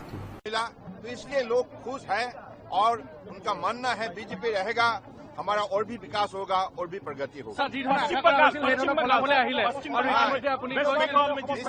सारा देश में आज बीजेपी का ही माहौल है। परम आदरणीय प्रधानमंत्री जी ने जिस हिसाब से नेतृत्व दी है, उनकी नेतृत्व पर देश की जनता का भरोसा है, विश्वास है और यही मानना है कि मोदी जी के नेतृत्व में ही भारत आत्मनिर्भर भारत बनेगा। স্যার, যিটো আশা কৰা হৈছিল, যি ধৰণৰ ফলাফল নিৰ্বাচনী প্ৰচাৰৰ সময়তো আপুনি কৈছিল, তেনেধৰণৰ ফলাফল আহিছে। আৰম্ভণিৰ পৰা কৈ আছিলো, we are close to 100 along with your allies। शुरुआत से भी मैं आज भी बोलता हूं, तो यही साबित हुई क्योंकि जनता की जो मूड बड़े पॉजिटिव, बड़े सकारात्मक रहे। शुरुआत से ही जनता का ही कहना था कि बीजेपी हमारे लिए सबसे बड़े विश्वास का ये है, जगह है और बीजेपी के जरिए ही हमारे जीवन को हम आगे बढ़ाने के लिए हम प्रतिबद्ध है। इसलिए जनता ने आज हमें इतनी बड़ी ऐतिहासिक उन्होंने मदद दी है। বিৰোধী আৰম্ভণিৰ পৰাই কৈছো, কেৱল কাকতৰ পাতত সংবাদ মাধ্যমে বিৰোধীক জীয়াই ৰাখিছিল। প্ৰকৃতাৰ্থত তৃণমূল পৰ্যায়ত জনতাই কেতিয়াবাই বিৰোধীক ইতিমধ্যে নাকচ কৰিছে। भाजपा की शानदार विजय हुई है। बंगाल की जनता ने आदरणीय प्रधानमंत्री नरेंद्र मोदी जी, श्री अमित शाह जी गृह मंत्री जी, भारतीय जनता पार्टी के राष्ट्रीय नेतृत्व के ऊपर उन्होंने विश्वास और भरोसा जताया है। वहां की जनता ने शानदार जीत भारतीय जनता पार्टी को दी है और पहली बार वहां भाजपा की सरकार बनी है। पूरे बंगाल में कमल ही कमल खिला है। आसाम में तीसरी बार भारतीय जनता पार्टी की सरकार बन रही है। पुडुचेरी में भारतीय जनता पार्टी की सरकार के लिए स्पष्ट जनादेश है और इसी तरीके से तमिलनाडु और केरल में भी भारतीय जनता पार्टी और एनडीए आगे काफी अच्छी सफलता प्राप्त कर रहे हैं। मैं इस अवसर पर आदरणीय सभी वहां की जनता को, जिन्होंने भारतीय जनता पार्टी के पक्ष में मतदान किया, लोकतंत्र और राष्ट्र को सशक्त बनाए जाने के लिए जो जनादेश दिया है, इसके लिए मैं उनको हार्दिक बधाई, आभार प्रकट करता हूं।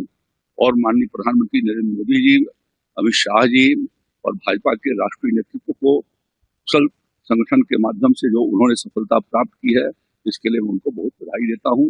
जिन कार्यकर्ताओं ने अथक परिश्रम किया, जिनके बल पर ये जीत आज हासिल हुई है, उनको भी बहुत बधाई देता हूं। उनका काम ही यही हर बार आरोप लगाना, चुनाव के पहले भी लगाते हैं, बाद में भी लगाते हैं। तो उनके जनता उनके आरोपों को अब कोई ध्यान ही नहीं देती, उसको बिल्कुल स्पष्ट रूप से खारिज कर दिया है। और इससे बड़ा जनादेश क्या हो सकता है? अभी भी उनको अपने नीतियों पर पुनर्विचार करने की जरूरत है। पश्चिम बंगाल में स्वामी विवेकानंद जी का सनातन संस्कृति, सुभाष चंद्र बोस जी का भारत माता, रविन्द्रनाथ टैगोर जी का आशीर्वाद भारतीय जनता पार्टी को मिला है। हम कह सकते हैं कि भारत की सांस्कृतिक राजधानी में भगवा लहरा गया है। ये विकसित भारत के संकल्प को पूरा करने का एक बड़ा कदम है। मैं आदरणीय प्रधानमंत्री नरेंद्र मोदी जी का और आदरणीय राष्ट्रीय अध्यक्ष जी का, आदरणीय गृह मंत्री जी का बहुत बहुत अभिनंदन करता हूं। उत्तर प्रदेश वासियों की तरफ से नवनिर्वाचित होने वाले सभी माननीय विधायकों का बहुत बहुत अभिनंदन करता हूं और पश्चिम बंगाल वासियों को बहुत बहुत बधाइयां, बहुत बहुत अभिनंदन। देखिए, विपक्ष जब हारता है तो इस प्रकार के अनर्गल आरोप लगाता है। आप जानते हैं, भारतीय जनता पार्टी शुचिता, पारदर्शिता की राजनीति में भरोसा करती है और जनता का आशीर्वाद प्रथम लक्ष्य है, जनता का कल्याण प्रथम लक्ष्य है। और भारत माता की जय हो, चहुं दिशा में भारत माता की जय जयकार हो। ये देश प्रथम, राष्ट्र प्रथम के नारे को लेकर के भारतीय जनता पार्टी आगे चलती है और वही हमारा सिद्धांत है, वही उद्देश्य है। ठीक है, धन्यवाद। देखो, बंगाल असम सिर्फ नहीं है, पंडिचेरी भी है। पूरा देश भर में आज के जो रिजल्ट है भारतीय जनता पार्टी के पक्ष में है। असम देखिए, ये थर्ड टाइम गवर्नमेंट होने जा रहा है। असम के जो हेमंत बिश्व शर्मा जो काम किया है दिखता है। मोदी जी के आशीर्वाद और अमित भाई शाह के जो आशीर्वाद और उनका जो काम है, असम जब हम जाते हैं, आज देश भर के जो मेट्रोपॉलिटन सिटी है उस नज़र के दिखता है। आज फैक्ट्री बोलिए और हमारा स्पोर्ट्स इंफ्रास्ट्रक्चर बोलिए और अदर जो कनेक्टिविटी है, असम को दिखता है जो एक डेवलपमेंट सिटी बनते जा रहा है। और ये सिर्फ असम नहीं, बराक वैली एंटर हम देखेंगे तो डेवलपमेंट, और उस डेवलपमेंट के आधार पर ये वोट हुआ है, वो हम अब देख रहे हैं। वेस्ट बंगाल ऐसे एक प्रदेश जहाँ एक टाइम पूरा भारत को लीड करते थे। 35 साल कम्युनिस्ट का रहा है, बाद में 15 साल लोगों ने उम्मीद किया है जो ममता बनर्जी कुछ करेंगे। पहले ही सारे फैक्ट्री बंद होकर चला गया था। बाद में ममता बनर्जी आने के बाद लोगों का उम्मीद था कुछ फैक्ट्री वहाँ पे होगा, रोजगार की व्यवस्था होगा। लेकिन 15 साल में करीब 50,000 फैक्ट्री आज गाजियाबाद, नोएडा, फरीदाबाद, ये जो इंडस्ट्रियल स्टेट बना है, ये सब बंगाल के फैक्ट्री जाके है। और उस बंगाल में क्या होगा, लोगों का रोजगार के लिए बाहर जाना पड़ रहा है। तो ये वहाँ के जो यूथ है और जो एलिट लोग हैं और जो पढ़े लिखे लोग हैं, बंगाल के जो इंटेलेक्चुअल बोला जाता है, उनको सबके मन में आया जब ममता बनर्जी से और होगा नहीं है। तो उसका जो एक रिएक्शन और मोदी जी का जो डेवलपमेंट है पूरा देश का, उसके आधार पर वोट हुआ है। तो अभी तक का जो रुझान हम देख रहे हैं, जो वहाँ पे सरकार बनना सुनिश्चित है, बीजेपी का है। तो हम बधाई देते हैं बंगाल के जो भारतीय जनता पार्टी के कार्यकर्ता है और मोदी जी, अमित शाह जी को जिस तरीके से उन्होंने मेहनत किया है, और त्रिपुरा के भी हमारा बहुत सारे कार्यकर्ता वहाँ पे मेहनत किया है, उनको भी बधाई देता हूँ आज के दिन में। और पूरा देश भर में बहुत अच्छा रिजल्ट बीजेपी के। आज पंडिचेरी में भी अच्छा हुआ है, हमने देखा, केरल में भी। और धर्मनगर जो है, हमारा 8 साल के सरकार है और 8 साल के सरकार के जो काम है धर्मनगर में काम हुआ। मैं नॉर्थ से आता हूँ, आपको पता है। मैं नॉर्थ में पहले मेरे को जाने में धर्मनगर 8 घंटा लगता था, 6 घंटा लगता था, आज 2-2.5 घंटा में जाता हूँ। वो डेवलपमेंट के आधार पर वोट हुआ है और उस डेवलपमेंट के आधार पर हम देखे हैं करीब 18,000 वोटों में हमारा वहाँ पे कैंडिडेट जीते हैं। तो धन्यवाद है भारतीय जनता पार्टी सारे कार्यकर्ता को इतना अच्छा रिजल्ट के लिए है। और आप लोगों भी, सब लोग मेहनत किया है, सब लोगों ने इतना दिखाया, आप लोग आज भी रिजल्ट दिखा रहे हो, आप लोगों को भी धन्यवाद है आज की इस खुशी में।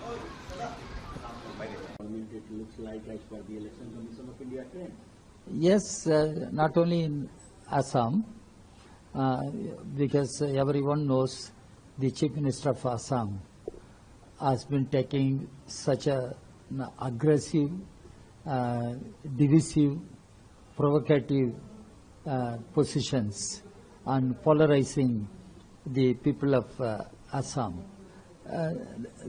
That led to really religious polarization. It has benefited the Assam BJP. In coming to Bengal, and for the first time, BJP is likely to form the government. It must be not only a warning, it must be a real lesson for all secular democratic parties. Particularly, I speak for left. Left performance is worrying unless we revive the left in Bengal, it will be a big challenge for entire left all over the country. Now, if we lose Kerala, then what is the future of Indian left? How to consolidate the Indian left, how to strengthen Indian left, how to move forward, winning the confidence of the people across the country. Unless left emerges a strong force shaping the political course of the country, there won't be any solace for the toiling masses, people. That's what left also should understand. ऐतिहासिक हो गया। यशस्वी प्रधानमंत्री मोदी जी पर विश्वास पूरे बंगाली समाज को, गृह मंत्री अमित शाह जी की रणनीति और उनका वहां बैठना, सेना बल को लगाना, और बंगाली हिंदू, बंगाली सनातनी, बंगाली हर व्यक्ति अपने आप को आजाद कराना चाहता था उस भय की दुनिया से, वो माफिया और गुंडों से, उस बम के आतंक से, उन हत्याओं से। बंगाल एक सुनार बंगला हुआ करता था, एक लिटरेचर, एक अध्यात्म की जगह। माँ दुर्गा की शक्ति आज दोबारा बंगाल अपने अस्तित्व को पा लिया, अपनी पहचान को दोबारा पा लिया। दोबारा बंगाल अपने कदमों पे अपने अध्यात्म, अपनी शक्तियों के साथ आगे बढ़ेगा। समस्त भारत को इस बधाई देना चाहता हूँ। पूरे भारत की जीत हुई, भारत के विचारों की जीत हुई कि भारत में एक अलग राज्य बना के ये लोग रह रहे थे।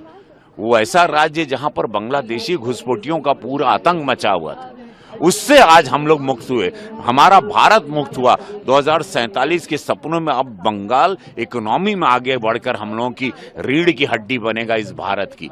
मैं धन्यवाद देता हूं मोदी जी को, दिल से धन्यवाद अमित शाह जी को और सभी नेतागण को जो गिलहरी के रूप में आए और प्रचार किया, और सभी कार्यकर्ताओं को जय। आज का दिन ये बहुत बड़ा दिन है।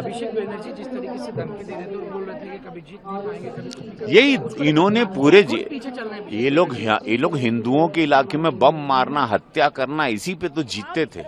ये मार काट के बाद बम फेंक के हत्या करने की ही जीत थी। अभी भी इन लोग कह रहे थे 4 तारीख के बाद रुक के बताए तो मार देंगे, तो हमको भी हमारी सभाओं में हमको मारने आ गए थे। मैं खुद मैं उस पूरे न्यूज चैनल में देखा, सब आए थे वहां आतंक मचाने, तो वो मैंने भय अंधेरे में खिड़कियों में से लोगों को डरते हुए हाथ दिखी, डर के अंधेरा करके लोग हाथ दिखा रहे थे।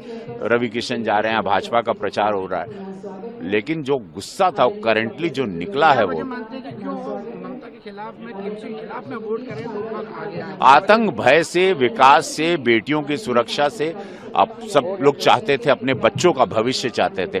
बंगाल ने अपने लिए वोट किया, अपनी अस्मिता को बचाने के लिए, अपने हिंदुत्व को बचाने, अपनी सनातन विचारधारा को, अपनी पूजा पाठ और अपने हर चीज को। नहीं तो बंगाल खत्म हो जाता। बंगाल को बता दो ये चुनाव अगर हार जाते तो बंगाल हमेशा के लिए खत्म हो जाता। चुनाव के बाद में ईवीएम पे आरोप लगने लगते हैं। अब वो छाती पीटे, जो भी बंगालियों ने जिताया है, एक एक बंगाली निकला है, वोट किया है मोदी जी, एक एक बंगाली ने वोट किया, एक एक महिलाओं ने वोट किया।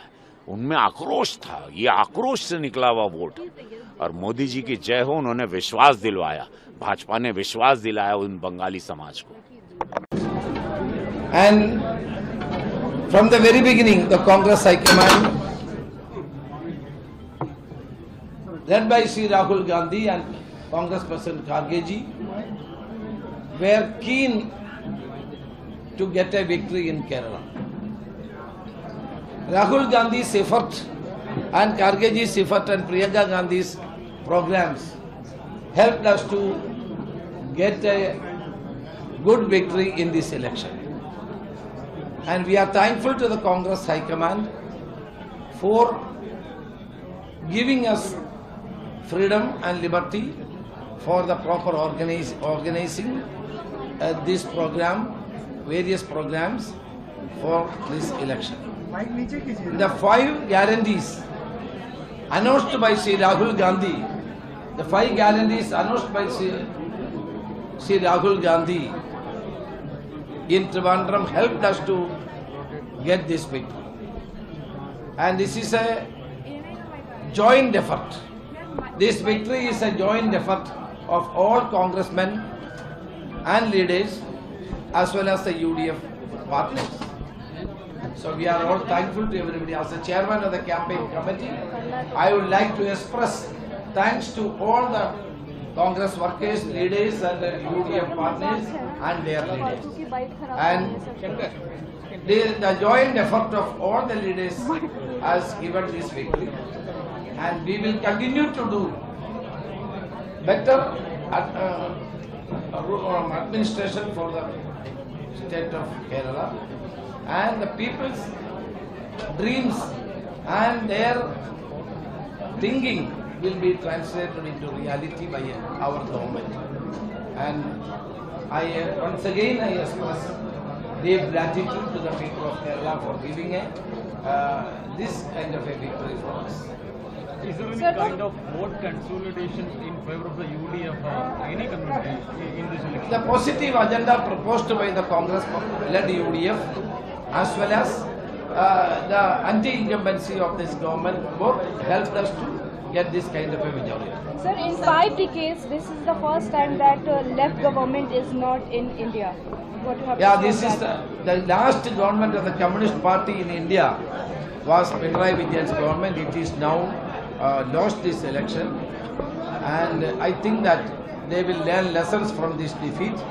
Their authoritarian attitude and their dictatorial policies had led to this kind of a rout in the Kerala, in the state of Kerala. So can we expect that you will take the oath of the chief ministerial position very soon? No, that our High Command will decide who will be the chief minister and what are our course of action. The party High Command will decide. Is there any issue for chief minister's post inside the party? Any kind? See, Congress is a democratic party. We have a democratic tradition. Congress High Command is Sri Rahul Gandhi, Congress President, and Srimati Sonia Gandhi has got enough experience and capacity to decide all these things. Whatever they decide, we will. Sir, when will be the MLA's meeting, sir? MLA's meeting? That will be informed you by the Congress High Command and the General Secretary in charge. मैं बचपन से भारतीय जनसंघ से जुड़ा था। भारतीय जनसंघ जिसकी स्थापना डॉक्टर श्यामा प्रसाद मुखर्जी जी ने की थी। हमेशा मन में एक ही सवाल उठता था कि आखिर बंगाल में कब जीतेंगे। एक कार्यकर्ता के नाते अंदर से इतना संतोष है कि शब्दों में वर्णन नहीं किया जा सकता। वर्षों की साध मोदी जी के नेतृत्व में पूरी हो गई। लाखों कार्यकर्ताओं की तपस्या सफल हुई है। आज उनका बलिदान सार्थक हुआ है। ये विजय केवल बंगाल की विजय नहीं है, ये भारत की विजय है, हमारे देश की विजय है। बंगाल में जो कुछ हो रहा था, वोट बैंक की राजनीति के कारण डेमोग्राफी बदल रही थी। अवैध घुसपैठ ने बंगाल को तबाह करके रख दिया था। गुंडे खुल के खेल रहे थे, अराजकता का राज था, और इन सब की सरगना वहां की सरकार थी, टीएमसी की। जनता ने बंगाल के लिए, देश के लिए मोदी जी पर अगाध विश्वास किया है। ऐसी श्रद्धा कि उनके मन में विश्वास है कि मोदी जी ही विकसित बनाएंगे बंगाल को और मोदी जी ही सुरक्षित करेंगे बंगाल को। मोदी जी भारत के लिए भगवान का वरदान है, और इसलिए इन चुनाव में जनता का यह भाव प्रकट हुआ है। और एक कार्यकर्ता के नाते आज बंग विजय से मैं भी बहुत भावुक हूं और अब पूरा विश्वास है कि मोदी जी के नेतृत्व में, उनके मार्गदर्शन में भारतीय जनता पार्टी की सरकार अब विकास की, सुरक्षा की, क्योंकि हमें सुरक्षा भी जरूरी है देश के लिए, एक नया अध्याय लिखेगी। मन संतुष्ट है और संतोष से भरा हुआ है। मोदी जी का अभिनंदन। अमित शाह जी ने जबरदस्त परिश्रम किया, रणनीति बनाई और लाखों लाख कार्यकर्ता पार्टी के अध्यक्ष नितिन जी सहित अभियान में जुटे रहे। सब कार्यकर्ताओं को प्रणाम और जनता का आभार। देखिए, जो रुझान राष्ट्रवाद की तरंग को बंग भूमि में उठते हुए दिखा रहे थे, वो अब ज्वार से तब्दील होकर सुनामी में जा रहे हैं। मैं कह सकता हूं प्रधानमंत्री ने जो झाल मुड़ी का झार दिखाया था, वो अब ज्वार बनकर बंगाल में राष्ट्रवाद का नया सूर्य और नया कमल खिलाने के लिए आगे बढ़ रहा है। ये वही झालमुड़ी है जिसके लिए ममता बनर्जी ने बोला था कि ये पॉलिटिक्स कर रहे हैं, पीएम मोदी ने जानबूझ के जो है। देखिए, प्रधानमंत्री जी का एक आत्मीय संबंध रहा है पश्चिम बंगाल से और उन्होंने जन जन के साथ जुड़े रहते हैं, उसका उन्होंने एक स्वाभाविक सहज अभिव्यक्ति की थी। और वहां तो बेलूर मठ के साथ उनका आध्यात्मिक संबंध भी रहा है। मुझे लगता है उसे न समझने के कारण यह स्थिति होती है। भारत और भारतीयता के तत्व को समझना चाहिए और क्षेत्र, भाषा, वर्ग, जाति में लड़ाने के अपनी टेम्पलेट से विपक्ष को बाज आने का प्रयास करना चाहिए। अब ये बहुत सारे फैक्टर्स हैं और 10 साल के जो ये सरकार की कमियां थी, नेचुरली उसके खिलाफ एक एंटी इनकम्बेंसी वोट भी थे।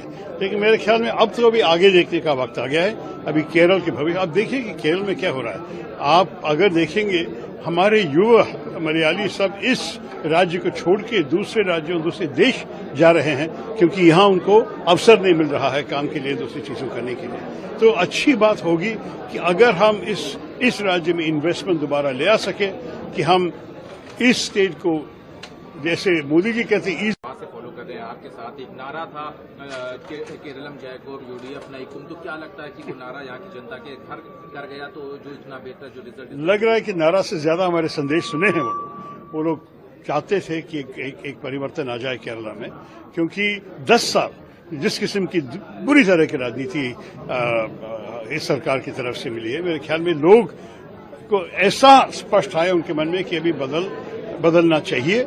और जब कांग्रेस आए, यूडीएफ का संदेश इतना अच्छा था कि हम इस देश की भलाई के लिए, इस प्रदेश के भलाई के लिए हम सारे जो कुछ जरूरी हम करने के लिए तैयार हैं और हम ईमानदारी से जनता के साथ संपर्क करते हुए हम काम करेंगे। मेरे ख्याल में इस संदेश वो लोग स्वीकार करने के लिए तैयार हैं। आप लोगों ने जो इंदिरा गारंटीज रही हो या जो तमाम आपके कैंपेन्स हैं, ये सारी चीजें आज काम कर गई हैं, तो जनता का जो विश्वास अब यूडीएफ को लंबे समय के बाद मिला है,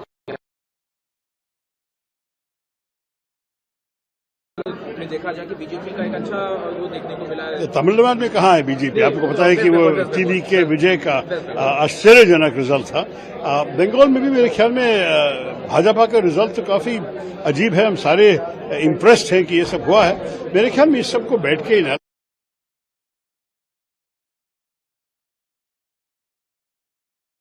If exit polls confused everybody, the results are clearing that confusion up. If journalists, political analysts were wondering and trying to figure out who's going to win in which state, we're talking about 4 states today and 1 union territory, West Bengal, Assam, Tamil Nadu, Kerala and Puducherry. Results and the voter have made it very clear that the mandate which they have decided to give in respective states to whichever party they have chosen, that mandate is decisive. So there was no confusion in the minds of the voters. That is one big theme emerging out of the results, the kind of results that we are seeing today.